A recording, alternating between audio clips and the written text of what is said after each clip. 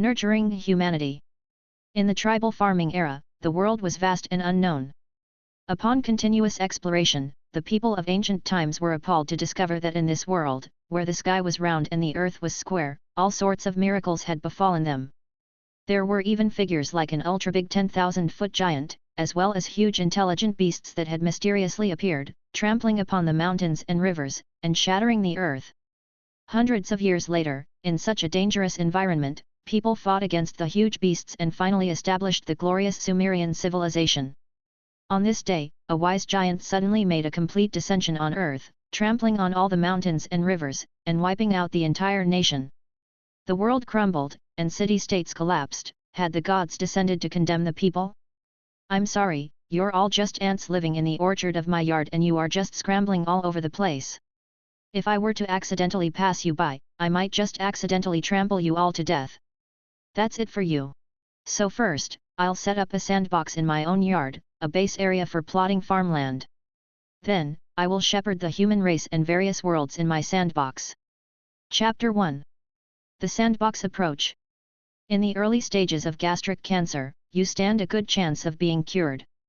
However, your condition has now deteriorated, and the cancer is more advanced, meaning the chance of recovery is reduced. However, if you continue to actively treat it, it is still possible that you will. There's no need. I want to be discharged from the hospital. After being inside for more than 2 hours, Su Ji stepped out of the doors of the hospital. A long period of chemotherapy had caused his hair to thin and his body to become haggard and rickety. He was in an extremely sickly state. In the early stages of cancer, recovery was still possible with active treatment. But once a person's condition had deteriorated, the survival rate was extremely low. There was no longer any point in continuing with the treatment. He silently thought things through. Su Ji was quite competent and had been working for a large foreign company, but he had already used up more than half of the 500,000 to 600,000 he had accumulated in savings over the past 4 or 5 years. He had worked hard for several years, but in the end, it had all been for nothing. He bought a high-speed rail ticket and dragged his suitcase behind him as he headed all the way back to his hometown in the countryside of Tongcheng County. It had been a year since he had been back to his hometown, which was situated near the mountains. The house that his family owned had an isolated orchard garden with an entrance of its own. His family's land had been thought to be rich in minerals, and the area behind the house was contracted to plant hundreds of fruit trees. But half a year ago, the market price of lychee tumbled. Too much of their stock had rotted, and to top it off, they had also been scammed by people who reached out to them to propose a way to help solve their problem of sluggish sales. His family had ended up spending money on engaging help while also being cheated of so much money, causing them to incur a total loss of nearly 1 million. Having spent so much without receiving a single cent in return, his parents had collapsed from extreme anger half a year ago and had never got back up. Now, with all the hired workers gone, the orchard was left untended. The trees had long since been cut down and the orchard had become barren. There were only weeds left on the ground. He unlocked the door and pushed it open, only to be greeted with a puff of dust. The farm life that he had been so familiar with since he was a child came into view. He put his luggage down. This was where he intended to spend the remaining days of his life in his hometown. He had returned for a simple country life. Suddenly, he heard a strange rustling sound. What's that? It seems like something's buzzing away in the yard. He got to his feet and walked into the vast expanse of the orchard garden. Amidst a pile of weeds, he found a black beetle that was the size of a bowl. It's so black. What kind of insect is this? Su Ji reached out his hand. Swish. For a moment, his mind was sucked into the black shell of the insect and taken to a period of its vast racial history. That was a long period of history featuring the rise of the insecta, an ancient species of insects that had emerged from a green planet, similarly to how the Cambrian explosion had led to mankind's existence on Earth during the Cambrian period. They cultivated intelligence, developed technology, and with their extensive ability and potential to reproduce, they paved their way up to the starry sky. At the peak of their technological development, they became aware that the world they were living in was relatively barren and poor. Finally, they broke through to a new dimension. They entered a world of fantasy that was of a much higher level, and also a world that was beyond their imagination. That was the realm of immortality. But they were instantly defeated upon entering, as though losing the battle was simply a matter of course. In the insecta nest, the insecta queen of the previous generation left a final message that was filled with regret. When it comes to the evolution of organisms, bigger is not better. The only legitimate path one should take is to increase the strength and power of one's own body. We took the wrong step from the very beginning. Getting bigger the more we evolved was the wrong path to take. The smaller the body, the more well-equipped it is with the foundation for qualitative changes in energy. We have lost, and no matter who becomes the next insecta queen, you must fight your way into the realm of immortality again on my behalf. Soon, Su Ji found that he had taken control of the insecta nest. From the memories he inherited from the insecta, he realized that this extremely aggressive and mighty race literally only had one ability: ultra-high-speed cellular division. The insecta race had the ability to shorten the lifespan and accelerate the rate of cellular division speed of an organism within a very short space of time. This allowed the living organisms in its race to be born, bloom, mature, wither and die, just like a fleeting blossom.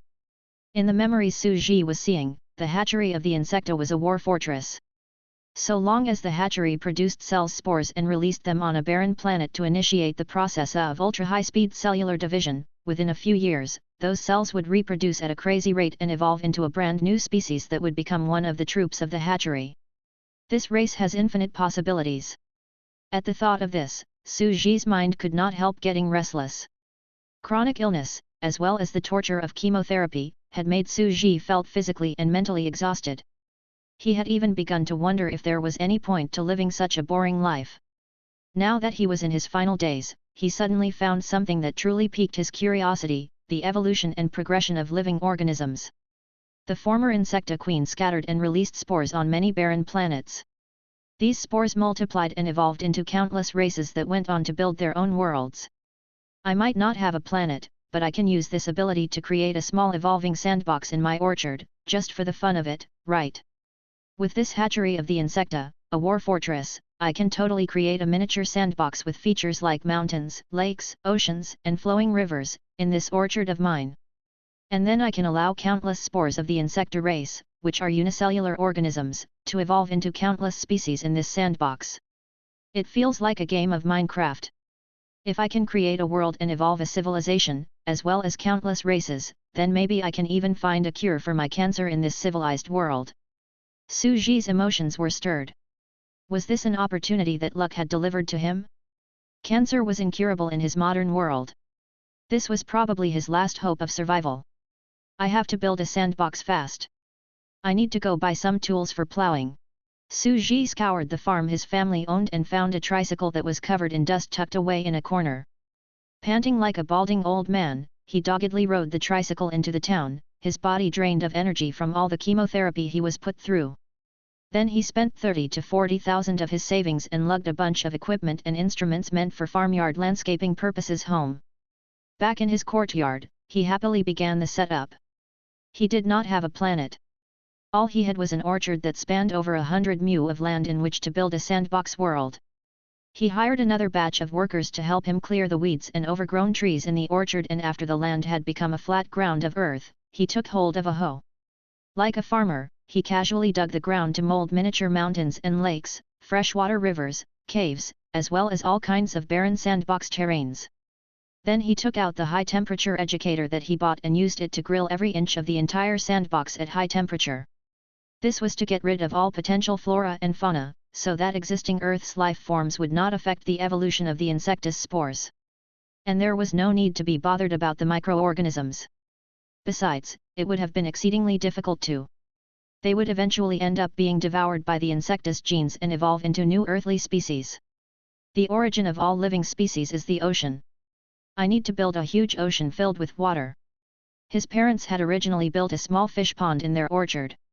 After some thought, he spent another huge sum of money on hiring a few workers to help and went on to open up the fish pond, digging up the soil for irrigation. Having built a shallow, man-made pond, he poured in the salt he bought and, according to the proper salt-to-water ratio, he had created an ocean. But a difficult problem arose. This was not a huge planet that was round in shape. It was a 100 mu sandbox on flat ground that was squarish. The structure of this land was aligned with the topographical structures found in ancient myths, where the sky is round, and the earth is square. A mythical land, is that what I have here? Su Ji's body was considerably weakened by his illness, and he toiled through a laborious week to organize the entire 100 mu of land in the orchard before he could finish setting up the huge sandbox. It was only then that he took control of the hatchery's nest mind and began mass-producing unicellular organisms belonging to the insecta, all of which were in the initial stage of evolution. Spores were injected into the central ocean of the sandbox that he had created. Evolution began. He gave an order to the hatchery. Accelerate cellular division, 10,000 times. According to the insecta's system of counting units of time, accelerating one time was equivalent to a period of 1 year. Accelerated at a rate that was 10,000 times faster, the day that these unicellular organisms took to evolve was equivalent to a period of 10,000 years, but it still remained to be seen whether this could give rise to new species, and whether it was possible to recreate the Cambrian explosion that happened on Earth back in those years in a tiny courtyard sandbox. On the first day the spores were released, the crystal clear water of the Central Ocean remained unchanged. There was no change at all. On the second day, the entire sandbox was still incredibly quiet. The third day and the fourth day also passed uneventfully. Finally, on the fifth day, in the entire Central Ocean that he had designed, the unicellular organisms began to evolve into a certain amount of plankton, and the water began to turn visibly turbid. Chapter 2. The two mass extinctions. Plankton has appeared in the ocean.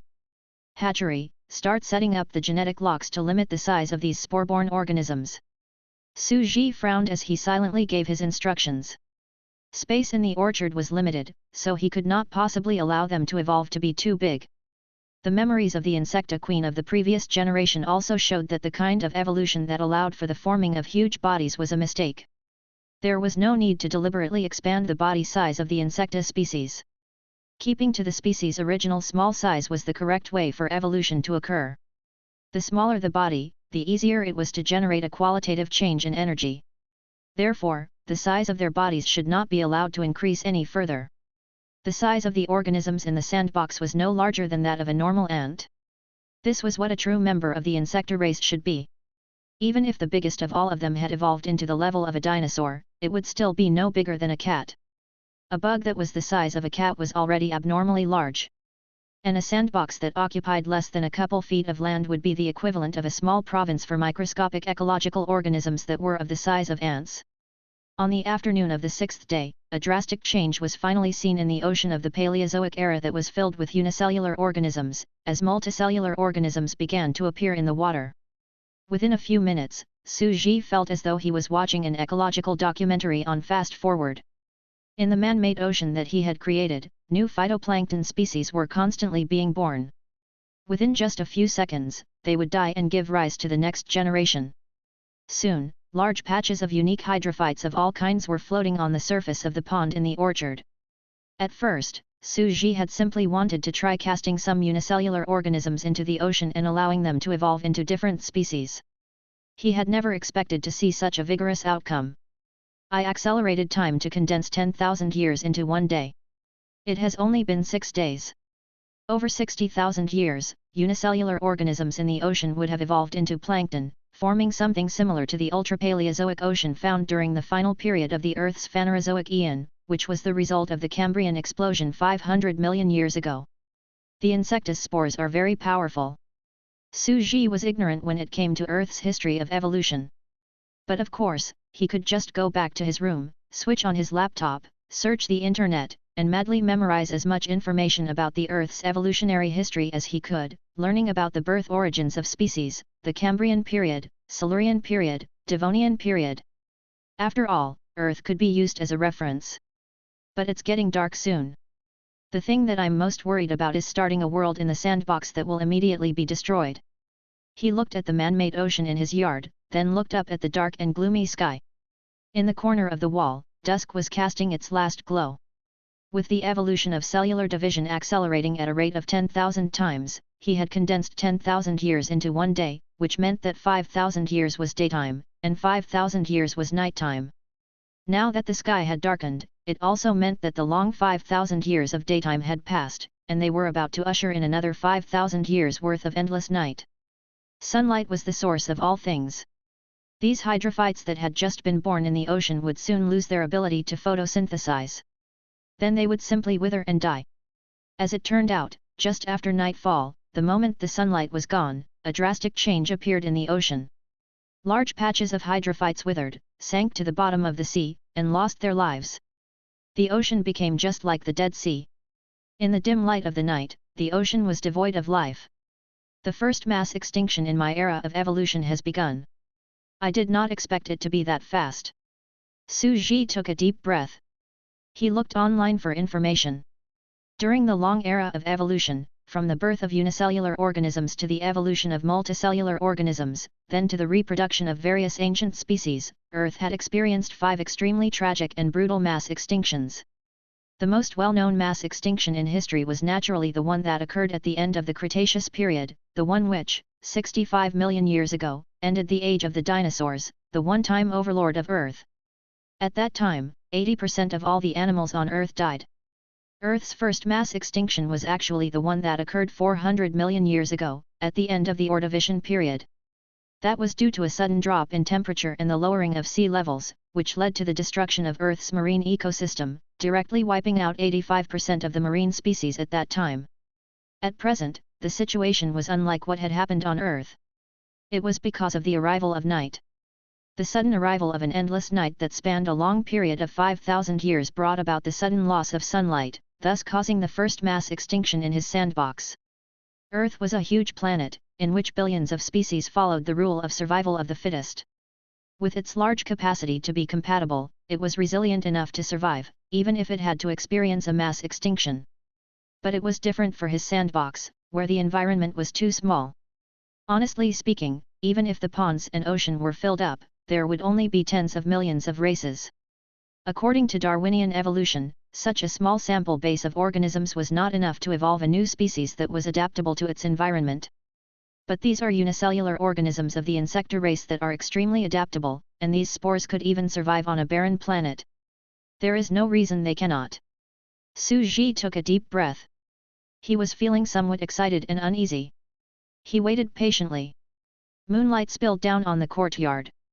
After half an hour, a streak of pale blue suddenly emerged on the surface of the ocean that had previously been devoid of life and full of dead hydrophytes. It was a blue plant that was the size of an ant, with delicately shaped leaves. Without the direct light from the sun, this plant chose to direct its source of photosynthesis to the meager light of the moon, and this was how it managed to eke out a chance for survival. This plant had successfully survived the first round of the mass extinction. Within a fleeting moment, it grew, matured, and died, all within a matter of seconds. It was like a movie on fast forward. It began to evolve rapidly from one generation to the next. As only those who could adapt could survive, the plant adapted frantically to the night environment, giving rise to shapes like rhomboids and round discs. Like lotus leaves, they spread out on the ocean's surface in order to better absorb the moonlight shining down on the yard. Another hour passed. As the only marine species in the sandbox, this hydrophyte was named the blue moongrass by Su Ji. It had evolved over tens of thousands of generations and had begun to form various sub-branches. There were angular types, slender types, oval types, deep-sea types, shallow water types. Its development had reached a point where it had diverged into 2 distinct species. A part of the blue moongrass species continued to absorb moonlight while evolving to enhance the efficiency of its transformation. Another part of the blue moongrass species actually began to turn carnivorous and preyed on the other blue moongrass.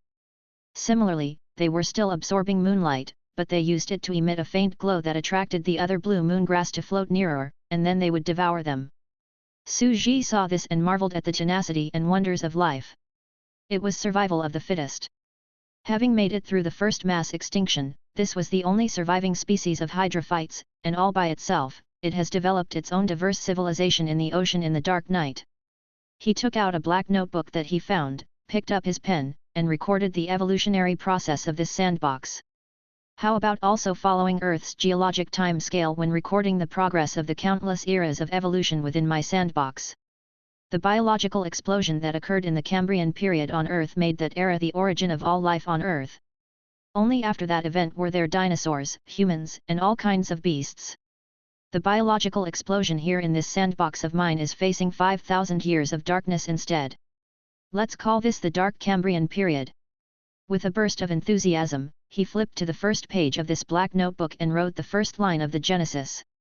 During the Dark Cambrian period, the universe underwent an abrupt change. The sun set and the moon rose in the sky. The world was plunged into 5,000 years of darkness. 99% of marine life became extinct. The blue moon grass, which could absorb moonlight for survival, became the sole surviving species that flourished in the dark ocean. The blue moon grass became the overlord of this era.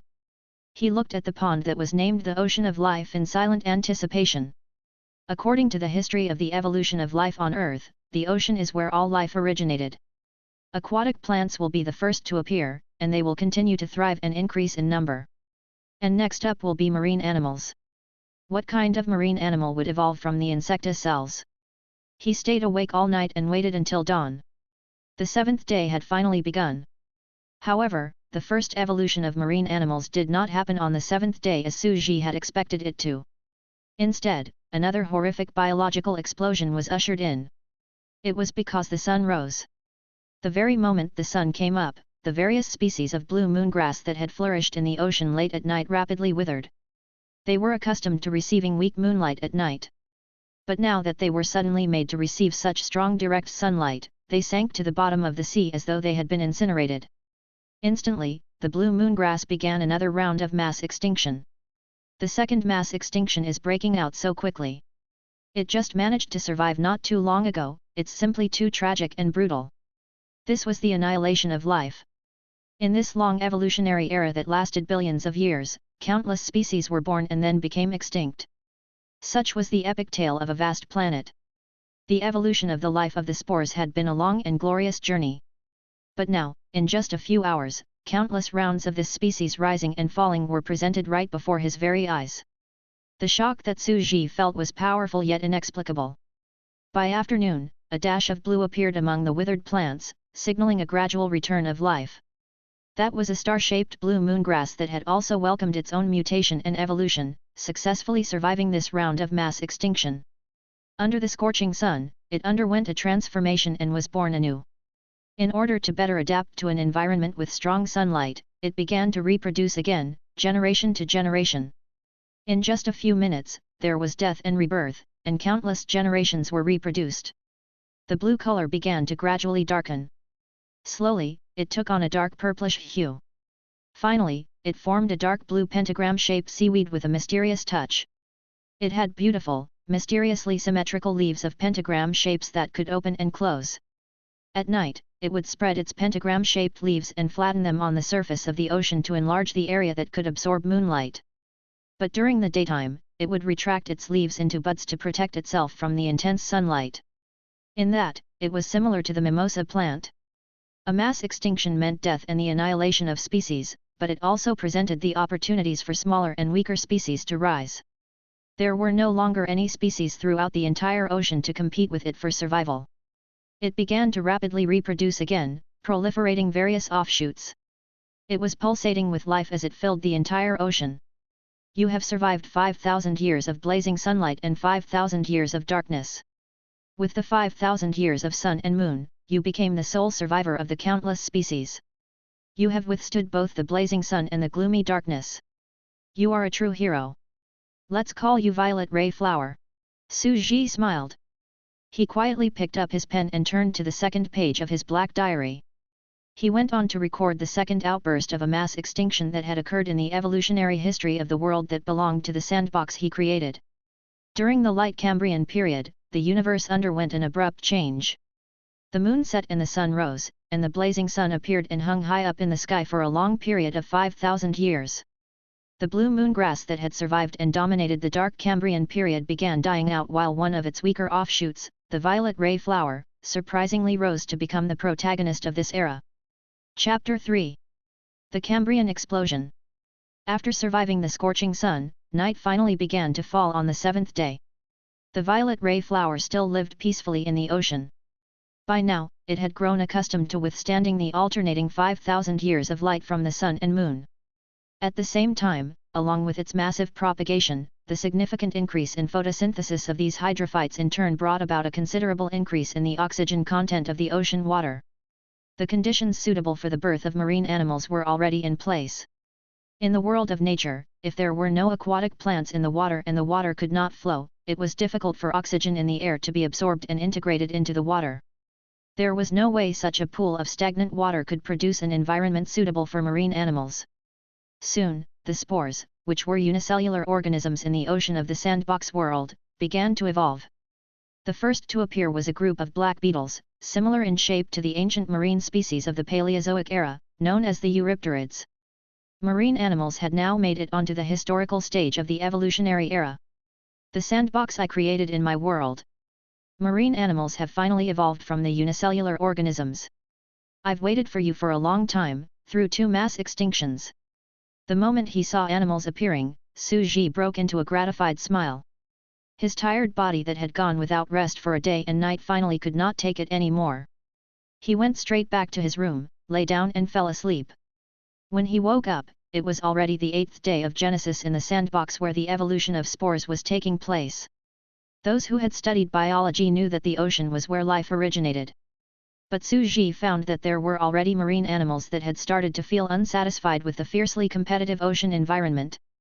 They gradually evolved toes, skin, and scales, and then evolved into amphibians and relocated to the barren coast to live. Having made this observation, Su Ji turned to page after the one on which he had described the light Cambrian period. Then in his clear and beautiful handwriting, he began recording again. Su Ji named this 3rd era of evolution, where there should be complete rebirth after the mass extinction, the Cenozoic era. The Cenozoic era was the era that ushered in new life. It saw the explosive birth of various kinds of animals, and the first batch of marine animals appeared. This species thrived and prospered, and the males vied for the attention of the females. The invertebrates relied on their hard carapaces to dominate the sea for a time, briefly becoming the overlord of that era. But they did not dominate for long. The vertebrates were born and with their superior dexterity, they defeated the invertebrates and became the overlord of the Cenozoic era. They have crawled out of the ocean and will be in reign for a long era. Su Ji finished writing everything down and closed the book silently. The eras on Earth were the Cambrian period, the Ordovician period, and the Silurian period. And Su Ji's eras were the Dark Cambrian period, the Light Cambrian period, and the Cenozoic period. That was really fast. I only slept for a night and now the spores will soon be ready to walk out of the ocean and evolve into a species of terrestrial organisms. Suddenly, Su Ji's brows twitched, and he said, but for them to evolve into intelligent creatures, who knows how many long eras it will take. Since the ecosystem has appeared, why don't I do something? He was in the mood for some fun and played with the idea of cutting himself as he looked at his fingers. He wanted to drip some blood onto some of these organisms and allow them to absorb his genes so that they could quickly evolve into humanoid intelligent creatures. Would the clan of beautiful mermaids, the Naga, appear in the ocean of the sandbox in the orchard of his yard? Would the clan of strong Neanderthal, the Tarzan, appear on the mountains of the sandbox in the orchard of his yard? Just the thought of these make me so excited, to have a miniature sandbox world in my yard. But after some thought, he rejected the idea. He was somehow resistant to experimenting on humans to evolve intelligent species. I remember there is a zoo on the outskirts of the city. I can sneak out some gorilla fur, acquire some genetic templates, and make something happen. He immediately headed out. A few hours later, Su Ji entered the zoo. He was surrounded by many couples lost in their own little world as they displayed their affection for each other. There were also families of 3 with loving parents, basking in each other's affection who had brought their children to the zoo to play. He was a lone, miserable single man, and he stood out in a very conspicuous manner. After all, who would come to the zoo alone to see the monkeys? It was just the easiest way to be seen and treated like a monkey instead. A family of 3 was furtively whispering among themselves. "Dad, quick, look at that uncle. He's balding, and he looks so strong. Don't talk about people like that. He's balding and he doesn't look strong. He's probably sick. Otherwise, he wouldn't look so old.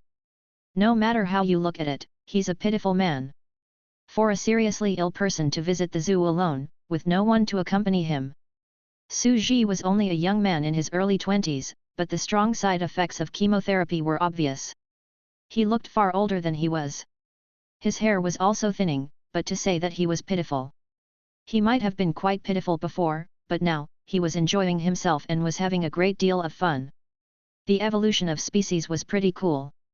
Haha, this balding young man will evolve a head of long black hair in 2 days' time.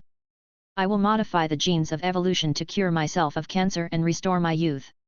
Do you believe it? But I don't even believe it myself. The rate of evolution is too slow. In my orchard, the ocean and continents are still in the Paleozoic era. He studied the gorillas in the exhibit for a while and singled out a male gorilla that looked the healthiest of the lot. Without further ado, he sought out the manager of the zoo.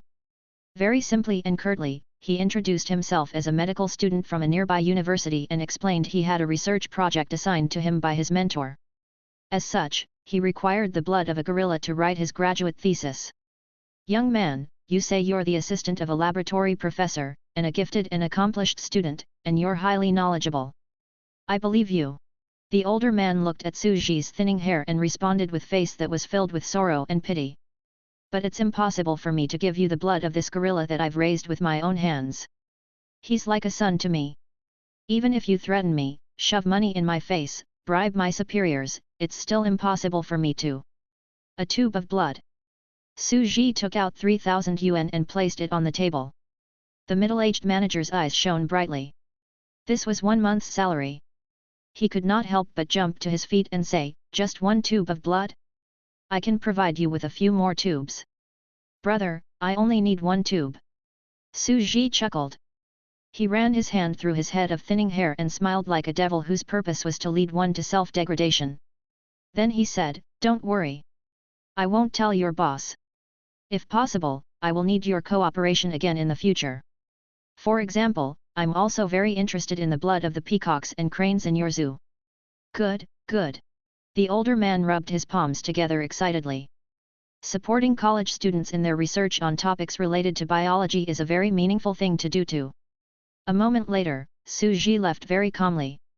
After dealing with the financial aspects of his orchard, he still had several hundreds of thousands of his savings left. He was a frugal man who did not splurge for the purpose of enjoyment. So long as he did not spend extravagantly within a short period of time, the amount he had was more than enough and could be completely used up.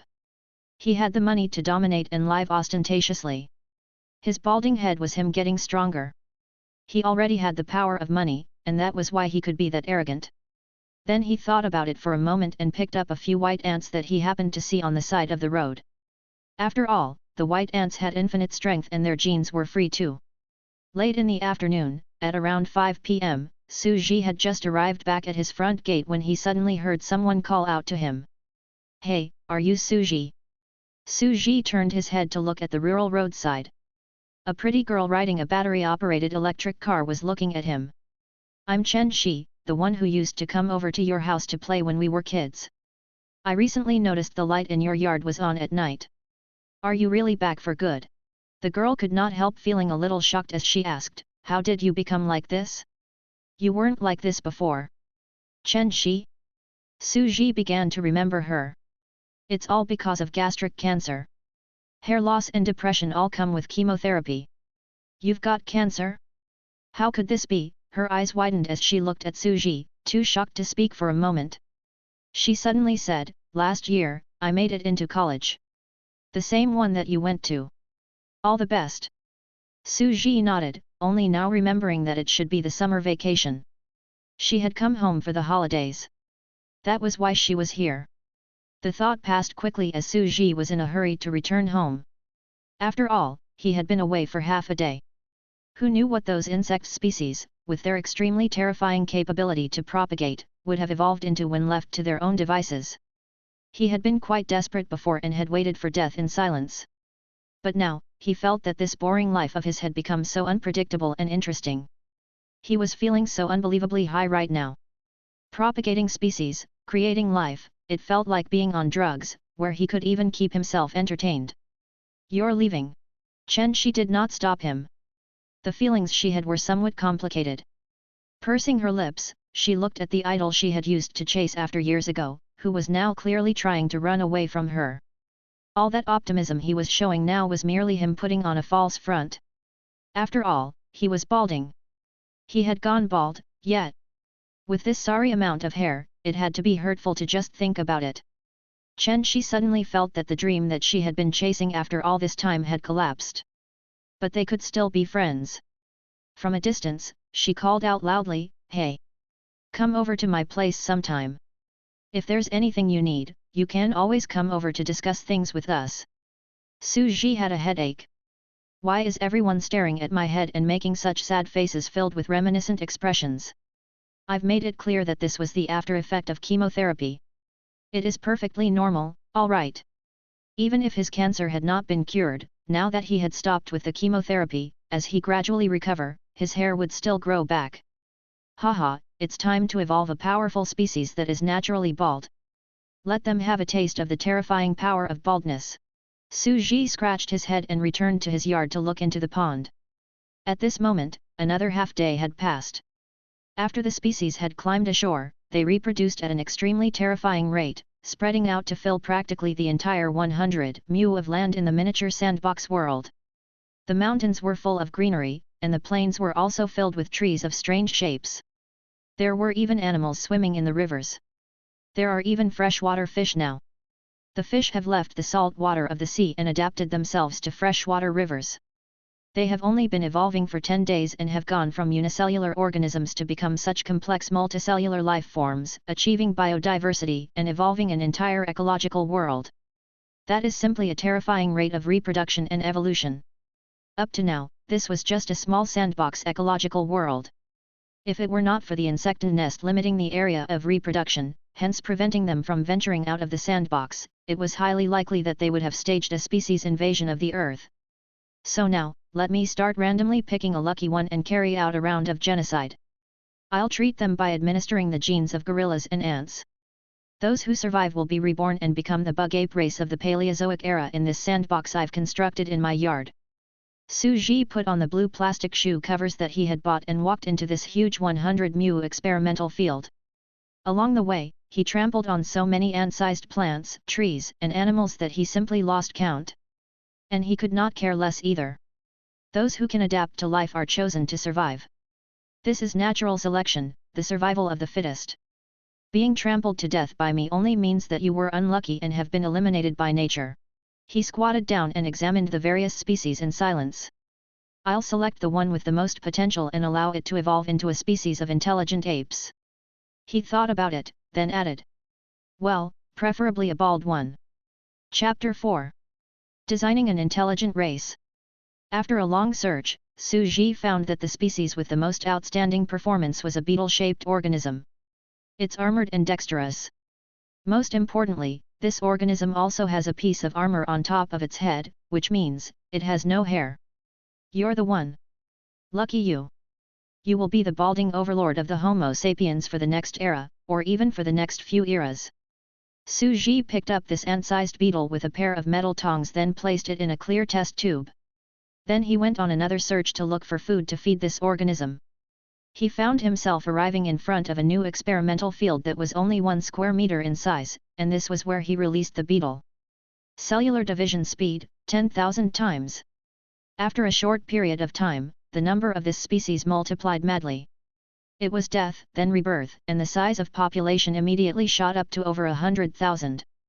Su Ji picked up a large number of transparent test tubes and placed them on the ground as he said, "Come on, be good and come to the tube yourself. Line up to enter, 300 of you to one test tube." Under the influence of the hatchery, these ants consciously lined up to enter the test tubes. Then, Su Ji labeled every test tube with an experimental batch number. He diluted the gorilla's blood and dripped droplets of it into every test tube. Then he manipulated the hatchery into making the beetles pierce themselves, causing their body fluids to mix and fuse with the gorilla's blood. The intense hemolytic transfusion reaction that followed led to an instant wipeout. He was no expert biologist. Besides, what he had to do was so simple, though brutal, that even a child would know how to do it. The weakest goes to the wall. It is the survival of the fittest. When the different bloods mixed, those that could not survive the hemolytic transfusion reaction would die. After 2 days of experimenting with countless batches of test tubes, tens of millions of huge beetles had died. Eventually, 3 test tube samples, number 1042, number 2041 and number 2415, had beetles that mutated, where their blood began to fuse with the gorilla's blood. This allowed them to endure the reaction due to genetic rejection, and thus, survivors had emerged. But survival was not necessarily a perfect acceptance of the new genes. It could also be just a one-off species aberration. From the 3 test tubes, he selected the most successful specimen. It was an organism from test tube number 2041. It was a tiny, delicate species that was a little smaller than the average ant. It was very hairy and looked like an anthropoid ape with black armor. Thus, he named it the bug ape. But unfortunately, it was not as bald as Suji had imagined it would be. Its entire body was covered with fur, so naturally it had a luxurious head of hair. This anthropoid ape, now in a transparent test tube, was knocking on the glass wall and bellowing strange and incoherent sounds. Baldy. Balding. Balding. The voice gradually transformed into a familiar word. Suji was instantly confused. I wanted you to become bald, but you appeared with a head full of thick, black hair. And not only that, you are instead crazily mocking me as someone going bald. Dude, you're getting out of line. Going bald is obviously a short-term side effect of chemotherapy. After I stop going for chemotherapy and take a good month's rest, my hair will grow back. At one glance, he could tell this was a kind of obedient species. Suji took a deep breath and felt like he should crush it as he said, I may be the only creator in the world to be mocked by own creation as a baldy. Having just been born, it dared to mock at the great creator who gave it life? How very treacherous this was! The character of this species was bound to be brutal, vicious, insane, and belligerent. It was undoubtedly a scourge to all and had to be disposed of. But come to think of it, better not. After all, too many species were ousted during the survival of the fittest before the birth of a mutant species emerged through the process of natural selection. I cannot kill it now. I will just put up with his little act of mockery for the moment and keep a record in a small notebook. Then I will kill it later.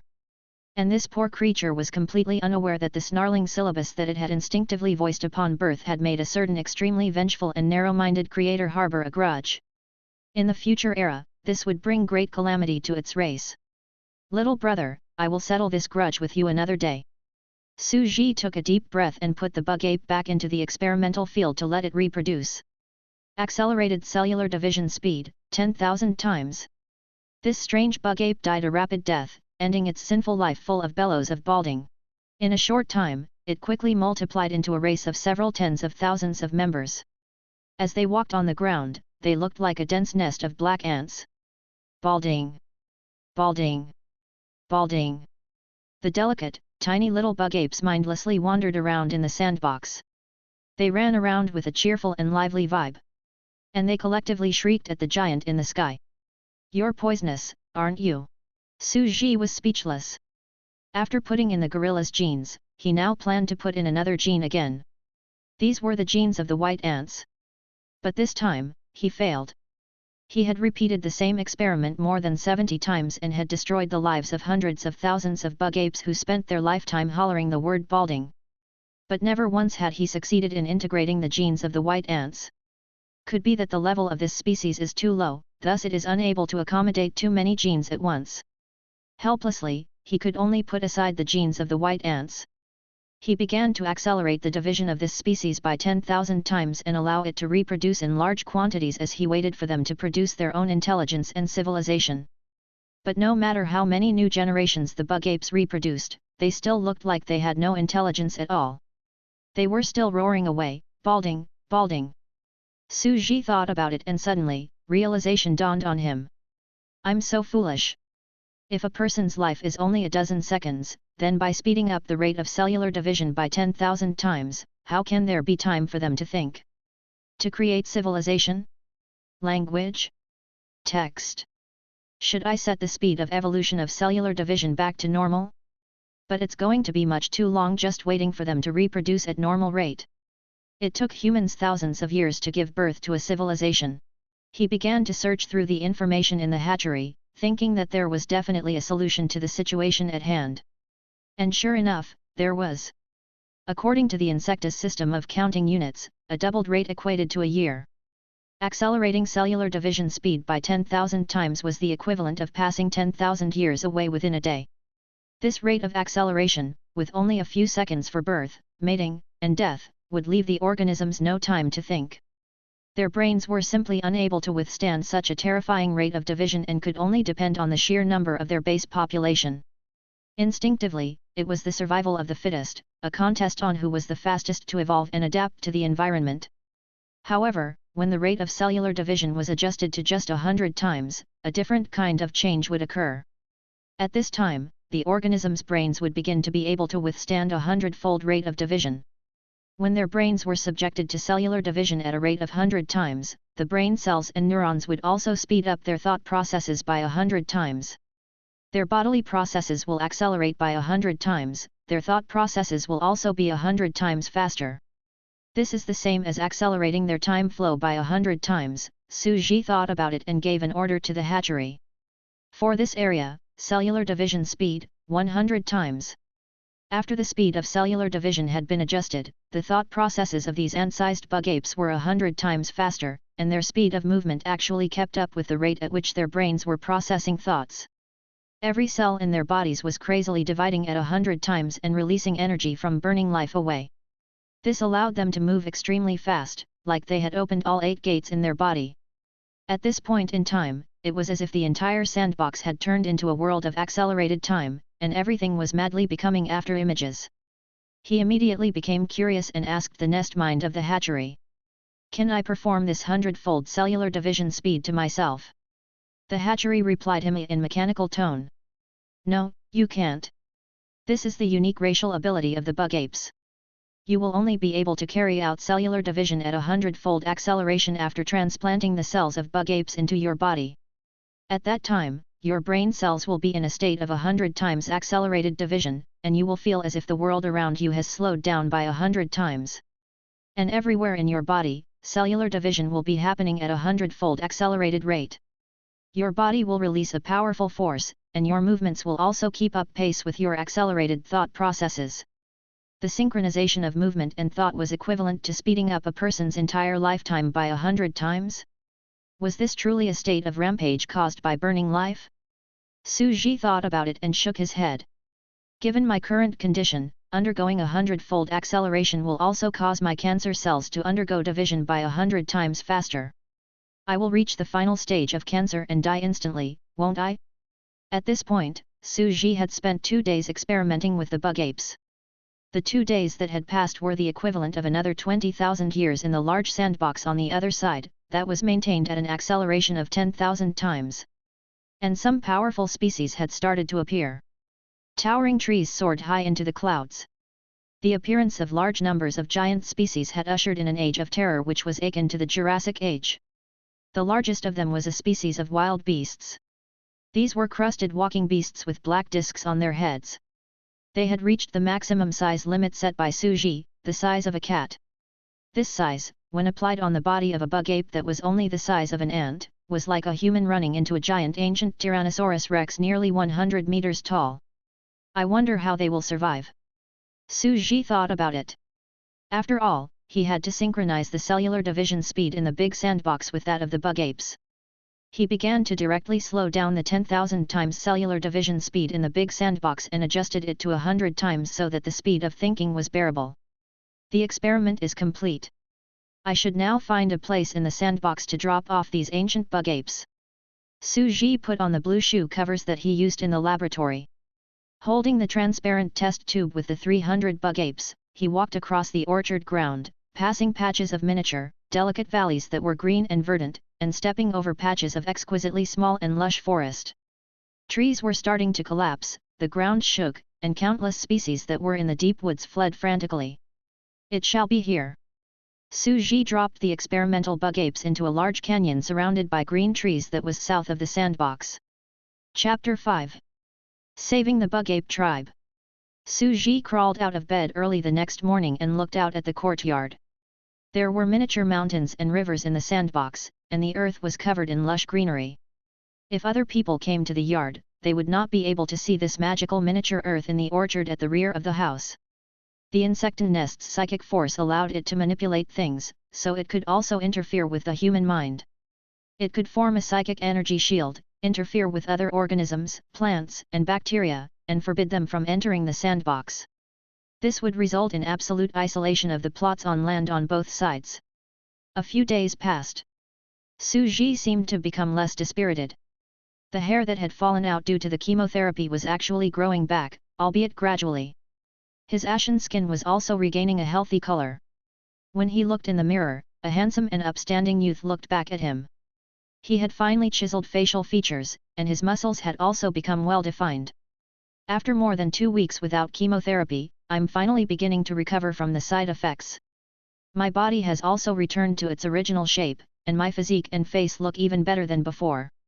This must be the energy feedback that my body is gradually receiving from the large number of deaths of the insecta race. In front of the mirror, he sensed everything silently. He herded insects in the sandbox, and after death, their life energy and soul force would be given to Su Ji. It was like regurgitation. The more superior the life form, the stronger the soul, and hence the more powerful the effect would be. His current state was due to the first mass extinction during the Dark Cambrian period and the second extinction during the Light Cambrian period a few days ago. Although the 2 mass extinctions involved only the lowliest primitive creatures, the number of deaths was so overwhelming that it could have a considerable effect. Su Ji had only finished absorbing all their energy last night. The most important thing is that my hair is growing back. Now, the problem with the chemotherapy side effects is resolved, and my health is no longer in such a terrible condition. But no matter how healthy my body is, there's still no way it can kill the cancer cells. It may even be that the healthier my body gets, the stronger the cancer cells become. Despite this, he was in a very good mood. He left the sandbox and rode his bicycle to the far side of town for another breakfast. He took a rare stroll around the village to show off his new head of thick, black hair. He was also interested to see who would still dare to look at him with such sad expressions. Paddy fields lined on both sides of the dirt road, and on the road there were occasional piles of cow dung. The countryside atmosphere was full of nostalgia. Su Ji was suddenly stopped by a short and chubby middle-aged lady with tan skin. She was standing next to him with a basket of vegetables as she said, "Yo, aren't you Xiao Ji? That lass, Chen Shi, said you were back, and I didn't believe her. That is, I heard you are sick. Is it cancer?" "Yes." Su Ji nodded. That won't do." The woman was quite worked up as she hurriedly said, "If you've contracted a terminal illness, and the Su family has no other offspring, then what are we going to do? Actually, my daughter is quite a nice lady, look at this. After learning that I am terminally ill, you introduced your daughter to me as a suitable match straight away. Haha. You must have known that I've earned quite a sum of money in the city and also know that my late parents have left me a large orchard. You are thinking of inheriting my assets after I die, right? Just because my hair is growing back doesn't mean that I've gotten weak." Su Ji was just about to refuse. "Hey, just ignore her." Next to him, the little round-faced girl, Chen Shi, had hastily and recklessly rushed out with several other middle-aged women. "I heard from my mother that you, Madam Piggy, are pestering Su Ji, so I knew that you must be trying to marry off your daughter. Your daughter is ugly as hell, has such a bad temper, and even beat up her husband. Her husband had run away from her because of that, yet you want brother Su Ji to take over. It's you again, you hateful girl. See if I don't teach you a lesson." The short and chubby woman, called Madam Piggy, was very angry. But the few other middle-aged women around her were even more menacing. She was shocked and lost her nerve. Then she turned her head and left. Su Ji was momentarily dumbfounded. "Su Ji, I'm telling you, this Madam Piggy of our village is not a good person." Well, every village is bound to have a handful of unruly, shrewish harridans and villains. Wow! Chen Shi cast a casual glance at Su Ji and instantly froze in a moment of shock. "How did you become like this? You weren't like this 2 days ago. You were balding." The lady next to her was Chen Shi's mother. She glared at Chen Shi, then putting on a smile said, "Girl. Xiao Ji has always looked like this, hasn't he? Now that you're back after all these years, you've changed a little, and you look a lot more handsome. Come. Let's go to your Aunt Li's house for a while." "Yes, let's go to your Aunt Li's house." The few basket-carrying women who were standing beside them also chimed in cheerfully. "It's not that, mother. He wasn't like this the other day. He was bald, losing hair from the top of his head, and with a hunched back." Chen Shi was left behind by the crowd, her mouth agape. "My daughter, how could you curse your brother Su Ji like that? And you're even calling him a baldy? Aunt Li was very angry. Su Ji raised his eyebrows and immediately felt more light-hearted. He felt like he had found his place back in the game. After all, a man's hair symbolized his male dignity, did it not? He could not refuse the warm invitation of his enthusiastic neighbors, so he went with them to the Sai Heiwan nearby and sat with them for a while. The topics these warm-hearted middle-aged women talked about revolved around minor family affairs. They were heartbroken to learn that Su Ji had cancer, but that did not stop them from nagging him garrulously.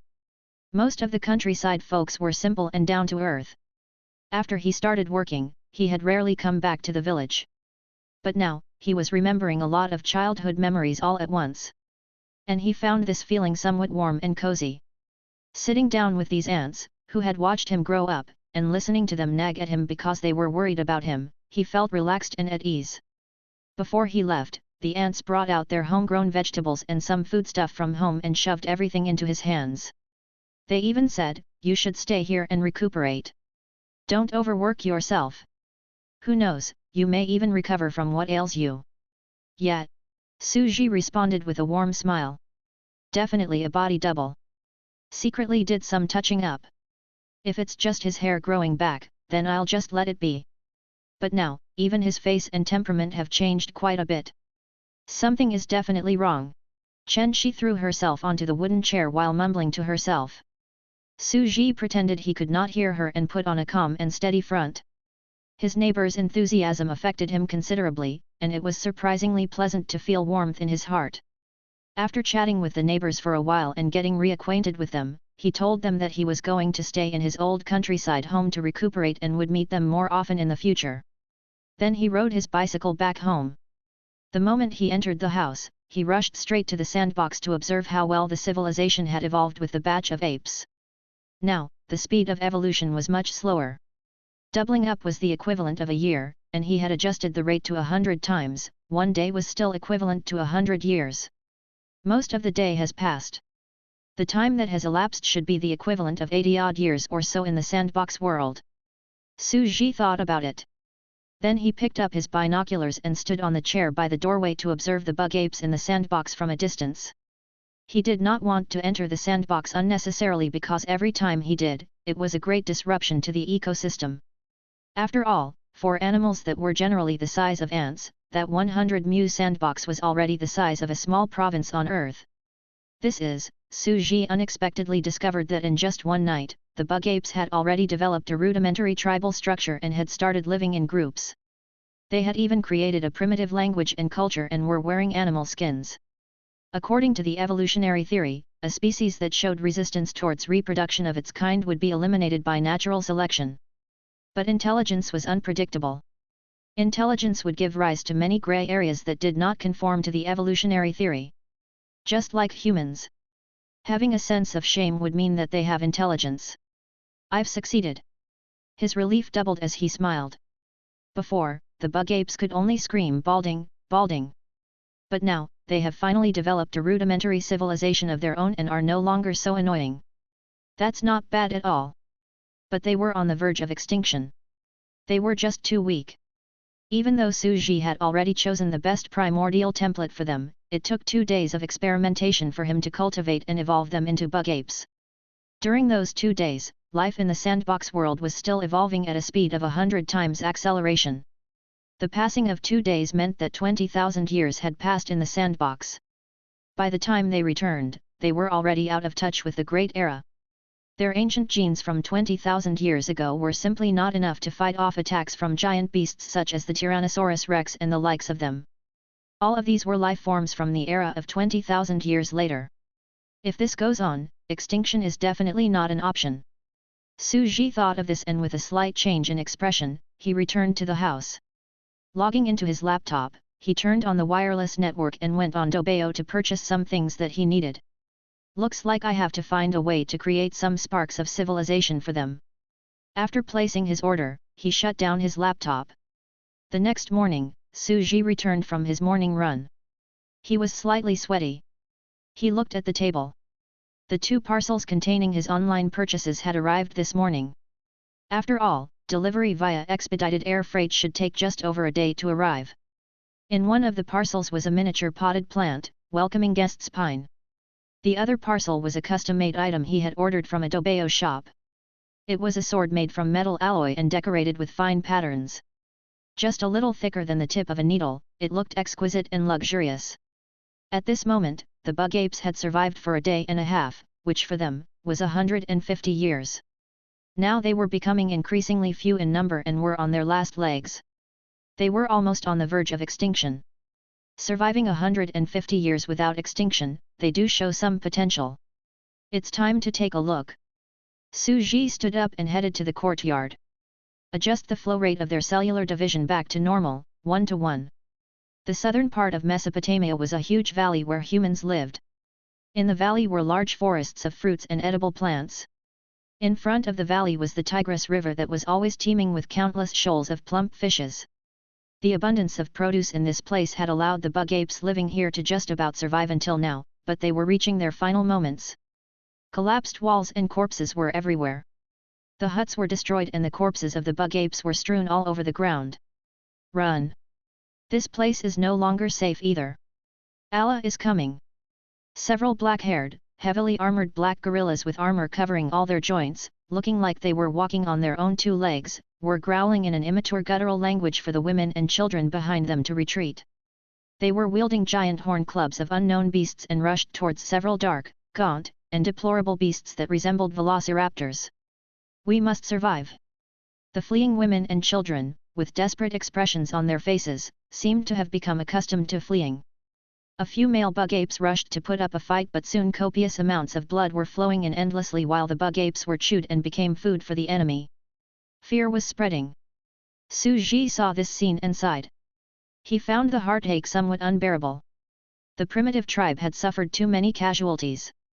The insect nest AI beside him said, "The insectas make an extremely reproductive species.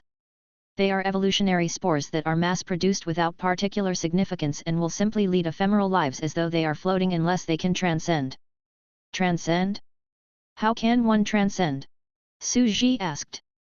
The insecta AI explained, that is, to break away from the role of cannon fodder and enter the realm of insecta heroes by awakening and breaking with passive evolution. You must be able to control your own genetic locks and adjust your genes so that they can evolve the way you want them to. Among the billions of insectas that are born on the planets where spores were released, there will always be a few that can transcend to become leaders and open their own genetic locks. They will become insecta heroes and enter the upper echelons. Su Ji could understand what was said. After all, a huge race couldn't be managed by the hatchery alone. There were all kinds of powerful higher UPS like the insecta heroes. And the insecta's passive evolution meant that they were at the mercy of natural selection, it was survival of the fittest. For example, during the Dark Cambrian period, there was the blue moon grass, a plant that absorbed moonlight. Hundreds of millions of plants died before a plant that could photosynthesize under the moonlight evolved. This was passive evolution that was built on a huge number of deaths. The sacrifice was simply too great. The insecta heroes, on the other hand, were powerful individual life forms that could control their genetic strands, achieve active evolution, and regulate their gene sequences. It was a world of difference. Do you think I will see a hero capable of breaking its genetic locks emerging from the bug apes I created? Su Ji laughed. A heroic figure appearing within a race. If they have enough potential, then it's possible. The insect nest thought for a moment, then added, the species of this land have very unique genes with very distinctive characteristics. For example, after absorbing the genes of the gorilla, this bug ape right before your eyes is somewhat strange, yet it also carries great potential. So, nothing's impossible. If it's the bug ape, then it's possible? That makes me quite happy. Su Ji was taking big strides forward as he chatted. Boom, boom, boom. The ground was shaking. In the ancient woods that emanated an aura of wildness, countless beasts were flying away in fear. Great hordes of various species were fleeing out of the woods. Mountains were flattened and rivers stopped flowing. Some powerful species did not even have time to react before they were trampled to death by a foot descending from the sky. They became chunks of flesh. Being accidentally trampled to death by me simply means you are unlucky. It's just the survival of the fittest. One step. A large forest collapsed. Hiss, hiss, hiss. In the woods, the terrifying beasts known as Allah that were feeding on the corpses of the recently killed bug apes were also trampled to death before they could even make a sound. Su Ji took big strides forward to catch up with the fleeing bug apes ahead of him. Oh my god! What was that? How could there be a creature that large? He is 10,000 times larger than the biggest 100-meter tall beast, Finba. With just 1 foot, it crushed the terrifying Allah. There's simply no way we can see the top. It's a gigantic beast that is at least over 1 kilometer tall. The bug apes turned their heads to take a look at the massive creature towering over them. Its face was obscured by the clouds, and it was like an unchanging giant that was piercing through the clouds in the sky. They screamed, then instantly fell softly to the ground. Thanks to the hatchery, Su Ji understood the meaning of their crude language. So, he was not the least bothered. How did they feel when they were looking at him? The ants were far from being even a single centimeter away from his shoe. The feeling of shock and awe that they felt upon tilting their heads to look up at a colossal 10,000 feet tall giant whose head easily reached the clouds was unimaginable. To them, he was simply a god. Chapter 6. The Test of Intelligence and the 3 Treasures of Civilization. Run away. There's no escape. We're no bigger than a single strand of his hair. Many of the fleeing bug apes went limp and collapsed on the ground. As the crowd screamed miserably, a young bug ape looked up at the sky and said obstinately, "You, giant beast, have you also come to eat us? Your people have killed my father, killed my mother and my big brother. Why are we so weak?" Su Ji lowered his head, somewhat surprised that this young bug ape was brave enough to question him. If that is the case, then you will be the chosen one. Su Ji gently stretched out his hand and placed this bug ape on his palm. This little young bug ape's mind instantly went blank. The palm of this giant beast was like a vast and boundless continent, and the bug ape was nothing more than the size of a fine line on its palm. It looked up again and saw the eyes of the 10,000 feet tall giant. They were like furnaces burning away, as scorching and bright as the dazzling sun shining in the sky. Its huge face was bathed in divine white light, so there was no way its face could be seen clearly. It was evident, however, that the being emanated a great and vast divinity. Su Ji's face was concealed by the insecten nest, so the bug apes could only see the blurred visage that emitted a hazy glow. Su Ji lifted the tiny bug ape, then with a calm look in his eyes asked, "Gilgamesh, do you want to change everything?" The bug ape suddenly trembled and started screaming loudly. "You can even communicate. What kind of beast are you? To think that there are 10,000 feet tall giants that are equipped with such intelligence in this world. How can there be such perfect existences?" He could not help but shudder and ask, "You called me Gilgamesh. A name is also one of the manifestations of wisdom." Su Ji lifted his hand to bring the young bug ape on his palm to eye level and replied calmly. Gilgamesh stood on giant beast's palm and looked into its sparkling and crystal clear pupils that were as huge as the sun and moon. Then suddenly, it said, "We can all communicate. So we are all of the same species, we all belong to the same intelligent species. Then why didn't you save us? You're clearly so powerful. So great." They did not know what kind of existence he was and merely thought that he was a kind of intelligent beast that was similar to the other giant beasts. Su Ji did not intend to explain anything either. With Gilgamesh on his palm, Su Ji strode over the mountains and rivers. Large areas of forest were flattened beneath his feet. He let the weak little bug ape look down at the whole world from his palm. Then he spoke in a loud and clear voice that resounded throughout the vast sky. "Look at this world. Every species is equal. You are no different from every plant and animal. Why should I only save you and your kind? Just because you all have intelligence?" Gilgamesh was speechless for a moment. Suddenly, he began to despair and shouted violently, "Then why have you come looking for us?" Su Ji said, "No one can save you. And also, don't be self-delusional and presume that anyone will save you. Only you can save yourself. But I can give you the means of civilization and then you will be able to save yourselves." "Civilization, what's that?" Gilgamesh looked down in shock. The wind was blowing fiercely. This was the first time in his life that he had looked down from the clouds upon this vast green earth. The mountains and rivers were below him. Countless beasts with the ability to move were crying out in fear as they scrambled about and fled from beneath the feet of this giant intelligent beast. The scene was so shocking that it shook him to the core. What a splendid and fantastical thing to look down on from his aerial viewpoint! What kind of terrifying yet great power could bring about so much anticipation? What is civilization, you ask? It had never occurred to Su Ji that he would have to explain their problems to the members of this newborn race. He thought about it for a moment and gave his answer. Civilization is fire. Civilization is knowledge. Civilization is order. Civilization is also the greatest power that intelligent species use to protect themselves.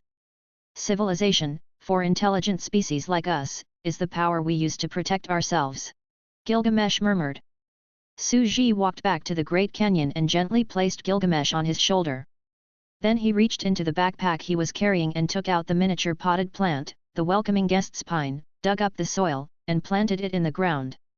This pot of welcoming guest's pine was a sinuous plant that had weathered the vicissitudes of the long years of its life. It was merely 60 centimeters tall, but to this miniature world, it was already an endless holy tree that towered into the clouds. Looking up at it, one could only see it being shrouded by a mass of clouds and mist. The huge, winding trunk of the tree had simply no end in sight. See this tree that I've planted? If you want to gain the power of civilization, show your courage and climb up this holy tree. This is my test to you, the test of wisdom and courage. Su Ji placed the metallic silver sword that he had custom-made and purchased from Dobeo, along with a match soaked in kerosene, and a transparent capsule that contained the body fluid of white ants that had not been successful previously, on the top of the tree.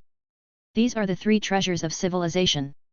The sword of Damocles, the weapon that protects civilization. And unlike the savage species that are found all over the earth, an intelligent species is one that could make use of the power of tools. The torch, which burns with a blazing flame, is the bridge that sustains civilization. Mastering fire is the first step towards the origin of civilization. And last of all, this bottle of fluid. That is the blood of power. Only the bravest warriors of the world can drink it and possibly survive death. If you do indeed survive, then you will gain unparalleled great power. If you wish to change the fate of your race, then climb up the holy tree and obtain all 3 treasures of civilization before the torch is extinguished. Su Ji gently placed the young bug ape on the ground and while it was still in a state of shock, took great strides over the mountains and rivers and walked away. Accelerate cell division speed by 100 times. As soon as Su Ji walked out of the sandbox world, he immediately gave an order to the insect nest. In an instant, the movement of the entire Earth began to pick up speed at a crazy rate, forming an endless stream of all kinds of afterimages. The trees rapidly grew and withered while the animals turned into afterimages, rapidly growing, aging, and then dying. That match that was soaked in kerosene would only burn for about 30 seconds before it went out. But for this land where time was accelerated by 100 years, 30 seconds was the equivalent of several days. In other words, the test of the holy tree would last several days. Time is relative, it's a manifestation of the movement of matter. The acceleration of the division of the nerve cells of their brains by 100 times, and acceleration of the division of their body cells by 100 times, is the same as the acceleration of time by 100 times for them. A match that burns for a fraction of a second is, to them, also relatively able to burn for several days. In their worldview, matches are not fireworks that burn up within an instant, but rather torches that burn for several days. Su Ji was reminded of something he had heard before. Little wisdom is no match for great wisdom, and a short life is nothing compared to a long life. How can we know that this is true? The fungus that is born in the morning and dies at night does not know what night and dawn are, and the short-lived cicadas do not know what spring and autumn are. What they think of as a long time, in my eyes, is nothing more than a fleeting moment. After Su Ji left, he used his binoculars to watch the scene beneath the holy tree. The young bug ape had gathered a few companions. With resolute faces, they quickly climbed up the holy tree. In Su Ji's eyes, the movements of these little ants as they climbed up the tree were so fast that he could only see the afterimages they left behind. In just a few seconds, they had fallen down countless times, then struggled back up as they continued their ascent. In about 10 seconds, they had successfully climbed to the top of the holy tree. For them, it had been countless days of hard work and countless failures. Their movements were simply too fast. At the summit of the holy tree, Gilgamesh stood on top of the lush green canopy and raised his sword high. He seemed to have said and done something before speedily descending the tree, leaving behind only an afterimage. Su Ji was curious and could not help but ask the insecten nest, what were they saying? The insecten nest's mind brought up the scene that Su Ji had just seen. The great beast of wisdom, to think that in this world, such a terrifying giant intelligent species exists. There is an ultra-big giant which is 10,000 feet tall. Gilgamesh, who had conquered the holy tree, raised the sword of Damocles and swung it high above his head. He looked down at the entire world beneath the holy tree. His black hair was fluttering in the wind, and the bone armor on his shoulders was shining darkly. His resolute face was suddenly filled with confidence. We, likewise, also possess intelligence. Our future will be just like that of the great beast of wisdom. Every single member of our tribe will wield great divine power. All shall have the power to make countless beasts flee. I must lead my people all the way to the summit and spread the fire of civilization throughout the land. This was recorded as a moment of eternity. Millions of years later, from the relics left behind by the oldest dynasty to ever exist in this land, the extremely prosperous yet ephemeral Sumer dynasty, archaeologists unearthed a Sumerian hymn, the Genesis, which the Sumerians had written and dedicated to their king. This oldest piece of document, the Sumerian epic, recorded the moment. The great beast of wisdom, 10,000 feet tall, all white and radiant, with a divine face. It had come to crush and shatter the earth and mountains under its feet, planted the holy tree, and set up the test of wisdom. And it had given the three treasures of civilization, the torch, the sword, and the blood of power, to the young hero king, Gilgamesh. Chapter 7. An aging hero. Su Ji returned to the house, entered the kitchen, and started boiling water. He was thirsty and wanted a cup of tea. The fire of civilization had been lit. The young bug ape, with his body of thick hair and a physique that resembled that of Westerners, had been named Gilgamesh by Su Ji. The fact that he had chosen the name of a mythical king of the West for the bug ape made it clear that Su Ji had high hopes for him. Su Ji had even given him the genes of the white ants, which were what the bug apes had not been able to accept and assimilate during the previous test tube stage of the species. This showed that Su Ji held only the highest expectations for Gilgamesh.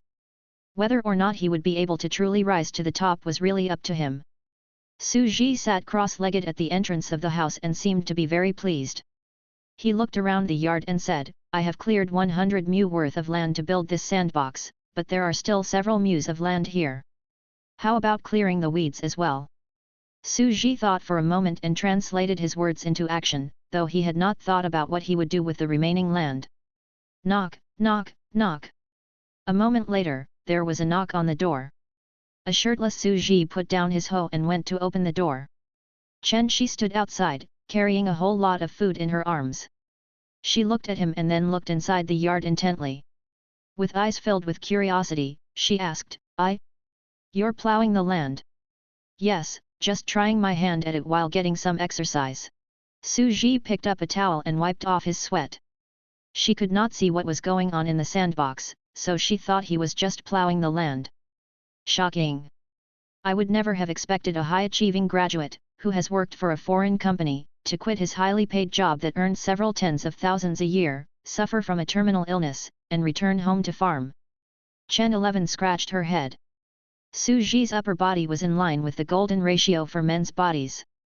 As she looked at the sharp, angular silhouette of his well-defined muscles, she flushed red and silently cursed to herself, certain that he had done something to fix his appearance. Brother Su Ji, I'll put the food here. Do you need help? I help my mother to plant the rice seedlings at home. The orchard in your place has been abandoned for a long time. Your orchard is around 100 mu, right? It's really a large piece of earth, and now that you're all by yourself, it's definitely too much for you to handle. There's no need. Su Ji chuckled and said, it can't be helped. The yard is big, so I'll just cultivate a random piece of land, plant some interesting seeds, and who knows, maybe some beautiful flowers that earn everyone's admiration will bloom. Oh! Chen Shi exhaled with curiosity. She patted her chest and assured him, then you should do your best and plant the seeds well. Let me know what you want to eat. Aunt Li and I will make anything that you want. Then, with a skip and a jump, she ran away. But just she left, she said something that hit Su Ji with a critical strike. You were so dispirited before. Now, you're suddenly so full of life, looking in the pink of health, and even your hair has grown back. This must be what they call the final radiance of life before death. I guess these are the last few days of your life. Before you die, I'll have to take good care of you. Uh-huh. Does growing hair mean I'm going to die? To hell with you. You think this meal is my last supper? This young lass is too insulting. I'm only in the middle stage of gastric cancer, Su Ji said in a huff. He glared at her as she left and opened the lunchbox. Inside the small lunchbox was a meal that had been prepared with great care. The meal consisted of sunny-side eggs, carrots, stir-fried vegetables with meat.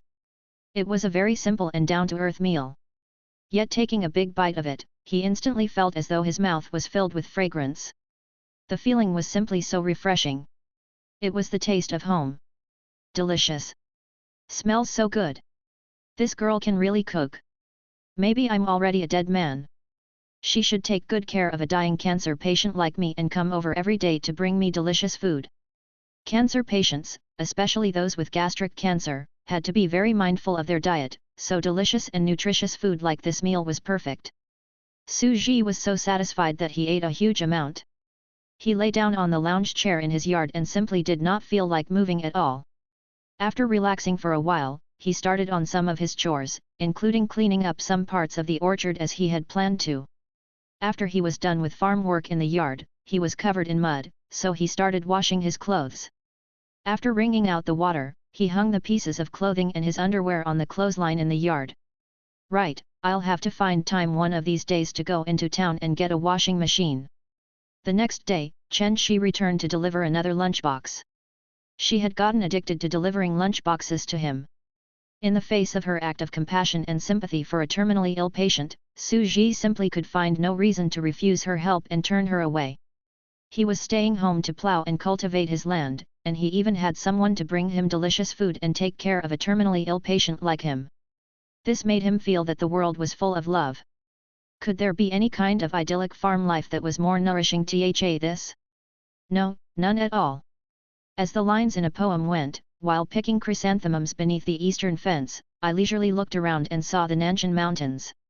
Just plowing the fields, planting seeds in the land, and leading an exceedingly carefree and simple life on the farm, he was beginning to vaguely feel like he had attained a seclusive state of mind. This was a short day. For Su Ji, it was very short, just the time it took to eat his 3 meals and have a good sleep. But for the sandbox, it was a long time. A long period of 100 years had gone by. For the bug apes, whose average lifespan was only about 40 to 50 years, 2 generations of reproduction had passed. Now, after 2 generations, that young and green bug ape from a previous era had handed over the torch of civilization.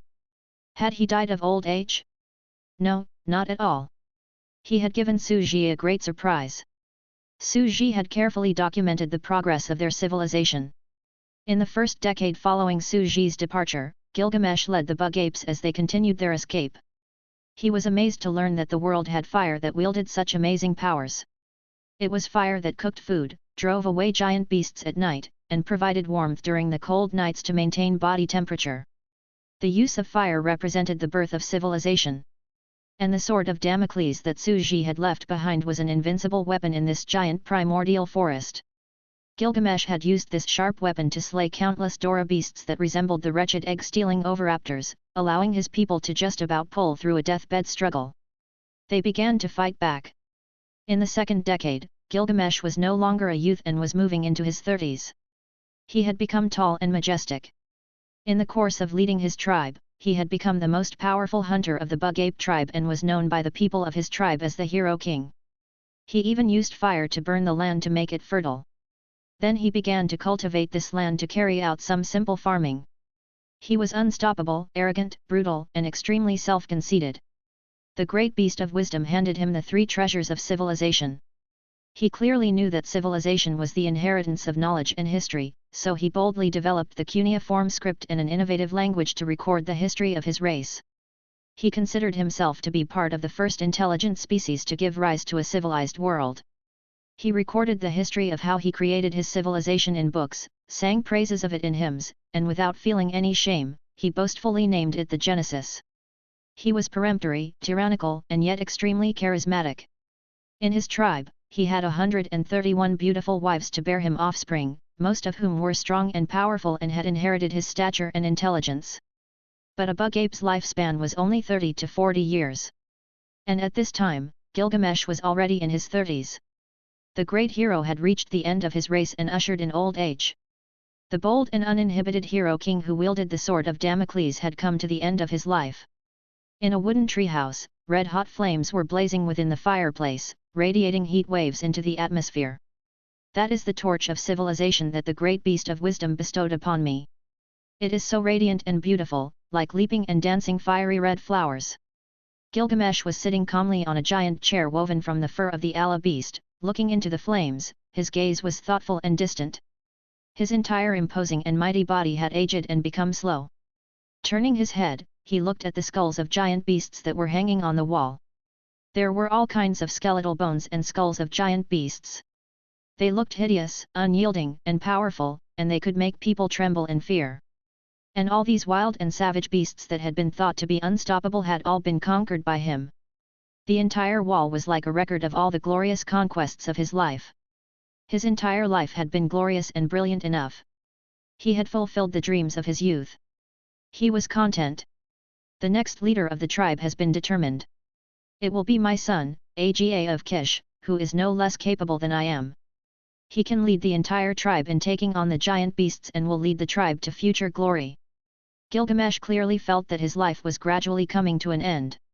Death was the inevitable end that all living creatures had to face. He was already close to resigning himself to his fate. He silently took out the blood of power that he had been given years ago and said with a sigh, "I no longer have anything to fear or worry about." The great beast of wisdom said that only the bravest warriors of the world can drink it and possibly survive death. And one who survives will gain unparalleled great power. I'm the world's most courageous warrior, am I not? Let me see. The aging hero had a gloomy look in his eyes and was slightly shocked. He stood in a trance as he remembered the glorious years of his life. And suddenly, he wept. Silently, he pierced his hand and poured the blood of power over the wound. Pain. It was pain beyond measure. Gilgamesh began to struggle. The aging hero fell to the ground. He had survived countless battles over the years, but never before had he experienced such pain. It sent him reeling violently from the agony as he gasped for breath. Eventually, the pain faded. He had survived death and got to his feet. All the thick, black hair on his body had gradually fallen off to reveal the sturdy abs on his chest.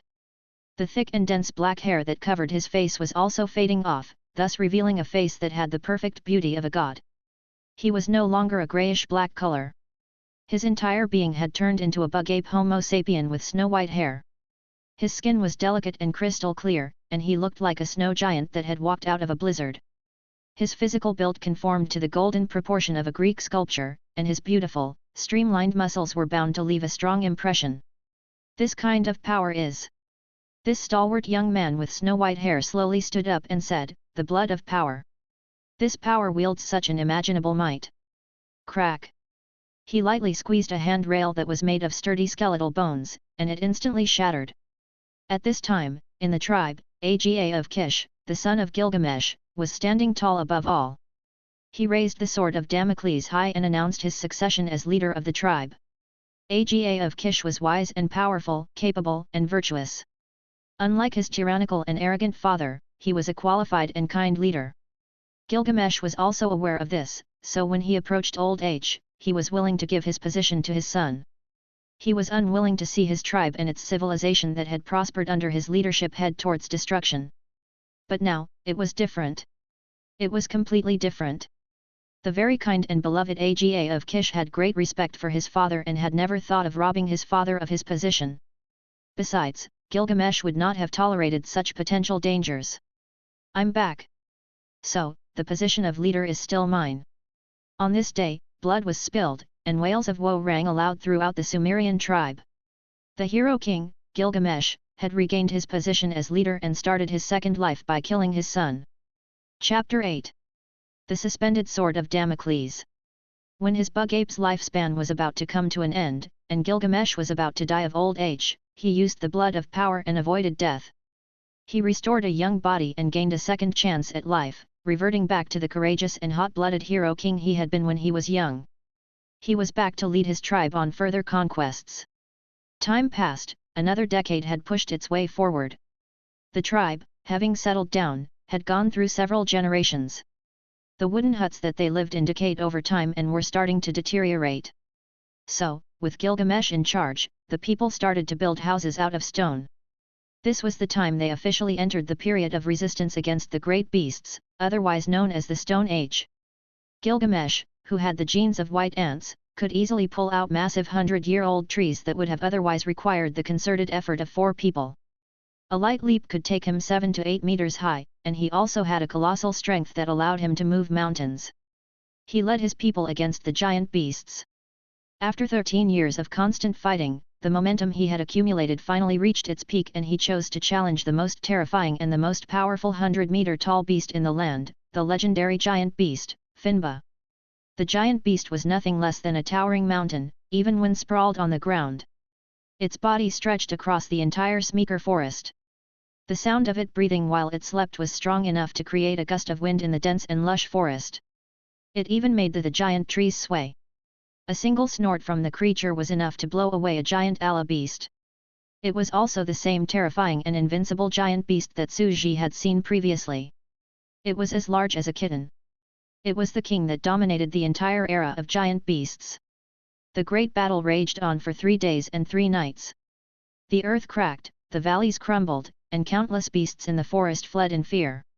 On this day, Gilgamesh, with his well-sculpted body bathed in blood, returned with the sword of Damocles in one hand and dragged the dead body of the huge 100-meter beast, Finba, with the other. Just the strength of one of his hands was so great that it could pull the corpse of the 100-meter Finba, whose size was comparable to a towering mountain. This made the people of his tribe feel so proud of him, but at the same time, they were also extremely shocked. Countless people had written hymns for him, praising his strength. This was the most powerful hero king in history. I want to build a kingdom.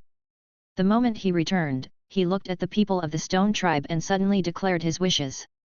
The tribe's emotion hit the highest point. Weeping with joy and embracing each other amidst tears, they knew that under the leadership of this great and handsome Sumerian hero king, the miserable days where they had to wander about in a desperate and homeless plight would become a thing of the past. They no longer had to fear the wild species of giant beasts. A new era of civilization had begun. History is written by the victors, and Gilgamesh chose not to write anything about the atrocity that was killing his son. In Genesis, he only recorded his moments of valor. The chapter on the history of the Sumer dynasty was recorded as follows. Gilgamesh, having drunk the blood of power, slew the legendary giant beast Finba with his sword and established the Sumer dynasty.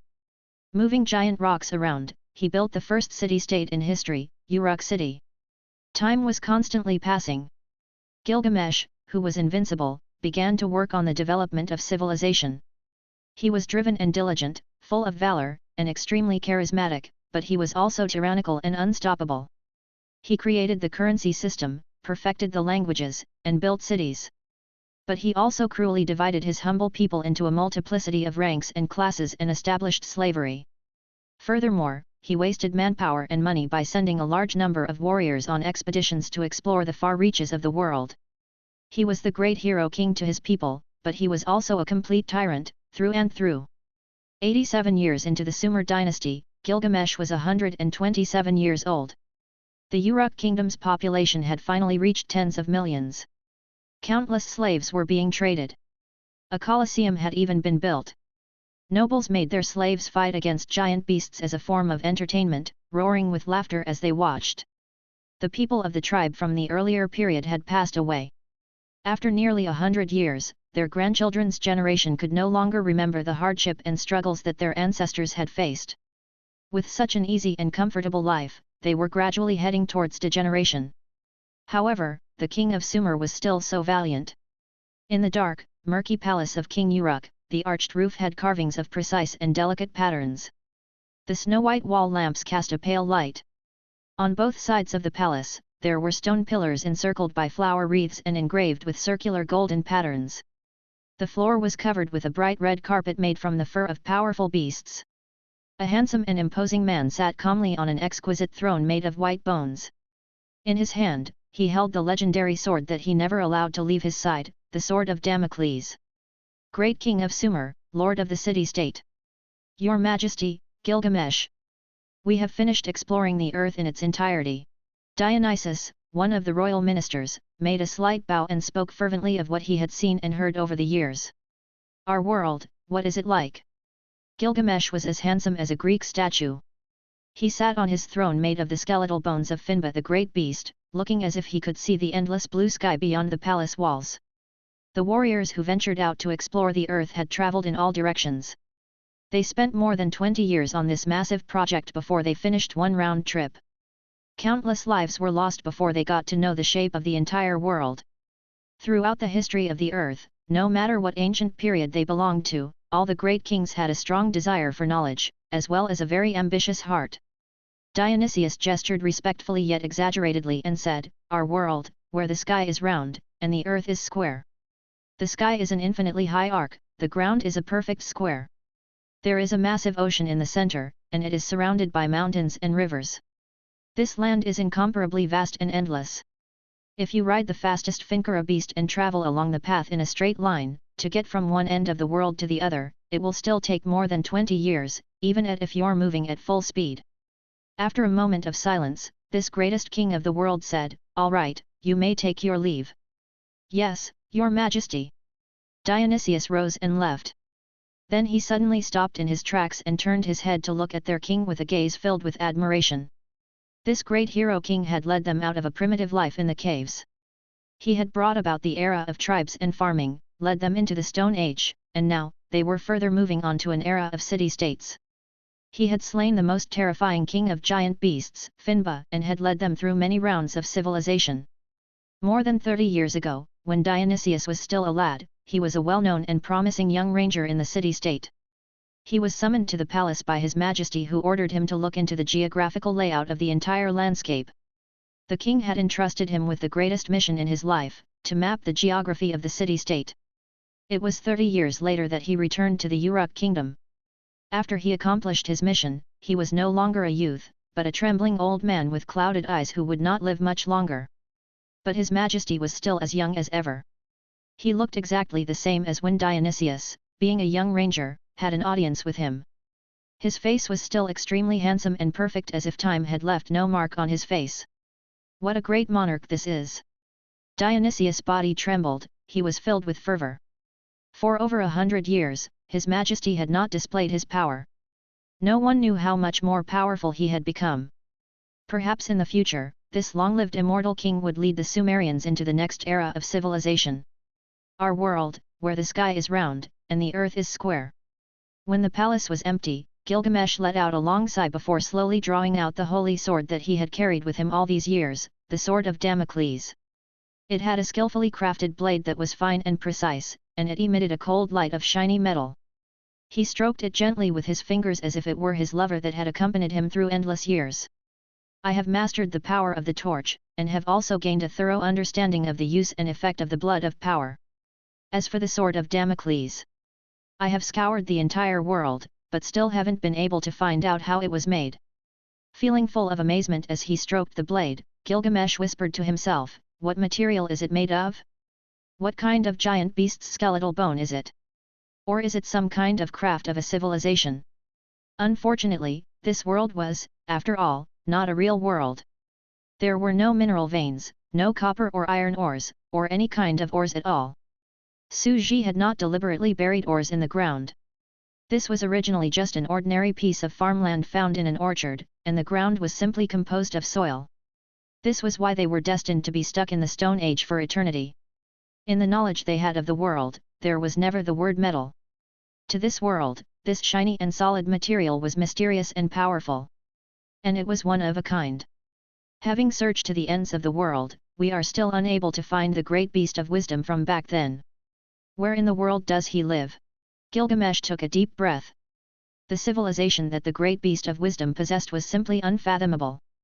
The treasured weapon that he had received as a gift, the sword of Damocles, was the holy sword that had helped him establish an entire civilization, but it might also be a warning to him.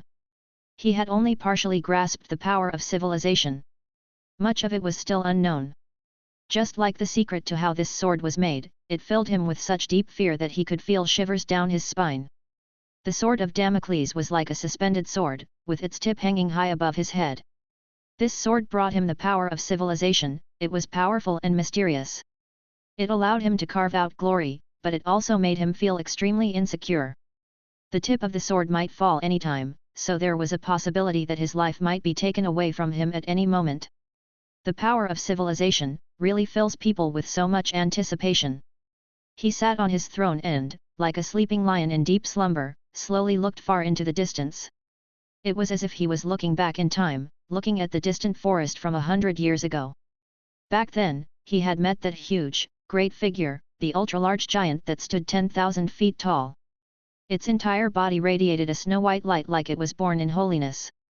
He was carried around in its wide palms, from where he could look down at the mountains and rivers of the world from high up in the sky, and this giant had handed him the 3 treasures of civilization. Unfortunately, my life is coming to an end again. The blood of power no longer works for me. But I still want to live a 3rd lifetime. Great beast of wisdom, I want to see you again. Chapter 9. Era of the Search for the Great Beast. It was a pity. Su Ji was eating, chatting with Chen Shi while enjoying the simple yet fragrant peasant meal. The food was both nutritious and delicious, and Su Ji was happily chomping away. He did not have the time to pay him any attention. He did not want to pay attention to him at all. Ultimately, all lives would end in old age and death. No one could live forever. Even the late Insecta Queen, who exuded so much valor, was unable to attain immortality. Otherwise, before she approached the end of her lifespan, she would not have tried to break open the barren land and break into the legendary realm of immortality to seek the possibility of extending her life. No species could live forever. He, Su Ji, the farmer, was now terminally ill, and there was no telling when his gastric cancer would deteriorate into the final stage. He could die at any time. He did not even have the luxury of dying a blissful death from old age. And this king of that land in the sandbox? He's really blessed. He led a glorious life that had the attention of all. Future generations will write far-reaching hymns to sing his praises. Even I am envious of him. Su Ji laughed. Gilgamesh had lived such a legendary life that even Su Ji was envious of him. His exploits had been magnificent and his achievements had been great. He had founded a civilization, and within the tribe, he had married more than 300 beautiful wives. In this lifetime, was there anything left for him to regret? Nothing. If it was not for the fact that Su Ji could not become a miniature being, with due honesty, he would have run in and lived a happy and dreamlike life, just like a carefree deity, and would have stayed that way until his time was up. From Su Ji's point of view, there was nothing to regret after having lived such a life. A terminally ill person like himself would have been very satisfied. Let's go. Let's go to the city to buy a washing machine. Su Ji stood in front of his yard and ran his hand through his head of thick, black hair in a peculiar manner. Brother Su Ji, let's take my electric car. Chen Shi laughed. Then, she scratched her head and said, actually, I still have a lot of questions to ask you that require your professional knowledge. After all, you are a senior in our school, and I am also studying the same major as you previously did. That's good. Su Ji smiled. Su Ji had not bought a car for himself. After all, there were only hundreds of thousands left from the savings he had accumulated from his previous job. After buying a good car, he would have practically emptied his savings. Back then, buying a car was not an option for him at all. He had used most of his savings on the chemotherapy, and now, there was only a bicycle in the yard. So naturally, he had to hitch a ride in Chen Shi's electric car when heading out. Su Ji and Chen Shi happily shared a ride on her electric car as they headed to the city to shop. He bought some electrical appliances to make life easier for him on the farm. After all, he was used to living in a modernized city. If his house was not equipped with electrical appliances, he would have a hard time. This time, he appeared to be in a more leisurely mood, thinking that Gilgamesh would accept his death as calmly as his first time. If resistance could not prevent one from aging, then it was best to silently accept one's impending death, just as he, Su Ji, had chosen to do. He would spend his final moments enjoying life to the fullest. However, he had overlooked one thing. Man is an animal that is never satisfied with being satisfied. The first time he faced death, Gilgamesh had almost resigned himself to his fate. He was ecstatic when he was given a second chance at life. Yet being reborn after experiencing the fear that death had brought him had made him utterly afraid of death. This hero king wanted to live a third life. In the year 102 of the Sumer dynasty, Gilgamesh was 142 years old. More than 100 years since his founding, this legendary king, who had already lived through a lifespan that was 3 times that of an ordinary civilian, was now beginning to look old. He was completely shocked, and he was furious at everyone. He directly issued a royal decree and launched a nationwide search for the Great Beast of Wisdom. Anyone who finds traces of the Great Beast of Wisdom will be handsomely rewarded. At the same time, he summoned and gathered all the world's oddball figures and began to concoct potions and study black magic. At a point in time, a large number of all kinds of giant beasts living in the primordial deep forest were slaughtered. Their horns, hearts, and various body parts were used in experiments. Even the great Allah beast, whose species had once thrived so greatly, was brought to the verge of extinction as a result. In the course of history, this was the period of the famous age of tyrannical city-states, where dark sorcerers ran rampant. In year 113 of the Sumer dynasty, a court sorcerer created a longevity magic potion from the horn of the Dora beast, the sap of the whitebeard grass, and the organs of various beasts. The magic potion had been successful in prolonging Gilgamesh's life but soon lost its effect after repeated doses. Once again, he was headed down the path of an inexorable decline. Death was inevitable for all living creatures, even the greatest of heroes. It was now year 145 of the Sumer dynasty, and another 30 years had passed. Gilgamesh could feel that his life was fading away very rapidly. The magnificent old man sat on his throne, completely grey-haired and wrinkled. He sat on his throne, calm and motionless, and closed his eyes. My life is coming to an end. Clearly, I have no wish to die yet. After meditating for 3 days, he finally opened his aged eyes. Choosing to succumb to time, he decreed. Screen candidates for the next king. Boom! There was uproar as emotions ran high. The dynasty reeled in shock. The great king is dying. Gilgamesh, the long-lived and immortal hero king, is reaching the end of his life. For a while, no one dared to speak up. The last time Gilgamesh was about to die of old age, he had made his most trusted son, Aga of Kish, the next leader. But after he had gained a second chance at life, he killed his son with his own hands. Everyone was afraid of becoming the next Aga of Kish. If Gilgamesh were to survive again, he would surely kill the next king. At this point, Gilgamesh, who was truly deserving to be the wisest of kings, issued a simple decree.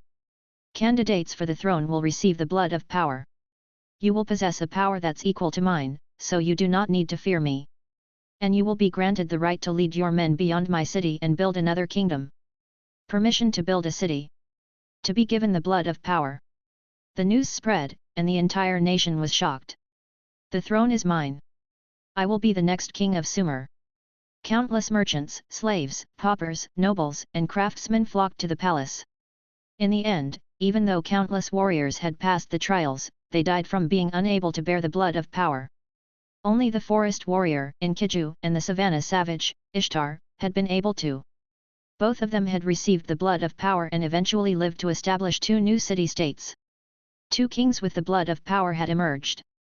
They were about to take over royal authority, replace the aging Gilgamesh, and lead the next generation of Sumerian civilization. Civilization had begun at the hands of Gilgamesh, but it could not be cut off at his hands. By year 175 of the Sumer dynasty, the 3 kingdoms were established, and with the 3 kings ruling the world together, the Sumerian city-state entered an unprecedented period of prosperity. Yet Gilgamesh suddenly felt that death was going to hit him full on and began trying in vain to put up a final struggle. He gathered his craftsmen and built a temple. This was the palace of the great beast that he had built, and it was even more elaborate than his palace of King Uruk. He dedicated it to the great beast of wisdom. In the great stone temple, there was a statue of a great, towering giant. With white light surrounding it, this 10,000 feet giant held the young hero king, Gilgamesh, in one hand, and looked down at the entire world. His entire being was radiating an amazing white glow of divinity. On this day, he led the entire nation's population that comprised his ministers, and all of his millions of people, to worship the great beast of wisdom, hoping that the great, gigantic intelligent creature could sense him calling out to it. If only I could see the great beast of wisdom one last time before I die, if only I could see that great and mysterious intelligent species before I die, then, tears were streaming down Gilgamesh's aged face. After 88 years, Gilgamesh, who was dying of old age, led his entire court of ministers to the temple to pray, and he pleaded for a second audience with the great beast of wisdom. Great beast of wisdom, Gilgamesh wants to meet you again. Chapter 10. Revisiting the Sandbox. Tongcheng was quite a big city, and Su Ji and Chen Shi took their time walking around the place as they shopped. He went to the shopping mall and bought a whole lot of appliances, including a washing machine, microwave oven, and refrigerator. He planned to revamp his old house and transform it into a modernized home. The owner of the mall was naturally smiling very happily. Most people shopped online these days, so it was rare to see a generous customer visiting a physical shop in person. He immediately arranged for the purchases to be delivered to Su Ji's home in the countryside. In truth, Su Ji did not want to shop for household appliances online and preferred to visit the shop instead. After all, most of them performed similar functions. He was mainly concerned about the appearance of the furniture, whether they were compatible with one another, and how he could arrange them to create a cleaner living environment. Then, following Chen Shi's lead, Su Ji went to some other shops where he bought some instruments and equipment. He purchased a high-pressure water jet, an electric drill, a chainsaw, and water sprinklers, along with some other modern farming tools. After all, these were all essential tools for a creator like him. Pack them up, pack everything up. I will deliver everything to the farm for free, just for you. The shop owner was delighted to have such a generous VIP buying from his shop and laughed heartily. Some of the equipment cost thousands, or even tens of thousands, of yuan. Up to this point, Su Ji had spent 70 to 80,000 yuans on various things, but he still had 11,000 yuans left in his savings account.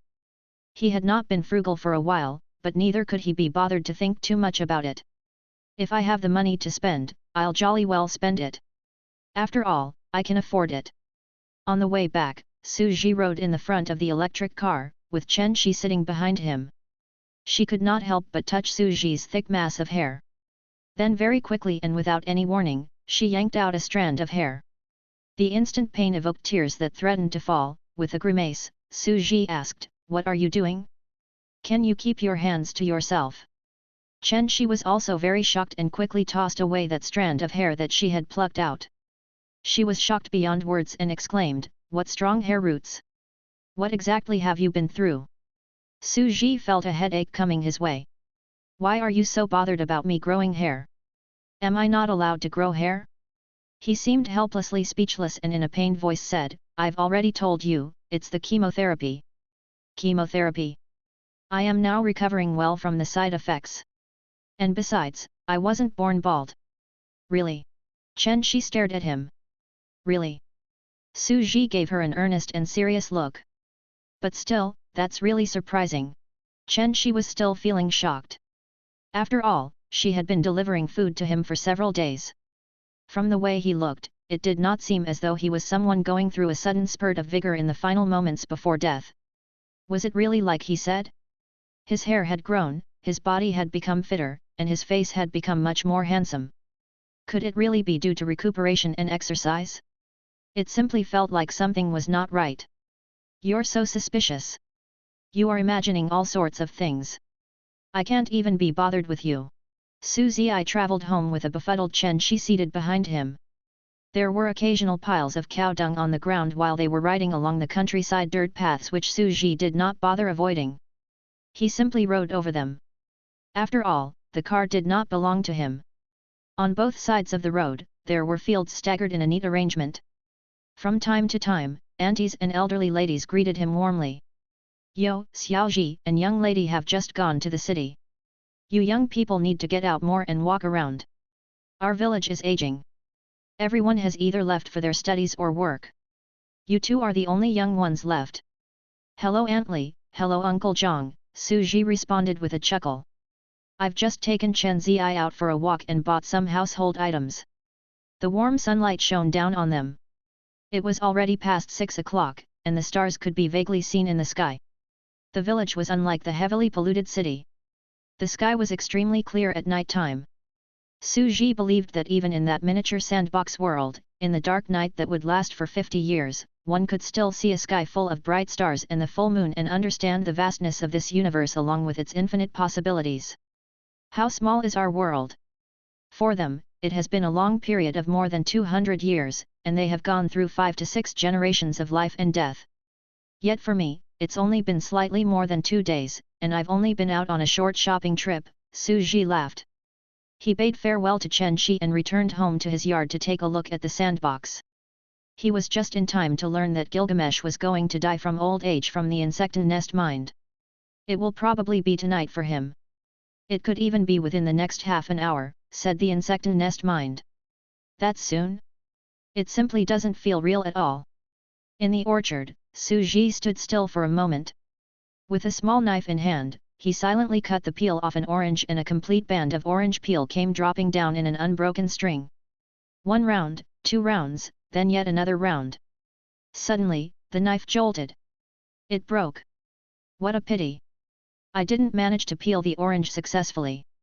Su Ji scratched his head and thought for a moment. Then he stood up. The tiny bug ape from back then had actually made it this far and had written such an extensive and far-reaching epic of his life. Su Ji simply could not help but marvel. Su Ji had merely given him some tools. And not just anybody could lever an entire history and become a great figure just because he was given a civilization. There was no doubt Gilgamesh was an outstanding king, despite his overly harsh and brutal character.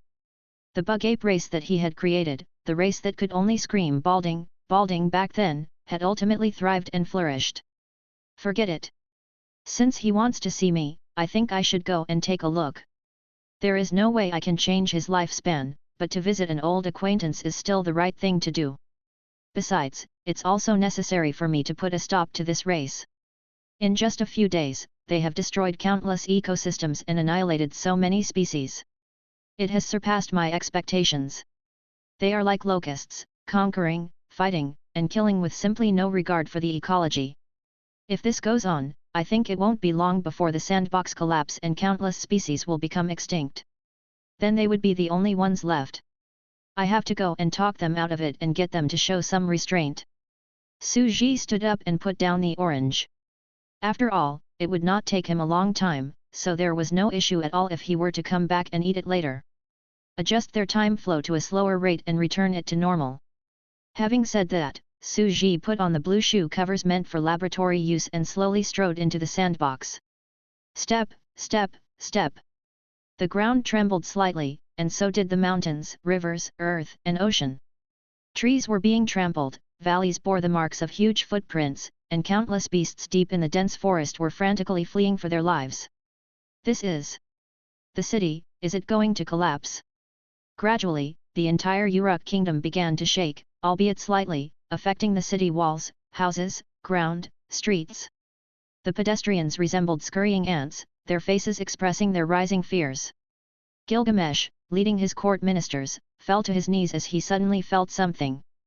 For the very first time, an expression of childlike joy appeared on the aged face of this great hero king, and he said, "After 200 years, the great intelligent creature that I met when I was a child, the great beast of wisdom who gave me the 3 treasures of civilization, has finally returned."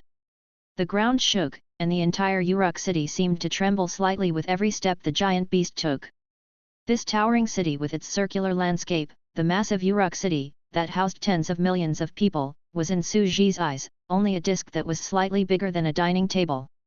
After all, it was a city built by ant-sized life forms. It was still extremely grand and magnificent. It was incomparably exquisite. Every part of it was finely sculpted and was so impeccable and luxurious. And every detail arrived at a scale that was as microscopic as the size of an ant. What kind of beauty did it possess? It was like the most perfect bunker in the world. Even though this megalopolis was not very sturdy, the civilization was still too crude to know how to bury a portion of stone pillars supporting the city walls deep within the earth to build the foundation of their city. This was why the entire city trembled slightly beneath Su Ji's feet with every step he took. This is also related to the fact that they are unable to make use of cement. The solidity of a structure created from simply piecing stones together is just too low. Su Ji strode towards Gilgamesh's kingdom, trampling on lush patches of trees along the way, and finally arrived at the Nordic city that was right in front of him, which already had an ancient civilization of its own. He looked down at the exquisite altar of the temple in the city. The old, hoary hero king was looking up at him with a pale and handsome, yet aged face. He was gripping the sword of Damocles in his hand, and his eyes were glistening with tears as he looked at Suji. Chapter 11. A Dialogue and the Choice Before Death. A miniature civilized world, with intelligent organisms the size of ants. Suji lowered his head to look at the intelligent species that had proliferated and evolved step by step. They were still within the size limit that he had imposed upon them. Looking at the tearful, white-haired old man, he felt somewhat pensive. The young bug ape who he had held in the palm of his hand all those years ago, the hot-blooded youth who stood at the top of the giant tree with the sword of Damocles in his hand as he growled towards the sky, was now just an aging man waiting to die. It seemed like only yesterday that he had been a youth with lofty aspirations and great ambitions, so hot-blooded and arrogant. And indeed, it was only 2 days ago. What seemed like long, endless years to the bug apes were only a brief moment to Suji. "Gilgamesh, how have you been all these years?" Suji whispered softly, his voice piercing through the vast layer of clouds and resounding throughout the entire prosperous Uruk kingdom below him. Gilgamesh was trembling all over as he gripped his holy sword. I've been well, I guess." His throat was dry, he was thirsty, and his voice was hoarse as he looked up at this towering giant who reached up beyond the clouds. Even though this was not the first time he had seen this giant, he was still dumbstruck by the magnificent sight before him. The 10,000-foot-tall giant was so massive that he pierced right through the clouds. His torso seemed to hold up the entire world, and a rich brilliance covered his face. There was a faint glimmer of light shining through the clouds, a hint of white and holy light. His majestic countenance could not be seen, but his eyes were visible amidst the clouds and were very deep. This giant was looking down and surveying the entirety of Uruk city. Stalwart, majestic, solemn, divine. No words in the world could possibly describe the astounding grandeur. Oh God! It actually exists. The city's entire population consisted of tens of millions of people. Merchants in leather suits, slaves in rags, ladies in long noble dresses, commoners and craftsmen all dropped their work. They walked out of their shops and houses and gathered on the streets where they stood and looked up at this towering giant who pierced right through the sky. The legendary great beast of wisdom, the intelligent being that granted us civilization. The huge giant that stands 1,000 feet tall. What a great and majestic existence this is, even comparable to the sun, moon, and stars in the sky. They were all immersed in shock and their minds went blank. Longing, awe, and shock, a myriad of complex emotions intertwined that finally converged to become unparalleled admiration. The surrounding court ministers were, likewise, also in shock. This made Gilgamesh burst out laughing as he was reminded of the first time he met the great beast of wisdom. He had also experienced this feeling of being dumbstruck with astonishment. After a moment of silence, Gilgamesh looked up with a yearning look in his eyes and said, "Great beast of wisdom, I have already accomplished the mission you tasked me with over 100 years ago when you handed me the legacy of civilization." Suzi was like a colossal giant who had traversed eternal time. His thundering voice penetrated the clouds and resounded throughout Uruk city. "The meritorious contributions and great achievements you have made will be recorded in the Sumerian epic that your people will write, the Genesis. You will be the first, and the greatest, king in Sumerian history. Hero King Gilgamesh, future generations will dedicate the hymns of history that they will write to you to sing your praises. No. 1,000 years of glory after death, living on in the epics that are passed on through word of mouth is not what I want." Gilgamesh was suddenly very worked up. "Then what do you want?" "I want to be like you, to have eternal life." Gilgamesh raised his head and looked up at the towering giant in the clouds. With great longing in his eyes, he said, "I'm willing to give up everything. I'm willing to give my all. Please let me have the 3 treasures of immortality." Suji was silent. Gilgamesh was the king who had practically everything he could ever ask for in this world: glory, women, power, and wealth. The world belonged to him, but he still was not satisfied. Eternal life. Suji wanted it too. Suji, terminally ill and on the verge of death at any moment, envied Gilgamesh's glorious life, which was like a chapter from a great epic. "Gilgamesh, you are too greedy. I don't have the 3 treasures of immortality." Suji calmly looked down at this aging king who was approaching his final moments and said, "The birth and death of all creatures follow the law of nature. It is something even I cannot change. At the end of their life, who wouldn't have the desire to live on?" At this point, Suji also seemed to be lamenting his own life. At this very moment, identity and status held no significance, and they had traversed the scales of countless civilizations. Both he and Gilgamesh were just two pitiful creatures silently waiting for their impending death and both facing the same fear of what was to come. It did not matter whether one was an emperor or an ant. Ultimately, everyone shared the same fate. From dust you came, and to dust you would return. Su Ji suddenly wanted to say something. I am just like you. I am also facing death. However, he said nothing at all and simply looked down at the kingdom beneath him with mixed emotions. No. No. Gilgamesh looked at the huge, holy face surrounded by clouds in the sky and barely managed to speak in a hoarse voice. No, you're lying. You can do it, you can clearly do it. His eyes seemed to burn fervently as he looked at Su Ji's sturdy and young body that was towering above him like lofty mountains. The giant looked as strong as rocks. More than 200 long years had passed, and he had aged. But time had not left a single trace on the body of this great giant. For the bug ape, it seemed like they had first met only yesterday. In Gilgamesh's eyes, the great beast of wisdom, being the most enigmatic of all intelligent species, had eternal life. What great power, what enviable longevity! Gilgamesh's lips quivered, and his eyes were downcast. Then suddenly, he looked up and could not help but roar, Then have you come in response to my call just so you can witness my death? Are you just here to see the end of my lowly and pitiful life as I die of old age while shivering in fear? I have come to see you off, and I can't extend your lifespan. I have also come to inaugurate the next handover of civilization as well as to deliver a warning. Su Ji let out a sigh and said, Your civilization is too brutal. You exterminate the life forms around you, destroy the forests, slaughter the giant beasts, and tramp on entire plots of lands. A true civilization is neither brutal nor barbaric, so I demand you stop your killings. Stop killing. Gilgamesh's burly body had turned hoary, but he was still strong and robust. He suddenly trembled and his entire body shuddered. His eyes seemed ablaze with a flame that grew increasingly strong and intense as it burned away. This white-haired old man took a sudden step forward. No, it's impossible to put a stop to the killings. My footsteps also cannot be stopped. Do you know that for all these years, I've always felt like this sword of Damocles that you have given me is suspended high above my head? It has given me great strength, but it has also brought me incomparable fear. And today, I am going to pull down this sword that has been hovering above my head with my own hands. Akkad. I'm here. The historian who was in charge of writing and compiling the content of the Genesis, stepped forward. Record this very moment in the history of our civilization. I'll talk and you'll write. Gilgamesh's tone was firm and resolute. Akkad silently picked up his quill from the red table, spread out a grey scroll made of animal skin parchment, and said, Your Majesty, you may begin speaking. The history of man's struggle against nature is a history of courage and hymns. My original purpose in ordering the Genesis to be compiled was so that the future generations would know their history, and also to allow them to understand the courage that our ancestors have shown in their struggle against nature. Now, let history record the courage that I show at this moment.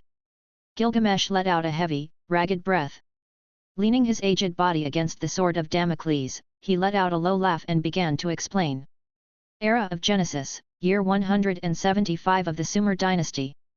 After slaying the most powerful beast in history, the legendary beast, Finba, the hero king, Gilgamesh, who had sealed his sword for more than 100 years, struck again. Calling on the strength of the entire nation, he lured the great beast of wisdom, who was high above him, into making an appearance. He was prepared to wield his sword and slay the great beast of wisdom. Chapter 12. Obstacles in the way of civilization. First, you killed your son and now you want to kill me? The expression on Su Ji's face was somewhat complicated and surprised, but he quickly calmed down. Gilgamesh's actions seemed to be extremely daring, but justifiably so. He looked at Gilgamesh, known as the Hero King, who had been on the verge of death once before and who had killed his beloved son with his own hands after gaining a second chance at life. Right now, in the face of his impending death for the second time, he was actually swinging his sword at Su Ji, the one who had given him the three treasures of civilization. Perhaps from the beginning, Su Ji should have anticipated what it would mean for him to choose, out of a bunch of trembling bug apes, the one brave young bug ape who dared shout at and question a massive 10,000-foot-tall giant. Gilgamesh had no fear, so it was only natural that he would attack Su Ji. This was simply his nature. His expression calm, Suji said, Gilgamesh, I'm warning you one last time. Please stop these atrocities. It is barbaric and is not how civilized beings should behave. Your next actions will cost you dearly. You will pay the world's heaviest price. No price can be heavier than death. Gilgamesh slowly opened his bright red eyes.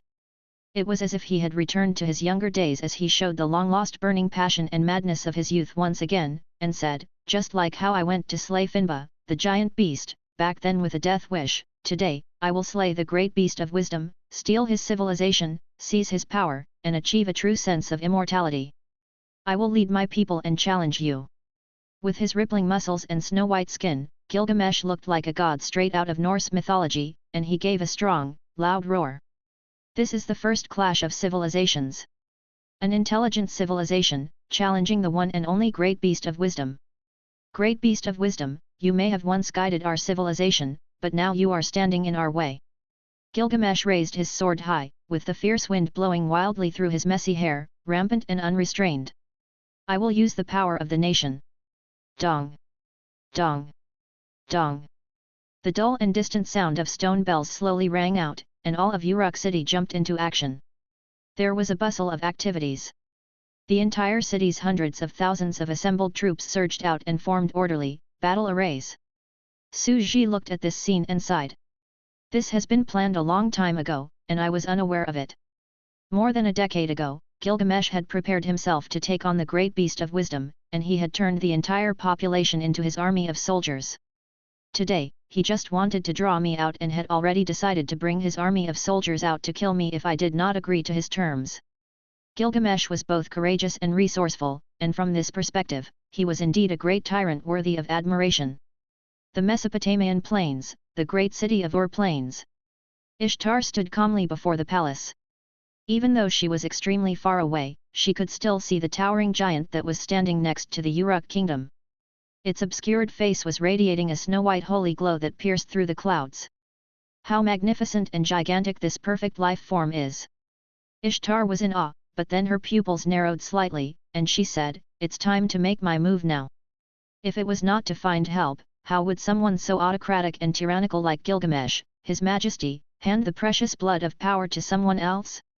Right from the beginning, he was looking for other helpers for this very moment.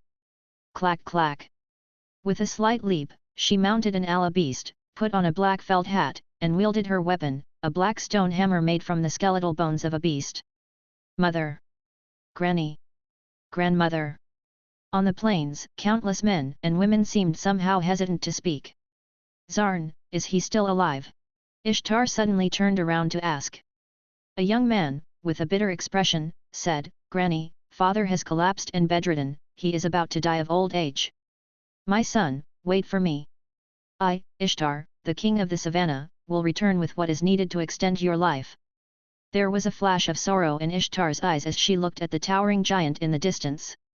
With unmatched longing, she said, I am not Gilgamesh, who could kill his son with his own hands. I cannot bear the thought of my son and grandson dying before my eyes, one after the other. I must get more of the blood of power, or even the blood of the great beast of wisdom. That will probably be the blood of immortality. To battle! She abruptly slapped to the ala beast beneath her, and with the courage and boldness of a savannah savage, she set out with an army of her finest savage cavalry following in her lead. History will remember this great moment. Year 175 of the Sumer dynasty, the Sumerians will slay the great beast of wisdom and return to drink the blood of immortality. The holy tree near the royal capital. This colossal ancient tree that once pierced straight through the clouds to reach the sky was where the test of the three treasures of civilization was carried out, and it had been deserted for a long time. But right now, the great forest city of Enkidu had settled down on this tree as it flourished with great prosperity. At the supreme treehouse, on the outer balcony built on a tree branch, Enkidu was standing with the aid of his wooden crutches as he quietly gazed at the shocking scene of the terrifying giant who pierced through the clouds in the distance. Several disciples were quietly standing behind him. Teacher, it's time to go. We should keep the promise we made to the king, someone whispered a soft reminder behind him. No, we will defy His Majesty's decree. We, from the great forest city of Enkidu, will choose to do nothing. Enkidu sighed. Even looking at the royal city from such a far distance, the mighty aura of the terrifying giant was still so overwhelming that he felt suffocated. "Are you afraid, teacher?" a straightforward disciple asked, unable to help himself. 3 great kingdoms, the 3 most powerful kings of Sumer working together, even the legendary great beast of wisdom may not necessarily be able to. "No, this is not fear. I do not fear death, but I fear throwing away something more important than life," Enkidu said softly. "My civilization and my wisdom are the reasons why I am unable to kill like a brutal beast and simply slay the great beast of wisdom, who has given us our civilization and saved our race. Without grace and morality, we would be no different from the wild beasts. My disciples, tell me, are we now to be reduced to mere savages?" His disciples went silent. Their teacher was one of the 3 most powerful leaders of the 3 kingdoms, the great forest king who had drunk the blood of power and survived, but I defied the decree in going to war. I have sinned beyond forgiveness, so cut off my head. Enkidu looked at Utnapishtim, his most trusted disciple. "If His Majesty, the king, wins, take my head to the palace. I am guilty of defying his decree. Given His Majesty's autocratic tyranny, I will be a goner anyway. This is solely my decision, so ask His Majesty to spare our city. If the great beast of wisdom wins, then take my head and give it to the great beast of wisdom and beg this great giant for forgiveness. Let the great beast of wisdom know that there are still true inheritors of civilization, and we are not purely barbaric. Beg him to spare our race from complete extermination and leave our race with a glimmer of hope for survival." Teacher. Next to him, Utnapishtim, was silent as he looked at this great wise Sumerian. "Kill me." Enkidu stood on the outer balcony of the supreme treehouse. He was completely at ease as he spread both arms wide open. After a moment of silence, forced by the situation at hand, blood was spilled. Poof! Utnapishtim cut of Enkidu's head. The king of the forest, Enkidu, one of the most powerful heroes of the Sumerian civilization, died without a fight. Utnapishtim looked at the calm, familiar face of his beloved teacher and silently wrapped the head up in animal skin parchment. He suddenly felt a pang of grief in his heart, very vaguely, and he knew that something incomparably important in his life was slowly shattering into pieces. The sky was shaking. "Everyone, shoot!" Countless dark red arrows and spears pierced through the densely packed clouds in the sky like sharp spikes. All were aimed at the terrifying great beast of wisdom. The earth howled and quavered. The elite soldiers were like ants as they rushed towards the soles of his shoes. Countless buildings and stone houses within the city crumbled and collapsed, one after the other. It was as if they were toy fortresses built from wooden blocks that were collapsing continuously. Civilians and women were frantically scurrying as they fled. Sounds of screaming, wailing, frenzied growling, roars of death cries, explosions, animals' growls, and wild laughter intermingled. The most powerful Uruk kingdom was completely reduced to a bloody battlefield. Chapter 13. Potential Prospects. It had never occurred to Suji that something like this would happen. A mechanical voice came from the hatchery of the insecta. "Shall I exterminate them?" Suji had absolute control over the spores that he had produced and the 10,000 species of organisms that had evolved from these spores, not to mention these tiny bug apes in front of him. He thought about it for a moment, then whispered, "Gilgamesh has been incorporated with the genes of the white ants once and is now much more powerful than his peers. His lifespan is also several times that of his peers. Is this counted as transcendence? No, this is not transcendence. He has merely taken the first step towards opening the genetic locks. True transcendence only happens when one breaks away from complete passive evolution and gains total control of one's own genetic strands. He is unable to adjust his gene sequence to sort out the blank genetic fragments, so there is no place to incorporate a third gene." Suji sighed. Just as he had expected, it was not that easy. Even when an entire planet was filled with these spores, only a handful of bug ape heroes successfully attaining transcendence could appear. How could there be 3 here? These 3 people could be incorporated with a second set of genes not only because they had extremely strong willpower and great talent, but also because they still had large gaps in their genetic strands. But the second set of genes was already the limit. If they were unable to sort out their own genetic strands and adjust blank locations for the gene segments, it would be difficult to incorporate a third set of genes. Although he was not yet able to do it, Gilgamesh undoubtedly had some potential. But having potential did not mean that he had the right to be so arrogant and tyrannical, as well as to destroy the ecosystem in this sandbox and bring about a barbaric civilization. Nest mind, there's no need for extermination. Su Ji thought for a moment, then calmly said, let me see exactly how strong Gilgamesh has grown for him to dare to provoke me. In fact, Su Ji had been strengthened by the two events of mass extinctions. Not only had the side effects of chemotherapy been fully dispelled, but his body was also much stronger. He had even arrived at the level of someone who frequently exercises and work out, albeit barely. And Gilgamesh's great strength was nothing more than what the genes of the white ants could give. While ants could lift a huge load of weight many times greater than their own, could they be a lethal threat to humans? Hardly. The ant-sized Gilgamesh was holding a sword with the strength of an ant. Su Ji wanted to see how strong he was so that he could conduct a round of assessment. Rumble. On the ground, countless bows and arrows were firing in unison. This was Sumer's most elite army, yet it was still nothing more than a large swarm of ants. Their arrows might be sharp, but they were just too weak. They might have the bodies of ants, but they did not possess the huge strength of ants. Sharp swords and long spears were jabbed at Su Ji's legs, but they merely got stuck on his thick blue jeans. It was like going on an outing to the mountains, where tiny thorns from the plants around happened to get stuck onto one's trouser legs. Their attacks were, similarly, equally insignificant. Even the most elite army cannot pierce through his clothing. Gilgamesh thought anxiously, but he soon calmed down, strode forward, and said, I have already guessed as much. The elite army that conquered the forest and countless huge beasts with me would be useless when pitted against the size of the great beast of wisdom. Tap. He took a slight step forward, then flew 7 to 8 meters high up into the air, looking like a white shadow of snow. He leaped onto the heel of Su Ji's shoes and moved along the length of Su Ji's blue jeans. Both his hands were holding onto his sword as he continuously jumped upwards, and in the blink of an eye, he had charged his way up to Su Ji's knees. That's so fast. His speed is almost comparable to that of a flea's. There was a slight change in Su Ji's expression. An ant displaying such a terrifying jumping power that was as explosive as that of a flea was indeed no small feat. Su Ji waved his hand to swat him off. Tap. In your dreams. With his sword in hand, the old hero king bent over, assumed a crouching stance, and made a gentle leap forward. He moved so quickly that it was though he was the world's swiftest cheetah. Su Ji stretched out his hand and tried to swat Gilgamesh off again. Tap.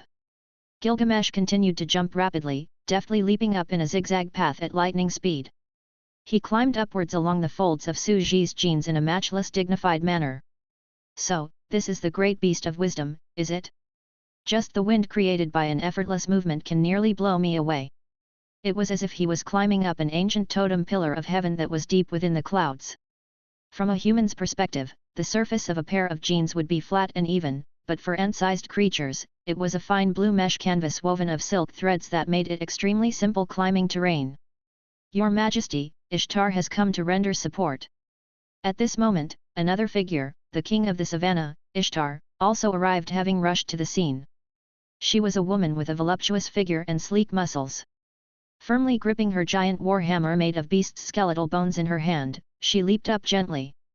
Su Ji was surprised to see that she too jumped as high as 7 to 8 meters up in the air and easily landed on his trouser leg.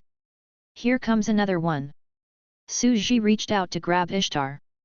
Faced with a palm as vast as a mountain, Ishtar made a gentle leap and dodged it and continued to jump upwards along the length of Su Ji's huge body. She also possessed very strong fighting skills and had fought against huge beasts for countless years. Having been through numerous battles, her strong, muscular female body was covered with scars. She certainly brought no shame to the great name of King of the Savannah. Her movements are also very fast, but I'm almost done with the test. Su Ji thought for a moment, then suddenly stretched his hand out with greater speed and slapped it at Ishtar. For your size, you're very fast. But because of our sizes, I'm much faster. Bam! The expression on her face changed dramatically. She did not even have the time to react. It was like she was a black mosquito swatted by a human's palm and was instantly sent flying backward, coughing out mouthfuls of blood. The next second, Su Ji stretched out his hand again. With a mighty wind following in its wake, his palm struck Gilgamesh with a smashing blow, as effortlessly as crushing dry weeds and smashing rotten wood. No. There was great shock on Gilgamesh's face, and though he only had a split second to react, he wielded his sword with such incomparably incredible skill and brought it up just in time to shield his body. The palm struck the blade of the sword. Wham! Gilgamesh was sent flying backward, rapidly descending from a high altitude. The two of them had climbed up to Suji's waist, about a meter or so above the ground. For their size, this was the equivalent of falling from 1,000 meters high. Tiny ants could fall from a place that was a meter or two high and be fine because of their body structure, which was not comprised of a skeleton. But these mini bug apes in front of him had a human's skeletal structure, so falling from a high altitude of 1,000 meters basically spelled death. However, after falling from a height of 1,000 meters or so, they coughed out mouthfuls of blood. Although the bones in their bodies were all completely shattered, they did not die instantly. They were extremely tenacious when it came to vitality. Suji was surprised to see that wound that Gilgamesh managed to leave on his hand, where blood was starting to ooze out. He actually cut me. What superb sword technique! For their size, they indeed possess a terrifying strength. If they were enlarged to a size that was proportional to that of a human, they would have been like superhumans, leaping onto roofs and vaulting over walls, or even be able to dodge bullets and possess a terrifying vitality that allows them to fall from a helicopter 1,000 meters in the air without dying. That's similar to the frightening Hulk or Spider-Man. This was already the first stage of gaining the powerful abilities of a super species. Just as expected, Suji's speculation had not been wrong. The smaller the body size, the easier it was to accumulate energy, and the easier it was to evoke qualitative changes. But even so, an ant-sized Hulk or Spider-Man was only a miniature creature that was slightly thicker than a strand of hair. Such a small creature could not pose a fatal threat to Suji. One move.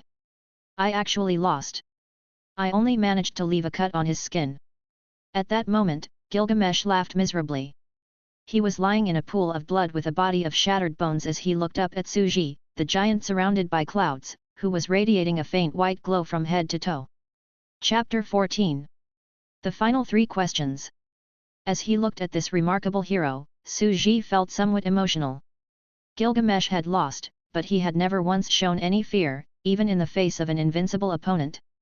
Gilgamesh was a complex and powerful man. He had a very charismatic personality, like that of a king, but he was also egoistic, arrogant, and tyrannical. The impending end of this aging hero left Suji with inexplicable emotions. He felt a sense of pity and a sense of regret. However, Gilgamesh's imminent death was something that Suji could not change. He had not been able to break through and incorporate a third set of genes, so naturally, he had to die of old age. Suji had come to bid him farewell and see him off, but he had not expected Gilgamesh to attack him. Poof! Ishtar was also coughing up blood, one mouthful after the other. Her chest rose and fell violently, but as she looked at the giant in the sky, she too showed no fear at all. She had been aware from the very beginning that she might die, but Sumerian warriors never feared death. Ishtar laughed miserably and said, "So, it turns out the difference between us is so great. What have we just waged war against? Do you regret it now?"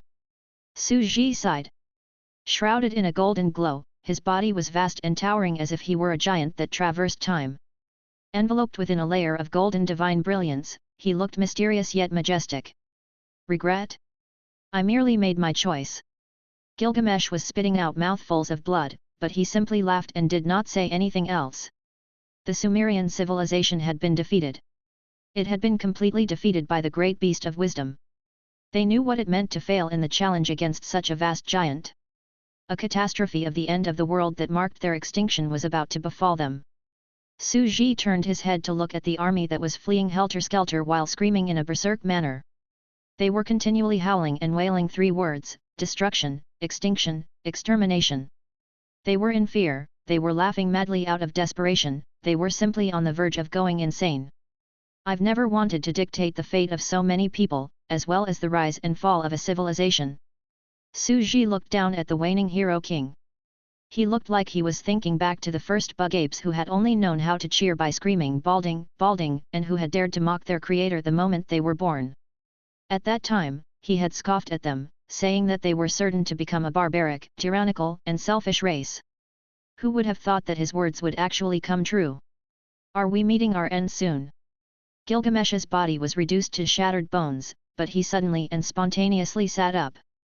He was still slumped over. He looked up at the giant up in the sky, laughed miserably, and asked, "We have destroyed countless races of beasts. Are you going to destroy us to avenge them?" It was as though he had never known fear in his life. Back when he was still a young bug ape, he had dared to raise his head and loudly question this 10,000-foot giant, whom countless fellow bug apes feared and fled from. And the hero king of today was still just as fearless as before. Even if he was on the verge of death, pride and arrogance would never allow him to beg for mercy. Su Ji thought about it and said, "Since you are not going to heed my advice, I will destroy you all. After all, you have wreaked havoc on the ecology of the entire world and exterminated too many species. I can't possibly leave you alone and allow you to reproduce endlessly." The disaster caused by their unplanned reproduction was too great. Gilgamesh laughed miserably and suddenly asked, "Back then, you answered my question on what civilization was. Can you, once again, answer the few final questions that I have?" A king wanted the great beast of wisdom to answer his questions. The crowd held their breath and looked up at the 10,000-foot giant. Silence prevailed in the air for a few seconds. This huge beast was silent as well. A ray of light covered his face. And a white, holy light seemed to vaguely pierce through the clouds, preventing a clear view of this majestic being. Suddenly, his deep voice penetrated the vast layer of clouds. It could be heard all across the Uruk kingdom which, by now, had been reduced to fragments and ruins. You may ask. Wow! The world seemed to have fallen into dead silence. Throughout the blood-soaked earth, there was not a single sound to be heard. The countless elite soldiers who had been defeated and were now fleeing had crowded together. Discarding their helmets and armor, they stopped in their tracks to look back, casting their eyes up at the giant in the sky. Ishtar was also coughing up blood. With a miserable smile on her face, she looked at the giant in the sky. "You will answer my questions again." Gilgamesh was silent. He also smiled miserably and slowly posed his first question. "How will you destroy us?" Su Ji thought about it for a while. They were everywhere, and it was indeed difficult to get rid of them all. But he had no choice but to eliminate all of them. Because of overbreeding, they wreaked havoc on the entire ecosystem by eating up and exterminating countless species. They were like locusts in the passing, leaving nothing behind wherever they were. And this had led to the destruction of the entire sandbox. "I will use water." Su Ji thought about it and then calmly added, "I will use a massive flood to wash away everything and drown your entire civilization. I will destroy all the traces of your existence." Everything on earth was still. There was only dead silence. The ground was too filthy, too full of sinful people. The great beast of wisdom would cleanse this land of the sinful world with a massive flood? But, even if the great beast of wisdom was considered to be very powerful, how could he possibly initiate a massive flood that could cover the entire world? This was no longer the power of a beast, this was. The crowd's breathing began to quicken, and the expressions on their faces gradually turned to looks of horror. The second question. In this world where the sky is round and the earth is square, not a single trace of your footprints can be found. Gilgamesh's hoarse voice went on, "Where did you come from? What kind of an existence is a great beast of wisdom? Why did you give us the torch of civilization?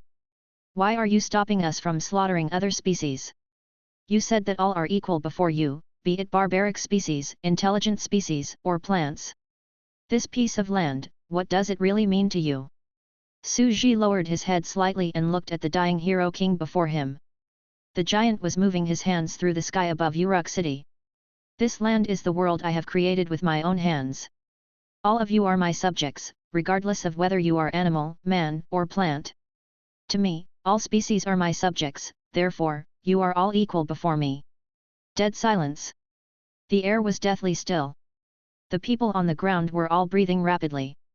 The scale of rapid breathing gradually expanded, and then became increasingly intense. Towards the end, it turned into an extreme wheezing that continuously alternated between rising and falling sounds. Even Gilgamesh was shocked into silence, and he lost his voice for a moment. His face was full of incredulity because he found this all so unbelievable. Suddenly, he started laughing. What started out as low laughter gradually increased in volume and finally turned into a wild and arrogant laugh. "Ha ha ha ha! Interesting, this is so interesting. What the hell are we doing? What is this thing that we are fighting against? It turns out that the legendary great beast of wisdom, the one that we know as a great beast, is not truly a beast. He is an almighty Lord, the creator of all things. He is the creator who brought us into existence. Such an existence should be called God. In this land, the tribal people had never known about the concept of God. But now it had come into play. I was once arrogant enough to create our history for myself and named it the Genesis, believing that I created the civilized world. But in fact, the real creator was the great beast of wisdom and all living beings are his subjects. What a great power this is, and to think I was actually so presumptuous too. The more Gilgamesh laughed, the louder he became, and his laughter eventually got so loud that the sound of it rose high and spread in all directions. Ha ha ha ha. The more he laughed, the wilder and more unrestrained he became. Su Ji's heart was calm and tranquil. He towered over the borders of the royal city as he quietly watched the dying hero king laughing his heart out. He had always been good-tempered and did not have the urge to pursue anything. So now he was able to tolerate Gilgamesh's insolence, as well as the rampant behavior he was showing as his death drew near. The final question. How many days did it take you to create our world? Gilgamesh suddenly asked. Su Ji thought for a moment. He had been weak then, having just completed chemotherapy. Even though he had hired people to clear the weeds and make a pond, and he was only responsible for picking up a hoe and tools to tidy up a piece of land where he could create mountains and rivers, a 100 mu area of land had taken him one whole week. Therefore, he chose to answer the third question truthfully. It took me 7 full days to create this land. Chapter 15. The Great Flood that Destroyed the World. 7 days. God made all of this in just 7 days. Gilgamesh was dumbfounded. Then he fell on the ground laughing. He laughed so hard that tears started to fall. He laughed hysterically. At one point, it was as if he heard something within him shatter. It was the sound of his heart breaking. In the final moments of his life, his arrogance and fractiousness were completely shattered. There was simply no sorrow greater than the death of one's heart. 7 days, his hysterical laughter seemed to completely cloud his consciousness. The 3 questions now pulled him into a trance where he seemingly recalled the very first question that he had asked this giant when he stood on his palm as a youth. What is civilization? Civilization is fire, civilization is knowledge, civilization is order, civilization is also the strongest power that intelligent species use to protect themselves. Civilization is a power that intelligent species like us use to protect ourselves. Ha ha ha ha. He started to laugh again, and the more he laughed, the louder he became. His laughter was carried on the breeze and traversed hills, past steep mountains and gushing rivers, and was carried over to the verdant forests that swayed with the wind in the distance. His laughter could be heard over the lush rice fields and the endless, vast plains. Wow! The people of the savanna tribes, in the royal city and the mountains and forests, all looked up in silence. In a trance, they all looked up at the sky with complex emotions in their hearts. It was as if they all heard the laughter of this dying Sumerian king. Countless people wept, wailed, and sang unknown Sumerian elegies to mourn the passing of the great king. On this day, on the borders of the Uruk kingdom, the hero king of a great epic, Gilgamesh, had reached the end of his life. He would now become the dust of history. Su Ji sighed as he watched the passing of this hero king. I've never wanted to fight you for anything. Whatever you wanted, all the questions you wanted to ask, I have always answered them all truthfully. I really don't have any treasures that could enable you to live for eternity. Even I am on the verge of death. Did you really have to put yourself through such agony? The king is dead. Our king, the greatest hero king in history, Gilgamesh, who swung his sword at God, the creator of all things, has died. We have lost the war. Countless troops wailed as they frantically fled. Su Ji chose not to give chase. After all, where could they possibly escape to? The borders of their world? Unbelievable! Unbelievable! Akkad, the historian, stood on the towering walls of Uruk city. He watched the great hero king collapse and die and broke out in a cold sweat as he learned the horrible truth. I must record and document everything before I die and leave the truth about this world for our future generations. The historian was trembling all over. He was covered in cold sweat. He had recorded the event of Gilgamesh's challenge against the great beast of wisdom. And now, with trembling hands, he flipped to the next page and quickly started recording a new chapter. Recorded in the Genesis, chapter on the fall of the Sumer dynasty. The great beast of wisdom was in fact, the true creator of all things. In his old age, the arrogant and egoistic Gilgamesh wielded his sword at the creator, albeit in vain. He wanted to attain immortality by consuming the blood of God.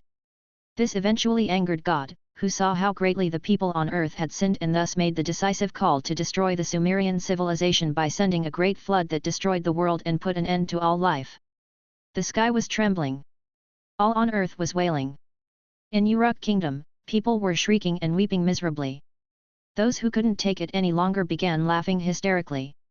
They transformed into devoted fanatics, fell to their knees, and began to pray in silence. God says that all men have sinned. Repent. God will condemn us by dropping the sins into our arms, and the weight of it will crush down on our spines. A great flood will destroy our world. In the anxious atmosphere, people were on tenterhooks.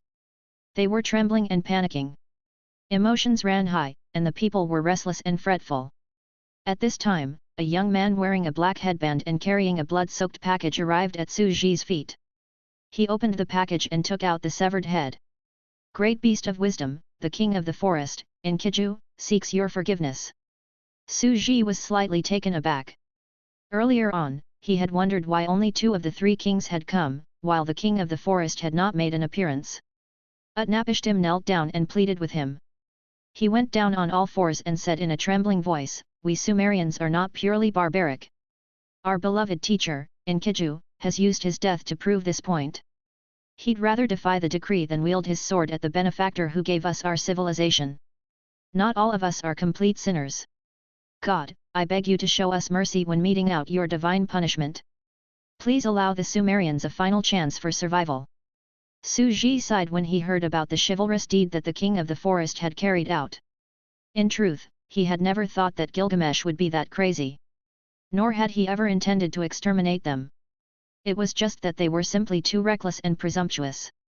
But now, with such a challenge and unbridled insolence, with the tyrannical and barbaric behavior, they would have to pay the price for their own actions. Lead your men and build a Noah's Ark with the giant holy tree. Leave behind a pair of seeds for every living species you can find in this world. Take all the living creatures you can find with you. Save the remaining space on board for the righteous people of the great forest city of Enkidu. When you are done, I will bring about a great flood that will immediately destroy this entire world." Suji turned and walked away. The people were all trembling as their voices choked with emotion. "We might have been defeated, but we are not going to become a lost nation, nor will we be completely exterminated. There is still a flame of hope left behind. Thank you for showing mercy on us, our Creator. It is all thanks to Enkidu, King of the Forest. He had shown God that we do have goodness in us, that we are not entirely barbaric. There is still hope for salvation for us. All hail Enkidu! All hail the great King of the Forest!" Akkad also wept with joy. At the sight of the giants departing back, he started to feel excited. With his pen in hand, he started writing. Recorded in the Genesis, chapter on the fall of the Sumer dynasty. The benevolence of King of the Forest, Enkidu, had moved God, who was preparing to destroy the world. Thus, God decided to leave a glimmer of hope for the Sumerians, who had recklessly tried to go against him. God commanded Utnapishtim to build a Noah's Ark to escape the great flood that would destroy the world. Suji returned to the courtyard and tidied things up. He brought out the high-pressure water jet that was placed in a corner of the farmyard, the one that he had bought when he was out shopping with Chen Shi a while ago. It had never occurred to him that it would come in handy now. At this very moment, in the mere 10 minutes that Suji took to prepare the water jet, 120 days had passed in the sandbox. Countless people were beginning to become accelerated after images as they moved rapidly to cut down the potted banyan tree to build a huge ark. Then, they gathered the seeds of all living creatures, books, cubs of various great beasts, everything and anything that they could find. All of the species found in the entire world were being gathered and condensed into this huge Noah's Ark that they had constructed. Fortunately, there aren't too many places. Places with lives are quite concentrated. It's time to start cleaning up. He walked into the sandbox, and then stood at a distance of more than 10 meters away, raised the high-pressure water jet, and sprayed it at everything in the way. Boom! Snow-white streams of water, subjected to high pressure, spurted towards the city-state where civilization was to be found. Tap, tap, tap. Huge swathes of trees fell, while the giant city collapsed within an instant. Countless beasts were fleeing out of the forest, trying in vain to outrun the monstrous white flood that was closing in on them from behind. Yet they were eventually drowned by the great flood. Heaven and earth seemed to change color. Everything was snow-white and so vast. When God saw how greatly man has sinned on the earth, he sent down a great flood from heaven and destroyed all living things. Utnapishtim led the people on board the ark and looked up at the sky in shock. That was an incomparably horrifying scene. It was as if the windows of heaven were open and water was pouring out from a great abyss that had been cracked open. Countless streams of snow-white water poured down from the white clouds in the sky and washed over the entire land.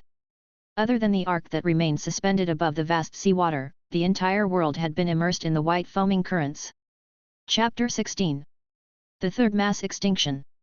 The great flood was like a grand white waterfall that splashed down from the top of a 10,000-foot vault of heaven, flooding the mountains, rivers, and earth as the current rushed over them. What terrifying might! Within a fleeting moment, a great flood that destroyed the world descended. On the deck of the ark, countless merchants, nobles, paupers, and slaves gasped in shock. They had been identified as the kindest batch of people who knew how to make peace and maintain harmony. When God sent down a great flood to cleanse the earth of sin, the people who were barbaric, tyrannical, sinful, and insolent would all be drowned in the flood. This was the day when the great flood destroyed the world. It was known as the Day of Armageddon. The last glimmer of hope of the Sumerian civilization, Utnapishtim, and the remaining Sumerians who were following his lead, boarded the one and only Noah's Ark to escape the great flood. In an unoccupied corner of the ark, the historian who had been entrusted with the responsibility of recording the history of the Sumerian civilization paused for a moment. With a quill in his hand, he was a very pitiable sight as he sat slumped on the deck, still feeling immersed in the shadow of God. Our world, where the sky is round and the earth is square, our world, which is created by God, who only took 7 days to create it. What great power this is! Akkad's hand was trembling as tears clouded his aged eyes. He started to sort out his own train of thought and silently filled in the details on how God had created the world in 7 days. Then picking up his pen, he wrote the following account on the 7 days where God created the world as the ending of the Genesis, the epic poem of the Sumerian civilization. The first day, God said, "Let there be light." So, there was light. God separated light from darkness. He called the light day and the darkness night. On the second day, God said, "Let there be air in the midst of water to separate the flow of water into different directions." And so, there was heaven. On the third day, God said, "Let the waters under the heavens converge into one place so that the dry land can appear." And thus, the waters and dry land were separated. God called the dry land a continent and the place where all waters converge an ocean. On the fourth day, God said, "Let there be bodies of light in the sky to divide day and night." Therefore, there was an alternating cycle of sun and moon. This world that comprised of heaven and earth revolved in a cycle of 50 years of day and 50 years of night. On the fifth day, on the sixth day, on the seventh day, all within the heavens and earth were complete. This was the day God rested and also the day where he blessed the first 6 days of creation. In the years that followed, people took the conjectures of this historian as gospel. It was as if during the time of the great flood, God, the creator of all things in the world, had really appeared before the mortals and personally explained to them how he created the world in 7 days. But how could God possibly stoop so low as to give the humble human beings such a detailed account of how he created the world? But the people were more than willing to believe the story that was recorded in the Genesis, the one that recounted how God created the world in 7 days. In the story, God rested on the 7th day of creation, and people called this legendary day a day of rest, a holy day, and thus, it became a custom of this land that the people would also choose to rest on this day. Boom! A great flood fell from the sky. Buildings were demolished and washed away, crumbling like fortresses built out of wooden blocks. All traces of the Sumerian civilization were washed into the ocean. Suji kept the water spraying for a while to ensure that nothing was left behind before he stopped the high-pressure water jet. Silently, he turned off the switch and put the water jet away. He then placed it on a wooden shelf in the shed. There could now be a fresh start. The bug ape's endless killings and over-reproduction had almost caused the sandbox to collapse. Now the entire sandbox, with only a pair of each species left behind, would see the restoration of the former ecosystem sooner or later. Hopefully, after the experience this time around, they would be more prudent in the future and would not become overly brutal and barbaric. Ideally, they would be mindful of over-reproducing as well. At Su Ji's side, the nest mind spoke up. Even if you didn't destroy them, it said, they would have self-destruct sooner or later. They would have devoured and exterminated all the other species, and eventually head towards self-annihilation. And when that happened, the sandbox would have lost everything. It's better to act now and usher in new life early. Su Ji let out a long sigh and said, I'm not as vulnerable as you think. There's no need to comfort me. I'm just feeling a little bad about it. The nest mind continued, just as the insecta queen breeds to produce countless lives and races, you, as a great creator, should be used to the rise and extinction of countless races. There's no need to sigh over them. The veins in Su Ji's head popped out as he grew increasingly annoyed. I'm a man, not an insecta queen, he corrected the nest mind.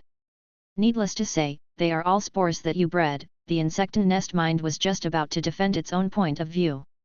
Su Ji immediately interrupted it. Stop.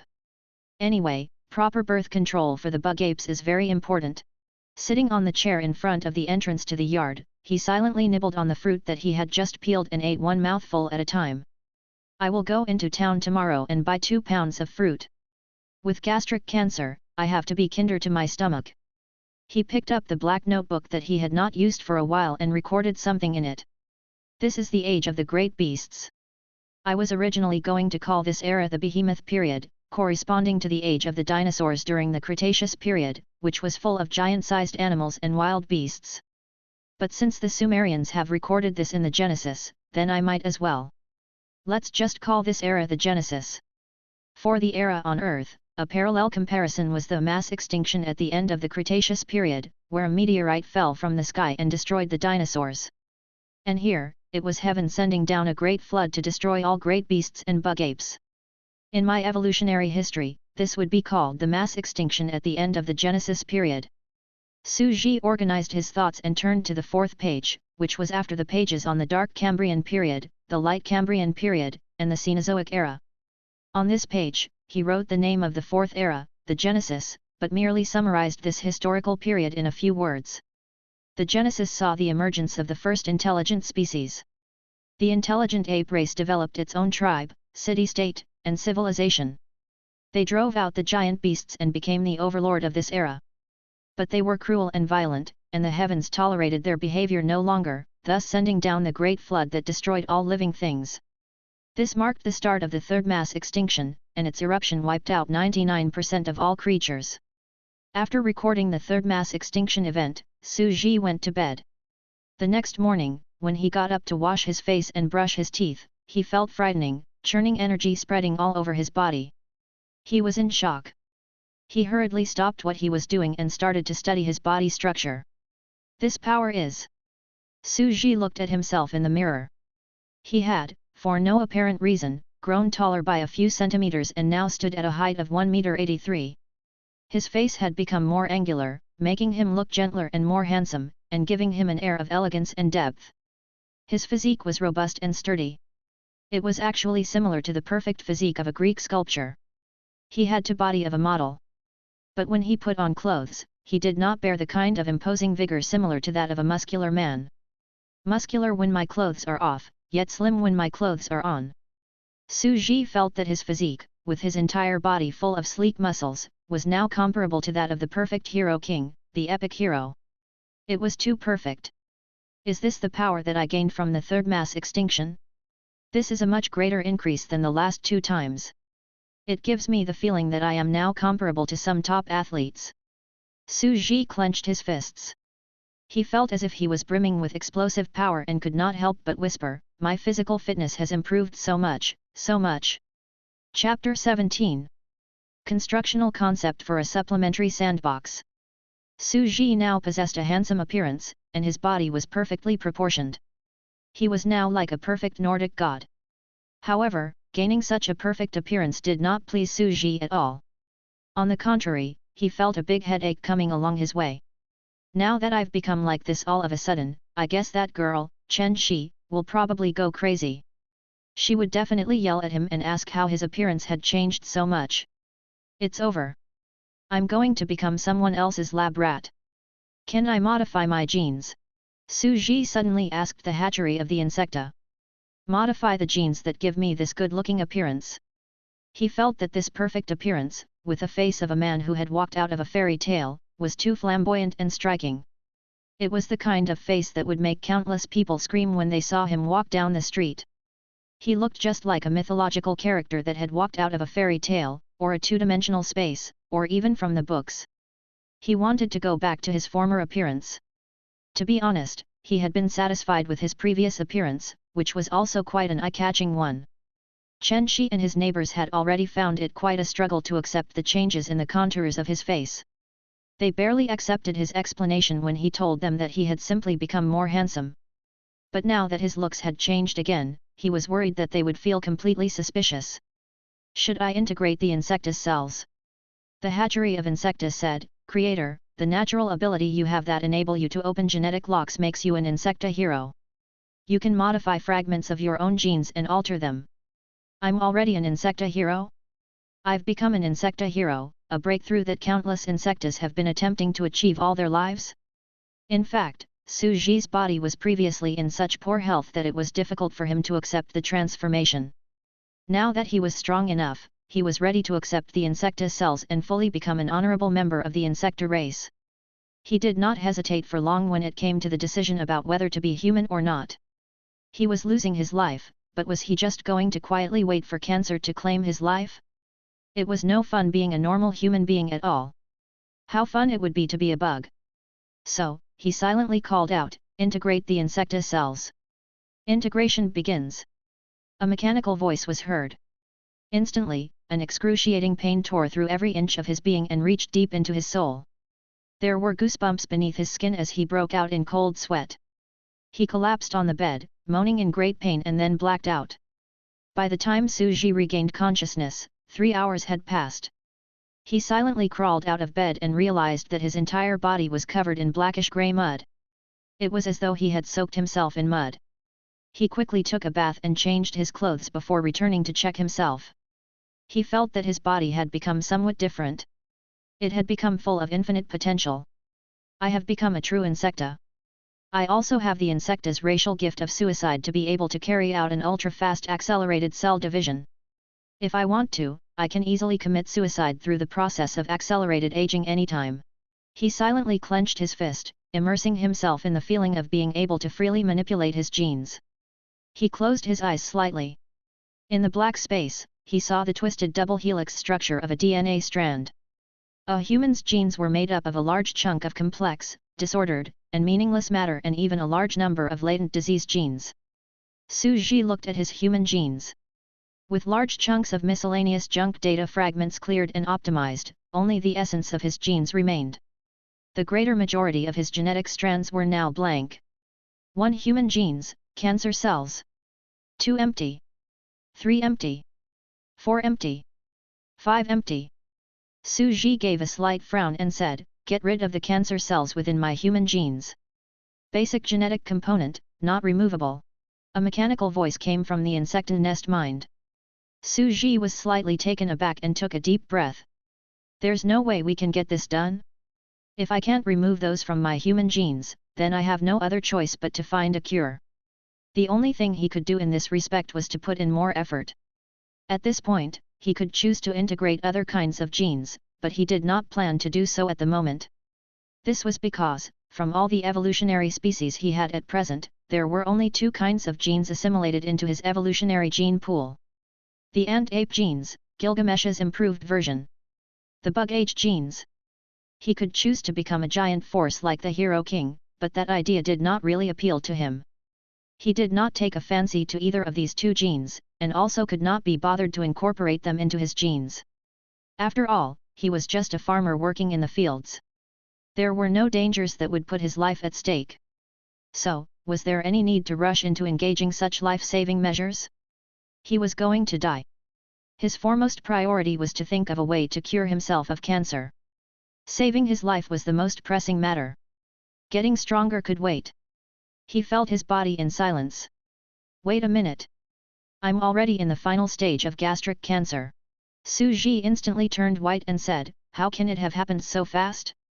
I was only given a confirmed diagnosis stating that my gastric cancer is in the intermediate stage a few days ago. The Insecta Queen replied, cancer cells are the rebellious cells in a human's body. The stronger a person becomes, the strong these cells become. Su Ji was speechless. You mean to tell me that as I get stronger, the cancer cells in my body become stronger as well? And they are now propagating in a most unrestrained rate? So if I were to absorb just a little more power and get a little bit stronger from this mass extinction that is happening right in front of me, I might just die right away? He was given a great shock. What the hell was going on? I can't accept a fourth energy feedback from a mass extinction anytime soon. Su Ji took a deep breath. Fortunately, that was still a long way off. If it was not for the ecosystem being thrown out of balance, he would not have to reset everything within the sandbox. A thriving sandbox with different generations arising from the alternating cycle of death and rebirth was what he wanted to see. But he had better remain vigilant. In other words, within a short period of time, no matter where they choose to go rampant and tyrannical, I can't simply choose to exterminate them in large numbers and reshuffle everything. Su Ji felt a headache coming on. But he was already in the final stage of cancer, his hands were tied. Su Ji had not expected the change to be that fast. He recalled Gilgamesh's final moments of madness and struggle before death from the night before. He too felt the same fear and apprehension that death could bring. Death was the one thing every single living creature feared the most. He could not help but let out a sigh with mixed feelings. Is there no way I can survive this? Su Ji could feel his approaching death and feared it just like Gilgamesh did. He stood up and walked to the door of the yard. The final stage of cancer leaves me with too little time. I must hurry to develop a civilization for the species in the Great Sandbox and bring about the evolution of a supernatural power in the next era. With this supernatural power, I will be able to find the ability to improve and fight the cancer cells. Su Ji looked at the scene in the sandbox. Everything was dying. It was seemingly void of life. A night had passed, which was 40 or 50 years for them. But they had yet to reach complete recovery. Only a pair of every species had been saved, and they were slowly repopulating as well. Besides, they had just begun to heed the warning that God issued. God said that all life was equal, so they had cut down on unnecessary barbaric killing except for killing for the food they needed. They even helped some species to breed and expand their populations. However, at the same time, after the great mass extinction, all kinds of new species appeared and started to reproduce. There were an infinite variety of them, and they were of all sorts of strange forms. The situation appeared to be like a new bud sprouting after the end of the world had occurred. Su Ji watched as he sat in the sunny yard, eating the farmer-style breakfast that Chen Shi had brought him. Things have stabilized and started to develop again. But it is still too slow. With my current condition, I won't be able to last much longer. Su Ji sighed. Should I open up another sandbox and start a second Genesis? He wanted to begin a new sandbox world. He could carry out evolution and allow a civilization to develop inside the sandbox, or even boldly derive a vast, superior world of fantasy, or a mythical realm. But obviously, this was somewhat unrealistic. After all, this great sandbox in front of him just showed signs of a budding supernatural power. Rather than trying to do more than what he could complete, he should be patient and wait for this sandbox to give him the power of hope. He put aside the thought of constructing a new sandbox for the moment, and so, all he could do was to seek other ways to set in motion the emergence of supernatural species in the Great Sandbox after sending down the Great Flood. But they won't just appear because I want them to appear. He sat on the wooden chair in front of the courtyard and pondered matters. Suddenly, he recalled something he had once heard. Intelligence is impermanent, and it will consequently give rise to many things that do not conform to evolutionary theory. Since intelligence is impermanent, perhaps I should tap into other people's wisdom. After all, it's too limiting for me to rack my brain and delve into evolutionary theory. I might as well draw on the wisdom of the masses. Why not just put the heads of a group of people together? A daring idea appeared in Su Ji's mind all of a sudden. That was it. This time, he decided to take a huge risk. If he tried to evolve the species and carry out the evolution of spores alone, it would take too long. He might as well get some other people on board to help him drive the evolution of spores. He remembered a sandbox game, Spore, that he had played before. In the game, the player would start out as a spore and begin to evolve. Eventually, it would turn into all sorts of strange, bizarre creatures. Suji asked the nest mind, if I want to make a miniature sandbox, will I be able to make like those ones found online, where other people could project themselves as souls, enter the yard and use the sandbox as a game? To help me with the evolution of new species. Chapter 18. The Sandbox Game, Spore Evolution. With the Insecta's technology, it can easily be done, the Insecta nest mind replied. But there is no way it can be done in a way similar to Earth's online games, where the players can level up by killing monsters. Suji nodded. It was not a real game after all. This was the real world, so naturally, there was no level up setting for players to become stronger by hitting monsters. He had no plans to create a level up system that require players to fight monsters either.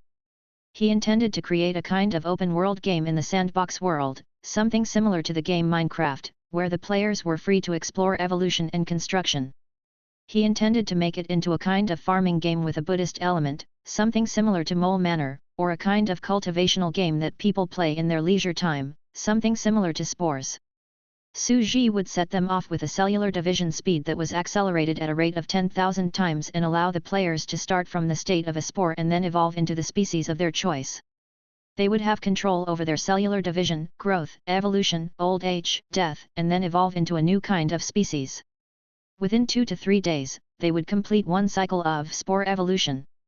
They were free to explore and see if they could surprise him by evolving into some kind of special living creature. This was only a little design that he came up with on a whim. It would not require much effort. His main focus was still on the big sandbox. The others would be able to entertain themselves in an isolated little sandbox with leisure and recreational activities. The two sandboxes would not be interconnected, and he could not possibly give the others access to the large sandbox world where the natives resided since they would not be able to level up by fighting monsters. As for letting them cultivate themselves slowly through honest means as the natives did? Haha! I have no time to train you. Suji intended to call this mysterious, miniature sandbox that would exist as an independent world the land of the origin of life, meaning it would be the place where competition among different species originated. The players would evolve into different species during each game cycle, and Suji would select the most unique, powerful, and interesting race with the greatest potential and move them into the large sandbox. He would add them in to perfect his new sandbox world that would come into existence after the Great Flood and the fall of the Sumerian civilization. After all, if the world had only one intelligent race like the bug apes, it would simply be too monolithic. At this point, Suji already knew that if one intelligent race was allowed to gain a monopoly over the world, it would lead to an extreme imbalance that could easily destroy the sandbox. He wanted to create a world where there were diverse races that lived and balanced one another out. How many days will it take to get this done? Suji asked. About 3 days, the Insecta nest mind replied. That was surprisingly fast. We already have VR headsets for gaming purposes. We can use these as a medium and pull them into the sandbox world. VR. Will that work? Suji was stunned. Now, while VR movies were very popular, the few VR games that he had played on the internet turned out to be so vastly different from his expectations that he even felt cheated. The technology was still far from being good enough. But anyway, since the Insecta nest mind said that it would work, Suji did not ask any further questions. After all, the previous Insecta race had focused its evolution on brain development. And with the progress it made in technology as a highly intelligent civilization, it also had its own Annihilator-class superstar destroyer and would have used many types of black technologies. Then I'll start by creating a small sandbox in the yard for the players to use as a platform for the Spore Evolution sandbox game. His body was in a much better condition, and he was planning to reclaim a second plot of farmland. Anyway, it's not a big area, only about 30 square meters. Let's put it right in front of my front door. He swung his hoe and said, I can even stomp on those I don't like the look of on my way out.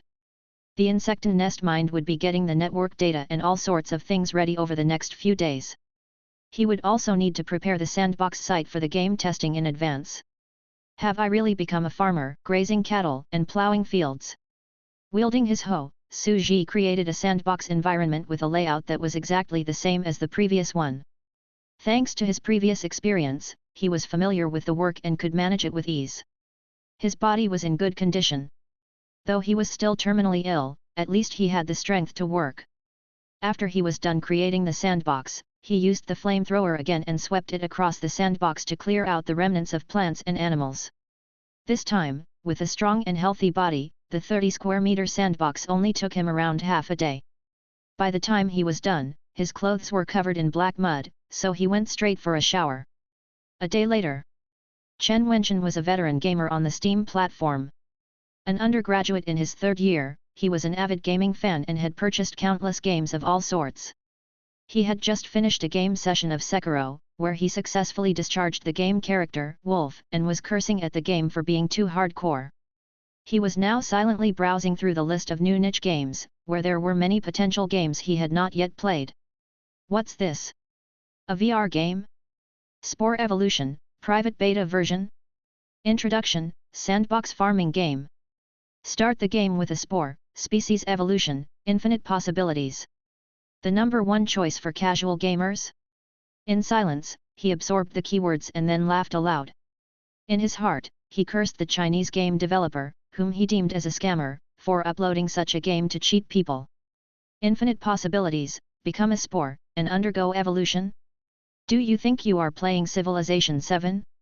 Other games had players starting from primitive tribes. This game was even more preposterous. You started your game with a spore and went on to develop a single-celled organism? This kind of openness and freedom was simply too far-fetched. You think you're better than the other European and American game developers? Besides, it's not like I've never seen VR games before. How good can this game be?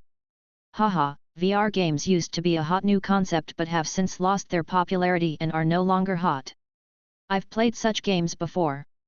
Put on the VR headset, stack wooden building blocks, milk the cows, role-play as a pig. The existing technology just doesn't cut it. He scoffed at the game, but at the same time was silently downloading it. It had clearly been uploaded by some unknown small game developer, but even so, it was 73 gigabytes, and the requirements for configuration settings were so demanding that it simply sounded like a horror story. This huge-sized game was placed in this current gaming circle, that comprised 3A games that took major foreign game publishers 3 or 4 years at least to develop. They would have to spend a large amount of money to put together a professional team of several hundred and thousands of people. He could not help but feel a sense of excitement at the thought of playing the game. After he was finished downloading the game, Chen Wenchen created an account and registered his name as Racer of Mount Harana. Then he put on the VR goggles that he usually used to watch movies and entered the game. How exquisite! It's like the scene of an entrance. Once Chen Wenchen logged in, his eyes lit up with excitement. His interest was somehow piqued as he felt that this game was different from the usual VR games that were produced very crudely. He looked at it for a while, but there was only one option. Do you want to commence spore evolution? He silently tapped on yes. Then the world before him went black, and he felt as if he was swimming in a pitch-black ocean. It was as if he had gone blind. How is this possible? I can actually feel my limbs. It's like I'm really swimming in the ocean. Chen Wenchen's mind went blank for a moment. Was this some kind of black technology?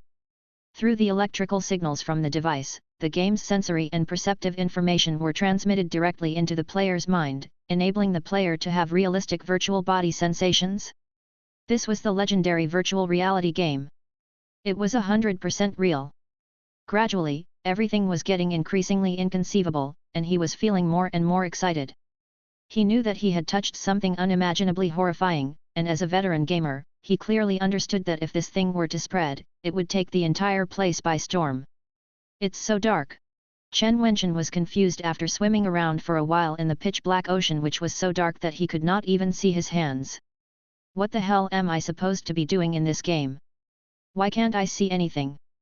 Am I blind? At this time, a system prompt appeared right before his eyes. Player is still in the state of a spore, single-celled organism. Please evolve your eyes and visual system. Please evolve my eyes? Chen Wenchen was completely baffled. This damned game. This so-called casual sandbox farming game, first choice of casual gamers, was actually more hardcore than Sekiro? Chapter 19. The leisurely everyday life in the yard. I finally have some modern appliances. Su Ji sat in the courtyard of his orchard, the washing machine next to him noisily came to a halt. He took the clothes out without a word and hung them on the clothesline to dry. Then he went back to his chair by the door, took an apple, and started peeling the skin with a knife. Nest mind, you were saying that a player has already started to enter the sandbox. Su Ji looked at the small pond in front of him. The water was clear.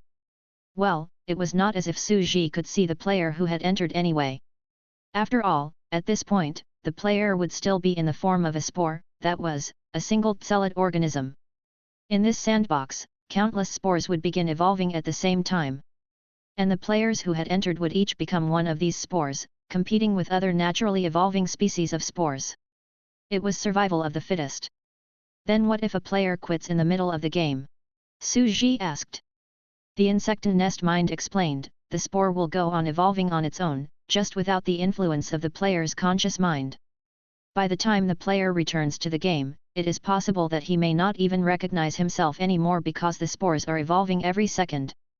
Su Ji did not find this a problem at all. This was supposed to be a casual sandbox game. It was not surprising if a sudden situation cropped up in real life, meaning that the player would have to log out and quit in the middle of the game. After all, upon losing one round, the player could always start a new one. Being able to control the kind of species one could evolve into would make the game fun, would it not? In truth, one round would last 2 or 3 days, and this was for the highly skilled players. The average player would probably face extinction a few hours into the game. After all, without a relatively hardcore theory of biological evolutionary knowledge, it was unlikely that the players would be able to evolve into any normal species at all. They would most probably be eliminated by the other nature's evolved species. When they reproduce and evolve into species with unique potential, I will steal the fruits of their labor. Su Ji smiled smugly, like a boastful, unscrupulous merchant behind the scenes, and then added, I think the bug apes that I've created will be more powerful than most of the other species.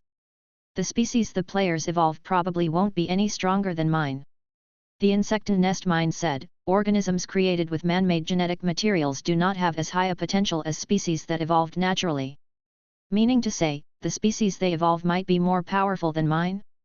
Su Ji was befuddled, then he sighed and said, let's just wait and see. Hopefully, these players will be able to create some new species that can compete with the bug ape race that I have created when their new species are thrown into the large sandbox. Come on, new species! Su Ji was filled with anticipation. After studying the player for a while, he found that the player had not made any ambitious moves and was still fumbling around exploring the place.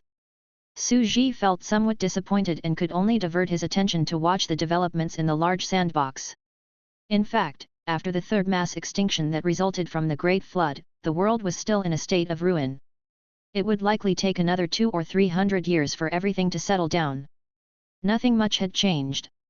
After the fall of the Sumerian civilization, Utnapishtim became a benevolent leader who took the fate of his fallen nation upon himself and led the people to repopulate the lands destroyed by the Great Flood.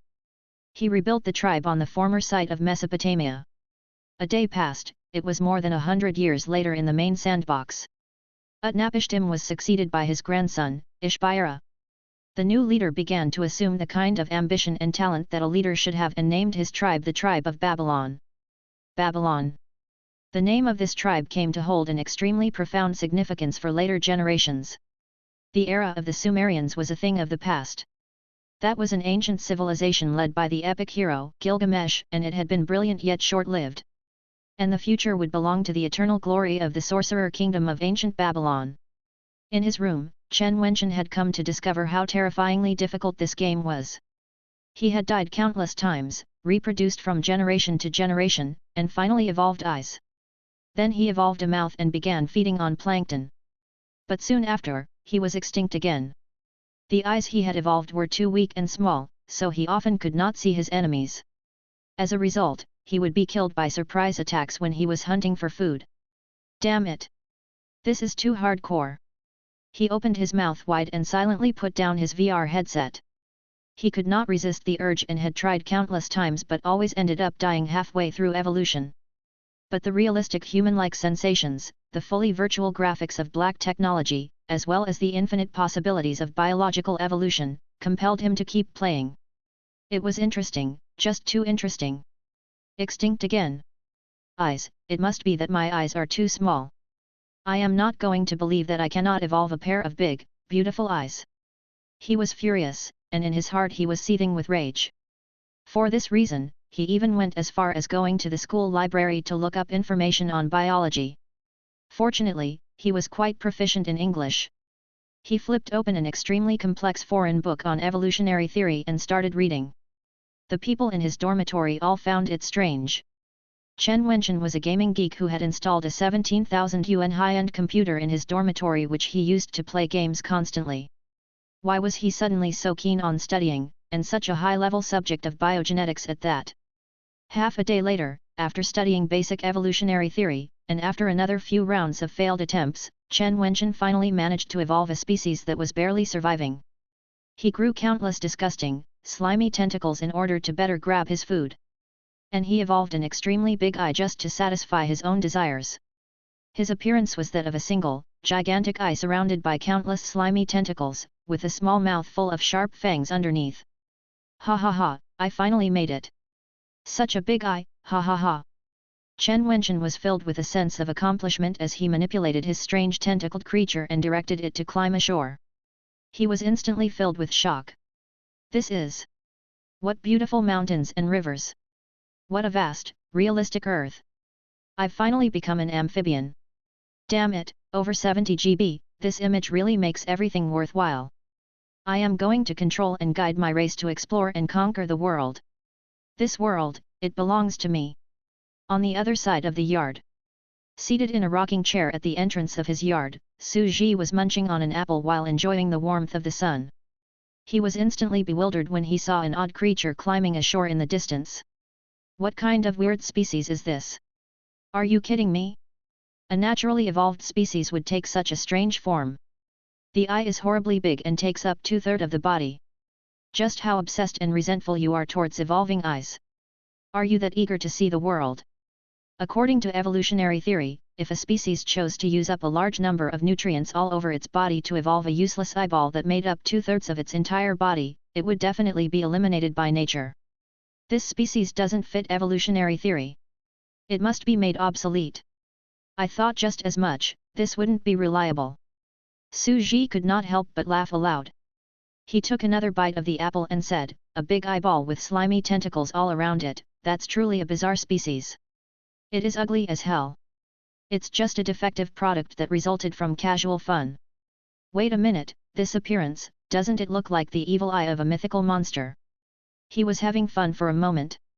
Hey! At that moment, there was a thumping sound from the door. It was that girl, Chen Shi. Open the door. I'm here to bring you food. Open the door right now. He was so happily engrossed in watching others evolve species that it took a while for him to return to reality. Standing up, he quickly headed to the gate and was just in time to step on the evil-eyed monster and kill it on his way out. Piak. Reduced to a pile of pulp. Hesitation will lead to defeat. Right before Chen Wenchen's eyes, the game over screen appeared once again. You have been removed from the game. Please start again. He was instantly confused. I was evolving well, finally becoming a decent species, breaking away from the kind of species that originated from the ocean. I had just climbed ashore and was about to begin my conquest of the world. And now, all of a sudden, it's over? I was actually stomped to death by a foot? Hey! Damned game developer! Get the hell out of here! Yo, you're here again! At this moment, Su Ji opened the door and found that Chen Shi had brought him some delicious food once again. Chapter 20. Just a surface girlfriend. Chen Shi stood at the door and looked inside the yard before asking, why are you plowing the land all by yourself? How can plowing make you so happy? Is farming really that fun? It's okay. Farming makes me happy, said Su Ji. Just look at yourself babbling away, does being cheeky make you happy? Chen 11 cast a glance at Su Ji and was instantly shocked again. How could you? She looked at Su Ji, dumbfounded. It was as if her entire body was in shock. Su Ji immediately felt uncomfortable all over. Could it be that she had realized he'd changed his appearance again? He had clearly reverted to his original appearance and looked like he had before. What's wrong? Su Ji asked while maintaining a calm expression.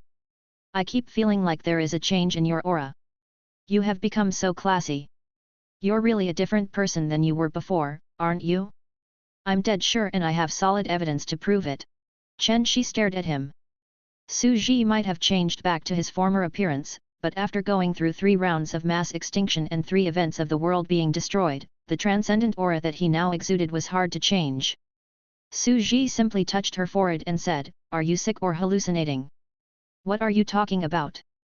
Chen Shi was stunned. Was it really just an illusion? She was forcibly blindsided and could only change the subject. "By the way, you're not bored just staying in this yard of yours? Want to hang out with me once in a while? Go shopping, go on a date or something." Su Ji looked at her in shock. "Wait, a date? Are you serious?" "Of course." Chen Shi hesitated for a moment, then proudly raised her head. She was not the least bit bashful or embarrassed at all. "Where's your previous girlfriend?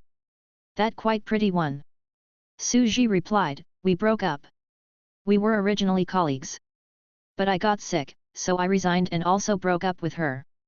So when you were at the prime of your life, you were hit with a terminal disease, you lost your job, and your girlfriend left you. So you had to come back here to the countryside to spend the rest of your life alone. That's quite sad," Chen Shi said. "I can be your girlfriend and accompany you through the final days of your life. Are you pitying me?" Su Ji's eyes widened. He had felt sorry for himself before. He was dying, the world around him felt grey. He had indeed fallen from the peak of his glorious career that he had fought so hard to reach and had hit rock bottom. But now, life was full of hope. After all, though his cancer was terminal, he could at least hope to live for a few more months. This was equivalent to several thousand years in the sandbox world. Over such a long period of several thousand years, he believed that he would find a way to enable him to survive. "I do feel sorry for you, but in a way, I also get to fulfill my childhood wish." It seemed that Chen Shi had spent a long time thinking about this, and now, without hiding anything, she said, "I've thought about it. I will keep you company before you die. For me, it's sort of like fulfilling my wish, while at the same time, I can fill your days with more warmth and make you a little less lonely. I have experience as a volunteer at the hospital, and I'm good at taking care of terminally ill patients." She spread her fingers and began counting. "I can cook for you, shop for you, and chat with you. I can make you a little happier before you die." "Before I die?" Su Ji was speechless for a moment. Then he looked at her with what seemed like a forced smile on his face and asked, "Are you serious? You're going to fulfill the obligations of a girlfriend?" Chen Shi shuddered and hurriedly took a few steps backward. She pulled her clothes closer together to cover herself and looked extremely wary. "Are your thoughts running wild? This will be a pure love. You're a dying man and you're still thinking about ruining my innocence." Su Ji was lost for words. "It turns out that you have been delivering food to me all this time, looking around and all, with an ulterior motive in mind. The way of the world these days. Even girls are bold enough to chase after boys," he thought. Chen Shi hurriedly went on to say, "People are saying things like they are brothers on the surface. We can just be a couple in a shallow relationship, and we shall just immerse ourselves in a beautiful love story. If you don't say anything, I'll take it as your promise to me." "All right." Su Ji was surprisingly straightforward. He did hold strong feelings and a great liking for this young lady, but it was probably because they were too familiar with each other. His heart had never beat faster or fluttered in her presence. However, he did try to be nonchalant about the whole thing. "There's a high school gathering this summer in a few days. You can accompany me to that." Chen Shi spread her fingers wide apart and smiled. "You're so good looking that no one can help but take a second look. Now, with this aura, you've become even better looking. None of the girls will be able to take their eyes off you, not even for a single second. In bringing you there, I will definitely be the glorious one. Everyone's eyes will be on you, and I will be the envy of all the ladies." Su Ji was surprised. "So, feelings don't matter. The most important thing is I am good looking enough to make you look good," he wondered. "Let's go. Come shopping with me and buy some clothes for this class gathering. We will both be so presentable, dressed in expensive new clothes. We will show off thoroughly and make them all so jealous." Chen Shi winked at Su Ji and casually tapped him on the shoulder. "Anyway, you've been plowing land all this while, I guess you probably still have a lot of money. You're a dying man. It's pointless to leave money behind after you're gone. Might as well spend it all with me, to our heart's content, without inhibitions. Was this something a decent human would say? I've confirmed this through the look in her eyes. I've definitely fallen into a pit, he thought. This girl came looking for me because she did not have the money to buy clothes and she lacked a good-looking boyfriend that she could show off to other people. Su Ji accompanied Chen Shi into the city in her electric car. The two of them were very careful and meticulous when it came to spending their money. After walking through most of the shops on the street, he bought her a beautiful dress that cost 300 yuan. And under her direction, he also bought himself a suit that cost slightly more than 300 yuan. Then they were both exhausted, so they got in the car and headed back to the countryside. For no reason at all, I've gotten myself a new surface girlfriend. Su Ji felt as though he was in a trance and could not help but laugh aloud. I'll just take it as gaining a babysitter. This young lady is a 9-days wonder, so it will only be a brief period of enthusiasm. But every day, she will prepare my meals for me enthusiastically and meticulously. There's no need for me to frequently go into town during the day just to get something to eat. After all, with gastric cancer, he had to pay attention to his diet. The food out there was too unhygienic and lacking in nutrition. He was not really bothered about such things and returned to the sandbox in his courtyard to study the evil-eyed creature from earlier on.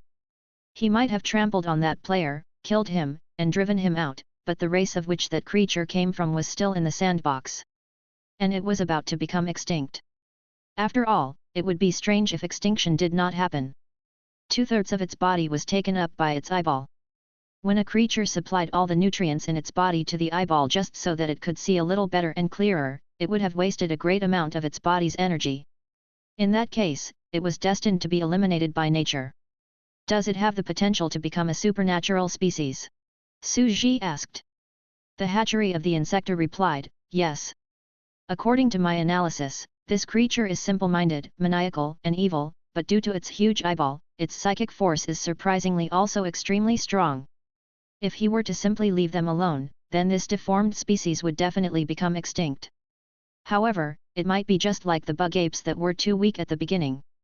If it could survive extinction, the deformed body structure of this big eye monster species might start to develop and perhaps, could become stronger.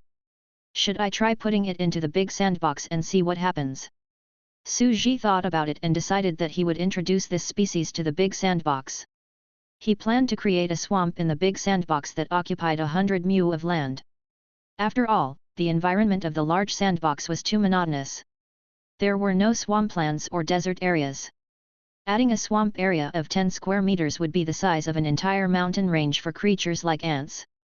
As for how this terrain appeared, the Great Flood subsequently gave rise to a vast hoard of seawater, so the emergence of muddy swamp zones was considered normal.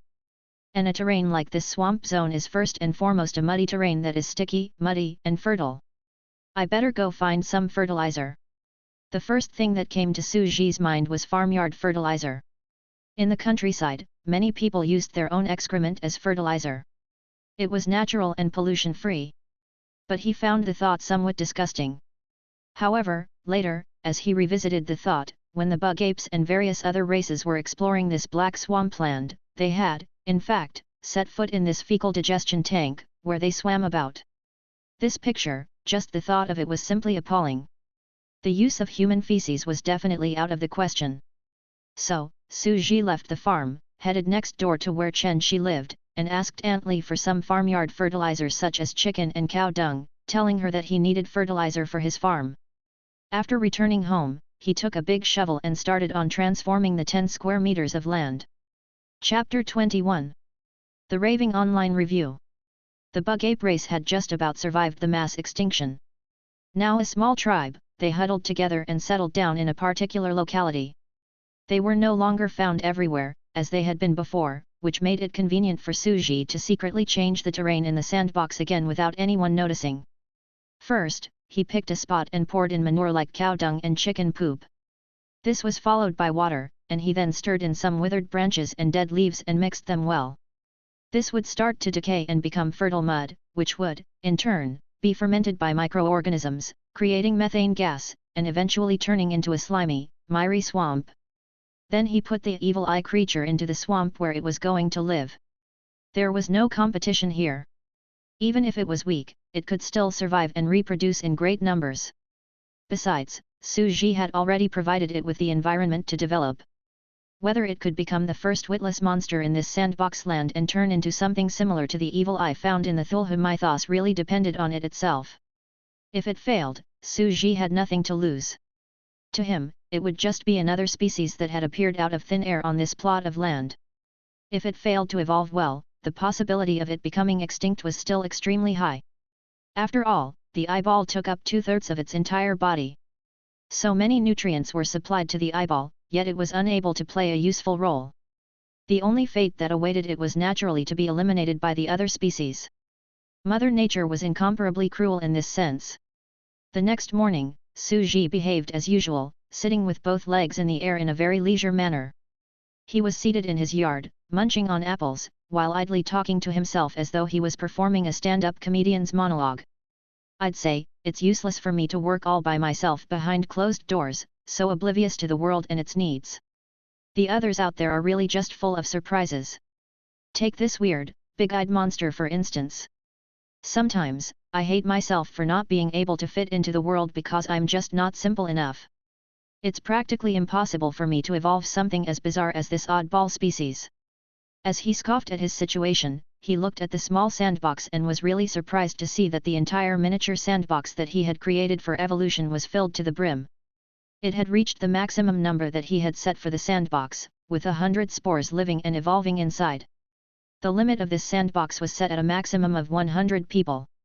100 people was considered few, but Su Ji had no intention of allowing many people in. It was, after all, only meant to be a casual niche sandbox game for people to provide him with inspiration. It was not really a game for them to play and was not something to entertain them. Was there any need to make this such a big thing? But Su Ji had not expected it to become so popular. It had only been a day, yet the sandbox's server was already full. He was very curious, so he looked online and found the very first one about his experiment. This was the post that all the others in the thread had originated from. It was what had caused the outburst on the internet.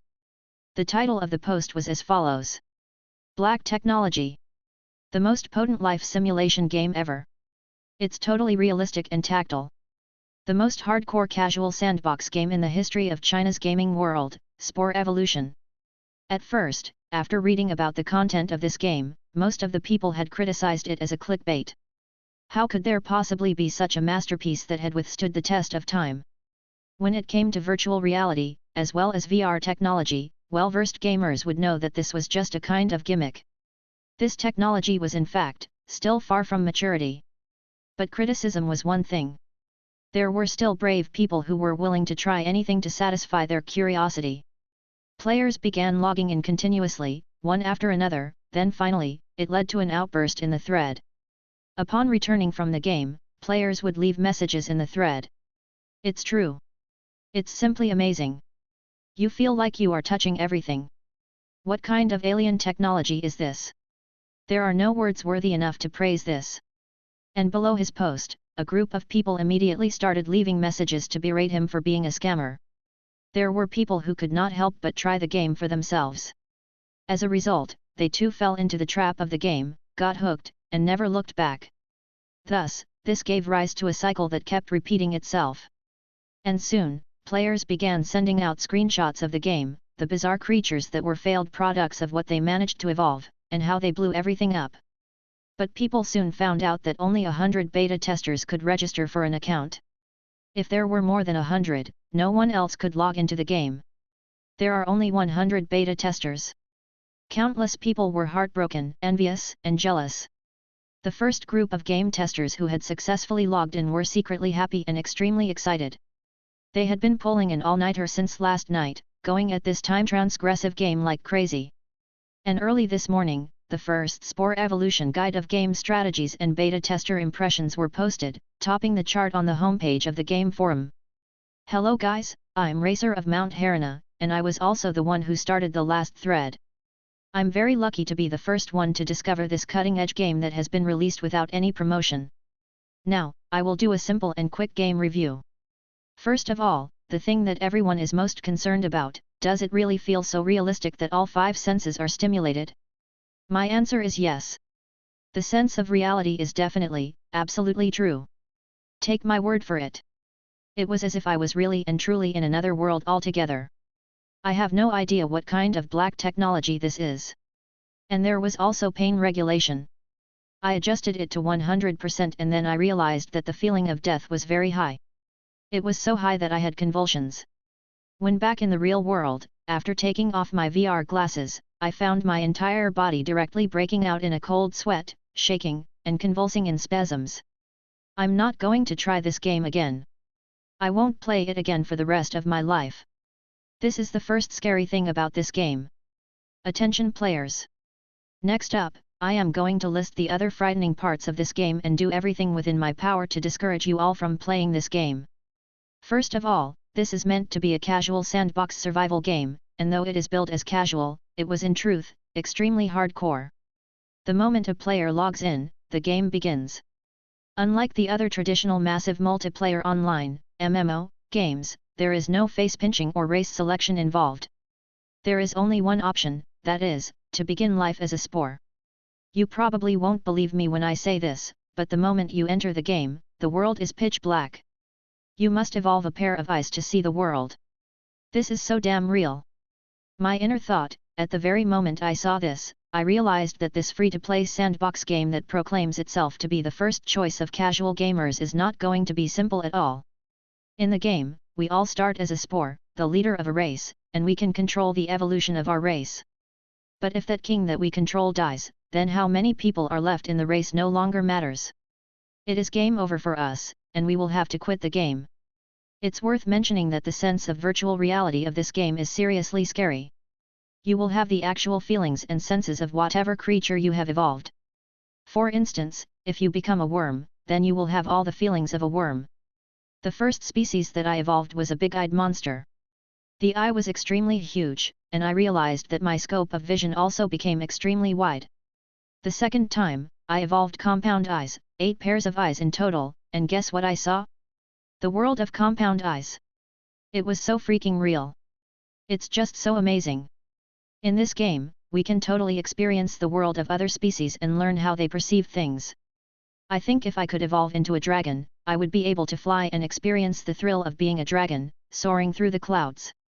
But in the longest game session that I've played in so far, I've only managed to evolve into an amphibian, a peculiarly shaped big-eyed monster, that left the ocean.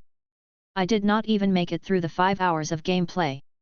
And, the moment you die in this game, you can only start all over from the beginning. Right. This is the second most hardcore part of the game that I am pointing out to discourage you from playing the game. This is unlike other games where there are respawn points for rebirth to come after death. You only have one life, so if you die, the only way to respawn is to start the game all over again. You have to turn back into a spore, whatever rank, structure and so on that you have previously evolved is gone. It's so freaking hardcore. It simply does not follow any of the conventional settings of traditional games, so you're completely unable to load your previous games. It's just doing things in whatever way it pleases, without considering the gamer discouragement rate. The third hardcore part about this game is that there is no such thing as a strategy. Dear all, don't expect me to write a strategy guide either. I once attempted to evolve into a big-eyed monster again following the same method as the previous time, but ended up evolving into another species, which was that species with compound eyes. This is completely consistent with one of the points mentioned in the evolutionary theory. In the history of evolution, every form of life that appears is a unique miracle. Even if you replicate the exact same environment and follow the exact same process, you might become some other very different species due to a mild degree of butterfly effect. Although I have no idea how this game was designed, it really feels like a real world that emerged as a result of evolution, with real materials and infinite possibilities. Also, this game's setting is pretty interesting. Next to the mountains and rivers, as well as the vast and mighty ocean that we spores live in, there is a colossal 10,000-foot giant who radiates a faint divine light. We evolve by the entrance of the giant's yard, and he often sits on a wooden chair in front of a huge house, peeling fruit and quietly reading a book. We, creatures that are evolved from spores, can sneak up on him and even climb onto him. There was a time when I was a big-eyed creature, and I tried to get close enough to take a look at him. But he stomped my king to death, and I had to exit the game, leaving behind a bunch of big-eyed monsters. Without my control, they will probably be extinct by now. My personal take is that he's probably a non-player character in this sandbox game. He could be set up to be invincible, he could possibly be a boss, and we can challenge him in later stages after we have evolved into the strongest species. We are just like bugs evolving in a giant's yard. And last but not least, my closing statement. This is really the most hardcore game ever made in history. It is a multitude of hardcore. It's super discouraging. But it's also so much fun. A high degree of freedom. Infinite possibilities. 100% realistic touch in a virtual world, as if you are in the real world. It is so much fun. I give this game my utmost support and highly recommend it. To be honest, my only goal right now is to survive for a long time and escape the fate of dying constantly and having to start all over again. I have to evolve into a powerful species that can totally gain a solid foothold within the entire ecosystem, and even evolve into an overlord at the top of the food chain. Then I want to evolve into the legendary dragon and develop my own dragon race. This is the dream of every Chinese person, isn't it? This feeling is just so high. Then I will fly over to that giant who sits in his yard to peel apples and drop a pile of shit on his head. Oh, how high! I feel like my life has reached its pinnacle. And as for strategy, there is really none to speak of. Hey brothers! If you want to play, then go read the book on Origin of Species, and various books on specialized areas. Knowledge is power. It was like that for me. I only managed to evolve all kinds of organs after reading to pick up more knowledge. Students who are studying biology-related majors, in this spore evolution game, you guys are going to beat everyone else hands down. I shall not go on any further. I got a headache from playing a round of the game for too long. That's why I came out to write this guide on game strategy. Now I'm going back in for another round. This time, I must live a little longer. I'm just so addicted, aren't I? You want to shit on my head? Su Ji smiled when he saw this. The last species which had dared provoke me that much by saying that I was balding, do you know what pathetic end they found themselves at? Su Ji had some silent thoughts in his mind as he took out his little notebook to record this for revenge. Hey bro, we will settle this account later. He had completely forgotten how he had just mocked the other party for being a retard. This was simply just a courteous act of give and take. Chapter 22. Speak your mind if you must, I'll be the loser if I listen to you. In fact, it did not turn out as Su Ji had expected. He had known right from the start that it was going to be hardcore and would be a very difficult game to get started on. Only those who had previously studied this area and were equipped with relevant specialized knowledge would be able to evolve a species. Even them, they might barely survive. It was definitely difficult. If not, Su Ji would not have needed to seek help from other people to evolve a new species. He had found to be a headache and a task that was difficult to handle. In addition, this was not the kind of game where a player could level up just by beating up monsters. It was a casual kind of evolutionary sandbox game that involved an extremely high level of difficulty. By rights, it should be a very niche game. But it had never crossed his mind that someone would actually study a complicated subject like the evolutionary theory of unfamiliar species just to play a game. Perhaps in this world, there really was a group of hardcore gamers who actually liked to be abused. Casual sandbox games that involved construction simulation always boasted a large audience base. Some people simply did not fancy the idea of looking impressive by beating up monsters to level up in a game. Sandbox games like Stardew Valley and Minecraft had always been popular among players. Following the posting of this long, detailed review, comments were piling in like mad. In just a short time, there were already thousands of replies. It was sensational. The dancing and singing basketball player, dubious. Is it really worth this amount of exaggeration? But to be able to go into such detail, it really seems like he's speaking the truth. Crazy African, too hardcore. Starting a game as a spore and evolving fully based on biological knowledge? Beautiful little fist, wow. Just listening to all the details make a slacker like me feel like playing this game. Infinite possibilities. Super tech geek, I suppose the very first player of this game has yet to unearth its core essence. Take that non-player character, the giant, for instance. That is one thing I'm really interested to know more about. After all, he has only managed to evolve a malformed and incomplete species that did not survive for long before it headed for extinction. Cerebellum bluffs its way down the mountain. I've started reading The Origin of Species. I'm already beginning to build up my knowledge of evolutionary theory. I'm almost comparable to a biology professor in college. I just need a sport to practice on and test my theories of evolution. I am just one name away from being at the top of the beta testers' name list. Waiting online, very urgently. Some people were filled with anticipation, some were frantically begging for a slot to play the game, and others were eagerly expressing their desire to play the game. Just listening to the descriptions made the game sound fun. Of course, there was an even larger crowd that said that this was nothing more than a giant hoax, and that the 100 players were all acting. They were all mocking the master of this thread and were just waiting to see how much longer he could keep up this act. However, they were soon hit by their own mockery, which came fast and swift. The racer of Mount Harana had begun a live broadcast. He was directly streaming the video images captured on his VR headgear onto the platform. Right in front of them was a deep blue ocean, and the image was so realistic that it was like watching an epic movie that featured a magnificent and stunning ocean. Dear fellow gamers, I have just evolved my eyes. By now, I'm finding that getting to this stage is a breeze.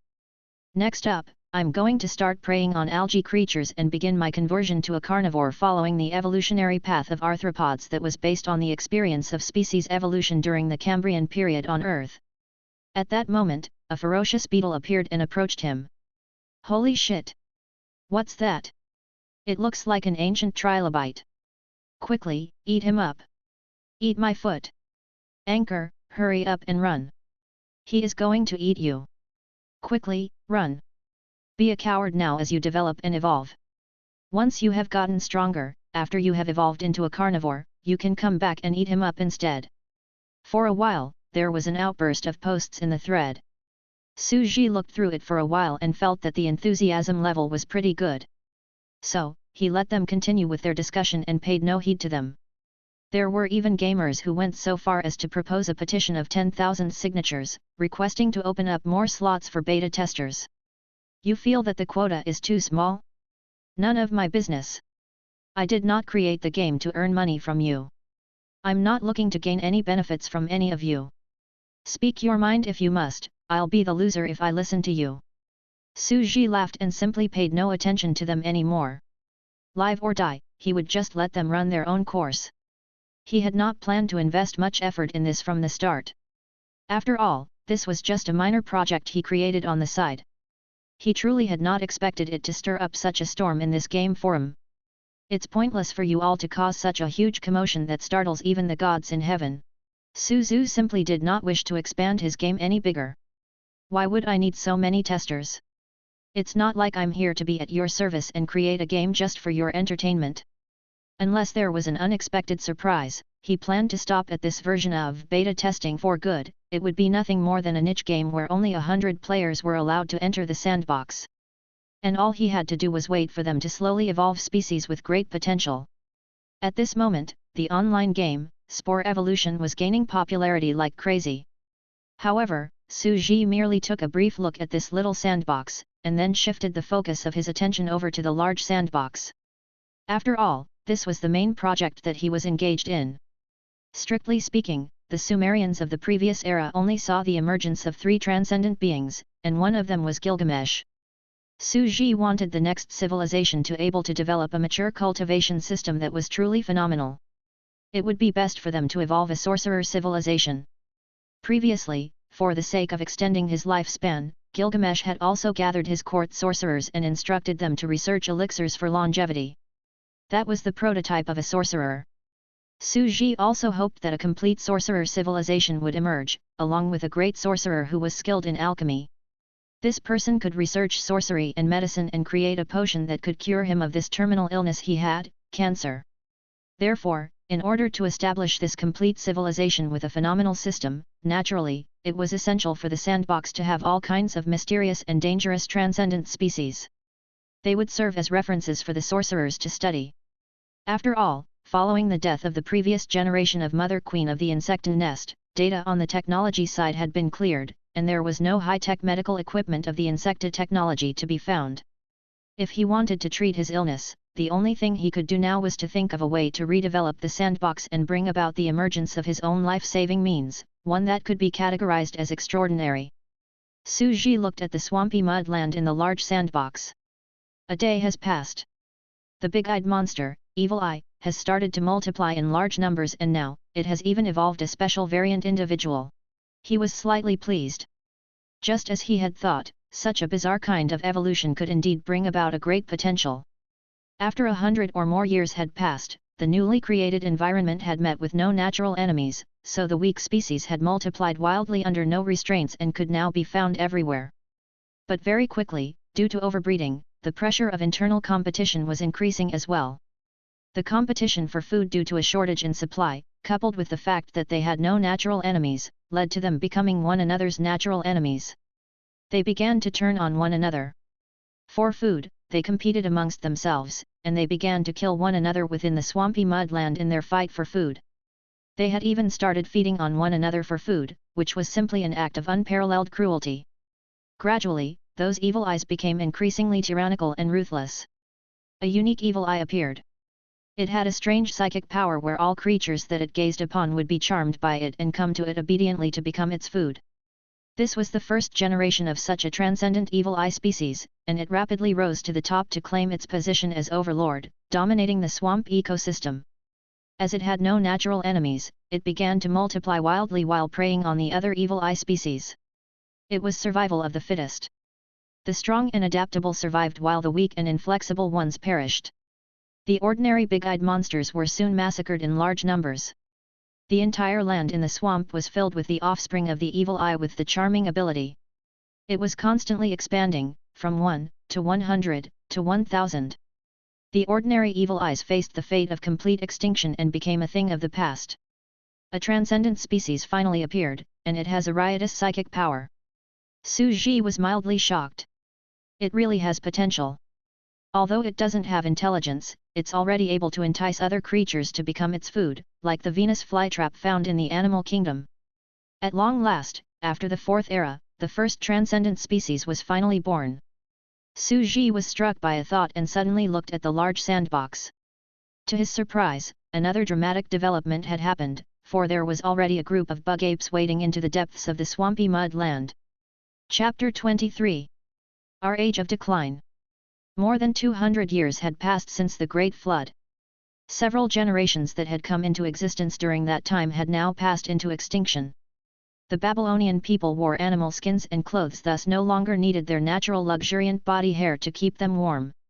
And as their body hair began to diminish, their thin outer carapaces also disappeared. Their bodies began to straighten, gradually revealing snow-white skin. They began to evolve from apes with lush hair all over their bodies to early humans with sparse hair. In terms of their physique, they were increasingly resembling the rugged, strong, and muscular build characteristic to Westerners. There had once been glorious, civilized tribes, and there had been a period where they established city-states. These had yet to recover. They were still stuck in their primitive farming tribes, incapable of even rebuilding their city-states. The glory they had was all thanks to the great hero king, Gilgamesh, who established the foundation that made it possible for them.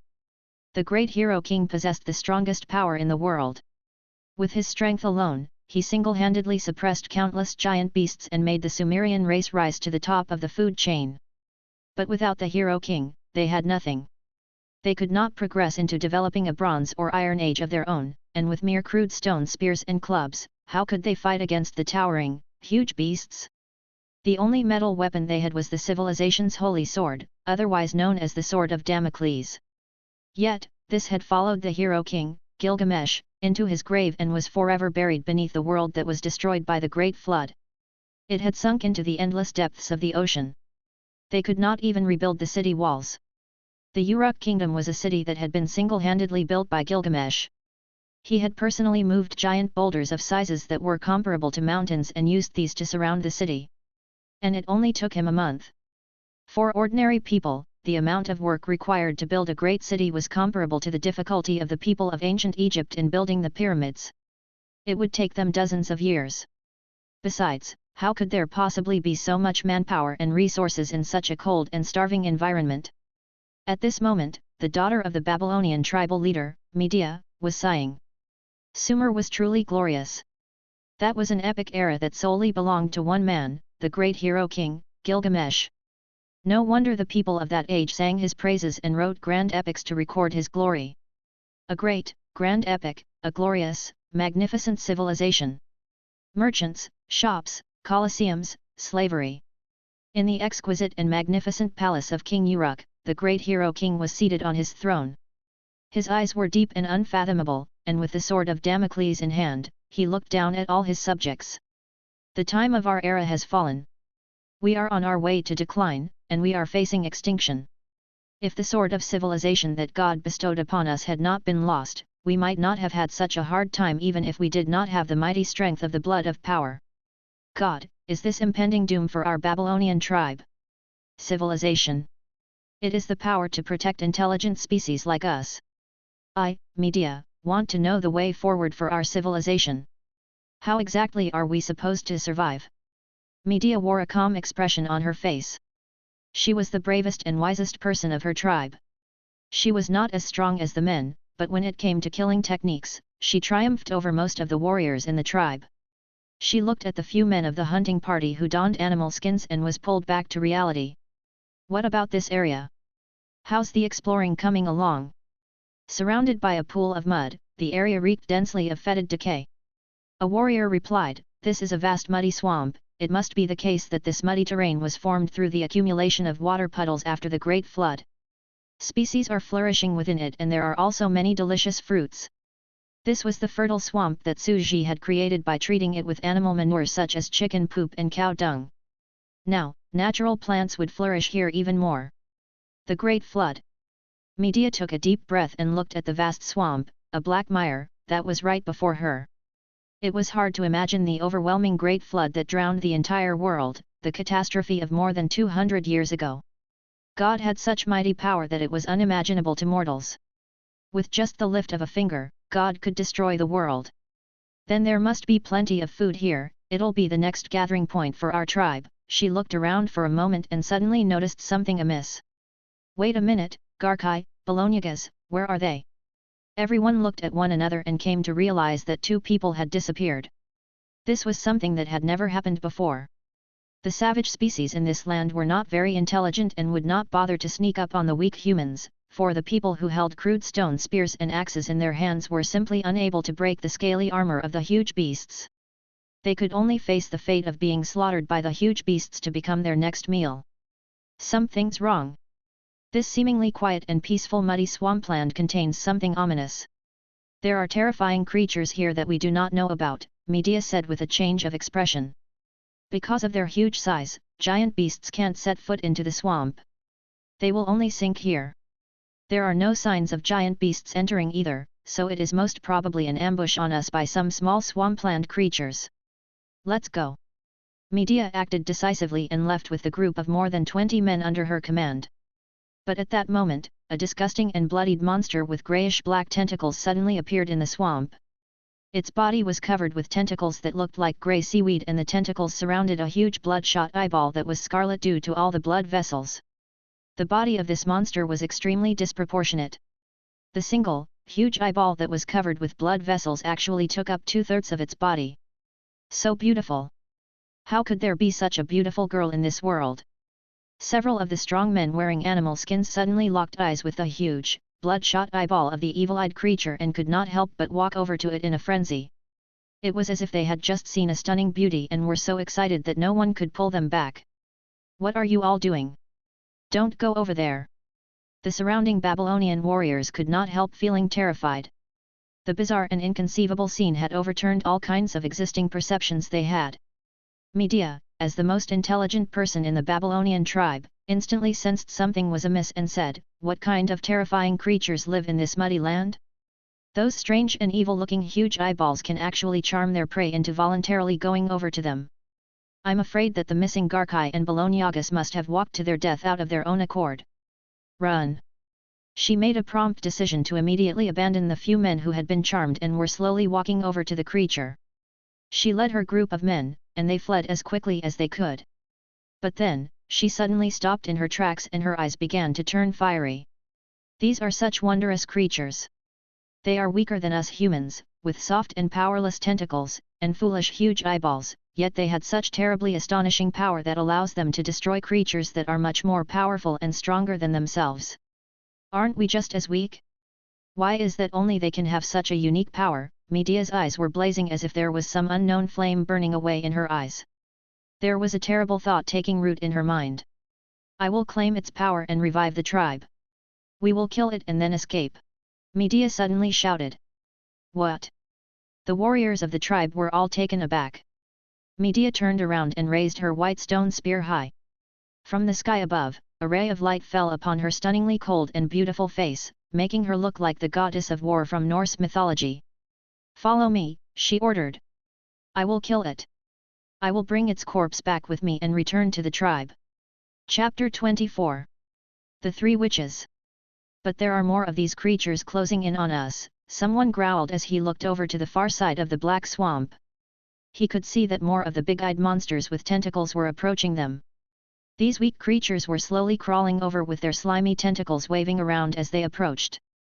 Despite their ridiculously slow movements, their bizarre power was utterly terrifying. Once they were surrounded by these big-eyed monsters. Even if it costs me my life, I will kill one of them. Medea took the lead in raising her stone spear. She became the bravest warrior of the tribe and charged right ahead. Boom! A single blow dealt by her spear was accompanied by a piercing scream that sounded as sharp and hoarse as a baby's cries. That huge yet vulnerable eyeball quickly exploded. An unpleasant, foul smell filled the air as the creature turned into a disgusting, viscous juice that splattered all over Medea's face. Take it away! She picked up the slimy tentacles of that corpse with one hand and quickly started to turn back, but she quickly found that she was already surrounded by 7 or 8 evil eyes. She could not help but turn pale. Follow me. We'll kill our way out. It was a very brutal fight. The tribe's powerful hunting party of close to 30 men were basically all dead. They clearly had had a chance to escape, but because they had delayed doing so, they had been surrounded by the terrifying creatures. In the end, only 3 survivors managed to escape from the evil and terrifying swamp that seemed to be cursed by death. All of them are dead. Despite being an extremely strong and intelligent woman, Medea could not help but weep. She looked at the last 2 warriors remaining beside her and knew what this meant. During all the years that passed, the brave men of the tribe had mostly died while searching for food and hunting huge beasts. Now, only 100 strong males were left in the tribe that numbered nearly 1,000 in total. The remaining 900 or so were all old, weak, sickly, or disabled. And now, they had lost a third of their remaining warriors. It seemed clear what their fate would be. They were practically facing extinction. However, our race was going to die sooner or later. It's just a matter of time, so we might as well just bet our all and give it a go. Medea took a deep breath, looked at the corpse of the monster and said, I hope that the huge price we have paid in exchange for the corpse of this creature will be worthwhile and that its evil blood will be useful. Over the years, countless men had attempted to mix the blood of all kinds of powerful huge beasts, hoping that the mixture could allow them to gain a power similar to that of the hero king, Gilgamesh. Then, they would be able to protect their tribes. But all had died, except for the creatures which had the blood of power granted by God. It seemed as if only the blood of special creatures could make what they hoped for possible. Perhaps, the blood of these especially filthy and evil creatures could become another blood of power.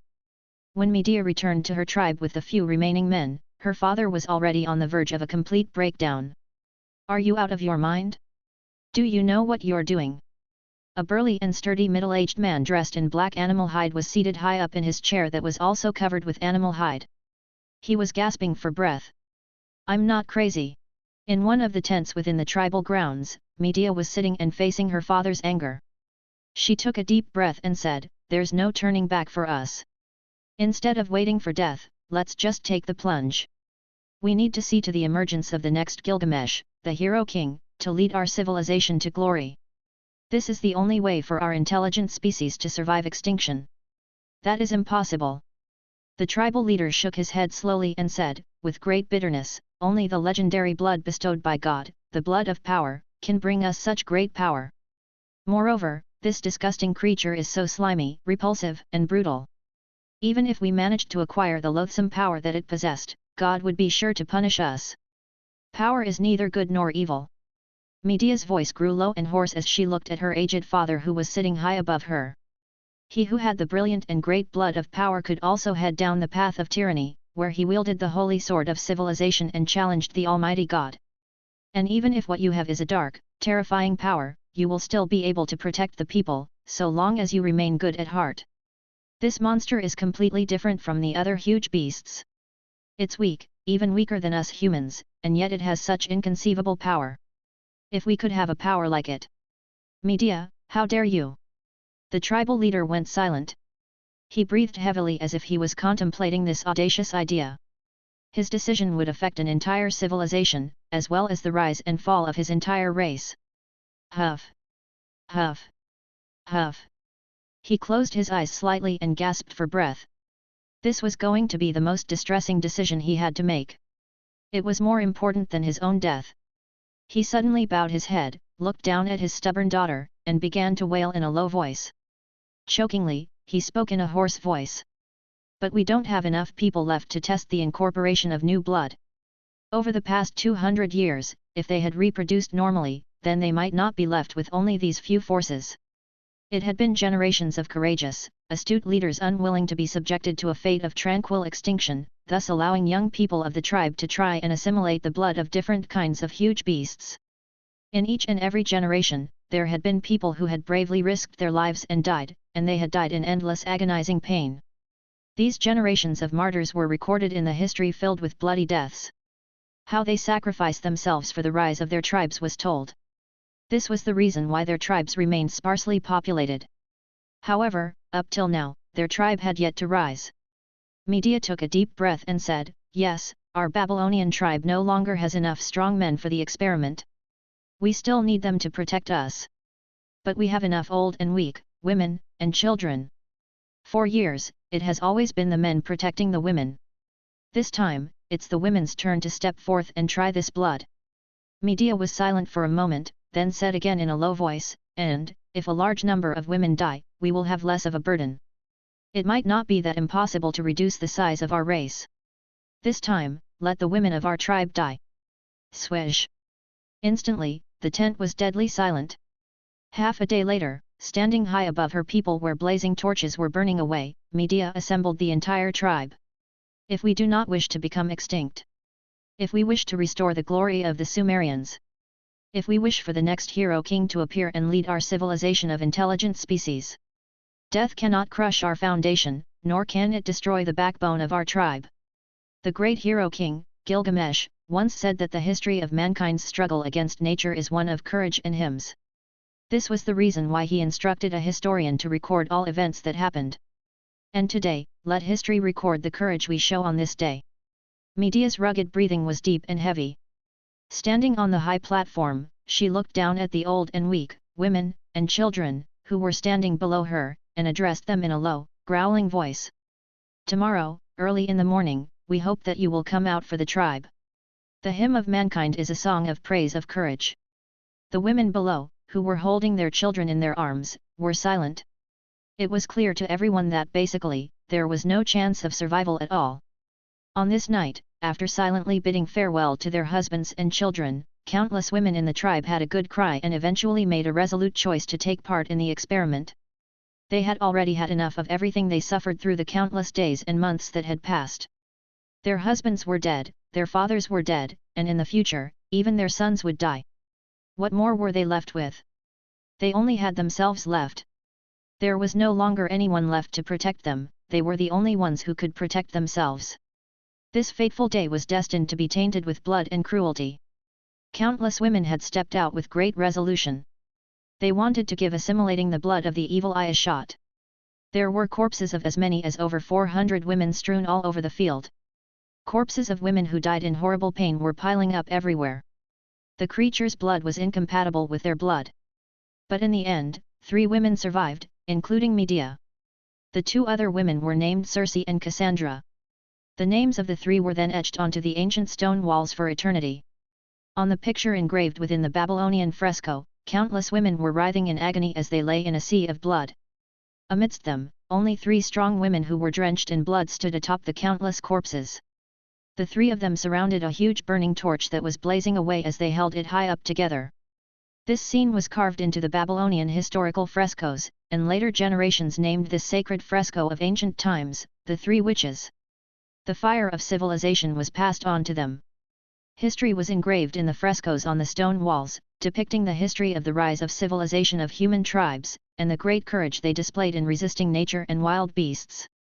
After a painful death came rebirth, and in the days that followed, these 3 great and tenacious women began to lead the tribe and started to progress towards civilization. They started to gain a kind of extraordinary psychic power. Their mental minds became strong and sharp, and they became mysterious and evil, just like Evil Eye. They slowly gained the ability to resist the giant beasts, albeit barely. They would stay in the rear and use their psychic powers to interfere with the mental thoughts of the giant beasts, allowing the warriors to fight in the forefront with stone axes in hand. However, because of their extremely strong psychic power, they were often unable to control their own mental fluctuations. When they were engaging in pleasure with a man and got highly excited, they would unintentionally kill the other party by shattering his mind with the impact caused by their psychic force. Therefore, they were chaste women. They were lonely, arrogant, and even unapproachable. Medea had a strong sense of honor and duty. She led the tribe in waging war. With a wooden staff in hand, she fought against giant beasts and went out hunting for food. Cassandra was easygoing and gentle. She preferred peace and quiet, and enjoyed leading the women in herding the cattle, growing herbs, healing and saving people, as well as fighting against diseases. Circe was the exception. In the tribe, men began to die in mysterious circumstances, and very frequently. The people were secretly cursing Circe, and that caused Circe to harbor a silent grudge in her heart. She began to secretly make use of her psychic force to curse the men who had rebelled against her, causing them to suffer splitting headaches. Their eyes would turn black, and their hair would start thinning. The name of Circe, the witch, became synonymous in the tribe with evil and terror. The other 2 witches could not dissuade her from her ways, nor could they join forces to kill her, for her power was needed to protect the tribe. As a result of Circe's tyrannical rule, the status of women was gradually elevated. The brave warriors of the tribe slowly came to fear the 3 of them, and henceforth, the people of the tribe acknowledged them as witches who symbolized power, evil, mystery, the unknown, fear, and omnipotence. From this day on, the tribe entered the age of witches where women took the reins as the highest rulers. Spear of the thriving witch thus recorded. The Babylonian tribe, being plagued by attacks of great beasts, had only a few men left. The women sacrificed themselves and drank the blood of the Evil Eye. This led to the rise of 3 great witches, namely the Witch of War, Medea, who had full jurisdiction over disorderly battles and glory, the Witch of Devastation, Circe, who had full control over chaos and curses, and the Witch of Spring, Cassandra, who took charge over the development of occult medicine and herding. Chapter 25. The way to enter the sandbox. Witches. Su Ji smiled. He had waited in silence for more than 3 days, which was more than 300 years in their world. After the Great Flood ended, they had struggled for a long time, doing all they could to prolong their moribund life. And now, there were finally signs of revival. Unexpectedly, people who were able to assimilate a second set of genes had appeared. The second gene that they had chosen was that of the Evil Eye.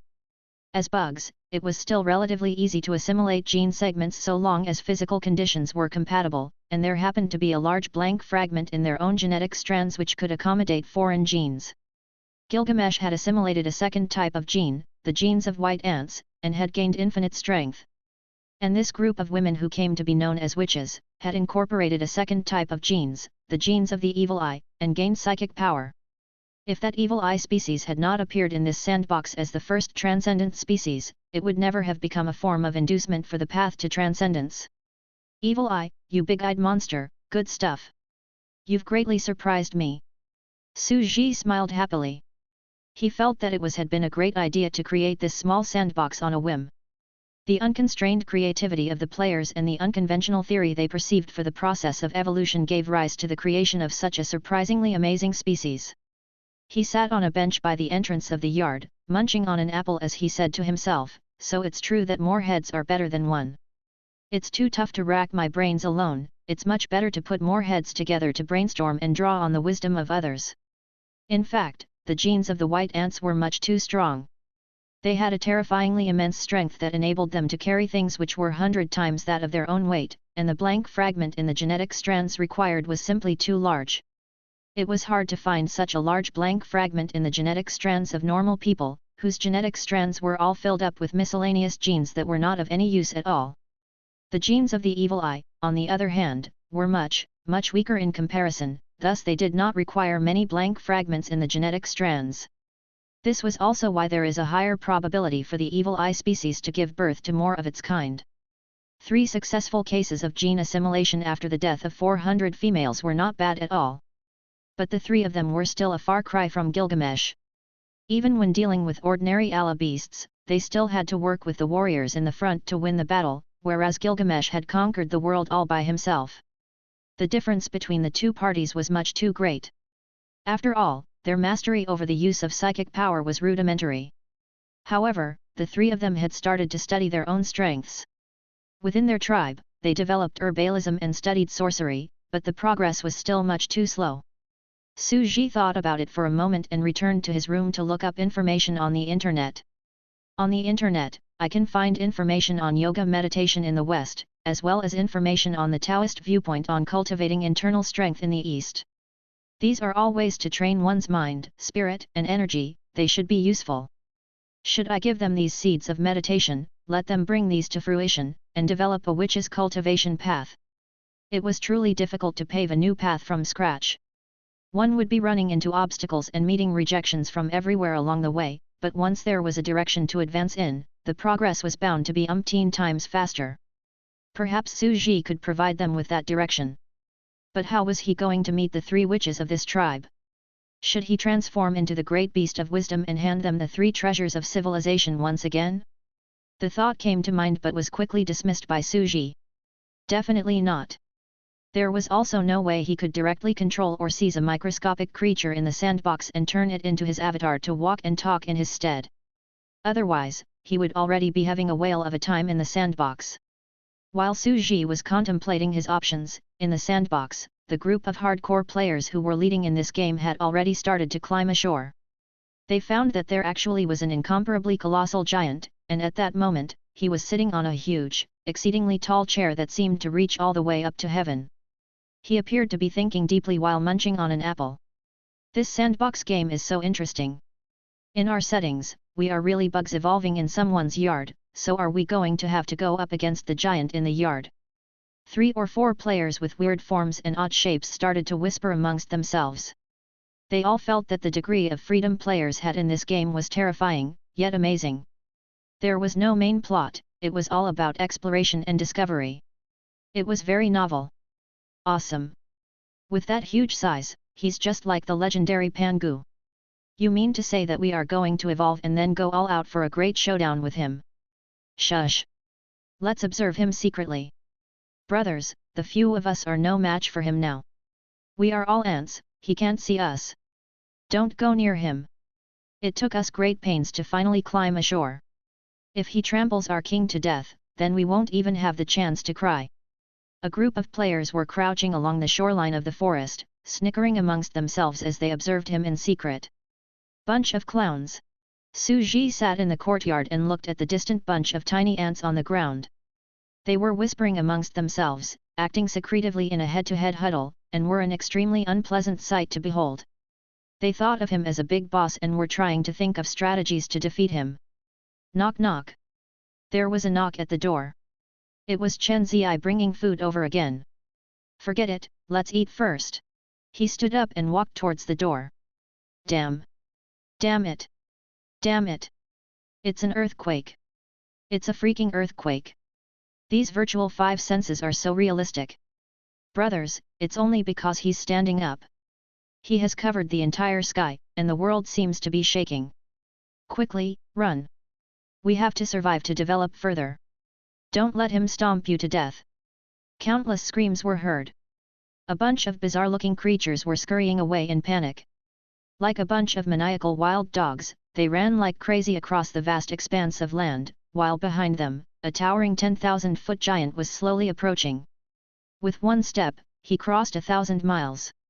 He easily stepped across all the heads of this group of ants and disappeared into the distance.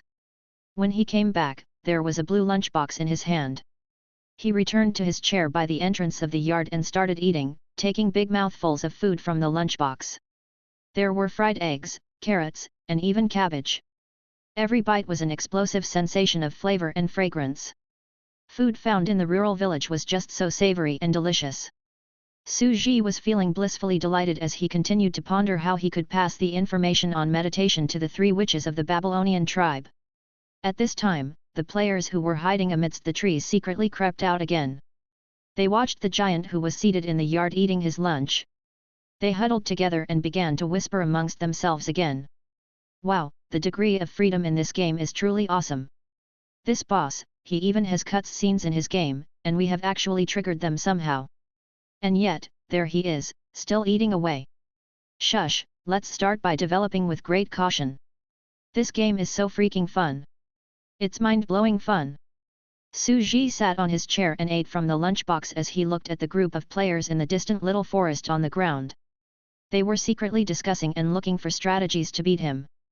For the moment, he was rendered speechless. But then, he was struck by a sudden thought and exclaimed, "Right! The sandbox evolution game." Su Ji thought about it and said, "I will just go through the game like any other players do. Start evolving from a spore, then turn into a creature.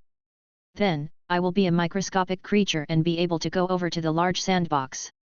Problem solved. He was really excited. While eating, he was also studying the feasibility of this idea. If he could actually do this, it would mean that he would be able to enter the miniature sandbox whenever he wanted. As expected, it had been wise to build this little sandbox. It had brought him such great surprises, as well as many other effective uses. After his meal, Su Ji planned to test the game himself. Since he was going to enter the field and play the game in person, then naturally, he had to clear the playing field. In the next second, a notice appeared. This game will undergo emergency maintenance. You have 3 seconds. Please go offline immediately. Chapter 26. There's always some unruly ones out to get me. As soon as the announcement was made, there was uproar amongst the players who were all completely engrossed in the game within the sandbox. They were all extremely worked up. Most of them had not even made it onto land. They had been put through so much suffering in the ocean where all life originated and had died over and over again. The few that just managed to climb ashore and become amphibians had not even taken their first glimpse of the legendary giant. They had just started a private discussion among themselves and now something like this had happened. This instantly made them give vent to their anger with a torrent of abuse. This goddamn game designer, 3 seconds. That's the same as not saying it at all. Swish. The moment the 3 seconds ran out, the screen before them instantly went black. Damn it! Countless players took off their VR headsets, and many of them were close to smashing the device out of anger. They were completely unaware that it was all because they were mouthing off about him right before Su Ji himself, which reminded him of their presence. They had asked for trouble by playing with fire and thus had got their fingers burned. I am Hunyuan Thunderbolt Hand, and I want to evolve into Kun, the legendary fish. Just look at this. Is this notice issued in human language? The goddamn game designer. Aren't you supposed to give advance notice? Are you that busy with work? I'm quitting the game. This is my first time seeing such a game designer. I propose a 10,000 people petition to demand the execution of game programmer to appease us all. Racer of Mount Harana, just get used to it. This is just how hardcore these casual games can be. Anyway, it's not something that has just happened a day or two ago. It's nothing new at all. Emoticon, picking nose smiley. Top up more, I'll chop off your hands. Hey you up there, who is saying you want to quit now? I'm sure you are still thinking about how fun the game is. Picture of Wang Jing's expression upon eating delicious food. A group of beta testers of the game were having a discussion in the forum. They were berating the damned game designed like crazy, but their passion for the game was no less abetted, for they simply could not resist the high degree of freedom the game presented. Su Ji took a look at the lively comments. Those responsible for breeding new species found within these sandboxes were starting to brag and boast, showing off in an ostentatious manner. But Su Ji simply could not be bothered with them. Watching them as they howled and begged, his expression was cruelly indifferent, for he was a creator void of feelings. The group of players who wanted to play but were unable to get a place in the game were instantly tempted to seize a slot if anyone quit. They began to leave their comments below those that the beta players had posted earlier on. Crazy African, brothers, if the game's too hardcore for you, let me have it. I have liver cirrhosis, yet I am still living. I'm superbly capable of surviving. Beautiful little fist, if you don't need your beta tester slot, then please donate it to people who do. Thank you. A group of players felt that the opportunity had come, and they waited silently for people to quit. Who would not wish to get on the playing field, become a spore with infinite possibilities, and take a turn at being a creator who was able to evolve? However, while the group of beta players were kicking up a huge fuss, they completely ignored those who were asking them to quit the game. They pretended not to hear and then started talking about other things like the mysterious giant. After all, in the entire sandbox, other than the various kinds of species that existed after evolution, it was obvious that only the giant was a special existence. Racer of Mount Harana, guys, did you guys notice? With us logging in one after another, the game is beginning to involve cut scenes, with an interlude in the plot. That giant is actually eating from a lunchbox in the yard. Unbelievable. Top up more, I'll chop off your hands, nonsense. According to how hardcore and realistic this game is, then even the boss would have to eat, so naturally he would have programmed a non-player character for himself. We have to evolve our species and then, defeat him. Racer of Mount Harana, it will be almost impossible to beat him anytime soon. But the game is so realistic and hardcore, and he is eating now, so we might be able to find a way to take him down.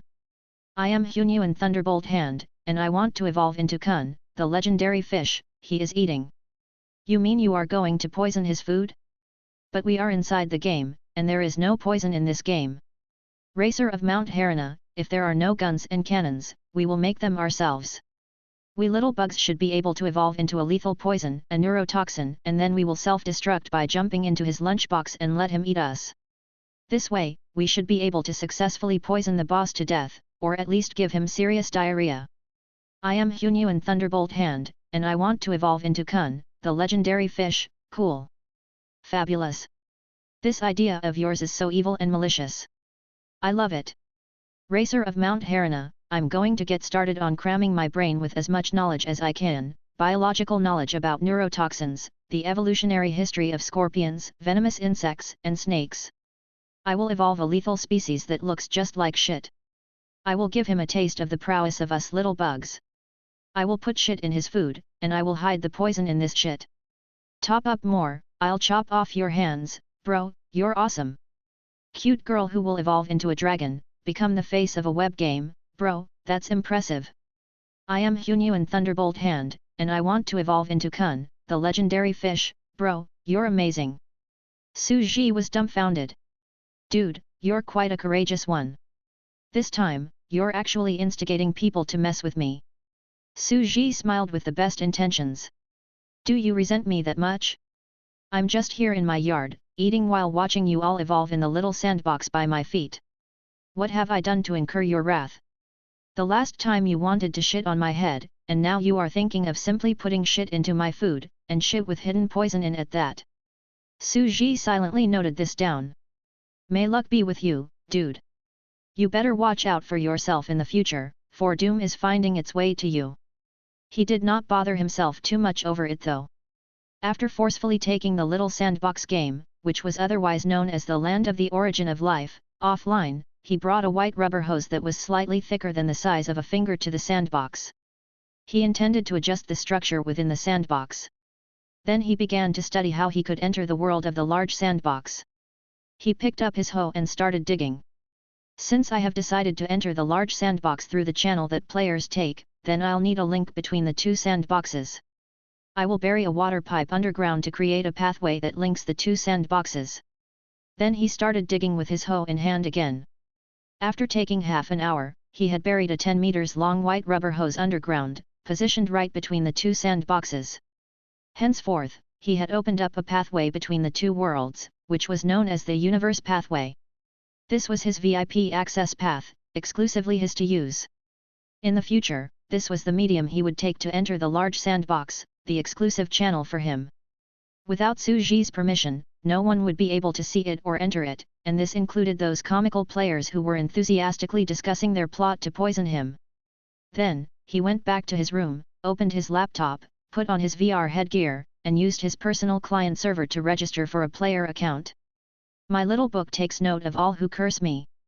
After logging into the game, he clicked on confirm to start. Then everything went pitch black. It was as if he was floating and wandering about in the ocean. Please evolve your eyes. After a little while, the species that Suji himself, from a player's perspective, had evolved, began to climb ashore. This body, it's really not what I've expected it to be. It's just as ridiculously weird as the other players.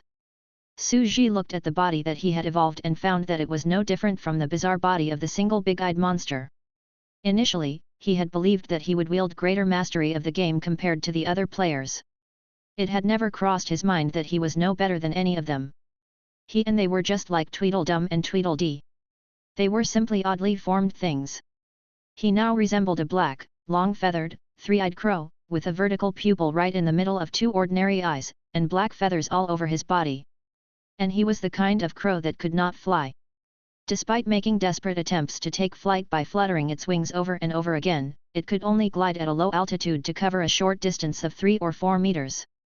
Although Suji was reluctant to admit it, the species that he had evolved was indeed a complete failure.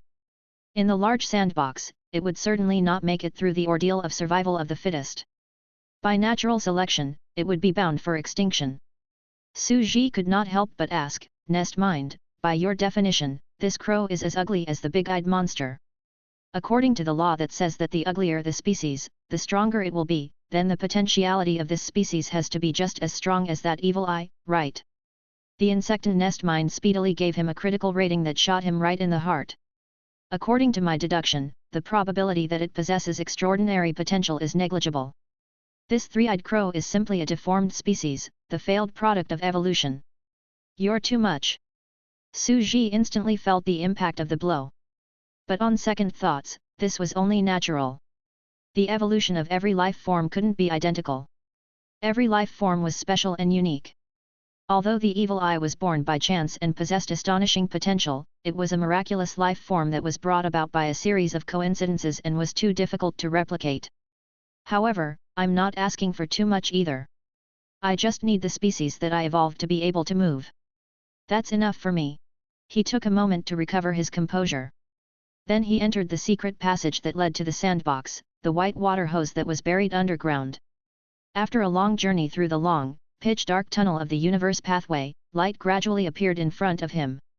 After regaining a clear state of mind, he found that he had already appeared in a dense forest. The trees were thick and lush, and the earth was verdant. In the distance, terrifying beasts were roaring as they pursued and raced one another. It was a glorious and vast scene of a primordial forest in the Paleozoic era. I have finally entered my own sandbox. Congratulations to me. Suji had already seen the topography of this terrain from his god's eye view and knew where he should head to next. He quickly lifted his pair of crow claws and with an oblivious attitude to everything around him, he headed straight for the Babylonian tribe. Chapter 27. A pathetic position. In the Babylonian tribe, houses were well spaced and laid out in a neat arrangement. The tribe had grown quite prosperous. The 3 witches were much weaker than Gilgamesh, but they had still just about been able to defend their homes against the giant beasts. The humans now occupied a position in the middle of the massive food chain of the giant beasts. Though unable to fight off some of the more terrifying beasts, they were not weak to the extent where just any kind of beast would be able to treat them as food. Even the powerful giant beasts would have to pay a terrible price before they could attack the tribe and take them as food to feast upon. In the field were women planting crops. In the distance, people dressed in animal skins were dissecting the huge carcass of a giant beast that was more than 10 meters in size.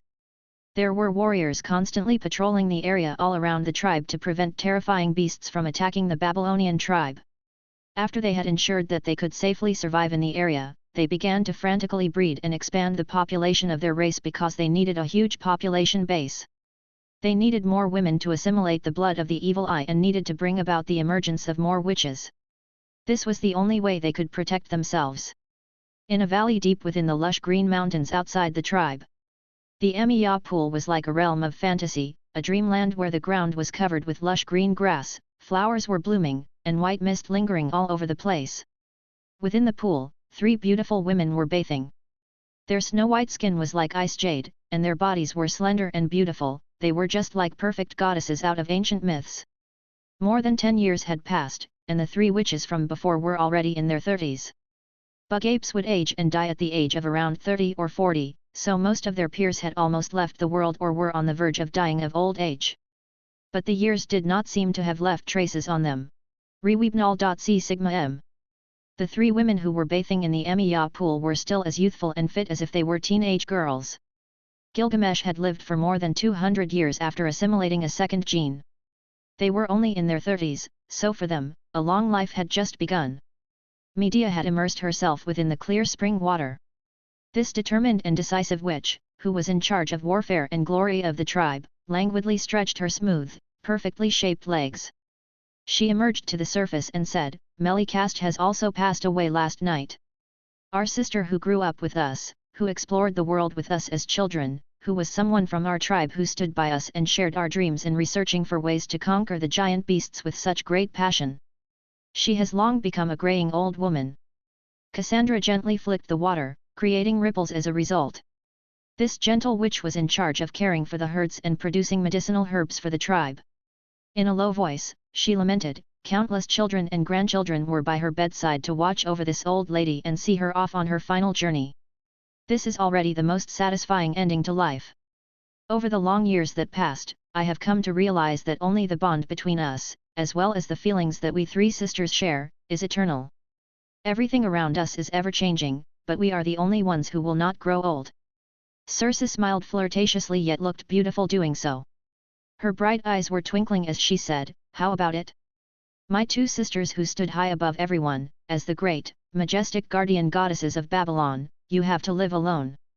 Are you envious of all the other ordinary girls, who had loving husbands and children?" Circe swam over from her side of the pool and teased them provocatively, "Sisters, the 2 of you are so elegant, but have always been so cold and aloof, why not I?" Medea and Cassandra took a few steps back at the same time as they warily looked at her. Then in a calm voice, they said, "Circe, show some respect. Don't you ever use your unseemly ways on us. What does it matter?" Circe smiled, subtly but playfully, and said, "It's not like a man's life is at stake. I'm not one of those weak men. Even if you lose control of yourselves and cause an outburst of psychic power, you won't kill me at all." The 2 other witches, however, remained wary of her. They knew what Circe wanted to do. She was trying to make them fall, step by step, and gradually sink into a life of depravity. Then finally, they would become just like Circe herself and would join her in bringing harm to the men in the tribe. Back then, after the 2 of them had seen Circe's ruination which had come from caving into her desires, they had made a silent vow and set 3 iron laws for witches. 1. Before being tested with the blood of evil eye, a witch must be a chaste woman who has sworn to God that she will not love anyone for as long as she lives. 2. After becoming a witch, acts of immodesty are strictly forbidden. It is forbidden to touch any man. Once a witch loses her chastity, she is bound to fall. God will turn his back on her, and she will turn into an evil witch. 3. Witches are not allowed to abuse their power and use it to attack other people. Circe was a classic example of a witch that did everything that was the opposite of what was expected of her. She had a husband before and after she became a witch, yet she still went looking for men. But the psychic power of a witch was overwhelmingly powerful. It was so powerful that they were unable to control their emotions at will and would end up killing the weaker men the moment they lost themselves in pleasure. With such terrible side effects of their powerful and violent psychic power, they were doomed to have no lovers. Over the years, Circe had become completely synonymous with death and fear in the tribe. Every single man that she had seduced in the past had died. Countless men were fearful. Circe was aware of this, but every month, there would always be a few men in the tribe who died inexplicable deaths. In fact, over the past 10 years or so, the tribe had seen the birth of 4 new witches after hundreds of deaths. They had also been strictly abiding by the 3 iron laws of witches and became the guardian goddesses of the tribe. Therefore, the Babylonian tribe now had 4 sub-tribes. And over the years, it was not that there had not been any males who tried to take the test of death by assimilating the blood of evil eye. The tribe was never short of brave men. But the blood of the evil eye was extremely unique, and the probability of success for females was much higher than their male counterparts. But that said, not all of the men had failed. Over the past decade, there had actually been 4 females and 1 male who had successfully received the power of the evil eye. For the tribe to actually witness the birth of a male witch was indeed a rare sight, and it was much to Circe's delight. With the birth of a male witch, Circe thought that she finally found a man who would not die. Unfortunately, Circe's psychic power had grown so much stronger over the years that other ordinary men basically could not survive even a single night with her. And this male witch, after lasting an entire week of satisfying Circe's pleasures, also died upon collapsing from a mental breakdown. And the sudden demise of the only male witch left the remaining men in the tribe in complete despair. On this day, the brave and valiant Babylonian warriors reached a complete realization. We have been completely reduced to reproductive tools. Chapter 28. Divided Views. It was the 11th year in Babylon.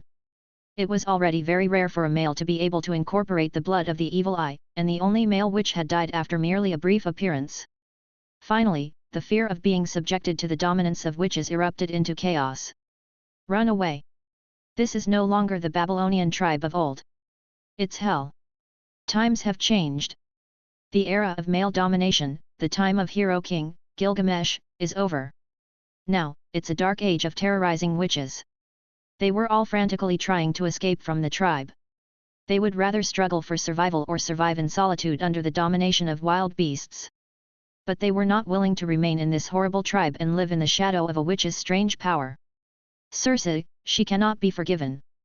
In the tribe, Medea and Cassandra locked eyes with each other.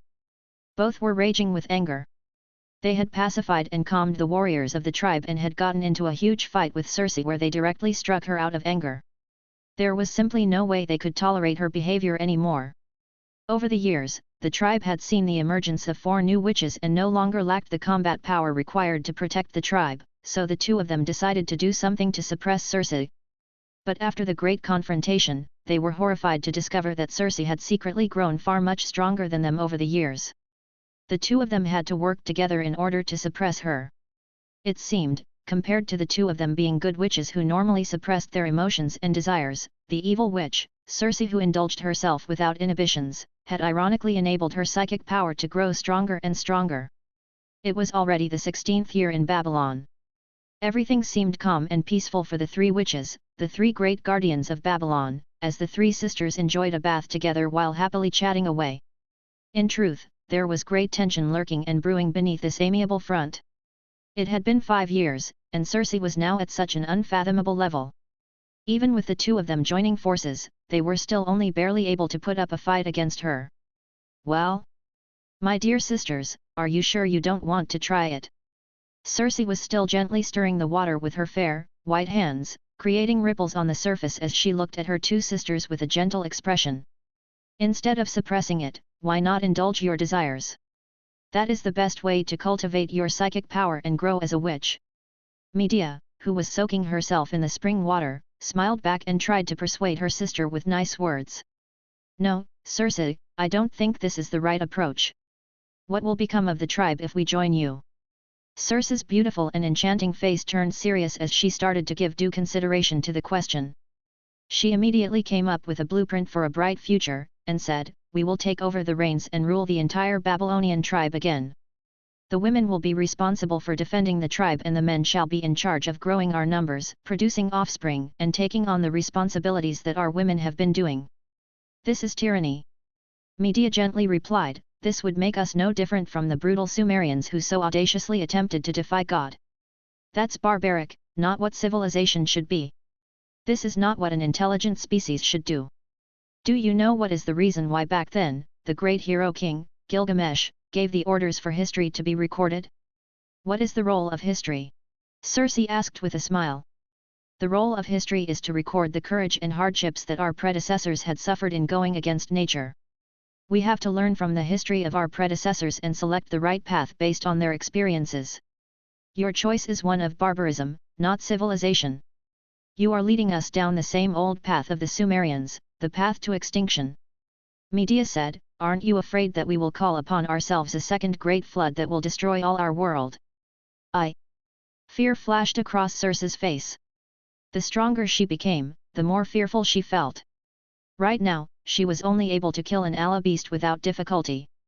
Compared to the incomparably powerful hero king as recorded in history, she was literally hundreds of times weaker. And yet, even a great existence like the hero king, who was able to challenge the great giant beast, Fina, had headed for extinction. Circe's breathing quickened. Then after a slight pause, she suddenly burst out laughing. Submerged under the water surface, she laughed so seductively, her comely and fair body was breathtakingly beautiful. Pfft! Don't lie to me, my sister. I'm not attempting to provoke the Creator, nor am I going to destroy other species and ruin the ecosystem. Even if it is tyranny, it's at most an internal struggle within our human race. He would not be paying any attention to me at all, right? Circe immediately smiled smugly again. The progress of your spirituality over the recent years has been too slow. It's not even a third of mine. My method of cultivation is the quickest, most unrepressed, and the most enjoyable. Why do you even care about how then men end up? Medea immediately retorted in a powerful voice, your method of cultivation is simply too evil and has led you astray. We must search for the correct and proper method of cultivation to hone the psychic power of us witches. Circe paused for a moment. The expression on her face was slowly turning cold. She said, since I can't convince you, I'll have to force your hands and make you cultivate as I wish. The complicated expression on her face was gradually becoming difficult to read, and she said, I never wanted to kill the two of you. You were the only true companions who could stay by my side over the long years. It had always been us three sisters. You will soon come to understand that your little sister's choice is the right one and that I am doing this for your own good. I only need you to try it once. You will love it and understand why I am going through all the trouble to make you do this. Boom! Circe's face grew gloomy and cold. An extremely frosty and eerie spiritual aura started to spread from her body. The ripples in the water around her actually started to roll away, one layer at a time. Let me force you to accept men. You're this strong. The expressions on Medea and Cassandra's faces instantly changed. Do it. At that moment, 4 beautiful newly born witches appeared next to the pool. They were dressed in exquisite animal skins, held black wooden staffs, and wore crowns made of flower wreaths. It was obvious that Medea had long been preparing for this. She planned to unite the power of all the existing witches to defeat the evil witch Circe, who had become so unimaginably strong because she had headed down the path of evil. It was impossible to let her go on doing evil as she pleased any longer. Bang! You! So what if you all work together? Circe's violent mental willpower suddenly surged. The snow-white water splashed out of the pool. Under the impact of that terrifying psychic power, a violent and vast expanse of turbulent ripples started to spread outwards in a circular pattern. Several fish were shocked and dazed and floated up to the surface with their bellies up. So, this is the power of a witch. At that moment, a gentle voice was suddenly heard. It came from a strange creature that none of them had ever seen before. It was a black-feathered, 3-eyed crow with a weird and mysterious aura. No one knew exactly how long it had been there, quietly perched on a branch amid the lush trees, observing everything that all of them did. Who? The witches' minds were greatly shaken. This place was enveloped by the spirituality of the witches. Medea and Cassandra were most particular about their chastity, thus, no foolish and lustful men of the tribe would be able to sneak into this place to peep at the three of them as they bathed. The consequence of forcing their way in to get a closer look would be an excruciating headache. But now, let's join forces to kill it first. We will deal with the grudge later. Boom! For a moment, all the witches present, including Circe, acted at the same time. The impact of their intense spiritual attacks converged. They intended to join forces to first attack and finish off this unstable existence. They were too decisive in intending to eliminate the unknown first. This convergence of psychic power was so violent, evil, and bizarre, that even the most terrifying beast would die in an instant. But at this very moment, it seemed as if their joint attack had fallen into a puddle of mud and had absolutely no effect on the black 3-eyed crow at all. How is this possible? For a moment, all the witches, with their throats dry and their voices hoarse, could only stare at the black 3-eyed crow perched on the lush green tree. There was only one terrifying thought echoing in all their minds. What power is this? This is the power of meditation. Su Ji spoke from where he was on the branch. Chapter 29. Hermes, the god of wisdom. This was certainly not the power of meditation. If only they were like Gilgamesh, who relied on the strength of his muscles to survive. Then when Su Ji appeared as a deformed crow-like creature before them, looking as if nothing had happened, he would be struck down with a slap that instantly turned him into minced meat. But this group of witches were physically weak, like ordinary people, and relied on psychic power for survival. And with the help of the insecten nest mind, there was no way they could cause him harm. In reality, he was just an ordinary weak, deformed chicken-like creature. Who are you? The witches looked slightly shocked. This was their first time seeing an intelligent species that could speak that was not a human, and it was a strange, black-feathered, three-eyed bird-eyed creature. An intelligent species other than a human. The crowd's breathing gradually picked up pace. They remembered the ancient legend, the story of Gilgamesh. The only intelligent species other than human beings was the great beast of wisdom, who was also the creator of all lives. They held their breath and no longer had any thought of fighting. The three of them did not even bother to put on their clothes and were fully at ease in revealing their perfect and graceful bodies. They stood straight, in the distance, and looked at the mystical creature before them. You are God. Medea's voice was trembling, but she could not help but ask. In this world, there was originally no concept of God. In the beginning, there was only the term Great Beast of Wisdom. But the horrible truth that followed the great flood that destroyed the world meant that all living creatures on land officially came to recognize the existence of God.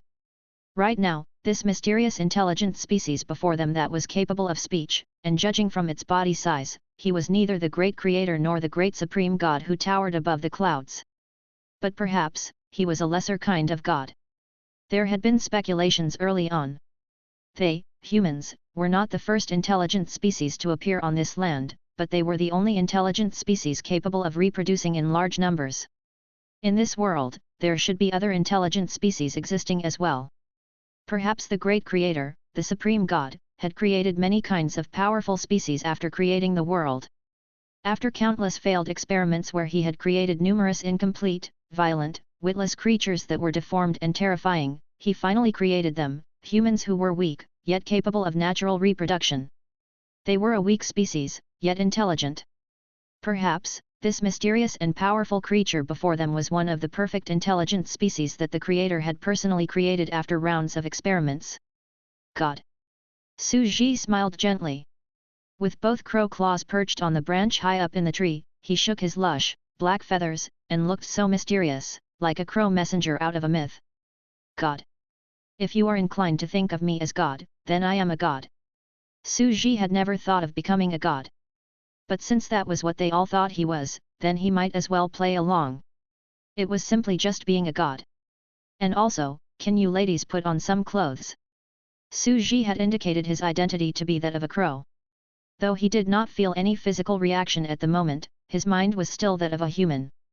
With his human thoughts in play, it was inevitable for him to feel somewhat heated up with excitement. I do have a girlfriend, all right, albeit a surface girlfriend. He thought about it for a moment and said, I am one of the intelligent species that the Supreme God once created. Unlike you, though powerful, I'm not capable of reproduction, and that makes me a unique existence. I am Hermes, the god of wisdom, and I'm responsible for all living beings of this world. You can also call me by my other name, Mercury. I have come to light the fire of the backward Babylonian tribe, and bring you the truth of this world. Says. The crowd held its breath. Circe could not help but ask, O great god of wisdom, Hermes, what is the truth of this world? Su Ji smiled and said, the truth is that the origin of all rules and power of the world, everything that you see in the world around you, are all contained within the truth. I have come to give the mortals, that I see before me, the triple knowledge of truth of meditation, alchemy, and sorcery. The truth of this world, meditation, alchemy, sorcery. The expressions on everyone's face changed completely. Back then, Gilgamesh had been gifted with the three treasures of civilization. And now, they were going to receive the triple knowledge of truth? We have actually encountered a legendary deity. One of the beautiful witches wearing a crown made of a garland of flowers could not help but tremble from head to toe because of the excitement. She was so worked up that her pretty face was flushed, and her voice was trembling like a mosquito's buzz. It's like I'm dreaming, she said. It was as if they had just been in a dream. It was hard to imagine that they were actually experiencing Gilgamesh's mythological illusions and were seeing a great god with their own eyes. Su Ji was silent. They were shocked, but rightfully so. This meeting was a conversation between a god from heaven and a Babylonian, and it would be recorded and go a long way down in the course of history. Meditation, alchemy, and magic, what are these? Media could not help but ask. Su Ji laughed, but when projected through the voice of a crow, his laughter became an eerie and bizarre cackle that sounded sharp and hoarse. Meditation is the way to cultivate one's spirituality, enabling you to gain the foundation to become gods. It is the path to becoming a great being like me and gain authority over this world, serve the superior creator high above you, and listen to his teachings in the temple of Genesis. Becoming a god. The crowd's breathing quickened. To them, this was extremely shocking information. Was he saying that they could rival this mysterious, bizarre, and powerful creature and become one of the gods that controlled this world? Progressing towards true immortality. That was a forbidden realm that even the ancient hero king, Gilgamesh, had yet to set foot in. Su Ji did not care about the crowd and continued to talk, oblivious to the crowd that was already immersed in shock. Alchemy is the occult study of the unknown knowledge of creating life. It is the method to pry open the gates of truth. If you can master this knowledge, you will gain the glory of owning the entire truth of this world. Nothing is left unknown to you, and all the obscured, implicit things in this world would disappear from your side. His voice was not loud, but it carried an extremely strange magical power that resounded throughout the snow-white water of the Emiya pool and drifted towards the mountain peaks where it went on traveling far into the distance. The principle of alchemy is that all things in the world are related as they reinforce, neutralize, and replace one another. The mystery of alchemy is based on the Trinity formula: one quality satisfies another, one quality is the bane of another, and one element dominates another. What was this? They were all intoxicated as they seemingly understand what they were listening to, yet were somehow finding the recondite words abstruse and hard to understand. They were all intoxicated by this voice that seemed to come from a deity in heaven, and listening to it made every inch of their body tingle with excitement. They were listening in a daze, feeling confused, but did not dare to ask questions. They could only bite their lips in silence with nervous expressions on their faces as they forced themselves to remember everything well. They were so afraid of getting even one word wrong. Every word was extremely difficult to understand, but there had to be some deep meaning behind that which contained the truth of the world. Su Ji saw them behaving so respectfully and started on the third knowledge. Sorcery is the miraculous power that can allow your psychic power to break down the earth from fire, break up the sun and moon with lightning, and extract fire from the ocean. According to this principle, you can produce many extraordinary transformations from a single object. Wind, rain, lightning, transforming everything with psychic power? What a great, inconceivable power! The witches' minds were completely blank. They had completely lost their cool. They were hit hard by the impact of these unimaginable words that shook them to their very core and caused them such unparalleled shock. Chapter 30. Planting the Seed of Truth. Su Ji looked at their shocked and inimitable horrified reactions and was quite satisfied. He had boasted as he pleased and had blown things out of proportion. They were shocked by what they heard. He would take no responsibility for anything that happened thereafter. He was very clear that he needed to give them some ambitious goals to strive for, as well as instilling in them a mindset of being fearless.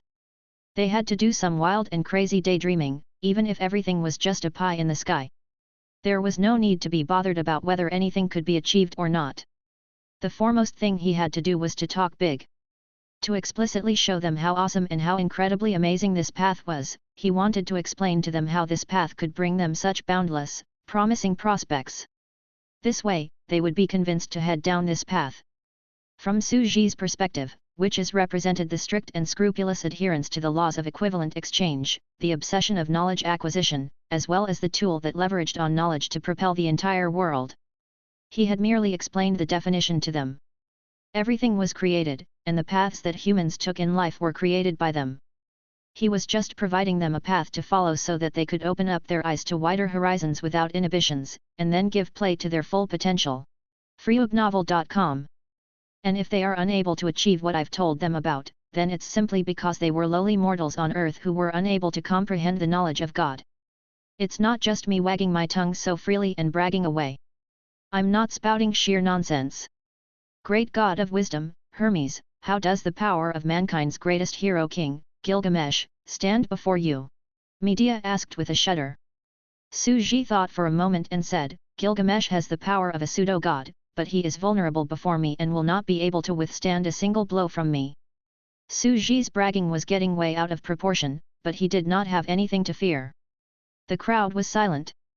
Suji remained perched on the branch and slowly began to fill them in on the information on meditation practices for yoga in the West, as well as the Taoist viewpoint on cultivating internal strength in the East. This would be the prototype of their cultivation methods. Then he casually began to relate to them his knowledge of alchemy, where he directly appropriated some of the ancient alchemy theories of the West as the beginning of their civilization.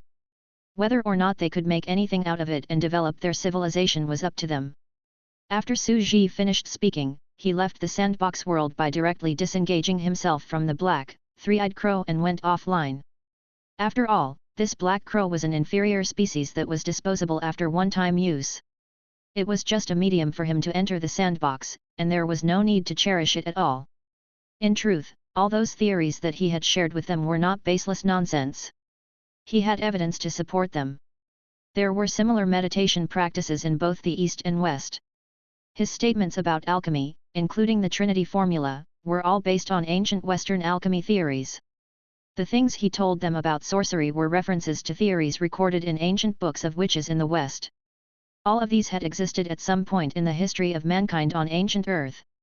Perhaps they did not appear out of nowhere, it was possible that there had been similar extraordinary truths sprouting but had yet to fully emerge. Then following the rise of technology, nobody seemed to bother about them, and they were thus swept aside, unnoticed.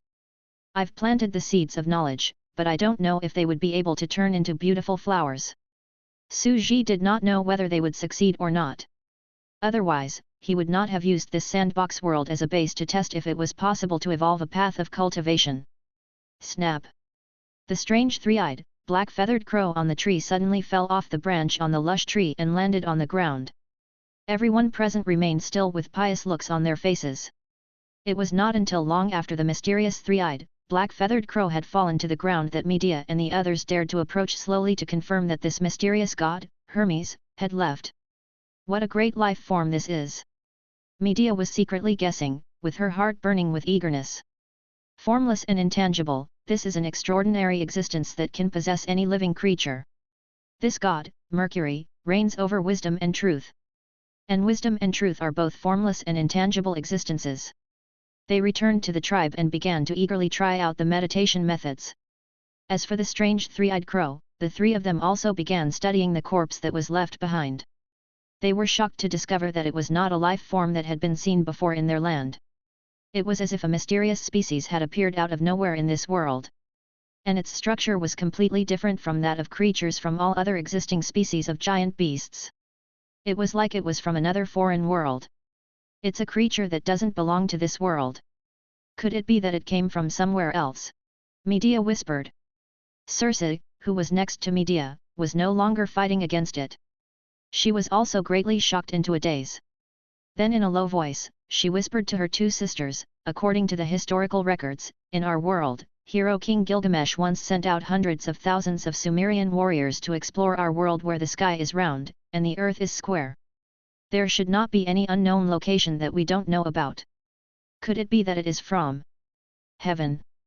Suddenly, in unison, they all slowly raised their heads to look up at the blue firmament high up in the sky above the Babylonian tribe. The great flood had also come pouring down from the sky. Could it be that there was still a mysterious land up in the sky, an empty island where all kinds of strange and unknown animals lived? That place, vast and immense, was probably the place where the gods dwelled.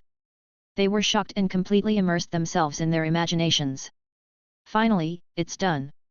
I had to memorize it several times, lest I got even a single word wrong. Just as I've expected, acting really isn't my forte. It was just so unbearable. If it was not for the sake of healing myself, I would not have bothered putting myself in such an embarrassing position of having to recite lines that I've memorized to them, and then keeping up my act as I impart knowledge. It's really so distressing having to guide the development of a civilization as a creator without giving away my true identity as a weakling. Suji put down his VR headset. Reasonably speaking, if a terrifying figure like Gilgamesh were to appear before Suji in proportion to his actual size, just a single blow from Gilgamesh could crush him to death. After all, that was a monster that would not die even if it fell from 1,000 meters. Even the power and knowledge the three witches possessed were the fruits they reaped through countless deaths, hardships, and sufferings. They were powerful and extraordinary creatures far beyond Suji's reach. And yet, he had fooled them. Just thinking about it is giving me a headache. I'm just an ordinary person. After logging off, he went to take a shower. And then, he came back and restarted the game in the small sandbox again. Barely a few minutes later, all the other players were back online. Damn you, freaking game designer. If you can't get things done properly, then you really should go to hell. I can turn a blind eye if you suddenly shut down the service to fix some bugs, but this time, I'm really so angry. How can you reopen the service without any notice at all? You've made me, a devoted and determined player, waste so much precious time. They were all cursing and swearing, but at the same time, they were refreshing the game like crazy, trying to evolve new species for Suji. Suji did not hear those weaklings shouting away at all. He had the magnanimity of a creator, and besides, he was still fighting against his cancer. I'm using a sandbox world to evolve a civilization to figure out a way to cure my terminal disease. I suppose no one in this world could be capable of such an exaggerated act, right? But this path of evolving an extraordinary species is such an arduous journey. Since Earth's modern medicine and science had failed to cure him, Suji would rely on witches' medicine made through the use of sorcery and potions made through the use of alchemy. He would use these medieval and superstitious methods unique to Earth to find a cure for himself. The seeds had been planted. Among the three types of knowledge that he had imparted, Suji naturally pinned his highest hopes on alchemy, which could make potions and magic medicines, as well as research on diseases that could cure cancer. This was his main goal. But alchemy only existed in myths. It was much too mysterious and unpredictable, so wanting to achieve something through it might be too difficult in reality. On the other hand, the two other paths of meditation and sorcery should be quite feasible. There was no need to talk about meditation in detail. There were similarities between the meditative breathing techniques in yoga, as well as the internal qigong techniques in the East. The cultivation of one's body and mind, as well as expanding one's energy and spirituality, were fixed and unchanging processes. It was up to them to develop various meditative techniques, thoroughly study the sorcery system of witches, and progress through the various levels of cultivation in sorcery. And the use of magic was bound to arise. After all, if one's psychic power was high enough, she would naturally be able to develop various subtle ways to make use of her psychic power. There was no need to worry. The preparations are complete. Now, it's time to see what kind of developments they can make of it. It's just a pity that there are still too few extraordinary species like the evil eye. If there were more of them, it would provide them with better inspiration. After all, my idea was to create a transcendent world of a sorcerer that is inhabited by various kinds of bizarre, horrifying supernatural species. Danger would be lurking all over, and it was going to be extremely exciting. Suji sighed and silently looked at the other players. You guys better put in more effort and do a better job. Suji mourned over his misfortune and raged over how incompetent and sluggish the other players were. These guys. Instead of thinking about how they could better evolve a new extraordinary species of great potential and do a proper job at playing this sandbox game to give rise to the next evil eye, they would rather spend all day thinking about cutting corners and dishonest practices. They are always whispering among themselves in private, and every other day, they will try to come up with ways to mess with me. A bunch of animals. I must find a way to squeeze you dry. After thinking for a while, Suji was still out of ideas and inspiration. At this time, he heard Chen Shi's voice coming from the gate. Brother Suji, you promised that you'd accompany me to the class reunion. It's time to go. Suji froze for a moment before coming back to his senses. He quickly concluded that a walk in the city was not a bad idea, so he changed into the set of new clothes that he had bought earlier on and walked out with big strides. Shit! The giant is walking out again. Earthquake! Quickly, run! Guys, retreat! The giant is here to attack again. Hehe, I have 6 legs. I don't need to run faster than the giant, I just need to run faster than you all. Brother, you're too much. The next time, I will evolve 8 beautiful long legs and then we'll see who can run faster." A bunch of ants were screaming and crying out as they frantically scattered all over the ground. They were afraid that they would be trampled to death by Suji in their moment of folly. After all, they had suffered countless rounds of deaths to finally evolve into a species that could climb ashore. Chapter 31. The Gathering. Suji also did not intend to deliberately trample and kill them. He was just thinking about how he could make full use of these intelligent free laborers. He needed them to work for him and evolve species from the heavens and all kinds of worlds. When he walked out of his door, he saw that Chen Shi had already parked her electric car at the gate and was waiting for him by the entrance. Upon seeing him, she said, "Where's the fun in farming all day long? Going on dates with pretty girls is much more fun." "Farming soothes my mood and helps in treating my cancer," Suji replied half-heartedly, his mind preoccupied with other things. "Girls aren't as interesting as farming. Let's go. You're coming with me to have fun in style, at my high school reunion," she said. The two of them drove out of the county and arrived at a street in Tongcheng that was relatively empty. There was a mid-range restaurant around the corner, and the location they were at was not considered a prosperous district. After all, Chen Shi and her friends were only college students and did not have much money to spend. The two of them walked up to a big party room on the second floor and pushed open the door. A group of young men and women were gathered around 3 or 4 dining tables, chatting while enjoying their meal. The moment Suji entered, his appearance led to an outburst of screams and offset a great commotion in the entire room. "Who's this? Have you entered the wrong room?" Dashing. Suji awkwardly rubbed his nose. At this time, Chen Shi walked out from behind Suji. The explosive effect of the uproar made her feel very satisfied and she said, "This is my boyfriend, Suji. I have already told everyone in our group chat, haven't I? Super handsome, right? I shall just let you show off this time." Suji looked at the smug Chen Shi and felt somewhat helpless. He and Chen Shi sat down together. Some girls who were Chen Shi's high school classmates, with some being her close friends, started to gather around them. They were scrutinizing Suji and asking him all kinds of questions by shooting their mouths off. They simply did not bother being polite enough to show some manners. "He's really so handsome. Xiao Shi, where did you find someone like this? He's not working as a model, is he? Or is he an actor? With such handsome and well-defined features, he looks like is of mixed blood. However, he's still not completely and perfectly flawless, and that makes him humanely good-looking. But he does have a good style, and the more you look at him, the more handsome he looks and the more charming he gets." Cough cough. Suji quickly let out a dry cough. Are girls so bold nowadays? He could really feel the generation gap. He was surrounded by girls going crazy over him, but he was rather zen and unflustered. He simply remained quietly seated in the same spot. He already knew that Chen Shi's main purpose in asking him to accompany her to her class reunion was for her to show off. He had adjusted his appearance back to the previous physique and face, which was quite a shocking sight to behold. He had not purposefully tried to look as handsome as he appeared to be now. But essentially, all living creatures had to go through evolution. After 3 rounds of mass extinctions, where a great number of miscellaneous and useless genes that were made obsolete during evolution were abandoned by him, he had gotten closer to attaining a perfect life form. That's. He's my boyfriend."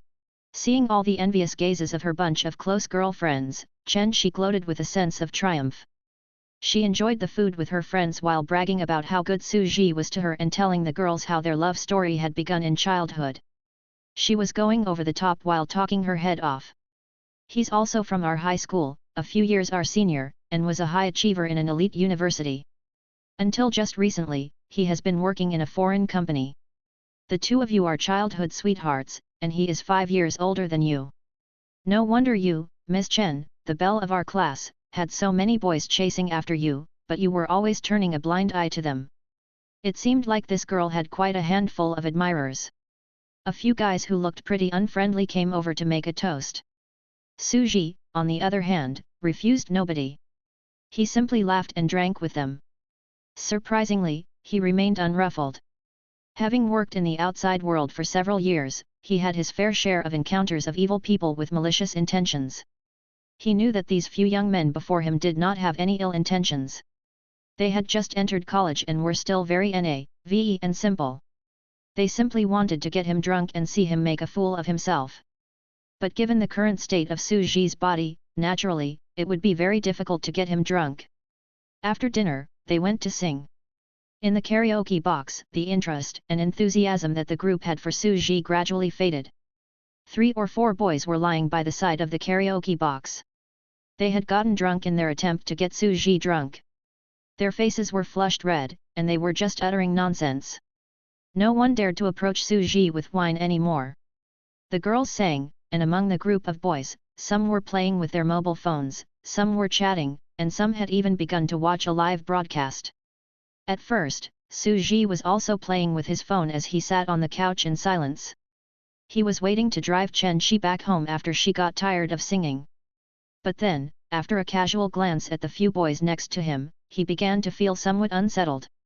The live broadcast they were watching was of the game Spore Evolution. Wow! So incredible!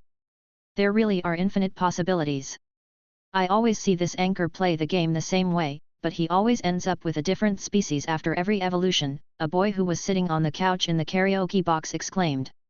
With his phone in hand, he began to feel envious and said, "They're probably using a kind of supercomputer that's similar to AlphaGo, one that evolves in real time.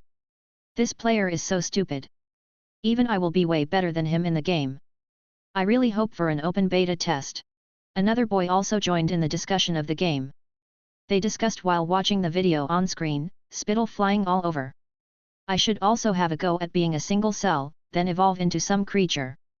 Being able to fully immerse myself in the ultra-realistic senses of the species I have evolved, like the pain it feels, the things it sees, what it feels when it touches things and such, that's just like living a second life. No way." According to the analysis of an experienced player, the probability of this game to have an open beta test for the public is negligible. There can't be too many people online at the same time. Someone sighed helplessly and said, "After all, when it came to virtual reality, it would require far too much processing power to create such a realistic world.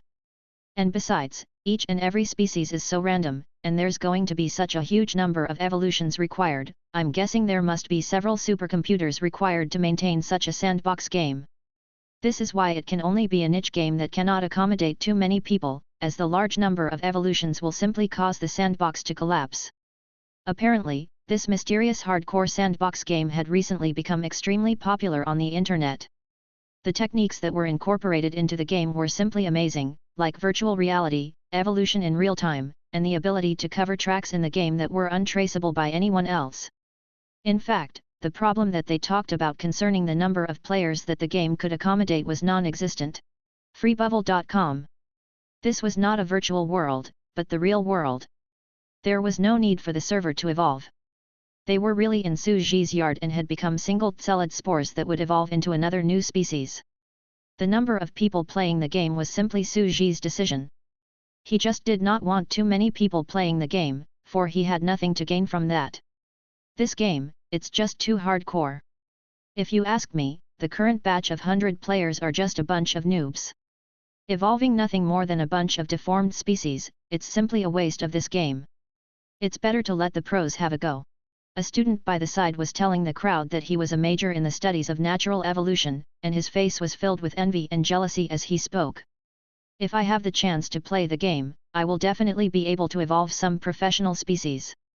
Let the pros have a go?" Su Zhi was slightly shocked, as though he was slapped awake from sleep. He now knew what he should do. Accompanying Chen Shi out to take a breather had truly been a most worthwhile trip. Chapter 32. The Sandbox Game, Closed Beta Test 2.0. After singing in the karaoke box until 11 o'clock, it was time to end the party. Before Su Zhi left, he received many little notes from blushing girls who had secretly slipped these to him behind Chen Shi's back. They had written down their WeChat nicknames on these little notes, so apparently, they were planning to steal Chen Shi's man from her. Haha. These were her so-called close girlfriends. "I think of you as a close girlfriend of mine, yet here you are singing Sun Yan's Green Light to me." Su Zhi, however, was not the least concerned about these things and quietly threw the little notes into the trash can beside him. He helped the drunken Chen Shi to the electric car and hurriedly drove back home. "This time, are you happy?" satisfied? Riding in the electric car while feeling the cool night breeze, Su Ji was speechless. Chen Shi had gotten him to be her boyfriend just for the sake of dealing with this class reunion, hadn't she? This time, she was the star of the night, winning the envious and jealous gazes of all her friends, so she should be very satisfied. Hee, I feel so proud, happy, satisfied. Chen Shi sat in the backseat of the electric car and pressed her body against Su Ji's back. Just as I thought, having a handsome and gentle boyfriend who is terminally ill is really the greatest blessing in life. Terminally ill? Can you please stop reminding me of the fact that I am terminally ill? Hearing this gave Su Ji a mild headache. Chen Shi blushed and said, I just want to keep mentioning your terminal illness all the time, whether you like it or not. If it wasn't for this terminal illness, would you have quit your job? Would your girlfriend have dumped you? Would you be my boyfriend? I'm not good enough for you, am I? You're drunk. Su Ji was at a loss for words. I'm not drunk at all. My childhood dream has come true, and I finally brought you to meet everyone and introduced you as my boyfriend. She faced her palms outwards and started counting with her fingers as she made a list. I'm not exceptionally pretty, nor am I particularly smart. My face was very chubby when I was young, and I've put in a lot of hard work trying to slim my face every day since middle school. Now, my face is oval, no longer round like before, I've become pretty. But still, I'm not as pretty as that girlfriend you had previously. She was naturally born with an oval face, with high cheekbones and a sharp chin. She is just so pretty, like a movie star.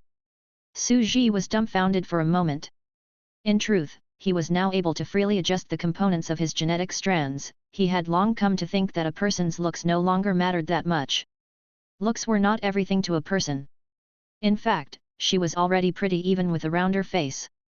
After all, how could there possibly be so many perfect beauties in this world? You're still young, you're still growing up.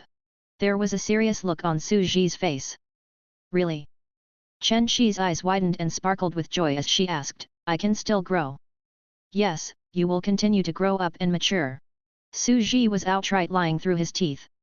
In truth, he thought that the possibility of her going through a second round of puberty was highly unlikely now that she was already in college. That's good enough. Chen Shi smiled daftly and then, in a drunkenly, she whispered, it's just a pity though, boo-hoo-hoo. By that time, you won't be around to see it. Su Ji was lost for words. Can we just stop touching on the matter that I am a dying man?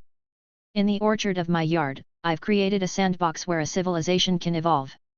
I'm dedicating all the power of that entire world to come up with a cure for my illness. Hopefully, there will be one. And cancer can also be cured. His senseless argument with the drunk Chen Shi went on for a while longer as they traveled back home in the electric car.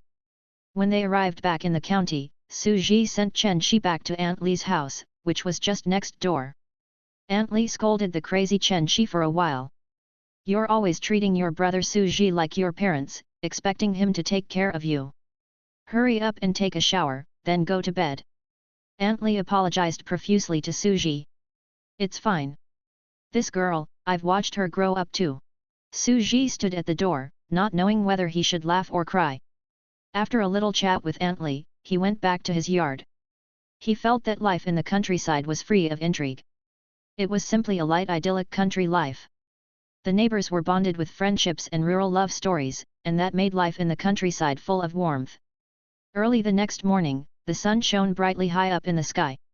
The clear sunlight fell on the endless mountains and rivers, forests and woods, oceans and grasslands, as well as the Babylonian tribe, that were all within the parameters of his yard.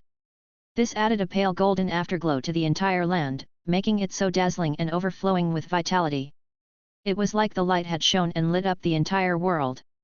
After 8 o'clock, Su Ji finished his breakfast that had been prepared for him with love and was starting his routine of sitting in the courtyard eating apples, as he continued his work of researching by studying the small sandbox world in the distance. The daily secret observation of the giant. Stop looking already.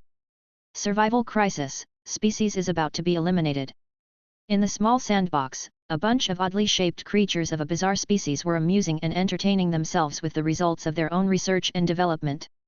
It's time to make some adjustments and get the professionals on board to play this game. He thought for a moment and wrote a post for an updated notice.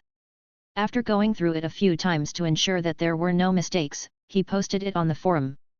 Spore Evolution, the official updated closed beta version 0.2 is now available online. Thank you for your anticipation and support of this game. Many users have been eagerly waiting for the second closed beta version, hoping that there will be more openings for testers of the beta version of this game. Now, at the request of the majority of users, the game will be proceeding with a second beta test version. The Spore Evolution closed beta version 0.2 update log is as follows. 1. This time, there will be an additional 50 beta tester slots. The number of players playing the game online can go up to 150 packs. 2. Applying to be a beta tester, players are welcome to apply for a beta tester position by sending an email to the official website of the game. The application will be in the format of a biology essay. Please express your understanding of the game, what kind of species you will evolve when you enter the game, and elaborate on the feasibility and rationality of the species you intend to evolve. Your essay will be reviewed to determine if you are suitable for the beta tester position. 3. Due to technical limitations, this game will not be able to take in more players for a while. In order to allow other players to enter the game for an experience, the game will follow the rule of survival of the fittest. In each phase of the game, the last 20 out of the 150 beta test players will be eliminated, and their slots will be vacated and made open to new players. 4. Spore Evolution will be starting an achievement system. Players who evolve unique and powerful species with great potential will be recorded in the history of evolution and receive rewards from the special system. 5. The sandbox mechanism is authentic and reasonable. All players are welcome to create any wonderful species. After the official update log was posted, there was an uproar in the entire forum. Not for any other reason, but just the fact that this was simply so hardcore. Having to write a biology essay just to qualify for the position of a beta game tester? Absolutely appalling. Chapter 33. Learning makes me happy. Spore Evolution's beta test 2.0 had commenced. The internet had been keeping a close watch on the development of this game. Even the other online game giants were paying close attention. From their point of view, the game definitely had an appalling team skilled in the use of black technology to support its operation behind the scene. This allowed the incorporation of such alarming techniques that could stimulate the player's 5 senses in a virtual setting. This game could be used to realize a second world. Just by looking at the super-realistic graphics of the sandbox, as well as the physics engine of this game, it seemed likely that several supercomputers had been used in order to manage the operation of this sandbox world and perfectly achieve the infinite possibilities of evolution that the countless species could choose from. According to the modeling and analysis of relevant professionals from the gaming industry, a game server with 100 people would need 3 supercomputers to perfectly simulate such a realistic environment. What concept was this? This meant that on average, every 30 people would have 1 supercomputer committed to serving them. Given how advanced technology was at present, a supercomputer would at least cost more than 20 million yuan, and most large online games could not afford it. A server that was built with the use of a supercomputer could run multiple online games at the same time. And now, a game with only 100 players was using 3 supercomputers, which was worth over $60 million. This meant that on average, every beta test player was using up 600,000 yuan worth of computing resources. A player's real-time computing capacity was comparable to half of that of a large online game. It was simply inhumane. At this moment, everyone was waiting for Spore Evolution to open recharge channels for the purpose of salvaging costs. In everyone's opinion, this casual sandbox game, with its black technology, realistic simulation of 5 senses, and the fact that a single player's data usage topped more than half the amount utilized by an online game, was definitely inclined towards catering to the most lavish game players, the tycoons of the gaming world. It had even been speculated that the game's monthly subscription fee, charged by the hour, would cost at least 50,000 yuan or more for someone who played the game throughout the entire month. A monthly recharge fee of 50,000 yuan was definitely nothing to those tycoons who readily spent hundreds of thousands of yuan on recharging in online games, but to the average player, this was simply a nightmare. It was not a game they could afford to play.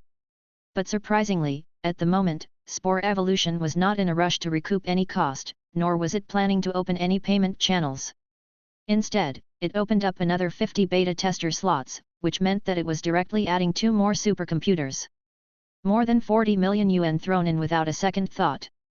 What extravagance!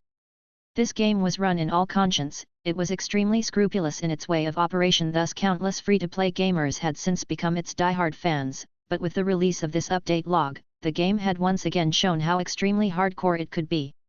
Very soon, a post analyzing the post on the update log stirred up the crowd on the internet again. "Hello everyone, it's me again. Racer of Mount Harana. Don't ask me why I am always acting so quickly, for I am someone who drives myself around. Now, I'll do an analysis of this update log. It's definitely the most hardcore update in the entire history of gaming. First of all, the topic that everyone's most interested in, the added beta tester slots. This is truly a great act of conscience. There are already experts analyzing and concluding that the server of this virtual game would require several supercomputers to support its operation, so there is no need to delve into this aspect. Running a game with conscience, I really can't praise it enough. It has my utmost support. While other games force players to spend money on recharging, this game is spending money to help you recharge. And mind you, each player uses up 600,000 yuan worth of computing resources just to play the game. Secondly, there's the topic on allocation of beta tester slots. You'll actually have to submit a professional essay on evolution just to get a slot. Having to write an essay just to play the game, could anything be more hardcore than this? You damn game designer, are you sure your purpose in creating this hardcore game is not to uplift the people's knowledge level? Third, the end elimination system. This really pushed all the current beta test players to the verge of collapse. We are facing the possibility of losing our positions. Moving forward, we must learn how to love learning, in order to continue enjoying the game. Lastly, there's the achievement system. I don't know what can be defined as a unique and powerful species, and I also have no idea what the rewards are.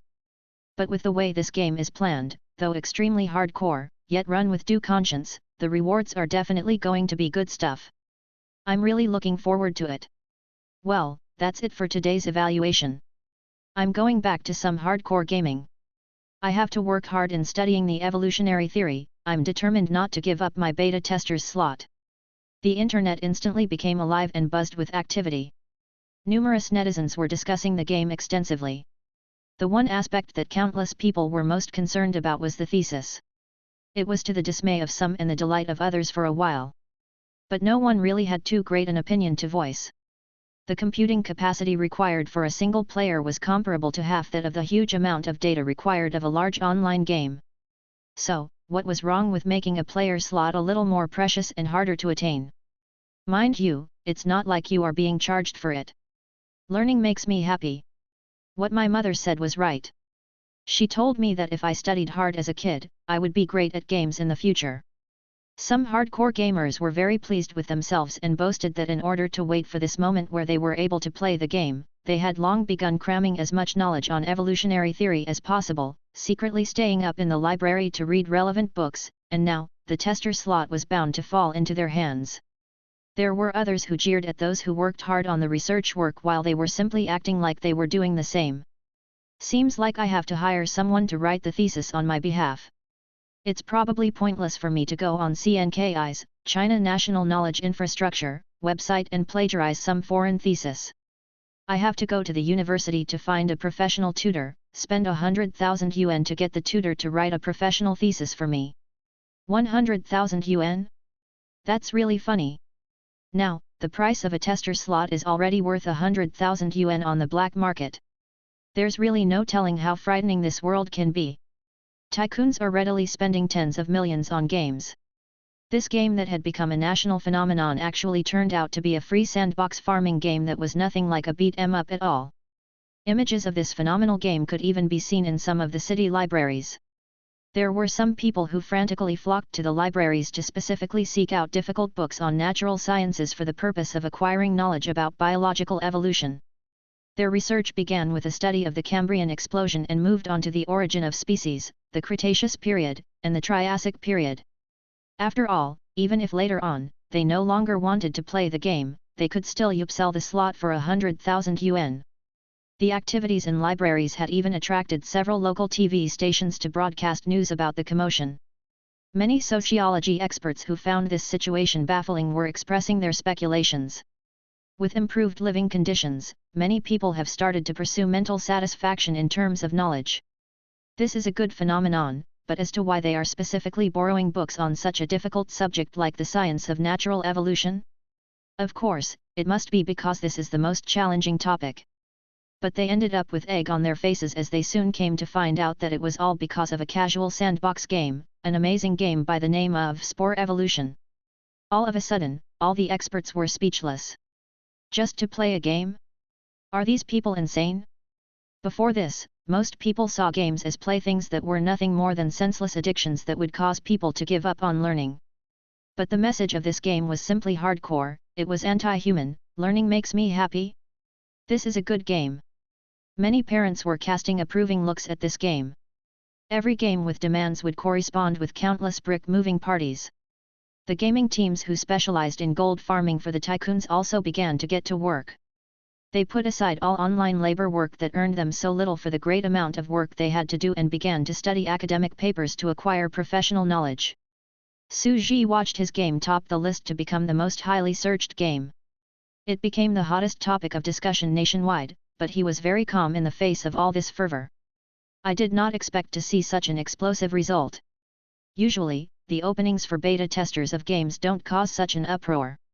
But connecting this to their speculations that the game makes use of supercomputers, and one supercomputer cost as much as 20 million yuan, as well as their speculation that every beta tester uses up 600,000 yuan worth of computing resources, this is really pure madness. Getting a slot is going to be the greatest gain. The next day, Su Ji received nearly 1,000 professional theses. His mailbox completely exploded. These people were wildly passionate about wanting to play the game. In their theses, they went into great detail on their idea for their species, and also, how they would evolve their species. They wrote long essays that contained elaborate discussions, and they quoted from some of the famous scientific papers from both the country and abroad just to prove the feasibility of their proposed ideas. The point they wanted to make was simple. Mighty Game Planner, I have already figured out how to play this sandbox game. I have planned how I will evolve my species. All I need now is a spore to practice with. So hurry up and give me the slot. Chapter 34. I'm going to be a wizard. A bunch of bootlickers. Su Ji gave a faint smile and thought to himself, but I like it. With only 50 slots made available, naturally, demand exceeded supply. This was a situation that ended up with not enough food to go around. Su Ji was a student from a famous elite university. He had once spent a great deal of time and effort on nothing but studying. He was indeed gifted with the talent to do well in his studies, but being able to make it in life as he eventually did was naturally not without hard work. As a student who came from the countryside, all he did during his school days was study. Basically, he had never played any game before, which explained why he was seized with such crazy ideas now, as though he was losing all sense of control. You don't even have expert knowledge of evolution, yet you also want to play the game. Let the world feel the pain. He was no longer the same man he had been before. And he was no longer going to indulge those players who were treating the game so casually. He had to make them feel the sense of urgency. He wanted to create a species that could eventually help him to evolve the universe. This was going to be the team behind the scenes. He wanted to put this group of players in the sandbox through a test of the survival of the fittest. He would make those with the most profound knowledge do the most tedious work for him. Now, let me see, what's the standard of these people like? Su Ji sat before the computer, in a relaxed manner, he randomly clicked on a thesis. As the big boss behind the scenes, as the great creator, naturally, he needed to understand the level of capability of his staff. The thesis was titled as follows.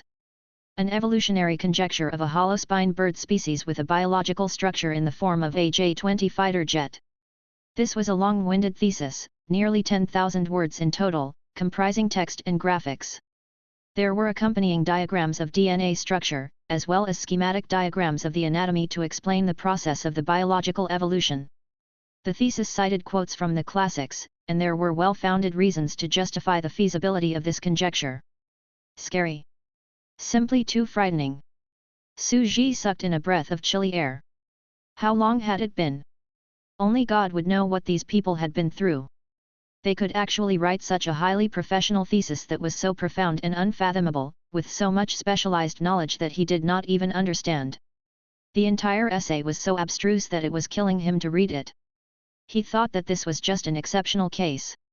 He clicked on another email and found that it was another 10,000-word thesis report that was 10 pages long. The text and graphics were incredibly detailed. A conjectural evolution theory, analyzing the structure of electric eels to evolve lightning birds. Su Ji sort of realized that these people had really lost their minds. They were 100 times more serious than he had been in college. Back then, when he had to write academic papers as assignments to be submitted to his tutor, he also frantically looked up information to come up with constructive conjectures. When it came to gaming, they were dead serious. Su Ji could not understand this thesis either. In the end, he could only enlist the help of the insect nest mind to help him with the screening process. He did not bother about those who found someone to write the thesis in their stead. If they were not capable enough, then they would be eliminated sooner or later. After all, this game comprised an end elimination system. It seems that this side of the land of the origin of life, the birthplace of all the transcendent creatures, things, is getting on track soon. Su Ji looked at the miniature sandbox in the yard. Brothers, work hard. Don't let the others take your spot. There was a bunch of little ants, who had gained courage from previous humiliation. They knew that by the rule of natural selection, it was survival of the fittest. So they were frantically evolving and competing with the other species because they did not want to be kicked out of the game and lose their beta tester slot. Tomorrow morning, the results of the screening process should be out. At that time, there would be a complete changeover. He was really looking forward to the results of their evolution. Su Ji was quite satisfied with the situation on this side and turned to look at the other side where the large sandbox world was. It had been more than a day ago since he had been in to pass down knowledge. For them, it had been more than 100 years, and their civilization was beginning to take shape. For the Babylonian tribe, the past 100 years or so had been a period of unparalleled peace and insane growth. Back then, the three witches were on the verge of fighting each other to death at the Emiya pool. But with the appearance of the god of wisdom, Hermes, the tension in the atmosphere was suppressed again. After listening to Hermes' words and seeing his display of divine skills, as well as learning about the blueprint for a bright and better future, the three of them began to study and research industriously. They also began to pursue the power of longevity and immortality, as well as the three sets of knowledge of alchemy, meditation, and sorcery. In the 36th year of Babylon, the three witches completely mastered the method of cultivating their power through meditation, and their psychic power grew by leaps and bounds. They compiled a book entitled, The Beginning Level of Meditation and Rudiments of Sorcery, which they conferred on the other witches. The tense relationship between the three witches was thus relieved. The orthodox way of comprehending the spiritual meditation method far surpassed Circe's method of yielding to her spiritual indulgences. Pressured by the other two witches, Circe stopped victimizing the men in the tribe. She got her act together, settled down, and became an orthodox witch. In the 47th year of Babylon, one of the strongest species of giant beasts, the beast of Barbuk, attacked the tribe. The three witches fought a long, arduous battle. In the face of life and death, Medea had an epiphany and created the air hammer of war with the use of sorcery. The intangible air hammer fell from the sky, destroying a vast expanse of trees, cracking the ground, and killing the beasts of Barbuk. This was how Medea, the witch in charge of disorderly battles and glory, stepped into a new realm bathed in blood. In the same year, Cassandra had an epiphany about the world while planting herbs. She comprehended the magic that could heal all pain and wound and developed the nectar of spring. The following year, Circe had an epiphany about evil sorcery and created the cursed voodoo doll. In the 57th year of Babylon, sorcery flourished. The three witches completely perfected the three major systems they had each developed. At this point, they were quite accomplished in meditation and sorcery. However, they had yet to master the legendary mysterious alchemy that held the truth of the world and were earnestly seeking it out. In the 103rd year of Babylon, a breakthrough was achieved. Now, it had more than 10 tribes with 30 powerful witches. The three great witches of Babylon pioneered several complete sets of spells and compiled everything into the Gate of Truth of the Witches, which recorded 17 kinds of spells. The witches fought with wooden staffs in hands, conquering the great forest of Patachinar and sweeping out all the powerful giant beasts. Everywhere they went, the howls and wails of giant beasts could be heard. The 139th year of Babylon saw the founding of the nation of Babylon. It became the first year of the Babylonian state, and the 3 witches ruled the world in 3 divisions. The following year, there was internal strife within the Babylonian palace. The people were plunged into an abyss of misery. The witch, Circe, displayed a terrifying prowess as she pitted herself against the other 2 witches. The witch of devastation, Circe, escaped after her act of rebellion. Together with the witches who were her followers, the group fled to a distant land where she established a church for her cult, the Thorn of the Rose.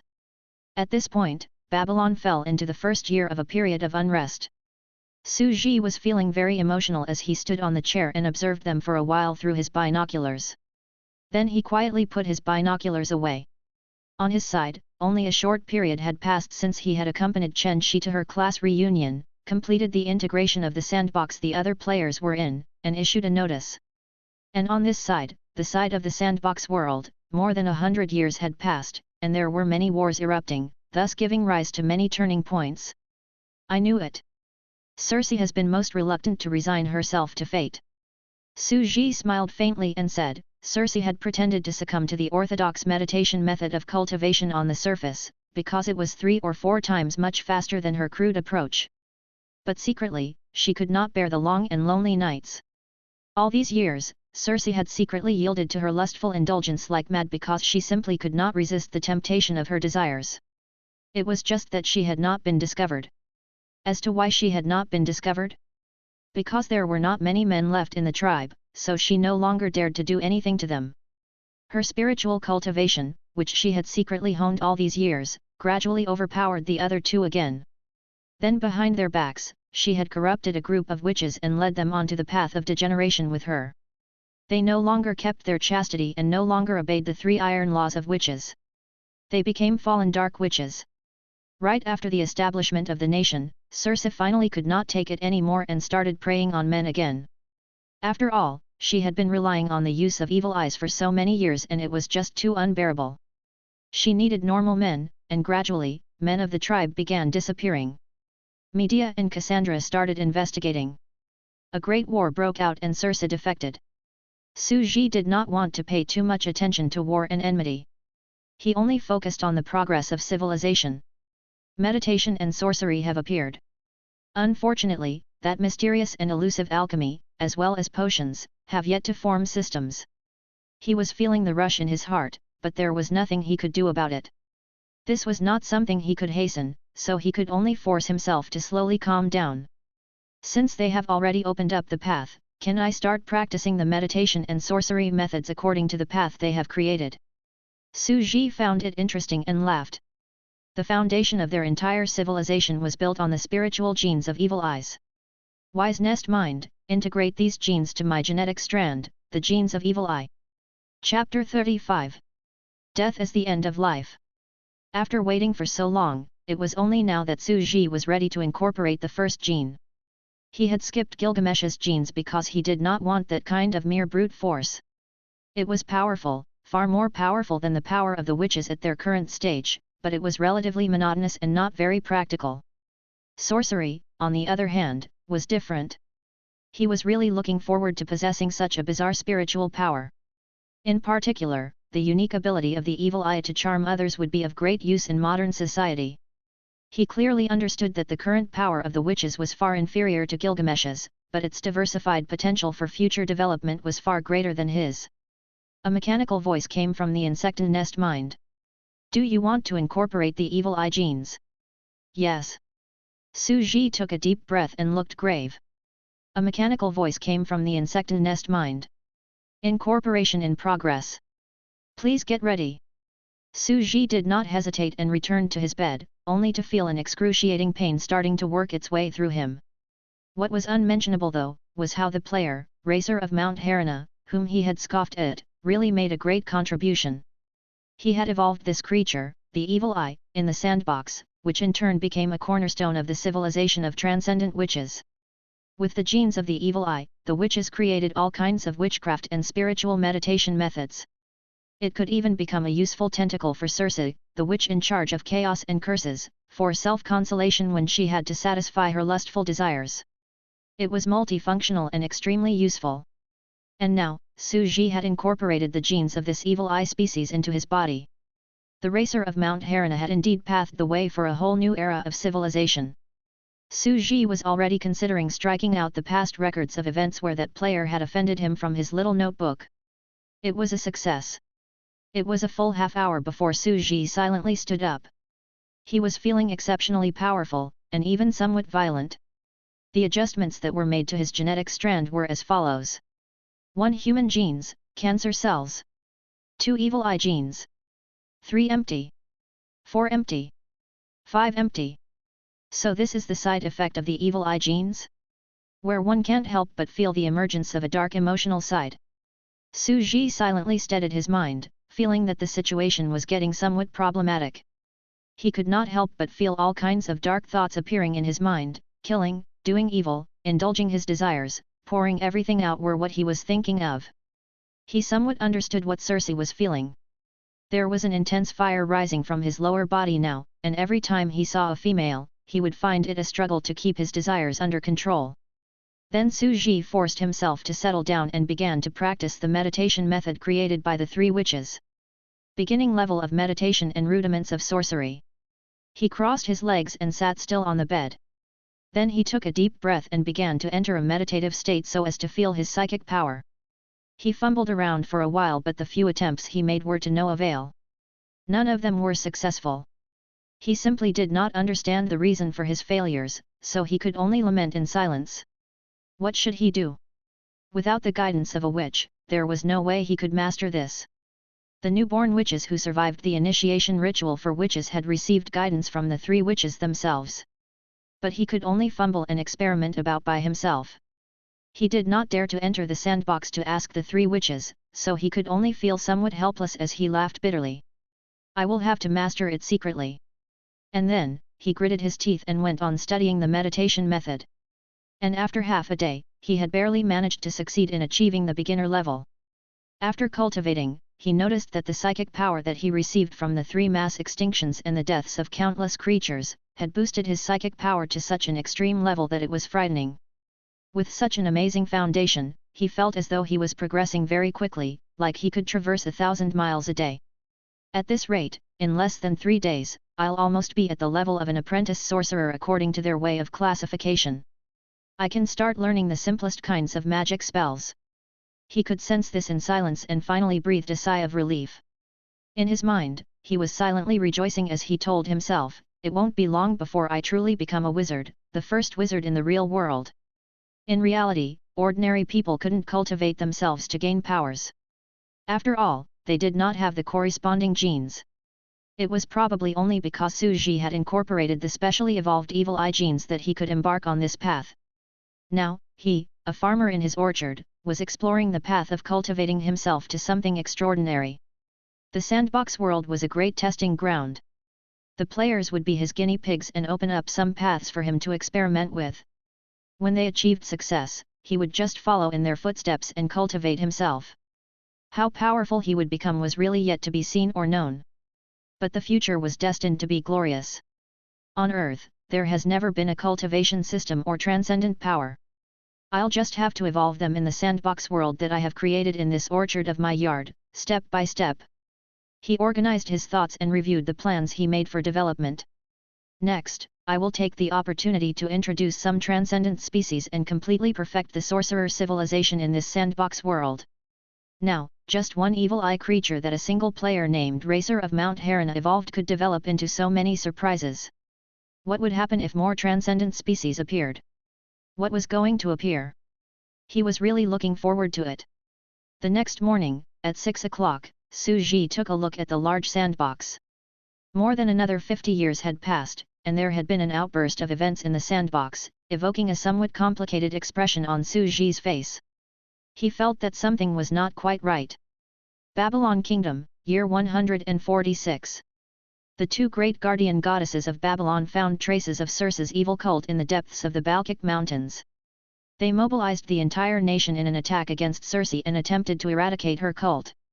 However, both sides were greatly weakened after the war. Babylon Kingdom, year 154. Cassandra's ecstatic voice was first heard coming from the palace of Babylon, and it drifted out to the mountains and rivers. So that's it. So that's what it is. This is the amazing reaction and equal displacement process when fusion has occurred. This is the truth. One quality satisfies another, one quality is the bane of another, and one element dominates another. Cassandra, the Witch of Spring, was in charge of the development of occult medicine and herding practices. Together with the Babylonian court witches, she had led the group in developing many medicinal theories, and finally, she found the initial prototype of alchemy. She developed a kind of witch-compatibility elixir, which significantly reduced the repulsion between the evil eye genes and that of the humans, lowering mortality rates, and thus, more witches appeared. This led to a period where there was a complete outbreak of witches in the Babylon kingdom, and this period was known as the prime of the witches throughout history. Babylon Kingdom, year 167. The two witches learned of Circe's whereabouts and headed out to kill her. But it was a wild goose chase, and they returned without accomplishing anything. In the same year, the two witches began to show symptoms of aging. They were greatly shocked. Babylon Kingdom, year 171. Cassandra followed what was recorded in the ancient epic the Genesis and successfully recreated the potion of longevity that was developed by Gilgamesh's order, thus prolonging their lives. Babylon Kingdom, year 198. The youth of the two great witches had eroded over time. At this point in time, they were 243 years old, and their end drew near. In the grand and magnificent palace of Babylon, a black carriage drawn by two ferocious and majestic ala beasts came to a stop on a huge flat stone plaza. Dim golden sunlight fell upon two beautiful women who were descending from the carriage. They held staffs made of ancient wood in their hands and still looked as young and beautiful as ever. This was youth that was preserved by sorcery, but it was not enough to save them from the fate of decline and fall. On the grand, majestic flat stone plaza, there was a temple built by the Babylon kingdom to commemorate and honor the god of wisdom, Hermes.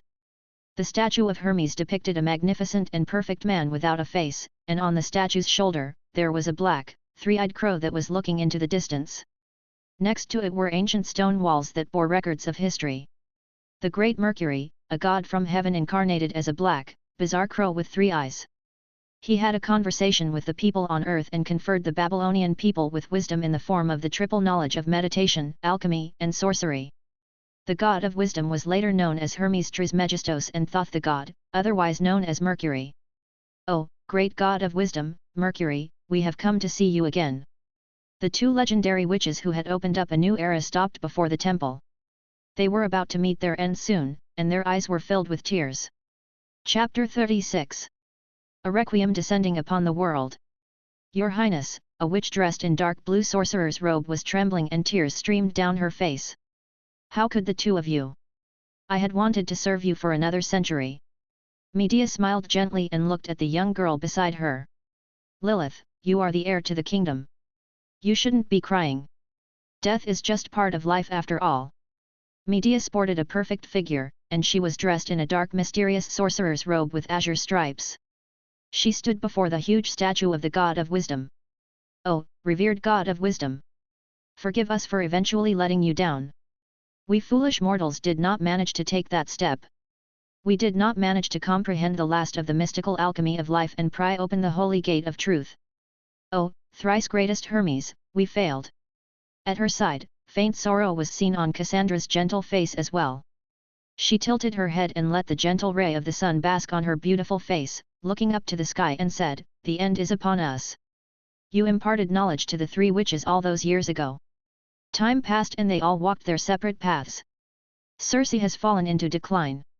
It is indeed a pity that we're at different sides of the world now, and we might never see each other ever again. Report." A palace guard came from afar and handed over a pelt at that moment. Medea flinched as she took the pelt and looked at it. She then smiled in relief. "The 3 of us have been bickering among ourselves throughout our lives, yet Circe has yet to forget us and she wrote us a letter." "Circe?" Cassandra looked rather uneasy as she read what was written on the pelt, feeling as if she saw the smile and heard the voice of another woman, who had been with her for over a century.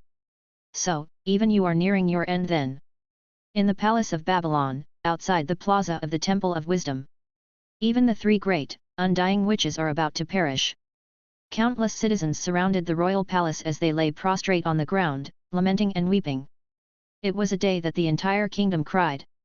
The citizens of Babylon all knew that the two guardian goddesses of the kingdom were near the end of their lives. White cloths were seen being hung outside households, as the people sang requiems and folk songs of the kingdom. Children gathered on the streets as they sang nursery rhymes. The songs illustrated the story of the lives of the three great witches. Their fighting prowess might not have reached that of Gilgamesh, yet their great deeds were long deemed comparable to that of the gods. They were deemed the goddesses of mankind. Medea, the witch of war, ruled over chaotic wars and glory. Cassandra, the witch of spring, ruled over the occultism of medicine and herding. The cursed witch, Circe, who was exiled for treason, ruled over debauchery and curses. Despite her sins and crimes, the people remembered her great deeds of the past all the same. It was a pity that witch Circe chose to stubbornly remain waiting for her end to come at some unknown corner of the world, instead of coming back to her home country to meet her friends, sending home nothing but a letter. Even if witch Circe were to return once again, standing at the palace of Babylon, sitting on the throne, and standing abreast with the other two witches, none would lay a finger on her due to the moment being the last in the kingdom of Babylon. Her glory is capable of taking on everything. Countless people remained silent and all manner of thoughts ran through their minds. Witch Circe had once been a great trailblazer. She was a great pioneer of civilization. Many throughout the kingdom of Babylon resented her at the end of her life, yet no one was completely hostile towards her. Her deeds were, after all, greater than her sins. The three witches had risen during uncivilized times. It was the three witches who rose, covered in the blood of countless women who had perished in their tribe. It was the three of them that protected their tribe, which had once been small and weak. It was the three witches who rose at a time when the tribe was in its most difficult time.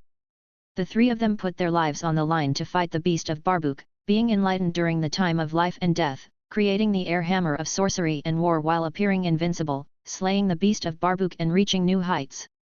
It was the three witches who developed the different specialization of sorcerers, developing what would eventually lead to the development of meditation, sorcery, and alchemy, passing down books such as Beginning Level of Meditation and Rudiments of Sorcery, The Gate of Truth of the Witches, and so on, benefiting the people and bringing about the beginning of civilization. It was still the three witches, who led the tribe of Babylon in conquering the great forest of Patachinar, slaying the great beasts and bringing about a peaceful living environment to the tribe, enabling them to build their kingdom on the newly conquered flat land. There were simply too many glorious great deeds that the three great guardians of Babylon had performed throughout their lives to count. The three of them brought about the age of sorcerers, leading mankind to rise from mediocrity and fight against nature and great beast alike for survival, as well as fighting against themselves for longevity. There were even those who compared the three witches of Babylon with the era where the Sumerian king of heroes, Gilgamesh, reigned, thinking that the three witches were every bit on par with that king of heroes. Yet, the three witches were nearing the end of their lives all the same. There is no need to weep for us. Death is part of life, and it is something that even we could not avoid. With our passing, there will be no longer anyone else to keep watch over Babylon. It will be a time where you all need to move forward on your own. The two witches smiled all of a sudden as they looked at each other. They looked up as they stood at the plaza, worshipping the great statue of Hermes. Tears streamed on their beautiful faces as they looked at the vast blue sky above them. We would have no regrets if we were to be able to see the thrice greatest God of wisdom coming before us once again. We both have let our great God down. We are too foolish to decipher the alchemy of life. For that, we apologize. My lord, would you care to come and see us once again?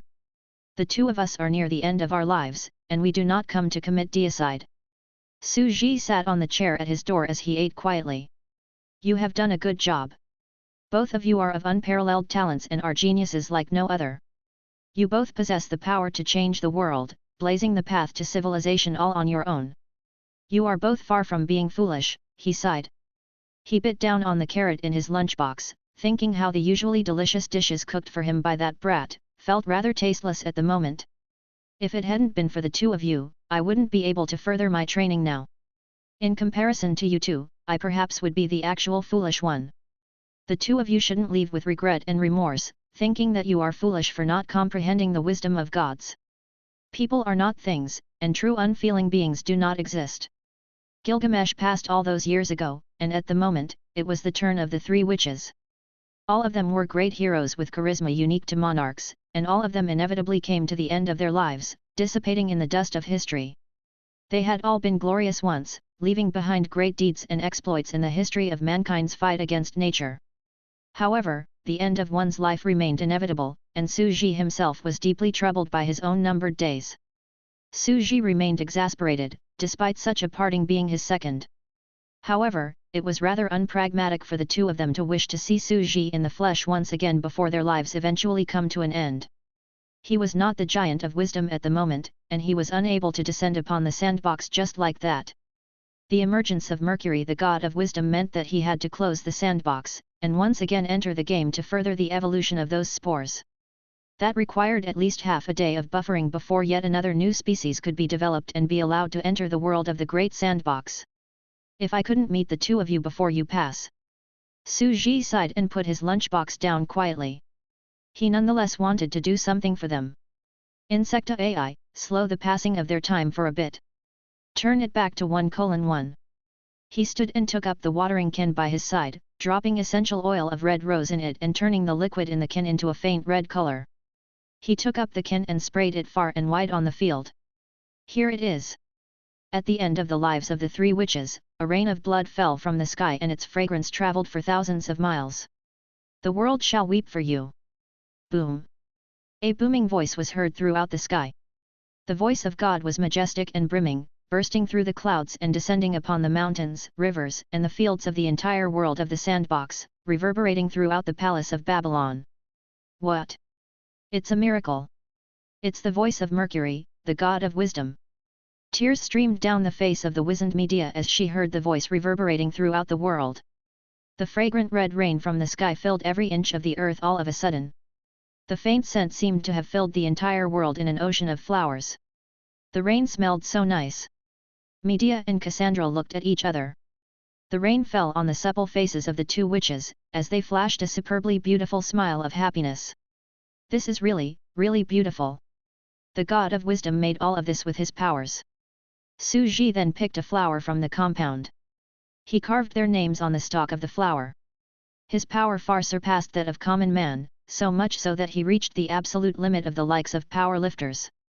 His mental powers became extremely formidable after becoming a sorcerer, enabling him to easily do micro-sized carving on the stalk of a lychee flower. He flicked his hand. Shoob! The pink flower shot tens of meters away like a sword, landing straight onto the miniature plaza in that palace of the sandbox. As the three witches are nearing their end, a monument of flower rained from the sky, standing over 100 meters tall. The world shall mourn your passing. Boom! A booming voice was heard once again from the clouds. That terrifyingly huge flower of over 100 meters in height, which was every bit comparable to the majestic, massive palace of Babylon, descended from the boundless clouds above, stabbing straight onto the plaza and shaking the entire place. What a terrifyingly huge flower! Countless fledgling witches bowed in shock, impressed with the beauty of the huge flower. The names of the two legendary witches were carved on the stalk of the flower. Medea and Cassandra were both girls who liked to dress themselves up. A fragrant rain of blood and a huge flower monument were the most romantic of miracles that could dress their passing. We'd be willing to serve you for the entirety of our lives, God of wisdom. It is a pity that the two of us are nearing our end. Su Ji sighed and felt as if he was mourning the passing of old friends as he sent them on their coming journey. I'm unable to save the two of you from your deaths. The only ones who would be able to save you are yourselves. This is the only thing I could do for the two of you, just like how I answered 3 questions from Gilgamesh all those years ago before he passed. He took out his phone and played the Symphony of Fate from Beethoven, which reverberated throughout the entire sandbox. I could only do my best to ensure that you pass with no regrets. The music of the gods shall be played at the end of the lives of the 3 witches, mourning them for thousands of miles over. The world is saddened by their passing. The sky shook. The clouds began to shake and part, which then dissipated like rings of ripples.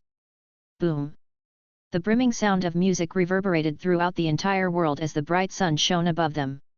This is the sound of heaven. Such beautiful music! It's like a river of heavens descending onto the earth. The Symphony of Fate from Beethoven was a world-renowned stunning piece of music. The majestic and beautiful requiem descended from the sky in a brimming fashion. The people of the kingdom of Babylon felt as if they heard a story of a battle against fate, which eventually ended with the complete, overwhelming victory of light, from that song of the gods. Chapter 37. Vision for the next sandbox era. Su Ji picked up his watering can and sent the two witches off with a shower of blood. He also gave them a flower to serve as their tombstone. His phone remained beside the sandbox playing music while he quietly returned to his chair. He took up his lunchbox and began eating again, mumbling as he ate. You three have developed methods for cultivation for me, allowing me to train successfully. You three have also discovered the crude structure of alchemy, allowing me to see hope for curing my cancer. The era of you three witches has given me a lot of surprises. Now that the three of you are nearing the end of your lives, well, consider the miracles to be my way of sending the three of you off. Baroom. Beams of golden light rained from the clouds, as the blood-red rain continued to fall. The people on the ground looked up at the sky. The heroes have long passed their prime. When the three witches go, the gods in the heavens are sending them off with rain of blood and a tombstone in the form of a flower, while a requiem of fate is played. How great the deeds of the three witches be, to have the three miracles be bestowed upon the kingdom of Babylon, as an acknowledgement of the God of wisdom in the heavens. All of them were in tears as they sang praises to great Hermes, the God of wisdom. This is a requiem, while at the same time, a song of praise. The people of the kingdom of Babylon sang praises with all their might while listening to the tune that played from the heavens. The tune reverberated throughout the world, and they felt as if their heartstrings were tugged by something, making their hairs stand and their bodies tremble. It felt as if they were able to hear of the fight against fate, the fight against nature, the fight against the beasts, and the fight against time, from the sorrowful yet brimmingly strong tune. The tune seemed to have reminded them of their own history as they rose. They saw the great king of heroes with looks on a par with those of the Scandinavian gods, Gilgamesh, who roared when facing the beasts throughout the world, as he held the sword of Damocles high in his hand. The history of mankind versus nature is the history of bravery and song. I've ordered history to be written, so as to enable our descendants to remember the courage of their ancestors in fighting against nature. They all seemed to have seen the visage of the three witches from all those years ago as the place turned foggy, as well as the visage of the mountain of corpses from many women consuming the blood of the evil eye. They heard the song of praise illustrating their fight against the mighty beasts, and saw the three witches hold the burning torches high. Death shall never crush our arms. Death shall never spell doom to our backbone. Countless merchants, smiths, the elderly, the nobles, and mystical witches carrying wooden staffs throughout the streets of the kingdom of Babylon, seemed to be weeping in silence. We have fought throughout our lives. This shall be our time. This song is one that sings of the bravery of mankind fighting against fate. O great God of wisdom, thank you. Thank you for all you've done for our kings. The elderly of the kingdom remembered those difficult days, those days where there was hardly a civilization to speak of, most vividly. They trembled as they lay their aging bodies prostrate on the ground, as tears streamed on their faces. Before the temple. This would be enough, far more than enough, a rain of blood, a tombstone of flower, and a song of praise. Medea flashed a smile of satisfaction. Her smile was as beautiful as flowers. She and Cassandra, who was by her side, traded looks and smiled widely. Both of them held hands as they gazed upon each other before the temple of wisdom of Hermes, closing their eyes and spreading their arms, as their bodies gradually toppled. Boom! Two lithe, beautiful bodies. They fell in the midst of the rain of blood. They fell before the huge tombstone of the flower. They fell as the requiem of fate played throughout the world. That image was so beautiful that it would be a thing of legend for ages to come and be carved on walls to be remembered for eternity. The kings have passed on. Howls and wails of sorrow were heard throughout the world. The world wept as hard they were able to.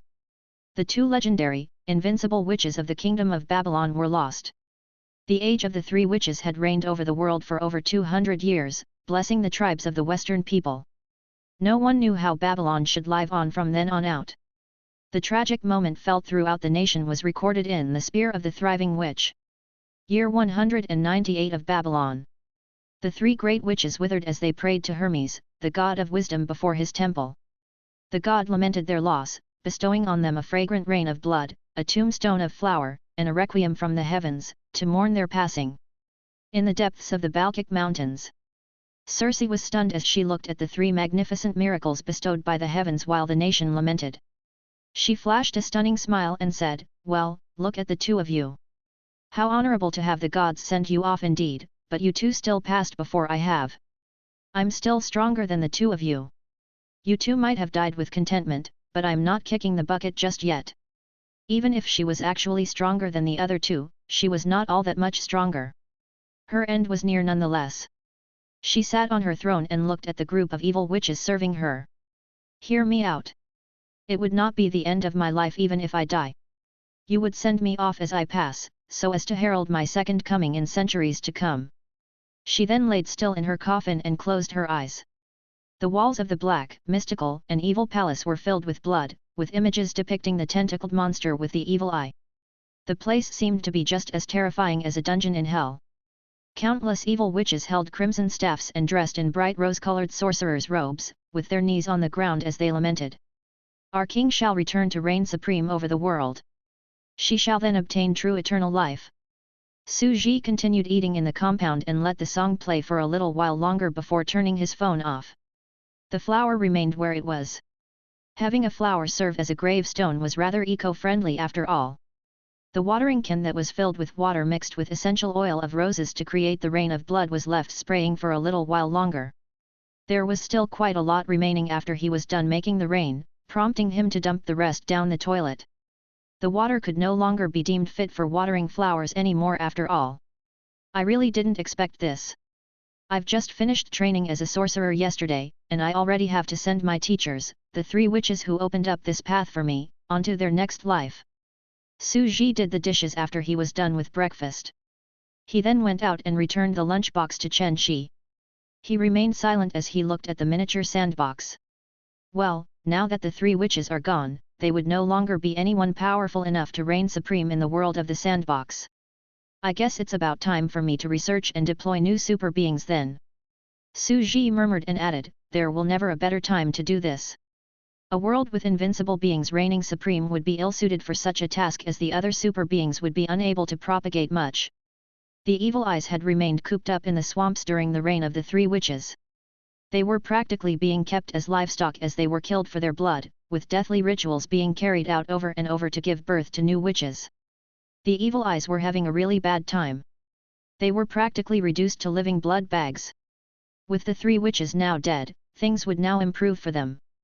According to the system developed by the witches, there was the apprentice sorcerer, level 1 sorcerer, level 2 sorcerer and so on, with the three who just passed being level 6 sorcerers, making them frighteningly powerful beings. As for the path after level 6, that had yet to be developed when the three of them passed. Lilith, who ascended to the throne after them, was but a level 4 sorcerer, yet she was the strongest among them all. A hero was a product of their time, and with every chaotic age, came monsters of one kind or another. The three witches were so terrifyingly talented that their powers reigned over all others. They would not have been able to blaze a trail of cultivation as they pooled their resources otherwise. This is the best time for adding in other species. I can't let a single being reign supreme again. Su Ji, who was comparatively a dimwit who hardly qualified as an apprentice sorcerer, looked at the sandbox silently. The second testing of the origin of life shall begin. I hope you would be able to get something great and spruce up the diversity a little, so that I can sneak into an age where things don't look so great. The Sumerian and Babylonian eras were basically the history of tribes fighting against nature after all. They were still struggling in the early age and things just seemed a little too boring. To those people down there, the dark ages were gone and they were at a stage where they were close to passing it. They were about to reach higher heights, and as the cultivation system of supernatural power became more developed, witches became more commonplace. The beasts were just common huge animals, which were something akin to those during the reign of dinosaurs like the T-Rex. Those beasts were huge but were no longer able to pose much of a threat to the people. Time to spruce up the biodiversity of the sandbox and put them all in hard mode. Su Ji's idea was simple. He planned to become the one pulling the strings behind the scenes in the coming age, driving the advancement of civilization throughout the world in the shadows, and driving the sandbox world to be truly become a mystical world, where all manner of eerie beings filled the place. All manner of supernatural, terrifying beings of Western lore would emerge, and there would definitely be more than just the evil eye of Thulhu myth. A world filled with mysticism, eeriness, bloodiness, the unknown, and death. That was the world of sorcerers that he was after. He wanted to make a world filled with great sorcerers armed with wooden staffs and out to seek the truth. Ain't this exciting indeed?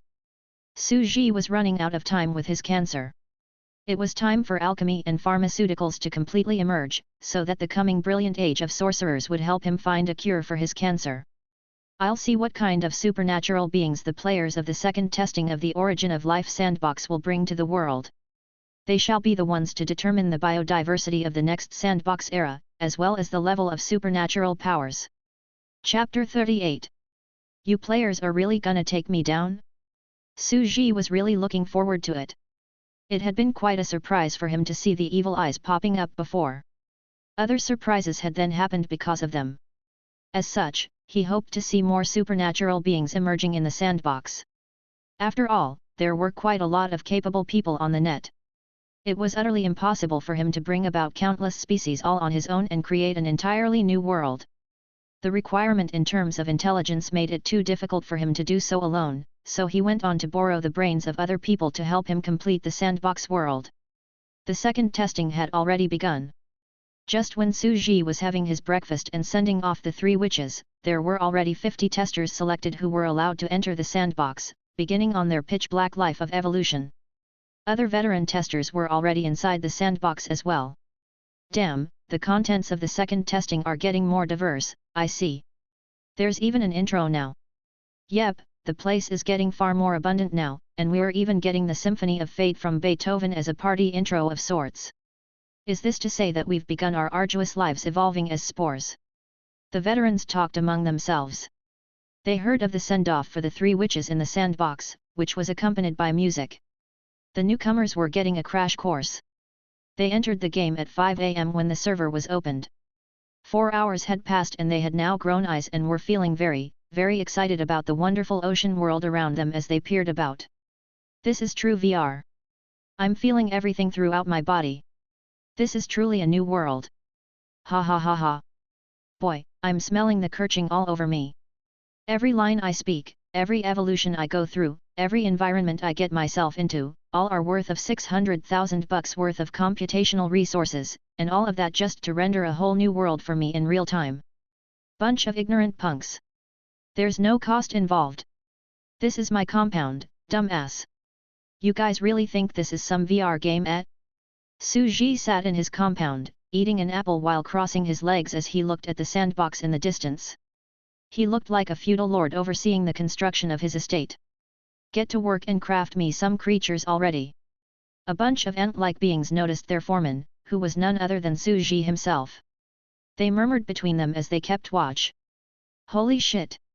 We finally see the legendary giant, and man, he is huge. Eating an apple again. Is this some sort of hidden story or something else such? I'm going up to have a closer look. I'd probably be able to gain access to some hidden spore evolution job. No way. The old ones went up to him before and were pretty much stomped to death. By the way, this game is way freer than expected. There are still a lot of mysteries to dig into. The second testing began. The first group of testers were feeling the clinch as well. Getting a place in the game cost a lot. They all learned about it all according to what the veterans told them. A player was worth $600,000, which was something comparable to the cost of running most MMORPGs out there.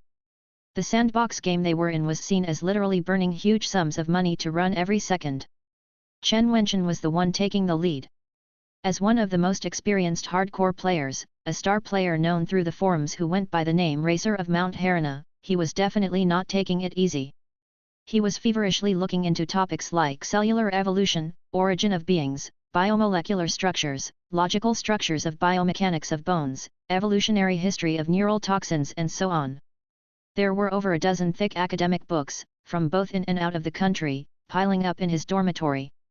As someone who was able to enroll into a renowned university, he was a book-smart genius who scored 656 points in the National College Entrance Examination. The only thing that was different about him at the moment was that he was addicted to playing games, yet he nonetheless brought all that fervor he put into the examination back in high school. This time around, I'd be taking the route of arthropods, eating planktons, and having bones evolve out of me. Then, I'll take the vegetarian route, evolve an abdominal cavity, and then let the exoskeleton regress, kicking out that transitory equipment and evolving into a vertebrate. I'll then get onto land and enter the swamps, taking the route of neural toxins. Then, I'd probably start hunting and eating swamp frogs or their like, so as to have toxin sacs evolved. He planned every step of the way. He lost quite a lot of hair throughout the time he immersed himself in the game and now looked like how Suji had once years ago. He drew images, packed tightly over a dozen pages on his book. All of them depicted differing environments and different types of food, the resulting structure of biological organs from such variables, and then the differing evolutionary routes from then on out. All of that looked like a huge tree of evolution, and the details were packed tightly like stars in the night sky. That was something that could be said to be the most profound field of research one could get into in this world, as one could look into throughout their lifetime and yet get nowhere near the end of things.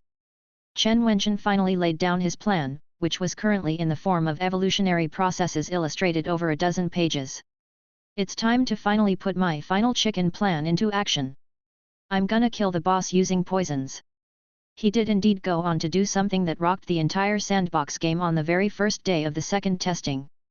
The GM brought about a new achievement system, intending to have supernatural beings of unparalleled potential emerge in the game. No one knew what was the parameters of such unparalleled potential. No one had any idea at all. However, he deemed that if his creature was able to kill the boss using poison, then he would definitely be the first to make his way into the achievement system. He deemed that it was the best course of action to take. He was also not going to be joking around like he last did, evolving his creature into some good-for-nothing that was not looking appetizing at all. In the present round, he intended to make his species look delicious, and something packing potent poisons.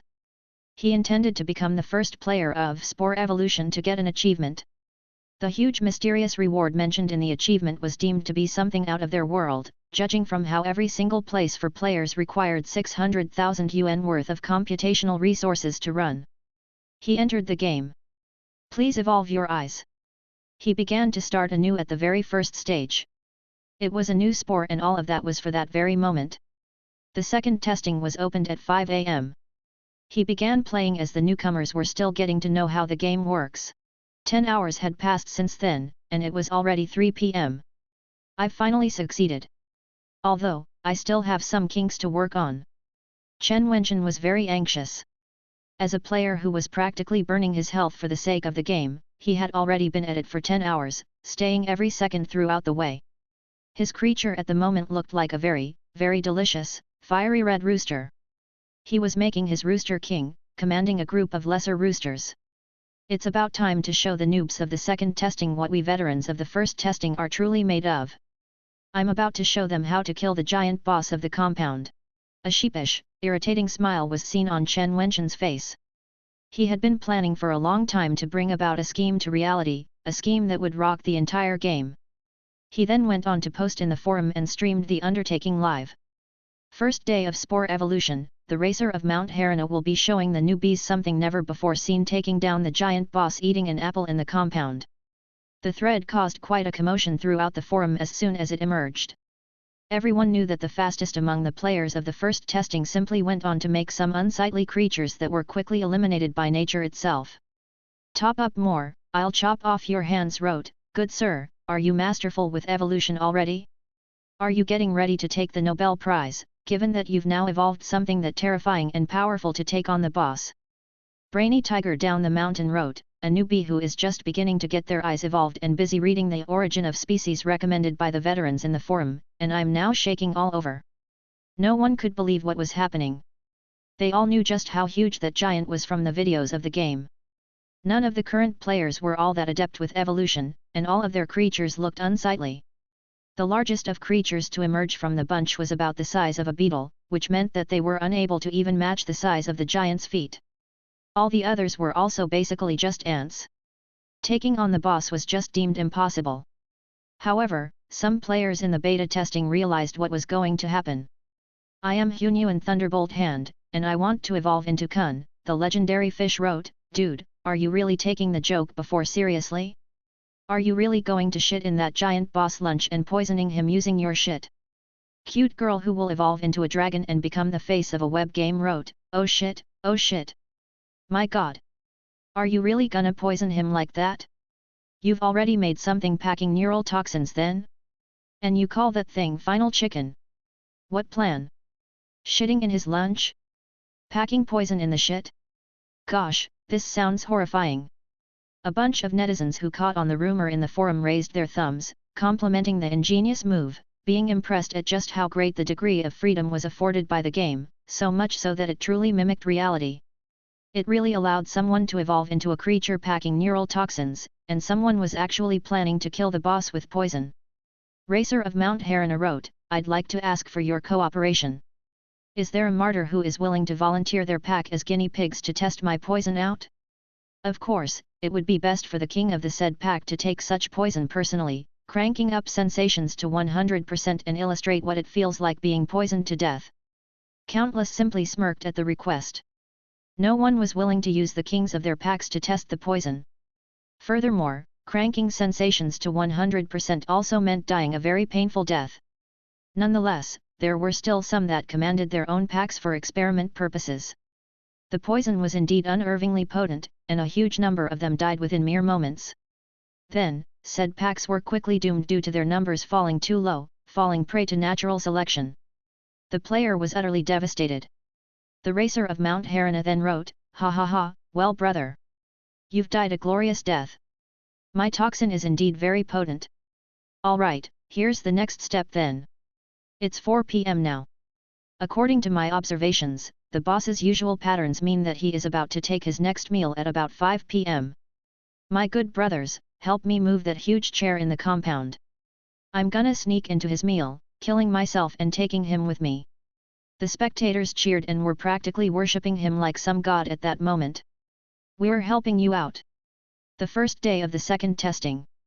Let's witness our boss poison the giant boss to death." A group of players formed a migrating troop in glee, charging at the chair nearest to the edge, getting ready to kick up some ruckus on the first day of second testing, getting themselves involved in killing the boss who eats apples. Su Ji thought, WTF. He was without a doubt involved in the forums as well and was looking into feedback from the players on the first day of the second testing. He surprisingly found some dumbass up to no good. At the moment, he was sitting on a chair in his compound, eating an apple as he looked at the bunch of weirdly shaped ant-like beings sneaking behind the miniature forest and bunching together, lurking and watching him, as they streamed their actions live in glee, looking into how to take down that super huge boss that was him. He was utterly baffled. "I'm just sitting at the side minding my business, watching you guys evolve in the sandbox. Just what did I do to deserve this?" Su Ji was stunned. That dumbass player named Racer of Mount Harana is still very eager. "It hasn't been long since I opened up more spots for you players in the second testing out of generosity, and this is how you people repay me? You're really gonna jump into my dinner and poison me to death." Chapter 39. Never suffered at the hands of society. Something is really wrong with this group. They are all trying to kill me. Su Ji held his head in his hands and felt a headache coming on. He could feel the evil intentions of the world flooding into him. He did not think much of the sandbox in the beginning. It was just a place with an area of 30 square meters, and he just carved out a place for it in the yard behind his house. It was convenient for him to just sit on a chair and watch the play of evolution in the sandbox up close. However, those people were actually trying to mess with an onlooker like him, precisely because he was near enough. Strictly speaking, they were all spores that were in the process of evolution and he could be considered their maker, and technically their father in some ways. Those people were actually trying to mess with said father, going so far as to attempting to murder him. That was incomparably insolent. He did not mind it when it happened with Gilgamesh before, given that it was the natural evolution taking place in the greater sandbox. However, the recreational players in the lesser sandbox helping to evolve creatures were actually thinking of taking him on as well. I may just be the lamest of makers in history. Su Ji was feeling very exasperated but quickly regained his composure. Every single one of them is trying to mess with the heavens and kill their gods, trying to take me down. Are there really so many trying to be heroes? Don't I look overwhelming enough? It seems like this Racer of Mount Harana guy has yet to suffer the wrath of society, and I sure as hell need to teach him a lesson. If he intends to be the loudest of the bunch, then he shall suffer the worst of punishments. Su Ji felt that he needed to show them what he was made of just to prevent any of them from trying anything funny like that. He gave it a bit of thought and decided he did not care much about what those people scheming among themselves. Such vigor was useful for furthering the evolution of beings after all. He simply asked the insect nest mind, does this new species possess unparalleled potential? A robotic voice was heard from the AI saying, this species does indeed possess unparalleled potential. Well, ain't this something indeed? Su Ji bit down hard on the apple, feeling very, very envious. He had to admit that some people were so talented that it was futile to compare to them. In comparison to that weird-looking evil eye thing from the last round, the being at the moment did indeed look a lot better. The player was probably concerned that the poison would not be enough to kill Su Ji if the creature was made too small. As such, it had evolved into the greatest size allowable at the moment, which was about the size of a beetle. That was akin to an elephant when compared with the sizes of others like ants. The fiery red rooster of comparatively elephant-like size looked like some kind of huge crimson phoenix. The creature did indeed look beautiful and very appetizing. It did look really tasty. How potent is its toxins? Su Ji then asked, is it enough to do me harm? Audiobooks.com. Su Ji was being cautious about it. It would have been really funny if he actually ended up poisoned. That creature possessed traits of a pufferfish. Its meat is extremely tasty, yet it packs potent toxins with a very strong kick. Even a tiny one would probably be enough to take a grown-up down. Su Ji gasped right away. He has gone that far in making something that venomous, and he really intends to kill me. A creature the size of a beetle capable of killing a grown-up human was a testament to the potency of its poison. Killing a normal person, sure thing. What about killing me then? Su Ji continued. How about killing someone like me, whose genes are modified to near perfection, and at the same time, a sorcerer who is trained in spirit meditation? If it were to only be capable of killing normal people, then there would be no need for putting such a creature into the greater sandbox, as such a creature would not be able to take on the sorcerers. The insecten nest mind then answered, precise potency of the toxin requires further examination. As the queen mother of the nest, you would be eligible to test the potency personally. I'm no queen mother. Call me king father instead, won't you? Su Ji mumbled to himself. The AI apparently was not too bright and did not understand Su Ji's joke. It continued robotically, please test the toxin personally, queen mother. While the toxin is potent, it will not be of any threat to your body, due to it still being a creature evolved from spores. Su Ji continued mumbling to himself, no threat to me eh? Well, if it does possess such potential, then I'd need to test the poison out, regardless of the intention of that racer of Mount Haranagai, just so to see the future potential of that creature myself. He then took another bite of the apple. Completing the supernatural world of the greater sandbox was of the utmost priority after all. A new creature created by a genius player who created the evil eye would still be worthy of anticipation after all. 7 to 8 meters away. We're waiting for him to take his dinner. SHHH. Poison him, slowly. Such a horrifying scheme. I like it. The players were still watching him in the dark of that dense forest in the lesser sandbox and murmured among themselves, watching that super huge giant in the dark before them. Su Ji ate fruit basically every day. He had stomach cancer, so he needed to look after his stomach. He ate one apple after another. If it's to have me test the potential of that new creature, then it'd be best for me to just keep to my usual routine. If he wants to jump into my plate, going so far as to make himself so delicious, then I guess I'd just take up the offer. Hopefully, the new creature will taste nice. It was not yet 5 p.m., which was his usual time for dinner. He was not in a hurry either and simply flipped the pages of his black notebook containing information about the evolution of creatures. That was yet another matter that he needed to attend to, recording the experiments of evolution taking place in the sandbox. He intended to make records of the Fifth Age, coming after the Dark Cambrian period, Light Cambrian period, Cenozoic era, and the Genesis period. Despite the age of the Kingdom of Babylon having yet to come to an end, he had nonetheless wanted to record it. I'll call this H. Su Ji thought hard at it for a bit and then came out with a name on a whim. I'll call it the Witchcraft period. The time where sorcerers emerged en masse. A true age of the sorcerers. He bit on his pen and gave it some thought, before writing down the first part. The Witchcraft period. Hermes the god of wisdom conversed with the people of the land, and the 3 witches blazed the path of witches. Year 198 of Babylon. The 3 witches passed. The gods bestowed miracles upon the land to mourn the passing of the witches. Dum, dum, dum. The voice of that brat was heard outside the door before Su Ji was done writing. She was here to bring him his dinner. Su Ji got up immediately to get the door. The weird creatures that were scheming on the ground shouted right away and began charging. Charge, my brothers! The usual routine begins. The giant is about to eat. Get away from the path of the beast. Su Ji built his sandbox near the entrance to his compound, and he needed to cross the sandbox when he went outside.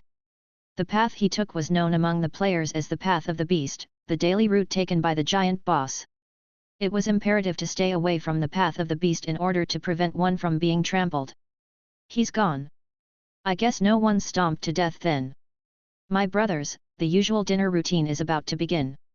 According to our usual schedule, we would have a window of about 4 minutes to get to the huge chair. Come on, get on with the ladder. Charge! We will kill the boss with our first try. Come carve me up if you call yourself a brother of mine. A bunch of weird ant-like beings climbed up the chair. They intended to hide at the back of the chair after getting on top of it. However, the racer of Mount Harana halted everyone who was hiding. He was a veteran and as such, he naturally had ample experience. We're getting into a raid, my brothers. Remember to not get overzealous when taking on the boss and follow your orders. I've been watching in the dark and the giant is not only eating an apple this time, but also breaking that black book that he has always been reading. He has always been making records in that book, and I'd say we should take a look. I bet there would be some hidden plot in it. All of them stared at each other. Oh yeah, hidden subquests. How exciting. I'll do it. I have 8 legs. Me, I have 5 arms.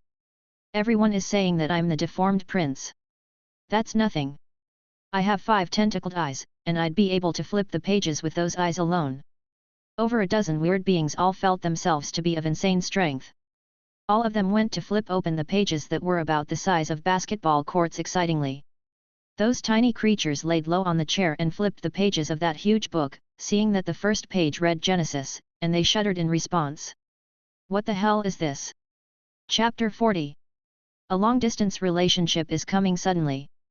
Su Ji walked to the gate of the compound and stood talking to Chen Shi at the gate. What are you actually up to?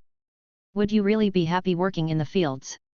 Chen Shi looked curiously at the compound but could see nothing more than a bunch of vegetables that seemed to be growing well. Man, I'm really pissed, you know, she mumbled. Is it because I'm not pretty enough or what? Why don't you go on a date with this girlfriend of yours? Don't I always go out with you and drive around with you in the morning? Su Ji replied. He made it clear to her that he had not actually been neglecting her. He was not all that much of an otaku and was simply enjoying the sandbox experiment. He took walks outside every morning, as well as going out for drives with her. It was quite a relaxing activity. But then again, he still thought the sandbox was more interesting than any date he might go on. How's tis hat the same? You're around me for an hour and then you work in the fields for the whole day. Chen Shi was still muttering away, feeling very dissatisfied. I'm hard at work learning stuff, and I'm really serious about our dates. Am I really not attractive enough? What are you learning? He was unable to contain his laughter.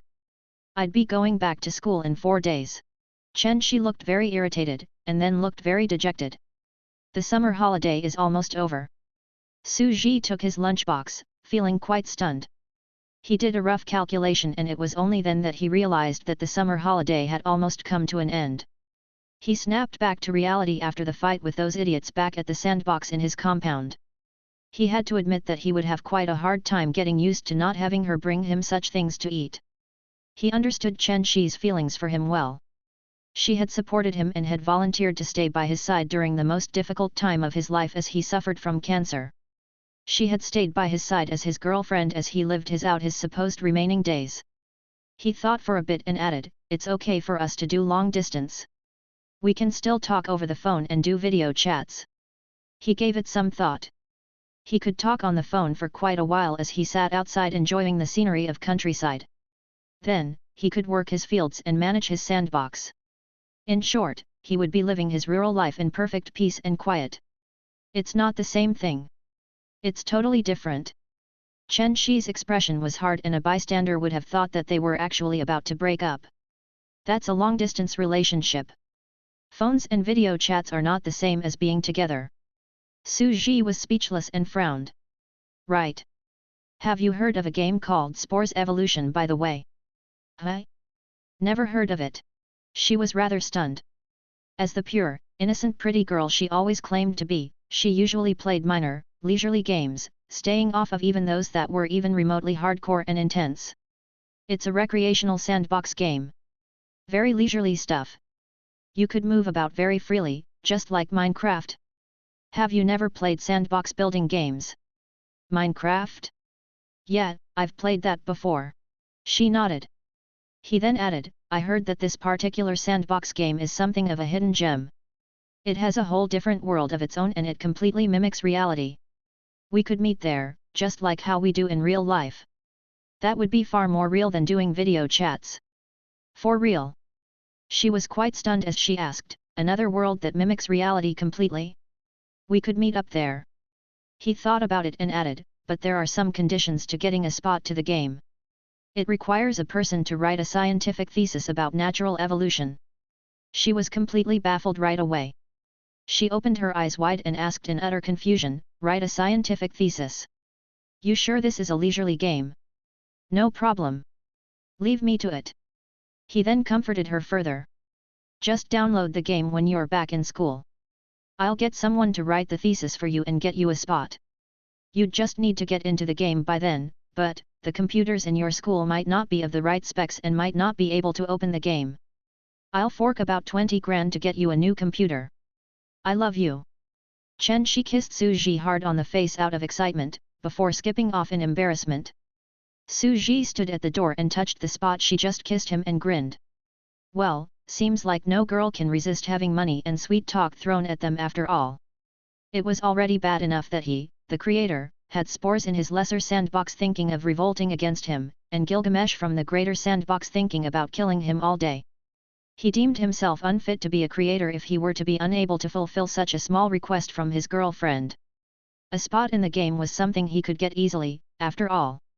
But then again, getting a computer with high-end specs would require him to spend quite a bit. He had over 100,000 yuan in his savings, and he would be left with only 80,000 after spending the money on a new computer. Money isn't too much of a big deal, and there's no harm in spending that much. But then again, I'd still need to think of a way to earn some. He did not think that the sum would matter much due to being able to calm his girlfriend down. He had lots of ways to earn money after all. In actual fact, the dates that both of them went on were little more than walks and rides, looking at scenery, and talking. He would be able to take his date to the sandbox in the future. The scenery looked nice enough and the landscape was beautiful after all. Both of them could look at the view while admiring those idiot spores and weird creatures running all over the place. That place was truly a wonderland of sorts. He had to admit that the idea with the lesser sandbox was just brilliant. There was then one more purpose added to that sandbox, a place for both of them to have their dates. He grinned after taking care of that her restlessness about maintaining a long-distance relationship, standing at the gate with the lunchbox in his hand. Back in the compound. Genesis, what the hell? A group of players gasped. How could a term like Genesis pop up in a sandbox game about spores evolving? Is this the hidden subplot or some sort of background setting for the sandbox game? The players were puzzled and shocked. They were feeling very agitated and were behaving as if they had just discovered a new continent. They were impressed again by just how unnervingly high the degree of freedom in the game was. It was just like how it was in reality, where they had to even dig around for subplots and such. From the perspective of the players, what they did had apparently triggered the main quest line. There is no doubt about it. We are about to attack the boss, and we have definitely triggered a cutscene. Every single player in the game was familiar with online games. All of them knew that most online games had a background world setting. The likes of Western fantasy and Eastern Xiangxia games had their own plots and histories, and the players deemed their actions to have triggered a cutscene from said setting. Gosh, I didn't expect a sandbox game like this have a background setting. I thought this was just a simple sandbox game world about spore evolving. I gotta hand it to the developers. They are really as hardcore as they come, and damn, they really are the best. They even give us a background worldview to dig into. All manner of weird creatures crawled on the huge page as they chatted away, feeling very hyped. Alright, cut it, people. No time to waste. Let's flip to the next page and see what this Genesis book is about. My god, dude, just how hardcore can this game get, man? We even need to dig the pages to trigger even a cutscene introducing the background. Those people, who simply ran into something in an accident, actually thought that they had just triggered a further plot to the game. Under the leadership of the racer of Mount Harana, all of them scurried away from the huge book and went on to flip to the second page together. They then saw Dark Cambrian Period written on the second page. The Dark Cambrian Period. The world shifts, the sun sets, and the moon rises. The world is plunged into a 5,000-year-old period of darkness, where 99% of oceanic life is rendered extinct, with only the blue moongrass surviving by absorbing moonlight, becoming the only species to propagate in a frenzy and becoming extremely prosperous throughout the dark oceans. The blue moongrass is the species reigning supreme over that age. Shub. First mass extinction event? Countless people were shuddering at what they read. Are these super ancient historical periods? No time to read every detail. Take pictures with your VR headsets and we'll mull it over when we get back. The giant boss is gonna come back if we keep wasting time. Next page, someone growled. Countless players snapped out of their dazed state. This was the first time they had gotten so excited over a game, and all of them feeling as if they were no longer themselves. This is so exciting. This feeling of snooping around is such a blast. They quickly flipped to the next page. The next page had Light Cambrian Period written on it. The Light Cambrian Period. The world shifts, the moon fades, and the sun rises. The world enters an age where the sun remains in the sky over a 5,000-year-long period. The blue moon grass, which had once reigned supreme during the Dark Cambrian Period, began to face mass extinction. The violet ray flower, which was once of the weaker line of the blue moon grass, rises and becomes the reigning species of this new age. Reigning species of a new age? A second mass extinction event? None of them were able to sit still any longer and anxiously flipped to the next page. The next page had Cenozoic Era written on it. The Cenozoic Era. This new age is an age of rebirth. All manner of animals propagate wildly. The first batch of oceanic life emerges, and it is the time that teems with life, with each species fighting for supremacy. Invertebrates rely on their exoskeletons and reigns supreme over the oceans for a time, becoming the reigning species in this age, but vertebrates come long before the invertebrates are able to maintain supremacy for long. The vertebrates beat the invertebrates due to their nimbleness, becoming the true supreme beings of this age, and they shall reign for a long time in this era. What the hell is this? All of them were confused as to what this was all about, yet they felt what they read to be surreal nonetheless. The background setting of that sandbox game looked difficult and had a worldview that was extremely expansive. The game had unnerving degrees of freedom, and they could tell that they still had much to explore. They found themselves completely gaping when they flipped the next page and came to the fourth age in the expansive history. The Genesis period. It is the age where intelligent beings emerge. The intelligent apes begin to lay foundations of civilization through tribal living, chasing away the beasts and reigning supreme in this age. However, they are ruthless and brutal. The heavens are unable to tolerate them any longer and bring about a great flood, destroying them all. The third mass extinction event begins, wiping out 99% of the existing creatures.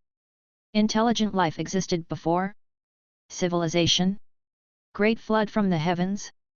There was actually a third mass extinction event? Gosh! No one was able to keep themselves composed any longer.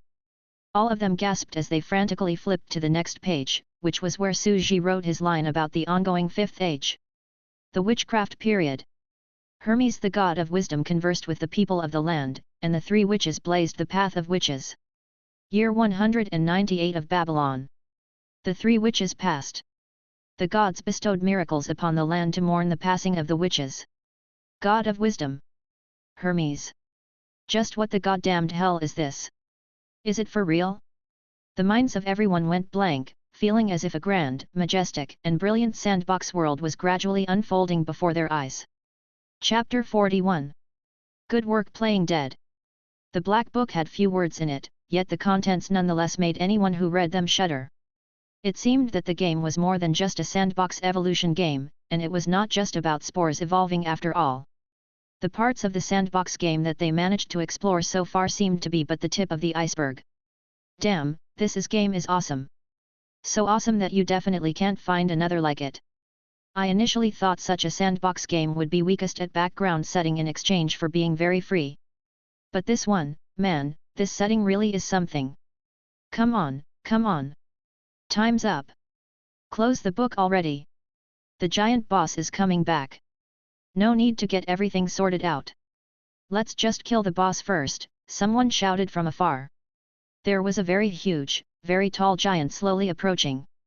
Su Ji came back with his lunchbox in his hand. He had no idea that after he left in a hurry, those idiot players went to mess things up further for him, taking a peek at his notes regarding his experiments.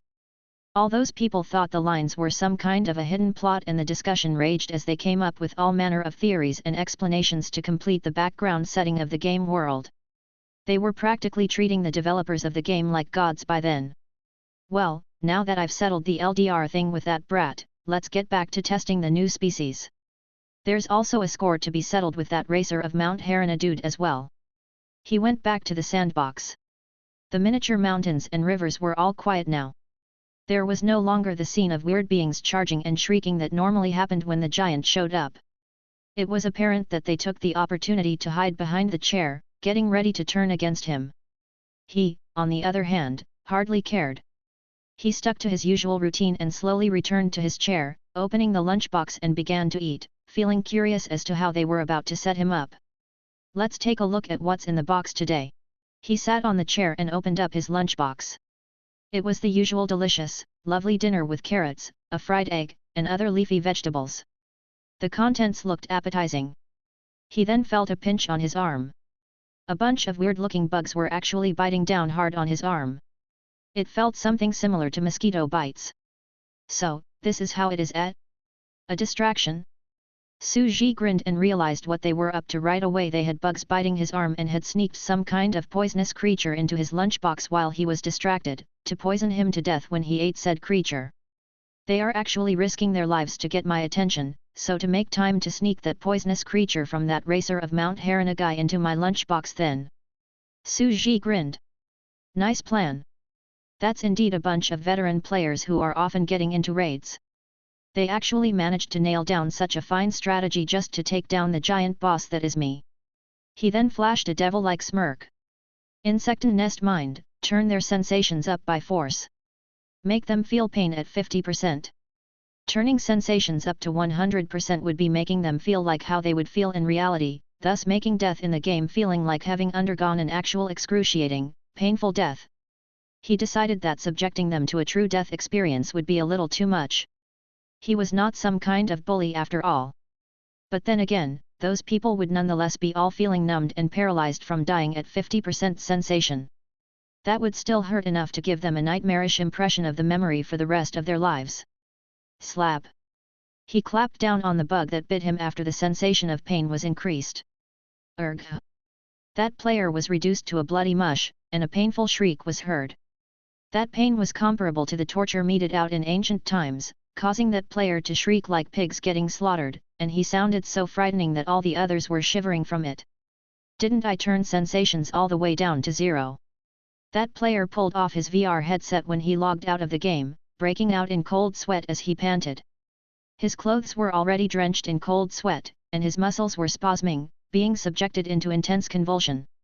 The pain from the experience of dying in that game was so real that he felt himself almost thoroughly exhausted.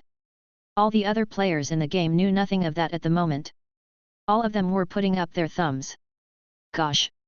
Your acting for the sake of killing the boss is surreal, brother. That shriek of yours when you died really got to the soul. Seeing how passionate you are at the first go makes me want to get myself up to task. One of the players was feeling very gleeful as he continued, witness me. I'd be bringing my flock up next, and I'd sure shriek worse and be more real with it than he did. Go get him, brother. We need a tank for killing the boss of this huge chair raid on the first day of the second testing, taking on all the aggro from the boss. The others around him sang his praises to him and made him feel very pleased with himself. That player then climbed out of his hiding place in the chair, cranking his sensation of pain to 0 as he brought his group with him, getting onto Su Ji's arm and bit down like the last one had done. Clap. Su Ji clapped him down before he was able to bite. That impossibly huge hand loomed over the bugs like a mountain, falling down on them. That player was then reduced to a bloody mush by Su Ji's hand. That bug let out an eerie shriek of intense pain. He sounded even more tortured than the last one who had squashed. He felt as if he had just experienced the most intense pain he had ever experienced in his life. All the others shuddered to the core as they heard that shriek. Awesome! Your death is surreal, brother. His performance is indeed more real than the last guy, and he sure as hell shouted like he was in hell.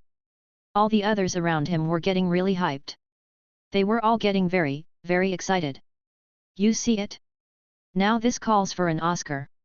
This is the shit. Holy cow, that dude is really, really getting into it. I've never seen a death feeling more real than that. Rounds of applause were heard from them. All of the others thought that the player was putting his soul into his act, giving all he had for the sake of putting down the giant boss. My turn to draw the boss aggro now, brothers. The two of them sure sounded very pained, but shrieking like that was just too goddamn fake, and I think even the giant boss would feel something is off with them. This time around, I'm gonna put on the act of a tough bug and I swear, you can kill me, and I'm not gonna make a single sound. Yet another bug emerged from the chair quickly, climbing up onto Su Ji's arm and getting ready to chomp. Clap. Yet another bloody, messy red smear. Urgh. It hurts, goddamn it. He shrieked even worse than the other two that came before him. His eerie shriek filled the entire place. It seemed like he was being subjected to hellish torture and then was having salt poured all over his wounds. The pain was simply indescribable. Dude, didn't you say you're gonna do it differently? You said you're gonna play the tough bug, right? Why the hell did you shriek so badly then? I guess he's just some idiot who's trying to mess with us. The others shook their heads as they saw what had happened and suspected nothing as they continued to lurk at a corner of the chair, setting up plans quickly to take on the boss. With those three drawing the giant boss' attention and giving their lives valiantly to the undertaking, and the dumb giant boss being busy with clapping down on the bugs, he was totally oblivious to the final chicken taking the opportunity to sneak onto his pants and approach his lunchbox. I'll be the one to distract him then. I'm not a joker, and I'll really be playing the tough bug this time. I swear, the boss could render me into an even messy pile and make my parts fly all over the place, yet you all still won't hear a sound from me. Clap. Death by another clap. Urgh. Damn you. This hurts. He shrieked at the top of his lungs at that instant. His shriek sounded even more torturous, being so loud that it was heard even in the heavens. One could practically feel the pain just by hearing the shriek alone. Hat. What happened to the tough bug act at? In the end, Omigo Dithert's all the same. But damn, he really knows how to act and he sure sounds like he got reduced to a bloody mess, like he had been subjected to some inhumane torture in an instant. That sure as hell deserves a like. Like. The others chatted away about what happened. Yet another player emerged at the moment. It was none other than the weird thing with 5 arms called I am Hunyuan Thunderbolt Hand, and I want to evolve into Kun, the legendary fish. He was very well known among the players and he simply shook his head quietly to what was happening before him with a serious look. Brothers, I, the deformed prince, is unlike any of them. Now watch me put on the act of a truly tough bug. Wow, the true tough one is coming up this time. The others grew quiet. A lot of the players had been in touch with that player for quite some time and knew him to be someone calm and collected, unlike the jokers who came before him. He looked serious and everyone thought that he was not going to be deceiving anyone. Everyone thought that he was truly going to put on the tough bug act. Now, witness my true, dashing act for the greater cause, the martyr who is gonna. Clap. Yet another clap from that huge hand. He shrieked even more painfully than the ones who came before. That deformed creature of that player was again reduced to a bloody mess, and even the stout arms were broken and all 5 of them were flattened into a sticky pulp. The disgusting black goo and sticky puddle of bloody fluids made it so that one was unable to tell its head from its arms. One could see how pitiful an end it was, just by looking at what remained. At the same time, he shrieked as if he was really being tortured in hell at that very instant. It sounded so devastatingly painful that the other deformed bug players were shirking in the corner, shuddering over what they just heard. The players were really puzzled. So, this is your tough bug act? That one shrieked more than everyone else. Is that guy having the wrong idea about the term tough bug? All players were feeling very confused and remained silent for over 10 seconds. They then looked and beamed at each other. Gosh, even a serious veteran like him would actually joke with us. Why the hell are all these people playing games? They would all win Oscars if they were to get into acting instead. What a waste of talent with them being here. Hell, you couldn't have put it better. Those deaths were as real as they could have been. Chapter 42. Surprise, surprise. Deep down, everyone was totally impressed. The shrieks of all of the ones who went up and played dead felt so surreal. One would even suspect they had taken lessons of sorts. On the other side, one of the players logged out of the game after dying. He sweated for quite a while before his convulsions subsided, and he then logged on to a forum. You guys might say that I'm lying, but hell, playing that game almost really got me killed. That game is just too damn real. I died back there, and it felt like I was subjected to some medieval torture. I sure as hell ain't gonna experience something like that ever again. Are you a masochist? Can't you just turn down the pain? Isn't it said that the game allows for sensation adjustments? There was a bug back there and I've asked the developers to look into it. I indeed turned down pain when I was fighting the boss. Heated discussions erupted right away as soon as that post was posted. That was the first bug they encountered, and no one had expected to finally see a bug in such a real game. It did not take long for the other players who died and logged out to add that they went through the same thing. They had all turned down the sensation of pain, and yet that did nothing to alleviate the situation. No way, you too? Yeah, count me in too. If that was what happened with everyone, it became apparent that what happened was not a system bug. They came to speculate that someone forced them to experience pain at 50%, every time they were killed by the boss in the game. All of them found themselves gasping at the conclusion they came to. This is just too damn hardcore. The developers really are brutal assholes. A group of people went on to give their 2 cents after that. I guess it's one of the settings in the game no one is allowed to challenge the boss over nothing. What happened was some kind of punishment through death. The others who watched from the sidelines felt the discussion to be increasingly interesting, coming to realize just how real that game really was, and that it was definitely a different world that mimicked reality, instead of the regular online games. Nothing would have happened when one died when going on raids in other games, yet no one expected that it was different with that particular one, where one suffered spasms and convulsions so intense in reality after dying in-game, that it was practically an experience of death. That death punishment was deemed unreal and insane. They were impressed at how it was truly a different world. The degree of freedom allowed in the game is insanely high. We really need to dig for everything ourselves.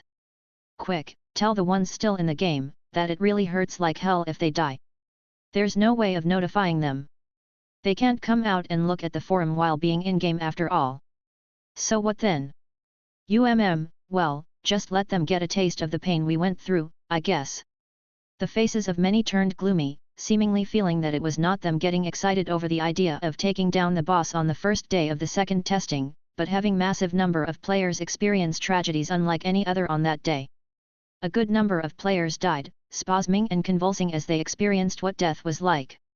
Everyone regressed into spores and returned to the starting point, veterans and newbies alike.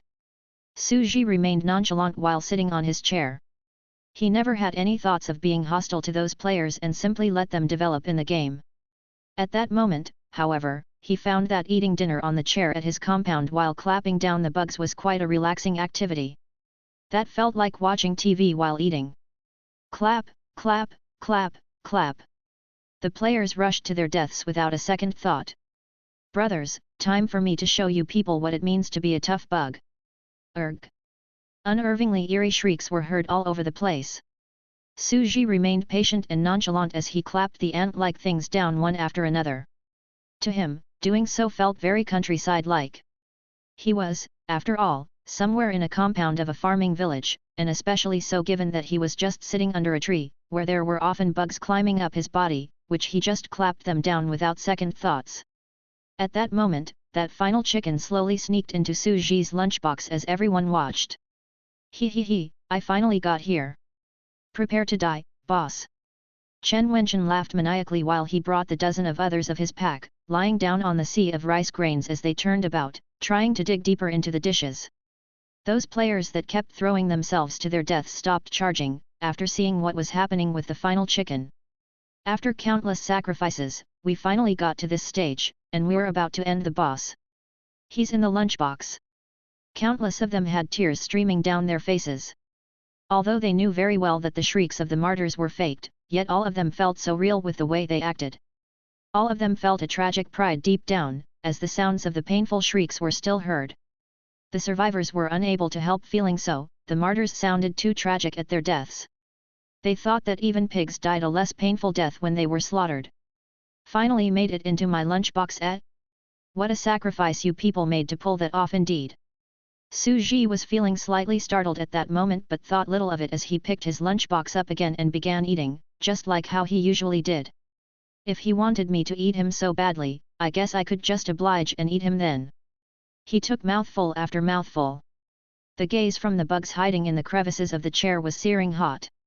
Yes, that's it. Just keep eating. Come on, hurry up. You're about to chomp down on the racer of Mount Harana, you're about to chomp down on the final chicken, and you'll meet your doom soon enough. Crunch, crunch. Su Ji continued holding his lunchbox as he ate away. All right, about time. The survivors were getting increasingly agitated. However, just when Su Ji was about to chomp down on the final chicken, he stopped altogether and mumbled, I wonder what the hell is happening today. Why are there so many bugs biting me? And well, the dishes are really getting cold. Best heat it up in the oven a little bit. He rose from the chair and went back into the house. The surviving players were utterly baffled. Why the hell are you gonna heat the dish up? Everyone looked like their mouths had been stuffed with waste as they looked on, wondering just what was with the boss. They wondered if the developers needed to make a NPC so human, and was there actually a need to warm the lunchbox up, given that the contents had not been sitting around for long? You wanna make me eat you, huh, idiot? I sure am not gonna make it easy for you. Su Ji muttered to himself without paying any heed to those people. He knew that eating something like that was hardly a big deal. He was not eating people after all, and what he was about to eat was simply bugs that tasted like chicken. Didn't others go about eating raw fish and raw steaks too? But then again, Su Ji did not like doing it. He still liked eating cooked food better. He asked the AI if he could cook the bugs for a bit before eating them, and the answer was an affirmative one. That was because that insane player's creature pack toxins were so unique and potent that they would definitely be just as potent even after being subjected to heating. Eating it raw, eating it cooked, made no difference with testing out the poisons after all.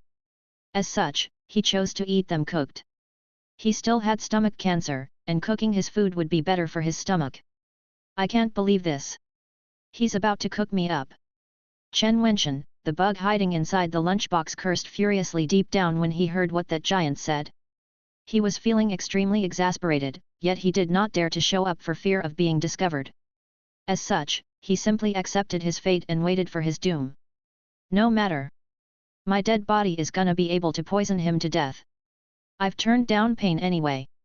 Cook me to death, so what? He said as he tried furiously to calm himself down, feeling himself shuddering and the unease spreading all over him. Bang! Su Ji chucked the lunchbox into the oven and turned it up to the highest setting, at 280 degrees. He apparently remembered the grudge that guy in the lunchbox had with him. All the others died in an instant and their pain did not stay long. The one in there, however, was about to suffer a horrifying fate of being cooked to death, and that death would come very slowly. Swoosh! The red light in the oven lit up. That huge oven felt like some kind of furnace of Armageddon, which was gradually heating up.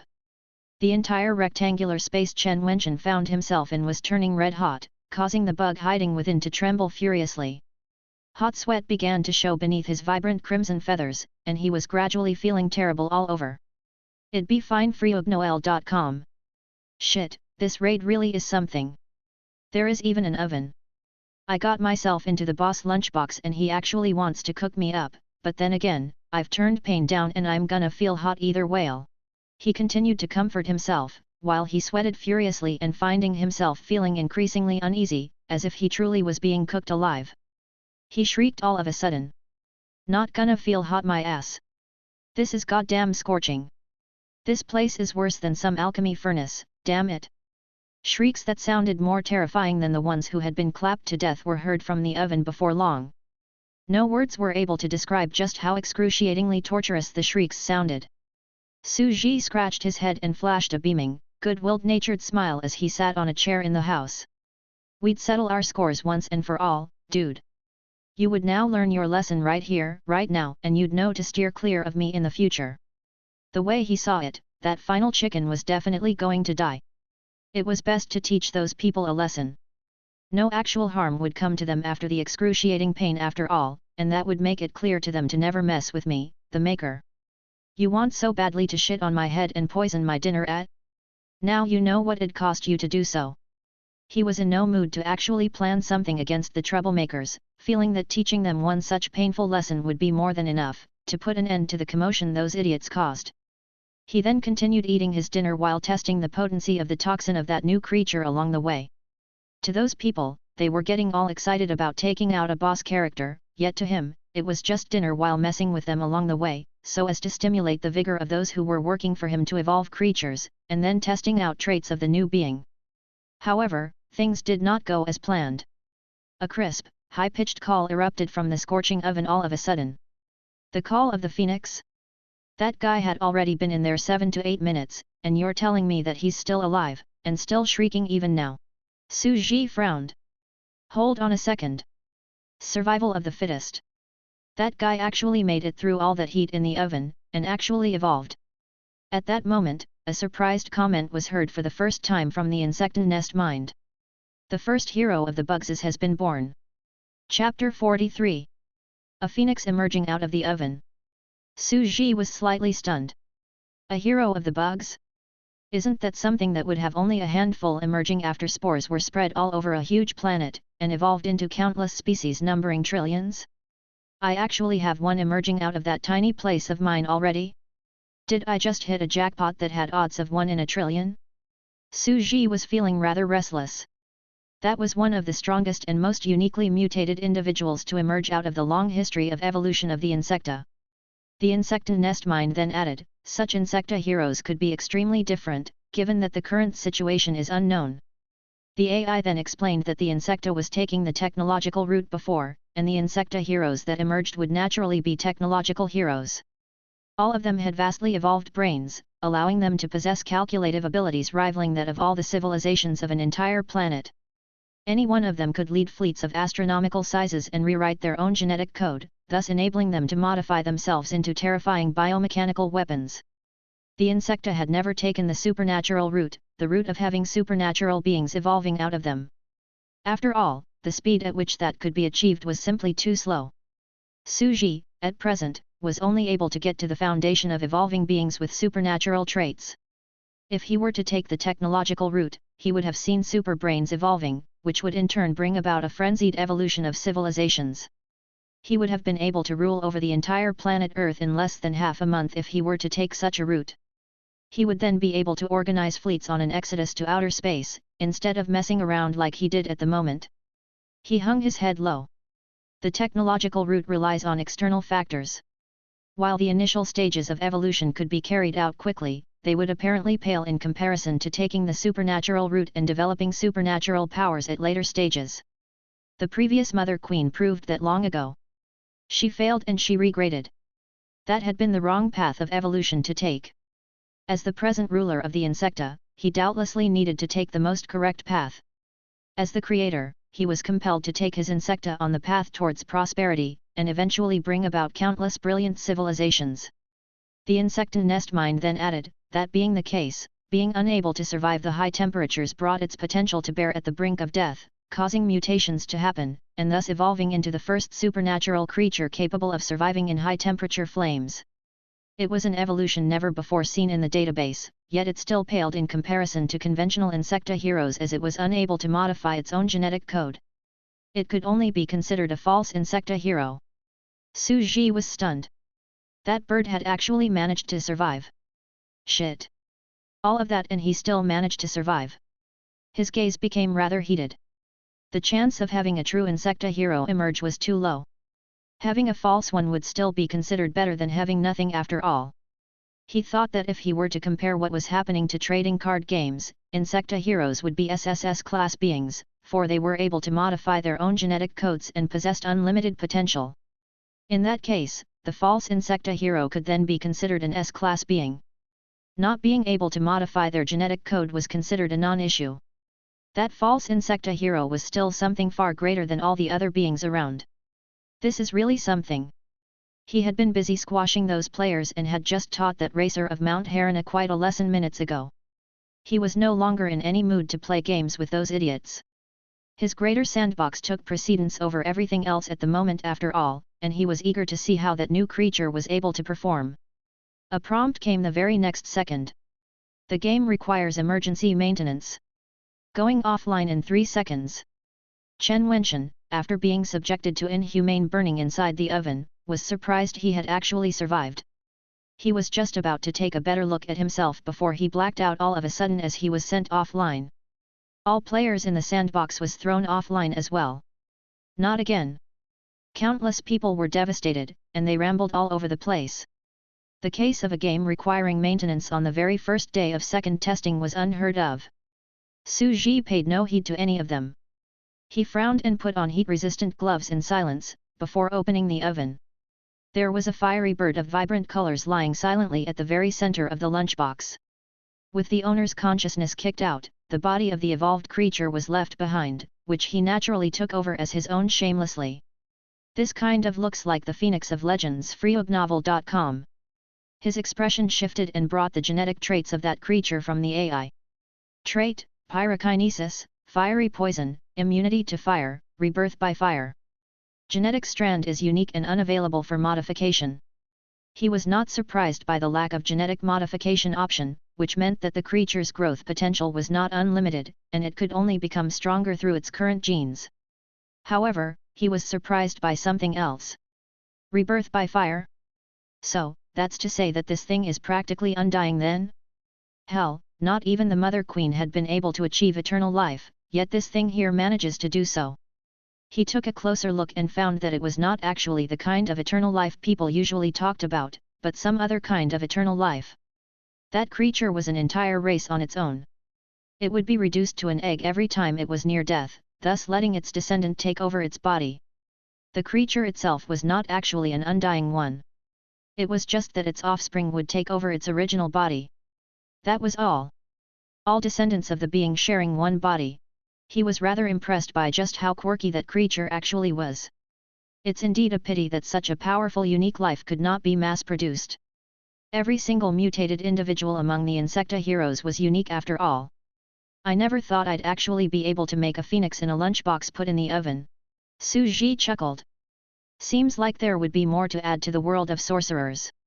He picked up the beautiful, vibrant phoenix the size of a beetle with one hand. He found it increasingly beautiful the more he looked at it and was growing more reluctant to part with it. It was indeed a crimson, vibrant creature. The creature possessed a beauty that was unlike anything on the planet. This is a supernatural creature that evolved out of the high temperatures in my oven. He then researched it for over a dozen minutes before putting it down. He then took a look at the original creature that was, prior to evolving into the phoenix, the final chicken. They were but a bunch of extremely poisonous birds with fiery feathers. Over a dozen of them were thoroughly cooked in the lunchbox. While there was a unique mutated bird, the phoenix, emerging out of their midst, he nonetheless needed to proceed with his original plan, which was to test the toxicity of those birds. He picked up one of those roosters with a pair of chopsticks and ate it. Nice. The taste was extremely supple, exploding on his taste buds while the juices flowed over his tongue. Chen Wenchen had indeed evolved the creature into something extremely tasty just so to make it easy for poisoning. It worked in the same as a pufferfish, being so irresistibly delicious despite being full of very potent poisons. Su Ji was unable to help but chomp down on every single one of the others he was able to find. It did not take him long to finish all of them. Gosh, this thing is really, really delicious. Looks like I could start making my own meals after Chen Shi is gone. Making a good bunch of these things every day, and man, my days would be heavenly. Oh right, Nest Mind, how is the test with toxicity? The AI replied, extremely potent. Capable of causing instant death to even supernatural beings when consumed. They would die. His expression brightened right there and then. He deemed himself having hit the jackpot. The day was indeed full of surprises. The most delicious is indeed the most poisonous. He felt that he had grown very rich at that very moment, like he had become flooded with money in an instant. He just got himself a new supernatural poisonous bird species, as well as a false insecta hero, the phoenix. The phoenix would become his subordinate, and the very first among the upper echelon of the insecta. He considered that superb insecta hero, despite being a false one, to be one hell of a hit. Gilgamesh and the three witches all fell short of reaching such a stage, dying after living out their short lives. He never expected some creature that just emerged out of evolution to actually have achieved transcendence beyond life. He was actually thinking if that bluff that he put in that world of the greater sandbox would be called out. If the people were to find out that Hermes, the god of wisdom, to be the only god, things would have gotten very embarrassing. At that moment, he finally found the second being for taking over the role of the god of fire. Well then, it's time to put the phoenix in the sandbox along with those poisonous birds. He mumbled as he came to the edge of the greater sandbox. It had been difficult figuring how to add new creatures to the sandbox in the past. As a giant, he would have caused mass panic entering the sandbox personally. He had only been able to put in the evil eye after the Great Flood killed almost everything, an opportunity which he used for remodeling the swamps, and there was no one around to catch him in action. However, with the kingdom of Babylon being around at present, sneaking into the sandbox was near impossible. But then again, the creatures are capable of flight, so that means I have no need to get in there myself. I could throw them in without having to worry that they'd fall to death. He took hold of that phoenix and some of the final chickens, flinging them far and high over into the greater sandbox. Best develop the capacity of intelligence quickly, Phoenix. You're my first subordinate after all, and you will have a glorious life ahead of you. Flop. All of them began flapping their wings as they fell from the sky. They glided along in the air before landing in the lush, green forest. Kawv. The booming cry of the phoenix was heard all over the blue sky. The phoenix fell and the high temperatures of its breath quickly burned the trees and land of the patch of forest it landed in. It was only seconds in Suji's world, but it was already days in the world of the greater sandbox. Millions of huge trees quickly wilted and were reduced to sand as the phoenix took residence, gradually reducing that place into a desert. There was actually a huge tree that managed to survive the mass extinction of countless trees around it. Survival of the fittest meant that it managed to develop heat-resistant traits, enabling it to be immune to flames. The phoenix had no choice but to call that tree its home and fed the tree with its blood. That tree would be named the Parasol in the future. Chapter 44. Air Hammer of War. Suji was feeling rather relaxed after he had finished. The first being with extreme potential had emerged, and he was happy with what happened. While there was indeed a bunch of rebels emerging out of that lesser sandbox in his compound, and those ant-like things chatted away about overthrowing him all the time, they were hard at work nonetheless, and something worthwhile had actually come from all that ruckus. He finished his dinner and left the compound, returning to his kitchen where he washed his lunchbox. Can't imagine a creator having to do his own dishes. He went next door after cleaning the lunchbox to return it to its owner. He did not rush back to his compound and had took a casual ride down the countryside paths in the night on his bicycle. Bugs and birds were heard chirping all over the place, a testament of how silent his surroundings were. He recalled something all of a sudden and asked the insectan nest mind. Oh right, if I were to add that phoenix's genes into my own, giving me the ability to be reborn in fire, would I become an egg and be reborn if I were to kill myself, and then acquire a body that is free of cancer instead? You might, the AI replied.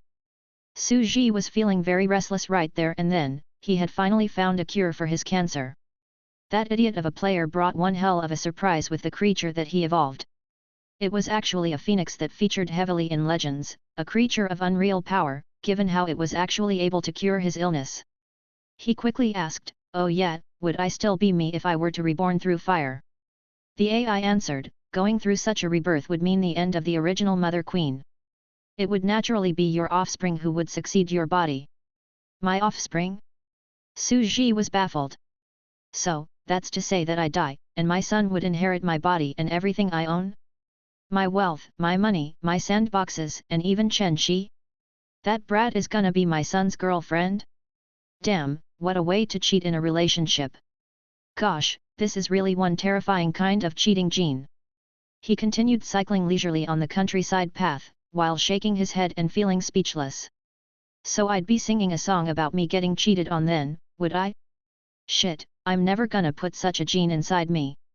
He gave up that line of thought right away. He would have gladly chosen dying by cancer than living forever in such a way. Furthermore, it would have only been just his son, his grandson, and his subsequent descendants taking over his body as they continued to live after all. He shifted his thoughts elsewhere. The greater sandbox would become more diverse after adding a bird with such potent poisons on them. The world would begin to have two supernatural beings. With the phoenix, practically a god of fire, and himself as the god of wisdom added to the fray, there would also be two world-class gods as well. The basic structure of the world of sorcerers was considered solidified by then. I sure hope the phoenix grows fast. It will get stronger with every rebirth. Despite only being born today, that thing still packs powers comparable to level 6 legendary witches. In an era where the 3 witches passed away, that phoenix would be considered invincible in that sandbox world, and a true god of fire. Now I'd just wait for the bird to develop its own capacity for intelligence. Su Ji stopped his bicycle. He was surrounded by lush jungle and there was a stream flowing far away in the dark of night. The scenery was silent and typical of the countryside. He was there because he had reached the level of apprentice sorcerer and wanted to train his powers of sorcery. He was unable to actually train in that compound of his after all, as getting his powers running amok would have meant a disaster at the level of mass extinction to those tiny creatures. Air hammer of war. Su Ji willed it for a bit. A gust of formless, intangible mental pressure gathered the air around, coalescing into a force and began to take shape, before dissipating without a trace.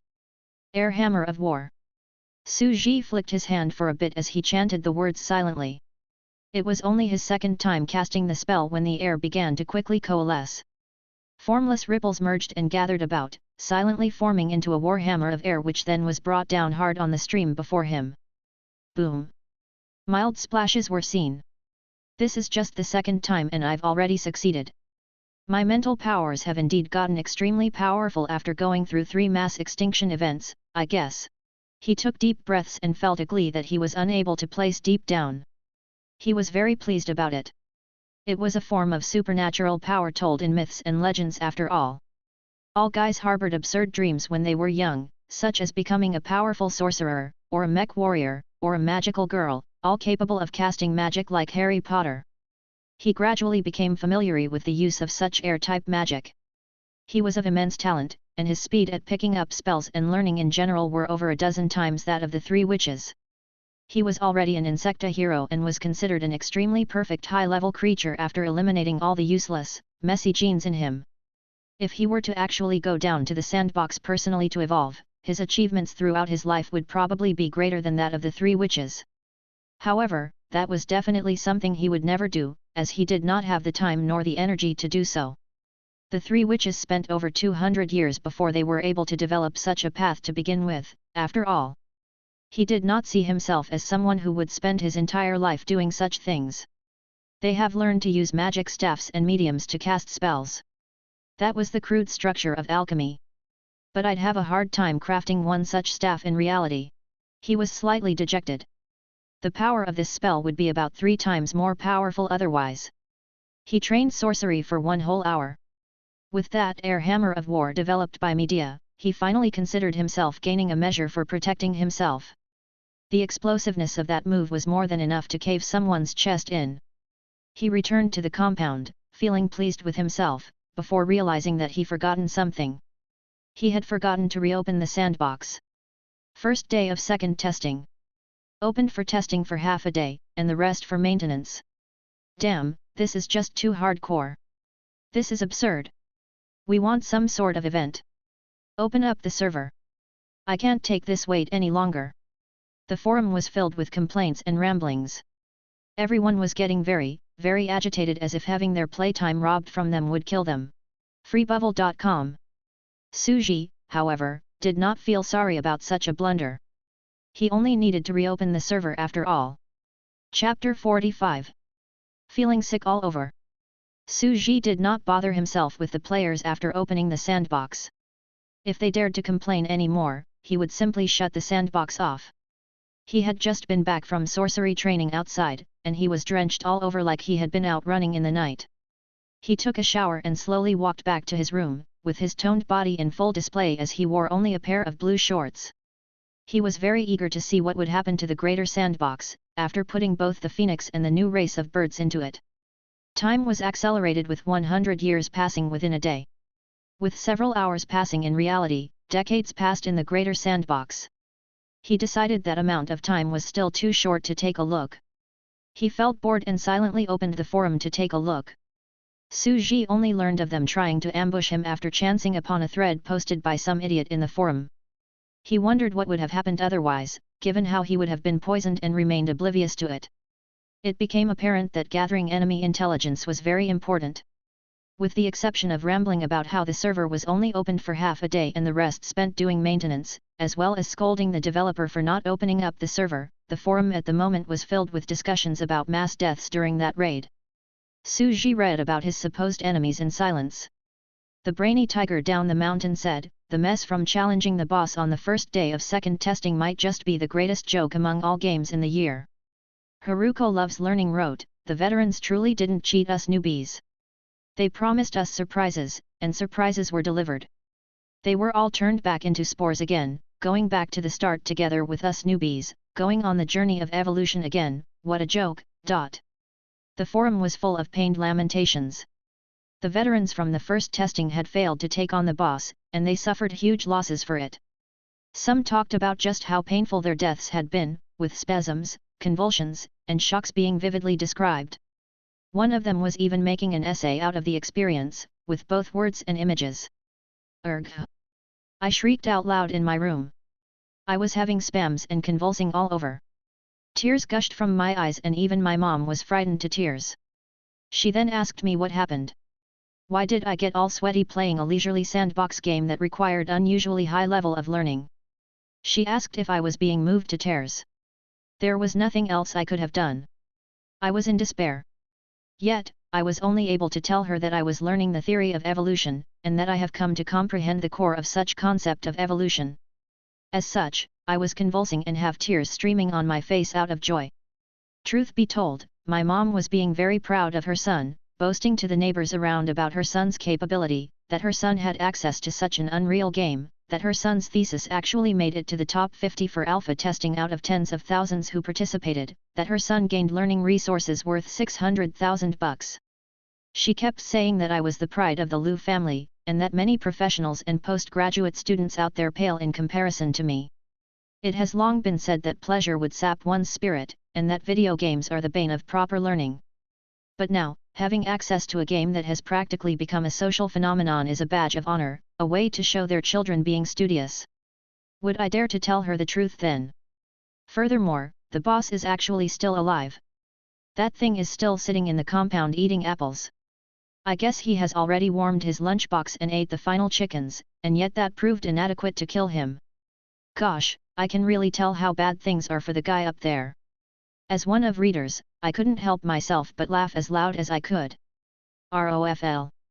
As someone who had been through it as well, I shed tears of frustration. It had been so excruciating that I actually wet my pants, and I had to put on diapers after that. My wife was asking why my face was all wet with tears, and I could only tell her how much I love this insanely hardcore game. People shared their experience of excruciating pain over the net. The experience, nonetheless, was more than words could describe. On the other side of the forum, there were also players posting all the images of the pages found in that Genesis book, illustrating all 5 long ages in history.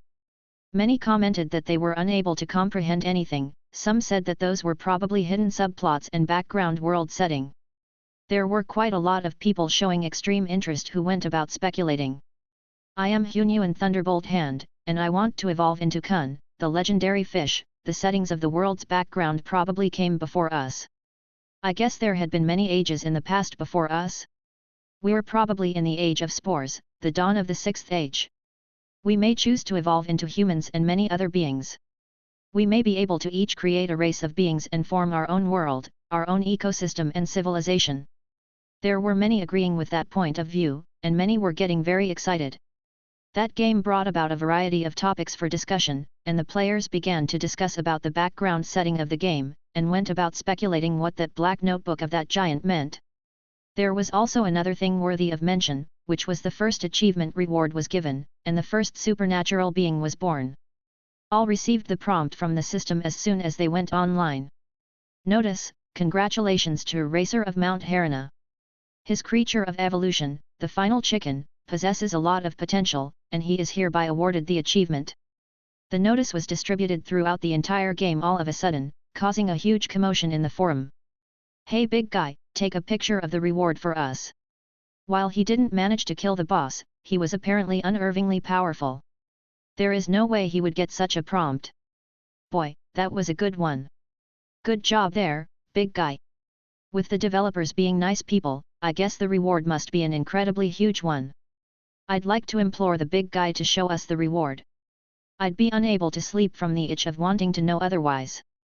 The comments were popping up at frightening speeds. Chen Wenchen himself was baffled. I got a reward? I've been so hard at work for so long, with so much hair lost from my head, and now I've finally succeeded? He felt that all that pain he endured in that oven had been worth it at the very next second. He quickly put on his headset and logged into the game, while streaming the whole process live. His room was renamed. Mysterious reward for a new race. Live session begins. Countless flocked to his room in an instant, with over 600,000 viewers waiting to see what was coming up next. Quite a number of cloud players unable to play the game were very interested as well as looking forward to seeing others play. Chen Wenchen logged into the game and saw 3 options at the game page, with one of them being selectable as the reward. 1. Select to permanently keep the character named Final Chicken, allowing the character to be used as respawn point after each death. There would be 2 options available: respawn as Spore, or respawn as Final Chicken. Chen Wenchen was utterly elated and laughed loudly. Finally, an option to choose a starting species. If I die and restart the game, I would no longer be limited to evolving from spores. I could pick my species, the Final Chicken. That reward was a very nice one. 2. Access granted permanently and would no longer be subjected to elimination rounds. 3. Experience your second life. All 3 options were ones that would elicit envy from others. Many began to talk about the options. The first option is okay. So this game actually has a starting race to choose from then. You would only get such a choice after your evolved being was deemed sufficiently strong and worth keeping. So that's to say that everyone would have their own different starting race then? Guy up there, you're thinking too much. Some of the big guys would definitely have a range of races to choose from in the future. We puny ones would never get to evolve such powerful beings. We would always end up as spores once we get into the game. This really is as hardcore as it gets. My god, this game is for real. The second one doesn't look half bad. You would have permanent access to the game. That's like saying they're giving you 600,000 bucks worth of game computational resources. 600,000 yuan, man. Boy, the developers really are loaded. Now, I wonder what the third one means. I don't get that either. Probably a mysterious option. Everyone was discussing the 3 options available. Chen Wenchen frowned and tried to figure out which option he should pick. There was no doubt how sweet the first option was. He would no longer begin as a spore. He would have his own starting race from then on out, and that race was none other than his Final Chicken. Furthermore, it's not like that he could not evolve that chicken further. While the potential for evolution would be limited in that case, he was nonetheless able to further evolve that creature as it was, making it an even more powerful type of poisonous bird. The second one looked the most tempting and the most economical, but Chen Wenchen quickly dismissed it. He felt that his ability was that he had no need to fear competition and elimination rounds. He was confident enough to be able to stay behind. He was not getting bald for nothing after all. The third option said that he could begin his second life. What does this mean? He frowned and found that option to be rather unstable. He hesitated for a bit before making up his mind and selecting the first option. The game's login page for him gradually changed, with 2 options being presented before him. 1. Begin as Spore. 2. Select your race Final Chicken. Chen Wenchen picked the Final Chicken option and the page dispersed like willow branches, becoming an exquisitely put-together blue login page. There was a red big rooster in it for selection. He was even able to change its gender, sculpt its facial features and body structure. The live stream practically exploded at that point. Dude, that's awesome! This is finally working like other online games where you can sculpt your features and choose your starting race, unlike us who can only start as single-cell spores. This game is getting increasingly scary by the day, so much so that you have to evolve your own starting race.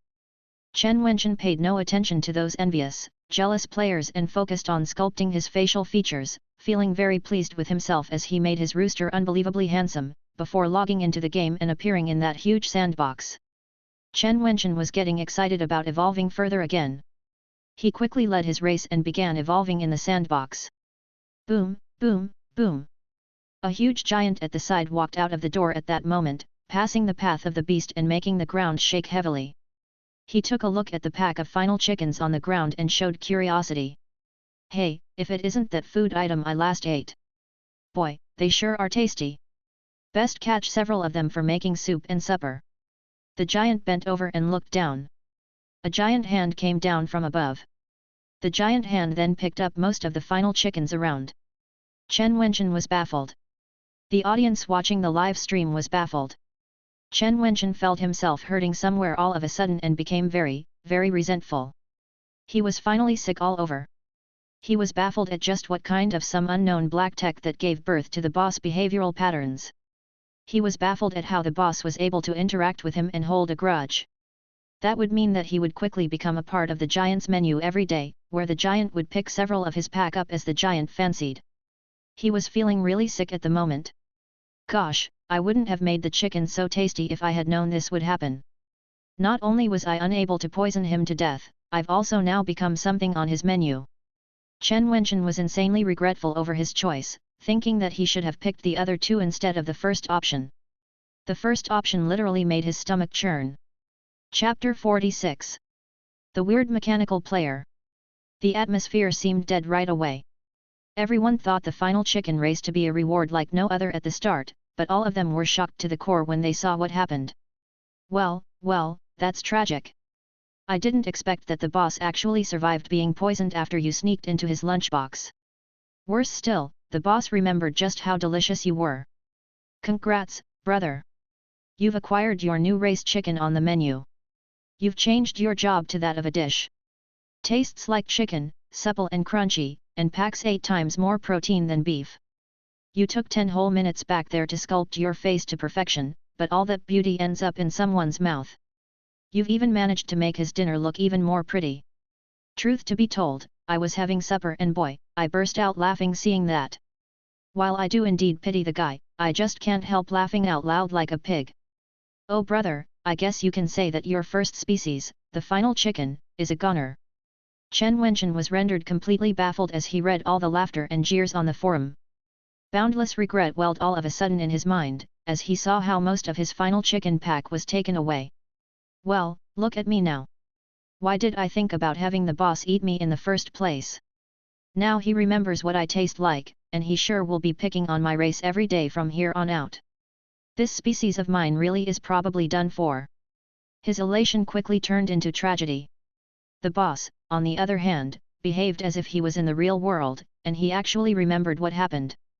That fact caused a huge commotion like no other among the players.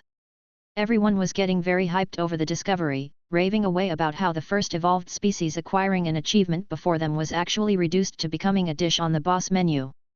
It was a clear lesson to everyone. Suji, on the other hand, was having a sweet time. He returned to the house from his compound with tens of final chickens the size of quail eggs in his hand and walked to the kitchen to put them into a basket. He then washed them clean and quickly plucked all of their feathers. About time I get hungry. They will do nicely for tonight's supper. He had to admit that those beings indeed packed intensely potent poisons, but at the same time, they were also unbelievably tasty. He had to give it to the guy, that was truly a delicious masterpiece from someone who read up professional knowledge about evolution before getting to work. He thought his course of action to be quite normal. Farmers plucked the things they had in their fields when they get hungry. That was how they prepared their meals.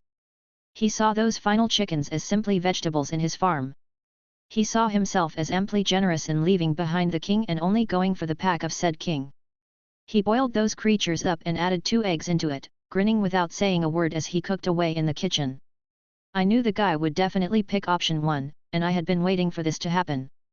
Dude, your stuff would become one of the things added to my menu from here on out. He boiled the creatures up over a small fire for half an hour and sprinkled some chopped onions on them, then popped each one into his mouth in a single gulp. They tasted unexpectedly delicious, and he was having the time of his life. Seems like I'd better encourage them to evolve some tasty creatures from here on out, he mumbled to himself. The way he saw it, he would only be doing his stomach a favor by eating good food, given how his cancer was at stage 4 at the moment. He had just finished his sorcery training not too long ago. A nice supper after a nice shower was indeed a splendid way of spending his time at the countryside. His brow twitched all of a sudden. Oh, right. How about getting them to make some kind of a plant that will grow delicious vegetables or fruit on it? Truth to be told, he liked sitting in his compound overlooking his greater sandbox while eating apples, pears, or some other kinds of fruit. He liked this leisurely, rich way of life very much. He thought just splendid it would be, if those players were able to evolve some kind of delicious fruit. Not quite impossible after all. He thought about it for a bit. Most players would not elect to evolve themselves into plants. Not being able to move at all limited the experience of the game. There was also another key problem. There was another wrong idea that the players had gotten too used to. They opted to create eyes and then limbs at the very start so as to facilitate movement, never giving any thoughts about taking to root of unmoving plants. Maybe I should really remind them for a bit. These people are more hardworking and resistant to stress than I anticipated them to be. Taking the root of plants, being unable to move, relying on photosynthesis would be quite a way to test one's patience. He gave it some thought and then logged into that game account. I know how to hold a grudge that he created for logging into game and posted a thread. The content read as follows. I've been watching you guys play and wondered why has no one thought about evolving into plants? There are animals and there are plants in the world, no? Why didn't anyone take the route of evolving into plants then? What he wrote proved to be quite a shock to everyone, and that became the talk among the players right away. Holy shit! Why didn't I think of it? Plants? Plants, goddamn it! Yeah, that's new and uncharted territory indeed. Well, I died killing the boss and have to restart as Spore anyway. I'd say this is worth a shot, opening up possibilities never before seen. Alright, that's it. I'd be looking into evolutionary structure of plants tonight for the whole night. Chlorophyll, photosynthesis, plasmolysis. I shall create the perfect plant. If I were to live my next life tomorrow, I shall become a tree. Standing tall eternally, devoid of joy and grief, with half of me deep in slumber underground, and the other half swaying with the wind. Half of me shall be in the shades, while the other half basking in the sun. Very silent, yet very proud. Su Ji was pleased to read all of that. There were already people who were eager to try taking on the path of plants, and he left the chat without saying another word. He learned just how important it was to surf the forum time and again, to learn what his supposed enemies were up to, and to steer the direction of discussion to somewhere he found favorable. He had them all falling in love with the idea of working for him for free, to do scientific researches and look into evolution in a frenzy, becoming the likes of Thomas Edison as they devoured knowledge voraciously, rendering their heads bald with 99% of their sweat, putting every ounce of energy they had into evolving creatures for his sake. Delicious fruits would definitely be just around the corner once plants become a thing. I won't have to wait too long. My farming plan. He chuckled as he continued eating the final chickens as he surfed the forum, learning about the current status of evolution of those creatures. He found yet another new player other than the one called Racer of Mount Harana being worthy of his attention. It was someone who went by I am Hunyuan Thunderbolt Hand, and I want to evolve into Kun, the legendary fish. That one was yet another renowned candidate, yet he was not doing anything useful at the moment. He was not having any intentions of evolving into Kun, and he was hardly evolving anything at all. He was a veteran player of Minecraft, a true player of leisurely games. He was getting very into farming and construction. The reason why he evolved into something with 5 tentacles before was so to become a better inventor and smith. 2 out of that 5 tentacles of his had serrated blades that were structured like the scything arms of praying mantis, which were useful for chopping down trees.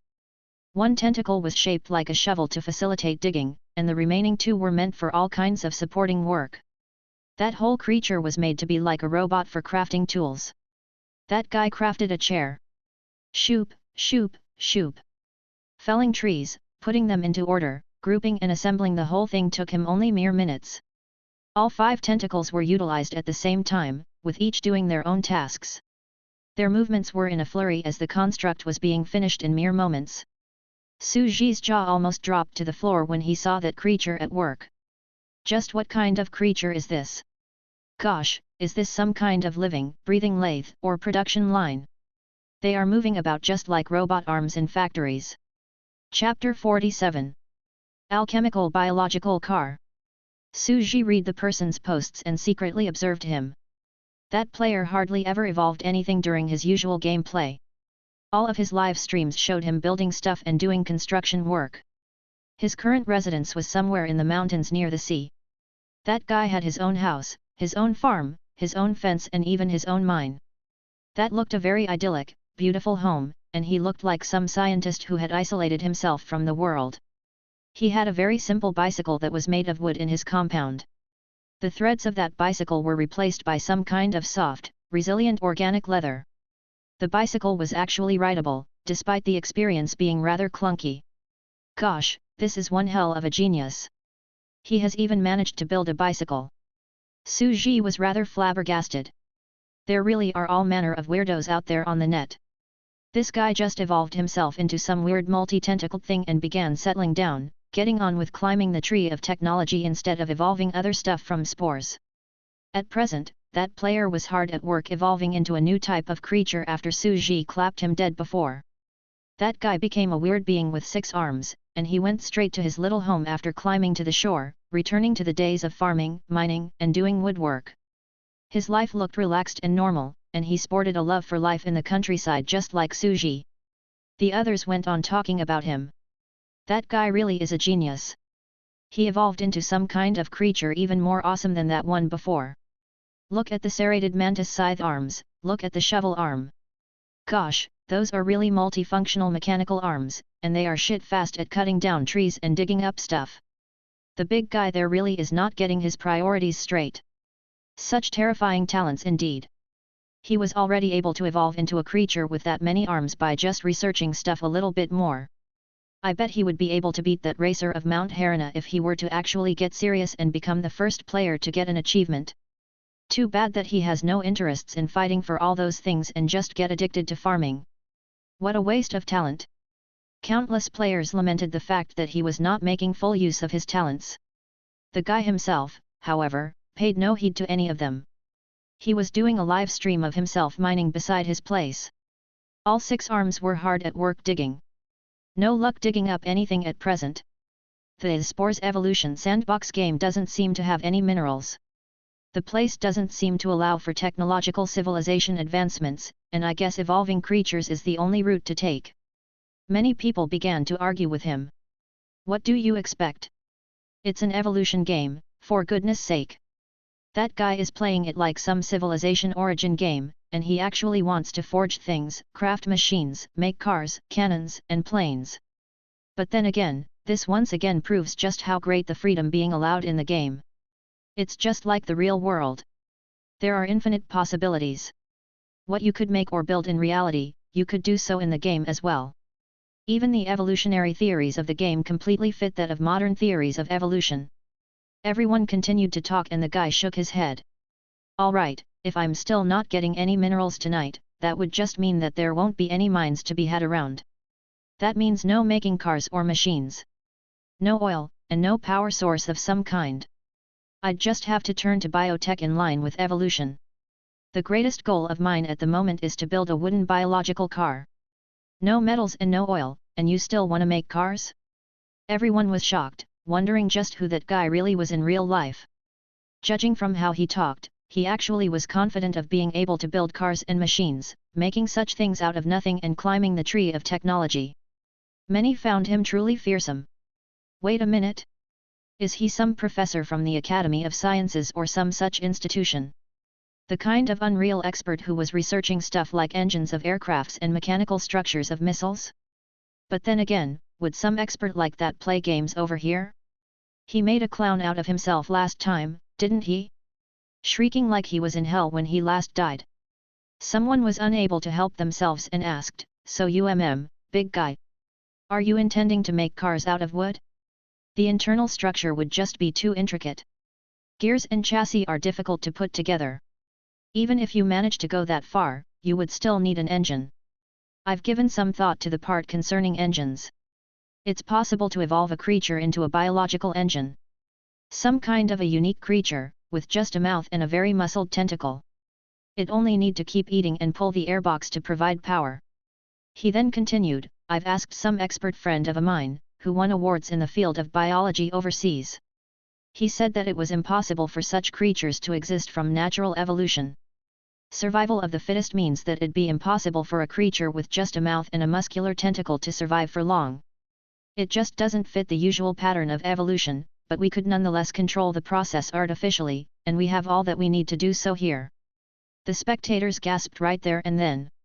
A biological engine? That's how you would replace oil or electricity for powering stuff.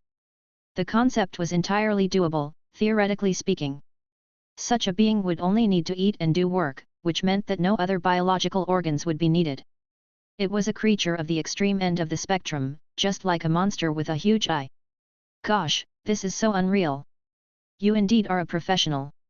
All that technological know-how and innovation are just a whole industrial era ahead of us all. If there were to really be such a unique engine creature created and a wooden car be wrapped around it, that final product would technically be some biomechanical creature. Shit, this might actually bag you a second potential achievement, man. The spectators talked in a frenzy. The creativity was completely out of their world. The world they were in was an ancient, primitive age where the evolution of creatures was still taking place, and yet there was already some guy wanting to make biomechanical life. Are you lacking guinea pigs? Dude, do you have evolution blueprints or thoughts already? Just provide the theoretical workings behind it, and I'd be glad to take up the job of evolving the creature into this engine of yours. I have a strong, very hardened liver and I could keep working at it. Doesn't matter to me if I were to fail a dozen times over. Please use me for your experiments to your heart's content. You're welcome to do whatever you please with my body. The I'm Hunyuan Thunderbolt guy casually rejected all the passionate offers of assistance, claiming that he wanted to do it personally, and that he had already contacted quite a number of expert friends of his to help him with the planning. He was naturally not going to just give away the chance at gaining an achievement to others. Despite appearing and behaving to have little desires, he was still not going to give up such an opportunity. On the other side.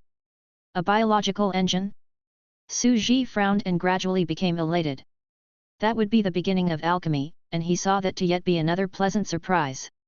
It was a pity that despite alchemy having probably come into form, he still had no way of discovering alchemical potions. That made him really frustrated. He needed such a civilization of such a route to be opened up, so as to cure his illness. This is one hell of a guy indeed. Su Ji brought up the files on that guy.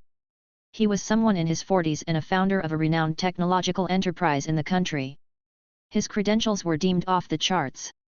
If it were to be in reality, the likes of Su Ji would not have been qualified to even lick their boots. That was seen to be one hell of a windfall. It was incredibly correct to enlist help from so many people. If Su Ji were to do so alone, he would not have been able to get so far at all. He paid no heed to those who continued to rave about it and went to sleep right away. He simply let those evolving beings do the hard work, and he only needed to be there to reap the fruits of their labor. He rose the next morning after a good night's rest, and Chen Shi brought him breakfast. He shot a glance at the lesser sandbox. It was obvious that everyone came to know their place after dying once. Development went on without problems. As for the greater sandbox, change finally came after losing the three witches. Chapter 48. The Dark Age. Year 212 of Babylon. Medusa, the personal disciple of Circe the evil witch, descending from the Rose Church, was incomparably talented and was a very cautious person. She was an heir of the lineage and possessed intellectual capacity every bit on par with Lilith. However, she disguised herself as a witch of good and infiltrated the kingdom of Babylon to acquire knowledge from the lineages of the other two witches. 3 years later, she had learned all there was to learn and declared that she would establish a kingdom in the Balkhic Mountains. She named her kingdom, which was located near the peak, the Kingdom of Rose. She then designated it to be one ruled by a female monarch. In the palace of Babylon, those fallen witches who defiled the three laws of the witches, the ones who succumbed to debauchery, evil and darkness, scurrying about like rats, dared to actually establish their own kingdom, and furthermore, call themselves to be of the true lineage of the three witches. A severe expression was seen on Lilith's beautiful face as she sat on her throne.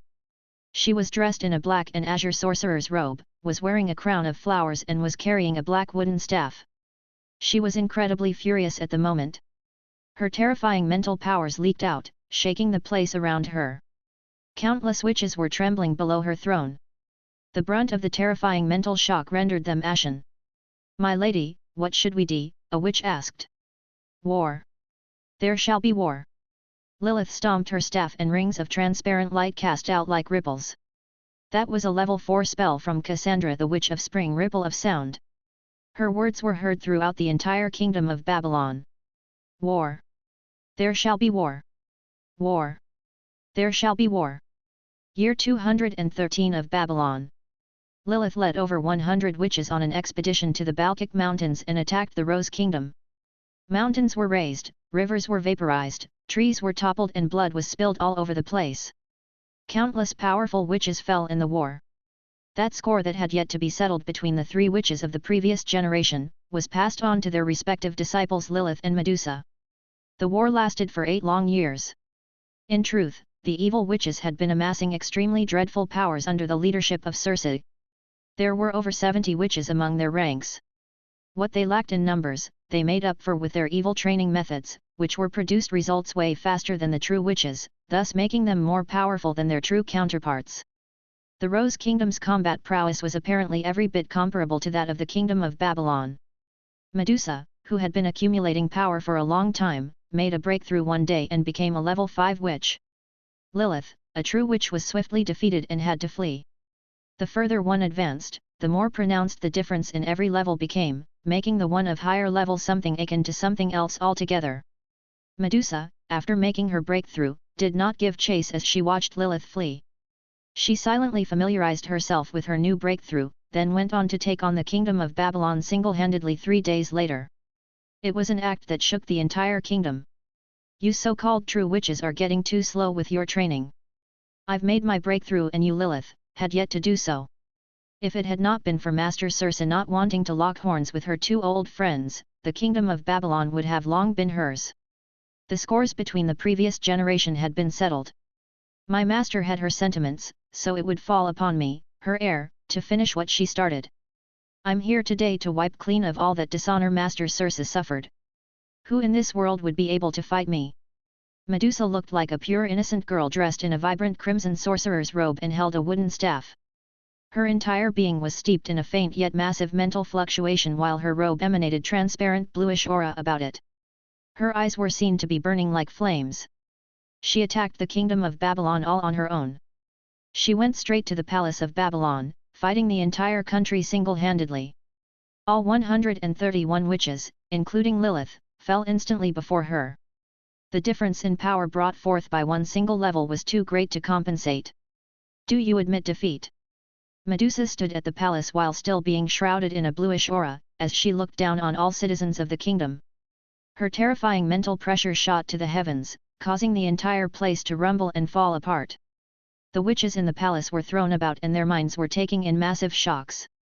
"Medusa, you infiltrated the Kingdom of Babylon to acquire knowledge passed down by the 2 of our great witches. We would never surrender. Brute force shall never crush our arms and ruin our spines."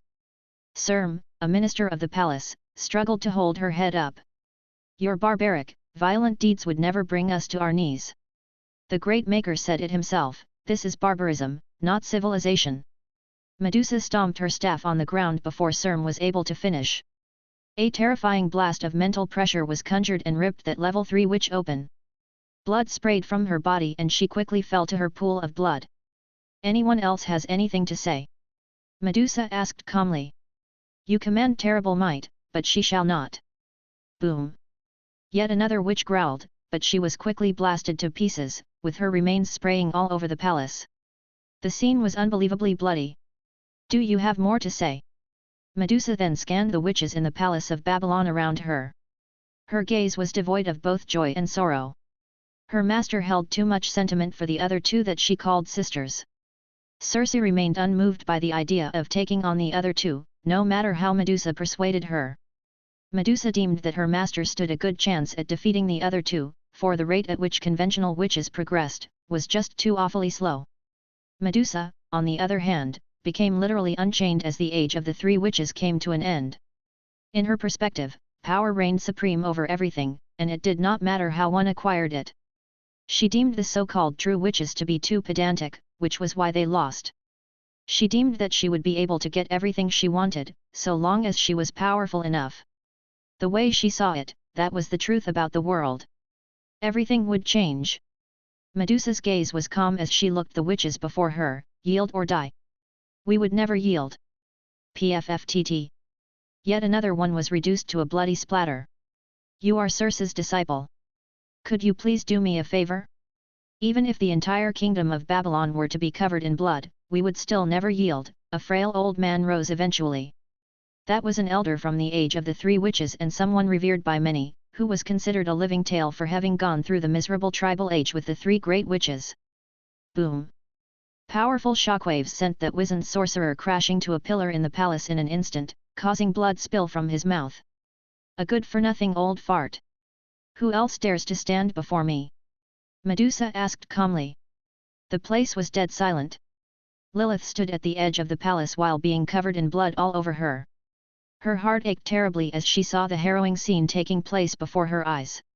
She asked the witches who intended to rise to stand down as she mumbled, I, Lilith, on behalf of the kingdom of Babylon, shall surrender. My lady! Countless witches howled in frustration. The kingdom of Babylon had been established for over 200 years.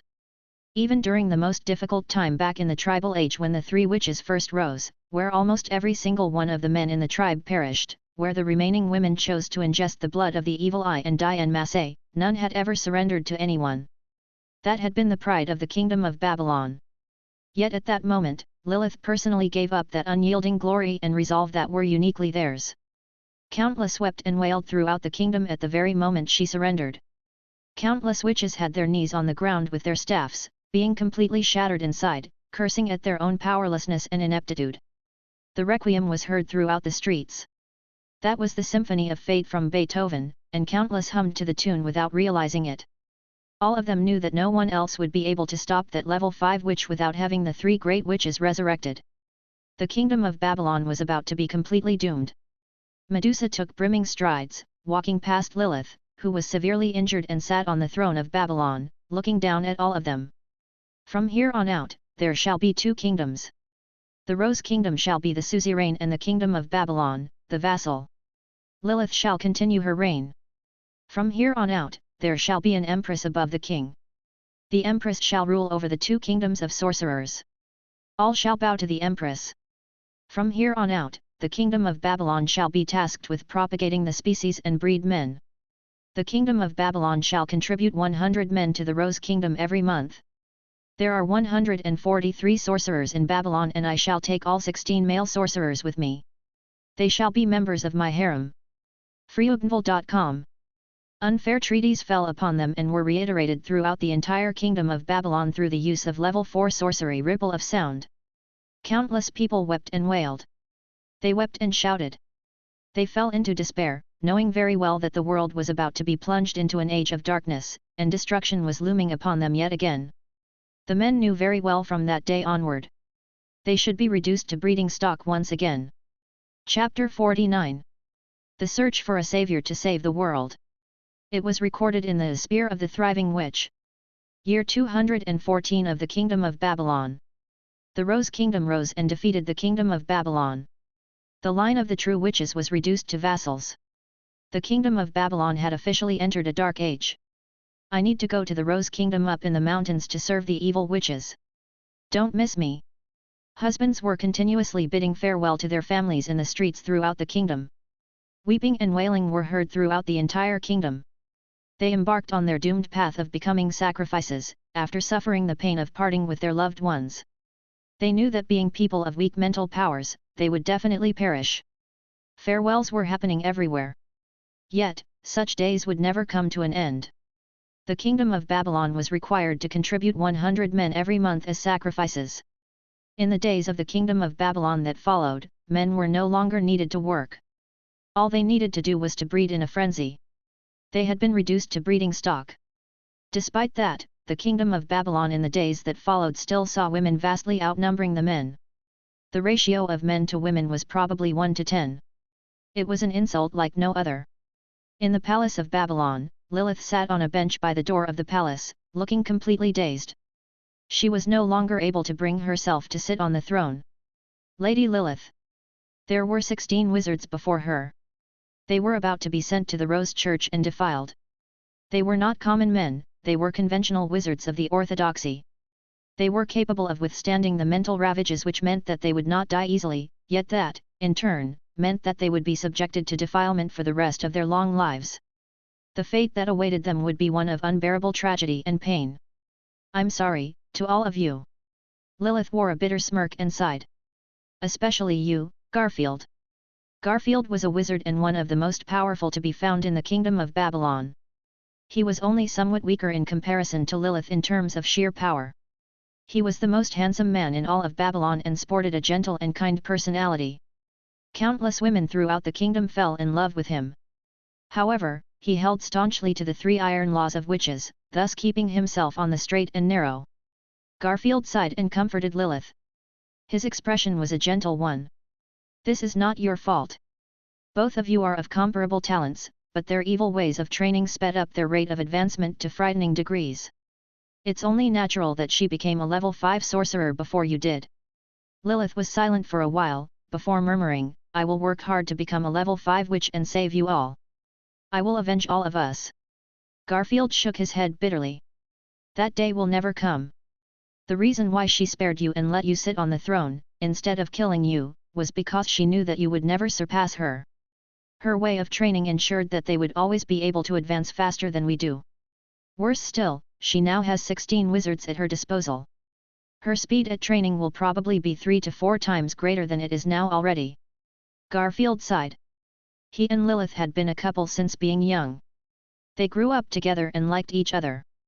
Both of them undergone the ritual of sorcerers together, toughing out the blood of evil eye together and becoming sorcerers. They kept their relationship platonic, and there had never been any actual physical interactions between them. Their love was beautiful and pure. Many conventional sorcerers fell in love with each other, yet all of them kept their relationships platonic for the sake of protecting the kingdom of Babylon. Those guardians of the kingdom had truly given up too much for the sake of their kingdom. Yet at present, Medusa was about to rob her of her lover, Garfield, and make him a member of her harem. There was just no way Lilith could stomach that. Garfield sighed. It's all right. Leave the rest to me. I would think of a way while enduring what she has to throw at us. I would change everything, and beat that seemingly unbeatable monster. I've failed you. Lilith was unable to take it anymore and cried out loud. The entire nation was in mourning on that day. All 16 wizards and 100 common men left their kingdom, with Garfield taking the lead. So, the heavens are going to watch the kingdom of Babylon be doomed then. Lilith mumbled to herself in a dazed state while sitting in the palace. Year 265 of Kingdom of Babylon. Over 50 years passed since the war was lost. Over the past 50 years, Medusa was able to make a breakthrough and become a level 6 sorcerer, due to having 16 wizards to serve as tools to further her training, enabling her to finally reach the terrifying height achieved by the 3 witches all those years ago. She reigned over her Rose Kingdom as Great Lord Medusa. Medusa the Witch of Death became known by the people in the world that year as the Great Lord who reigns over the highest power and death, and she completely became invincible all over the world. 60 years passed and the power difference between her and Lilith became increasingly pronounced. She trained diligently every day for over 10 hours. Despite being so steeped in training, she never progressed beyond level 4 and had only gotten to the edge of making a breakthrough to level 5. The Rose Church had been throwing their weight all over the place. One by one the organizations of conventional witches fell into decline, and more sided with the evil witches. The Rose Church shall become the Orthodox Church of the world. Someone proclaimed. No conventional witches heeded the call.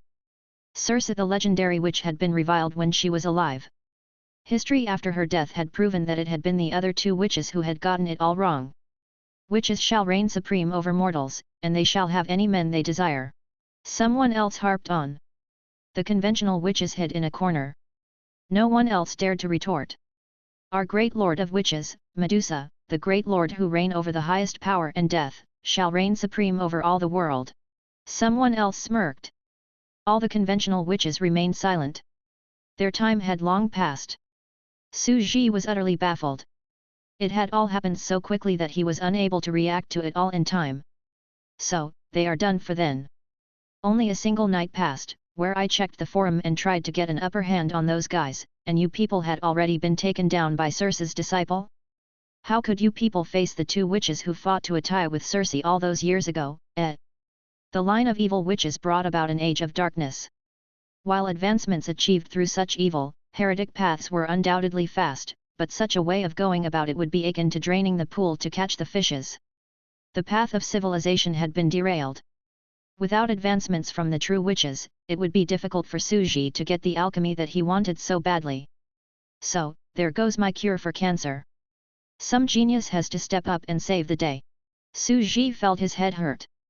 Being a maker was indeed hard. Gilgamesh emerged in the age of barbarians and led the Westerners out of their predicament. The three witches emerged after the decline brought about by the Great Flood, leading the Westerners out of their predicament once again. In the current age of the Dark Witches, the glorious past faded and there had not been a genius unlike any other, emerging to save the day and becoming a hero that blazed the trail of a new era. Everything was just too scary after all. Medusa, the Witch of Death, the so-called Great Lord who reigns over the highest power and death, who was a level 6 legendary witch of terrifying power, was just someone deemed too powerful for any to take her on freeognovel.com. It was worth noting that the height achieved by Gilgamesh all those years ago was comparable to a level 7 epic sorcerer in their current system of sorcery. None of the three witches had been able to make it to level 7. Medusa, as she was at the moment, was only one level weaker than that king of heroes back then. I initially thought Lilith would be able to rise. She was the most hopeful candidate, one who knew how to bear with the pain and forge on. They said that no one could stay on top forever, and one should belittle the underdog. That had apparently been the beginning of the underdog fighting back, yet, 60 years passed and her lover taken away from her, and she still is not doing anything. Su Ji wore a bitter smirk, finding the turn of events to be rather reasonable after all. While Lilith was indeed a genius, she was not the kind that was one in a million that emerge only once in centuries. As such, the power difference between her and Medusa would only grow increasingly great. The phoenix, on the other side, was unable to help as well. The phoenix in the desert was only beginning to develop a vague, early capacity for intelligence. Her IQ was comparable to that of children who were only several years of age. The Great Lord Witch, Medusa, however, was beaten once when she headed out to the desert after reigning supreme all over the world. Well, I never thought there would be such terrifying beings emerging in the world.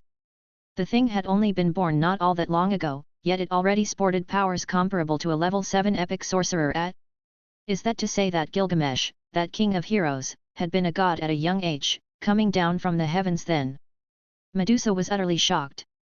If it had not been for the phoenix not having any intentions of killing her, she would have been rendered dead in an instant. The power difference of just a single level of difference was unbelievably huge. She went back to her royal palace and spent several years recuperating. Su Ji was getting speechless. That witch was already mimicking what Gilgamesh did all those years ago, venturing out to explore the world after reigning supreme. God damn it! Is there no hero out there emerging to save the world? Is there no one out there coming out to teach her a lesson? This is just insane. So, now evil rules over the world and good is getting doomed?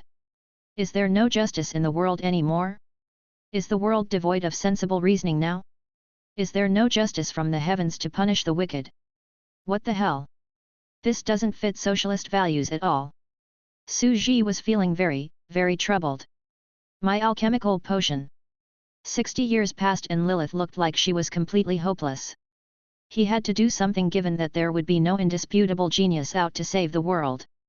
He wondered if he had to make one such hero undertake the endeavor. So how do I go about it? He frowned.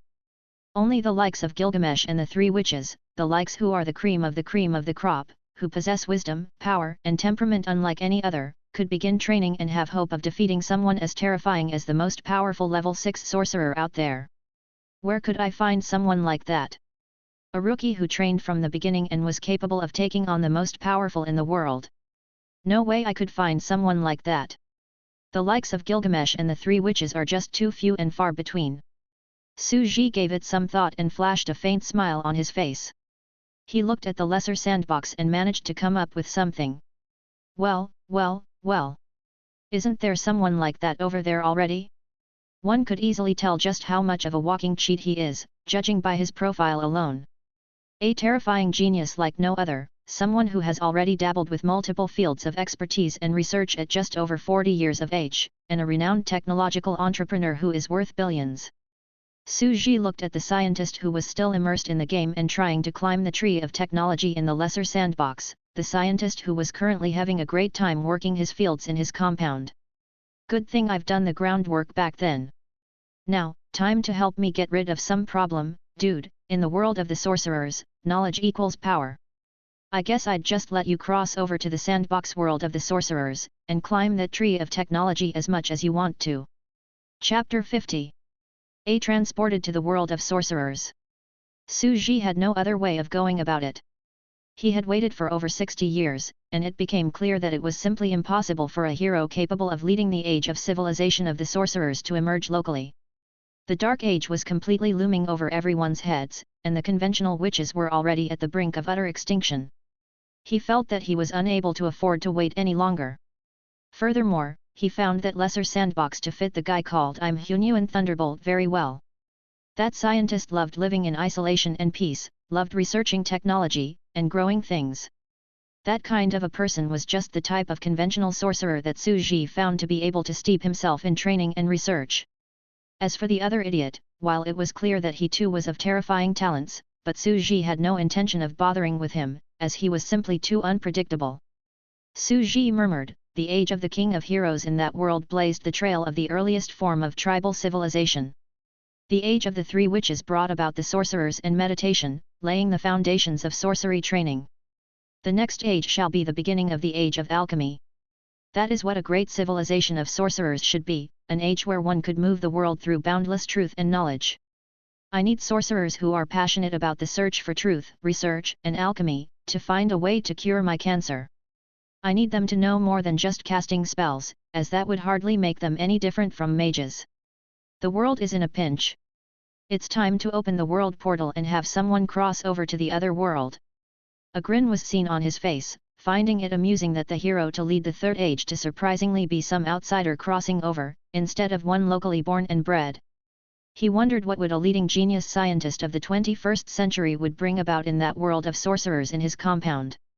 He wondered if that scientist would bring about a new kind of alchemical being, or simply be rendered dead as soon as he got in there. On the other side, in a private mansion, Li Shengzhong was naturally oblivious to the existence of some scheming, shameless maker-farmer working a field in a compound, who was setting him up and kicking up a ruckus, to make Li Shengzhong work for him for free, through crossing over and saving the sandbox world that said schemer created. He dismissed the servant sending him his meal and went back to his room, putting on his VR headset and logged into the game. Things went pitch black in front of him. Please evolve your eyes. He chose to commit suicide at that time and start things anew as a single-cell creature. As the legendary boss of renowned enterprises like Kilai Automobile, Mango Cellular, and a variety of other technological enterprises, he was a prestigious figure and one could say that he had arrived at the peak of his life. Life would simply be boring without anything worth pursuing. At his level, where billions were beneath him and only a handful above him, he deemed it natural to look for something else amusing to do. To the public, he was an idol of many. He was worth billions, a middle-aged CEO of multinational enterprises, and a legendary figure among the circle of business people. In private, however, he was just a game addict who spent a fortune doing microtransactions. In the games, he was just a middle-aged man who would jest around with others at times and commanded no respect whatsoever. No one actually knew who he truly was. The years spent playing games meant that he no longer had any interests in the usual games. However, that baffling, surreal game powered by some unknown tech well ahead of its time, naturally shocked him to the core. He went on to ask for the assistance of experts across many fields just to play the game. The deeper he dug, the more unnervingly surreal he found that game to be. He felt as if the game was an entire world unto its own. All data found in the game correlated perfectly to reality. He was acquainted with top-notch professors of various fields of science, and he invested in countless researches and experimental projects. As such, no one dared to refuse him when he asked for help, due to the fear of getting on his bad side. As such, he quickly formed a team that was tasked with a real-time calculation for the evolution of biological species. A plan for evolution that was over a dozen pages thick came to his hand quickly. Speculations of a biological engine and strategy of evolutionary structure. Well, there is the flow of things. How to get out of the ocean stage of biological structure, what to do, the direction to take with steering evolution. All very detailed. I'm about to evolve an engine that only has a mouth and a muscular arm, just so to bag an achievement reward. This is really getting interesting, Li Shengzhong mumbled to himself. He spent quite a fortune hiring countless renowned scientific professors from inside and out of the country to help with research, just so that he could play an online game. That was something only he would do. He then began spending over a dozen hours evolving his creature.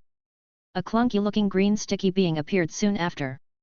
That creature had a rotund figure, devoid of a torso and conventional limbs. There was only a mouth for eating, a pair of round, squiggly eyes and an ahog on its head.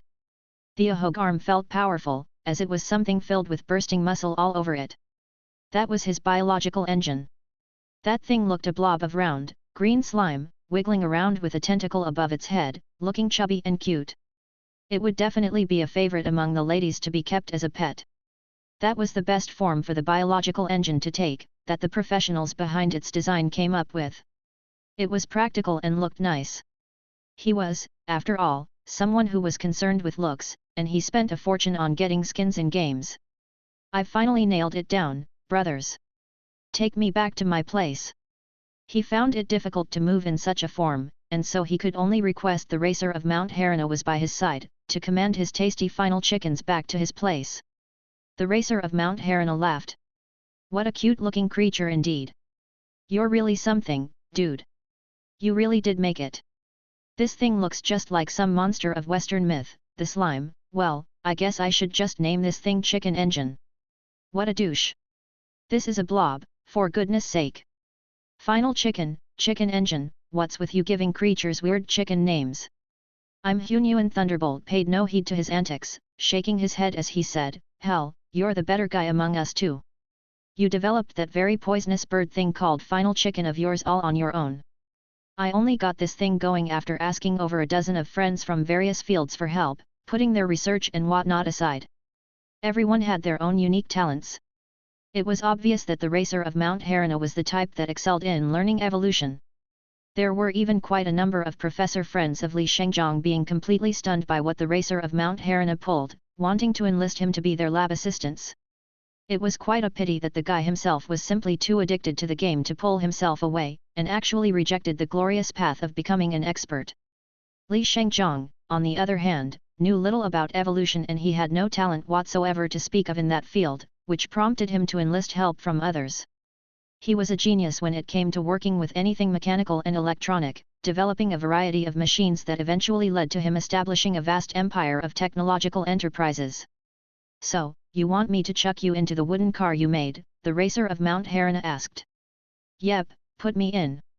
The racer of Mount Harana nodded. There were quite a lot of other players looking at them in the compound. Damn, this is really something. Could this actually be the next creature to bag an achievement reward?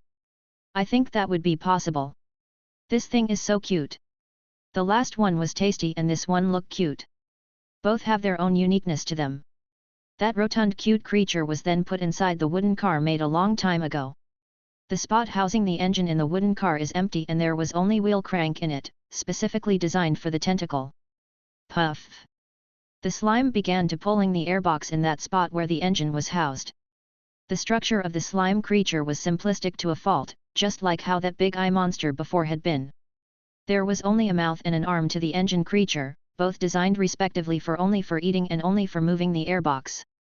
Broom! The wooden car began to slowly move. The racer of Mount Harana sitting at the driver's seat became extremely hyped in an instant as he held the wheel in his hand. Dude, this is awesome! Faster, faster! The speed demon is here! I'd be going all out in full glory. As an engine, I'm Hunyuan Thunderbolt was literally nothing more than a contraption for moving things. As a being for providing power, it was naturally impossible for him to steer the car itself. As such, someone else had to drive the vehicle. Second gear, dude. The racer of Mount Harana shouted. I'm Hunyuan. Thunderbolt nodded and siphoned more power to his arm, pulling the airbox in a frenzy and enabling the car's acceleration to spike. Third gear.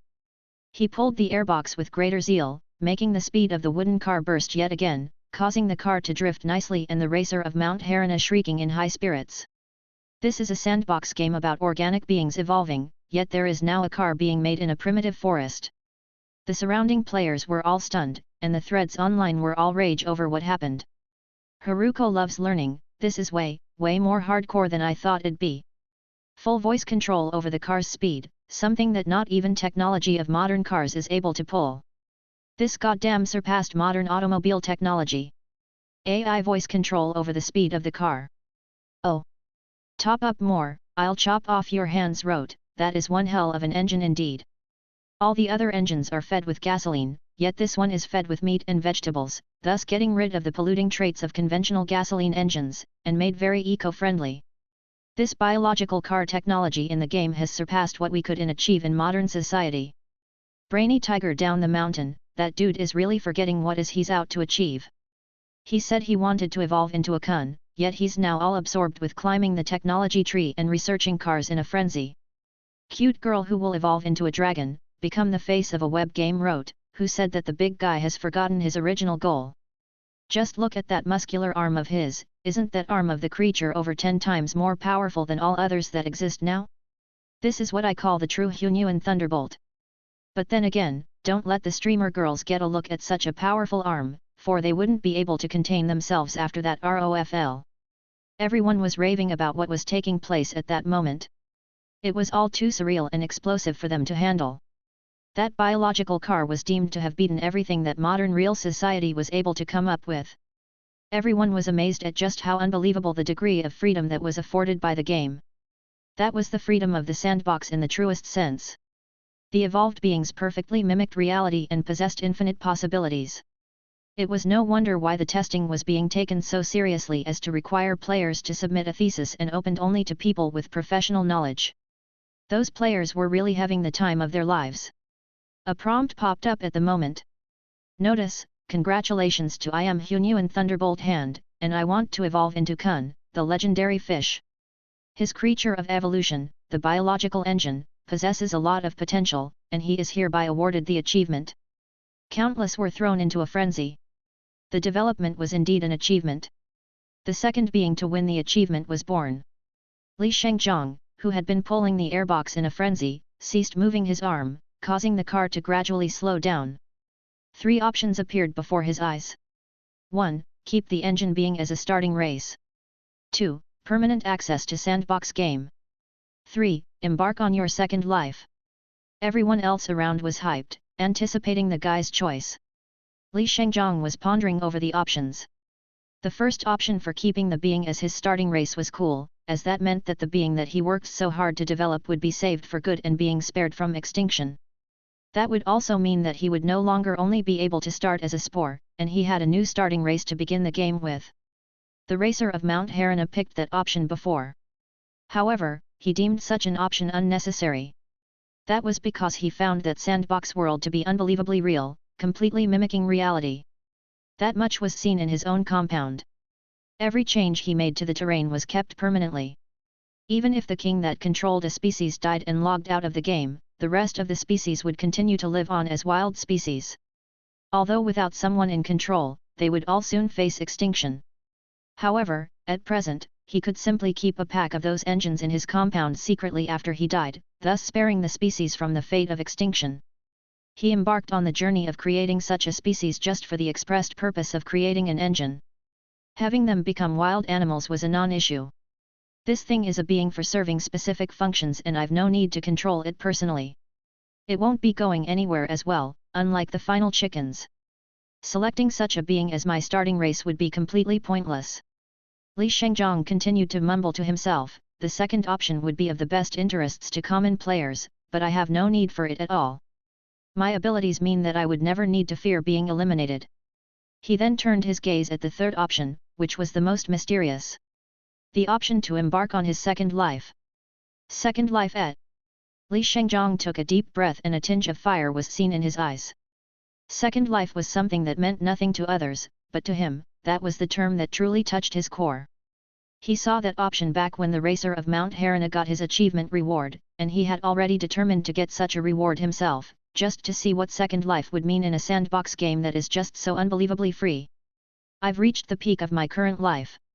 I'm too damn talented, and that caused my life now to be utterly boring. I sure hope this would be surprising. He said and then selected the third option quietly. The option to embark on his second life.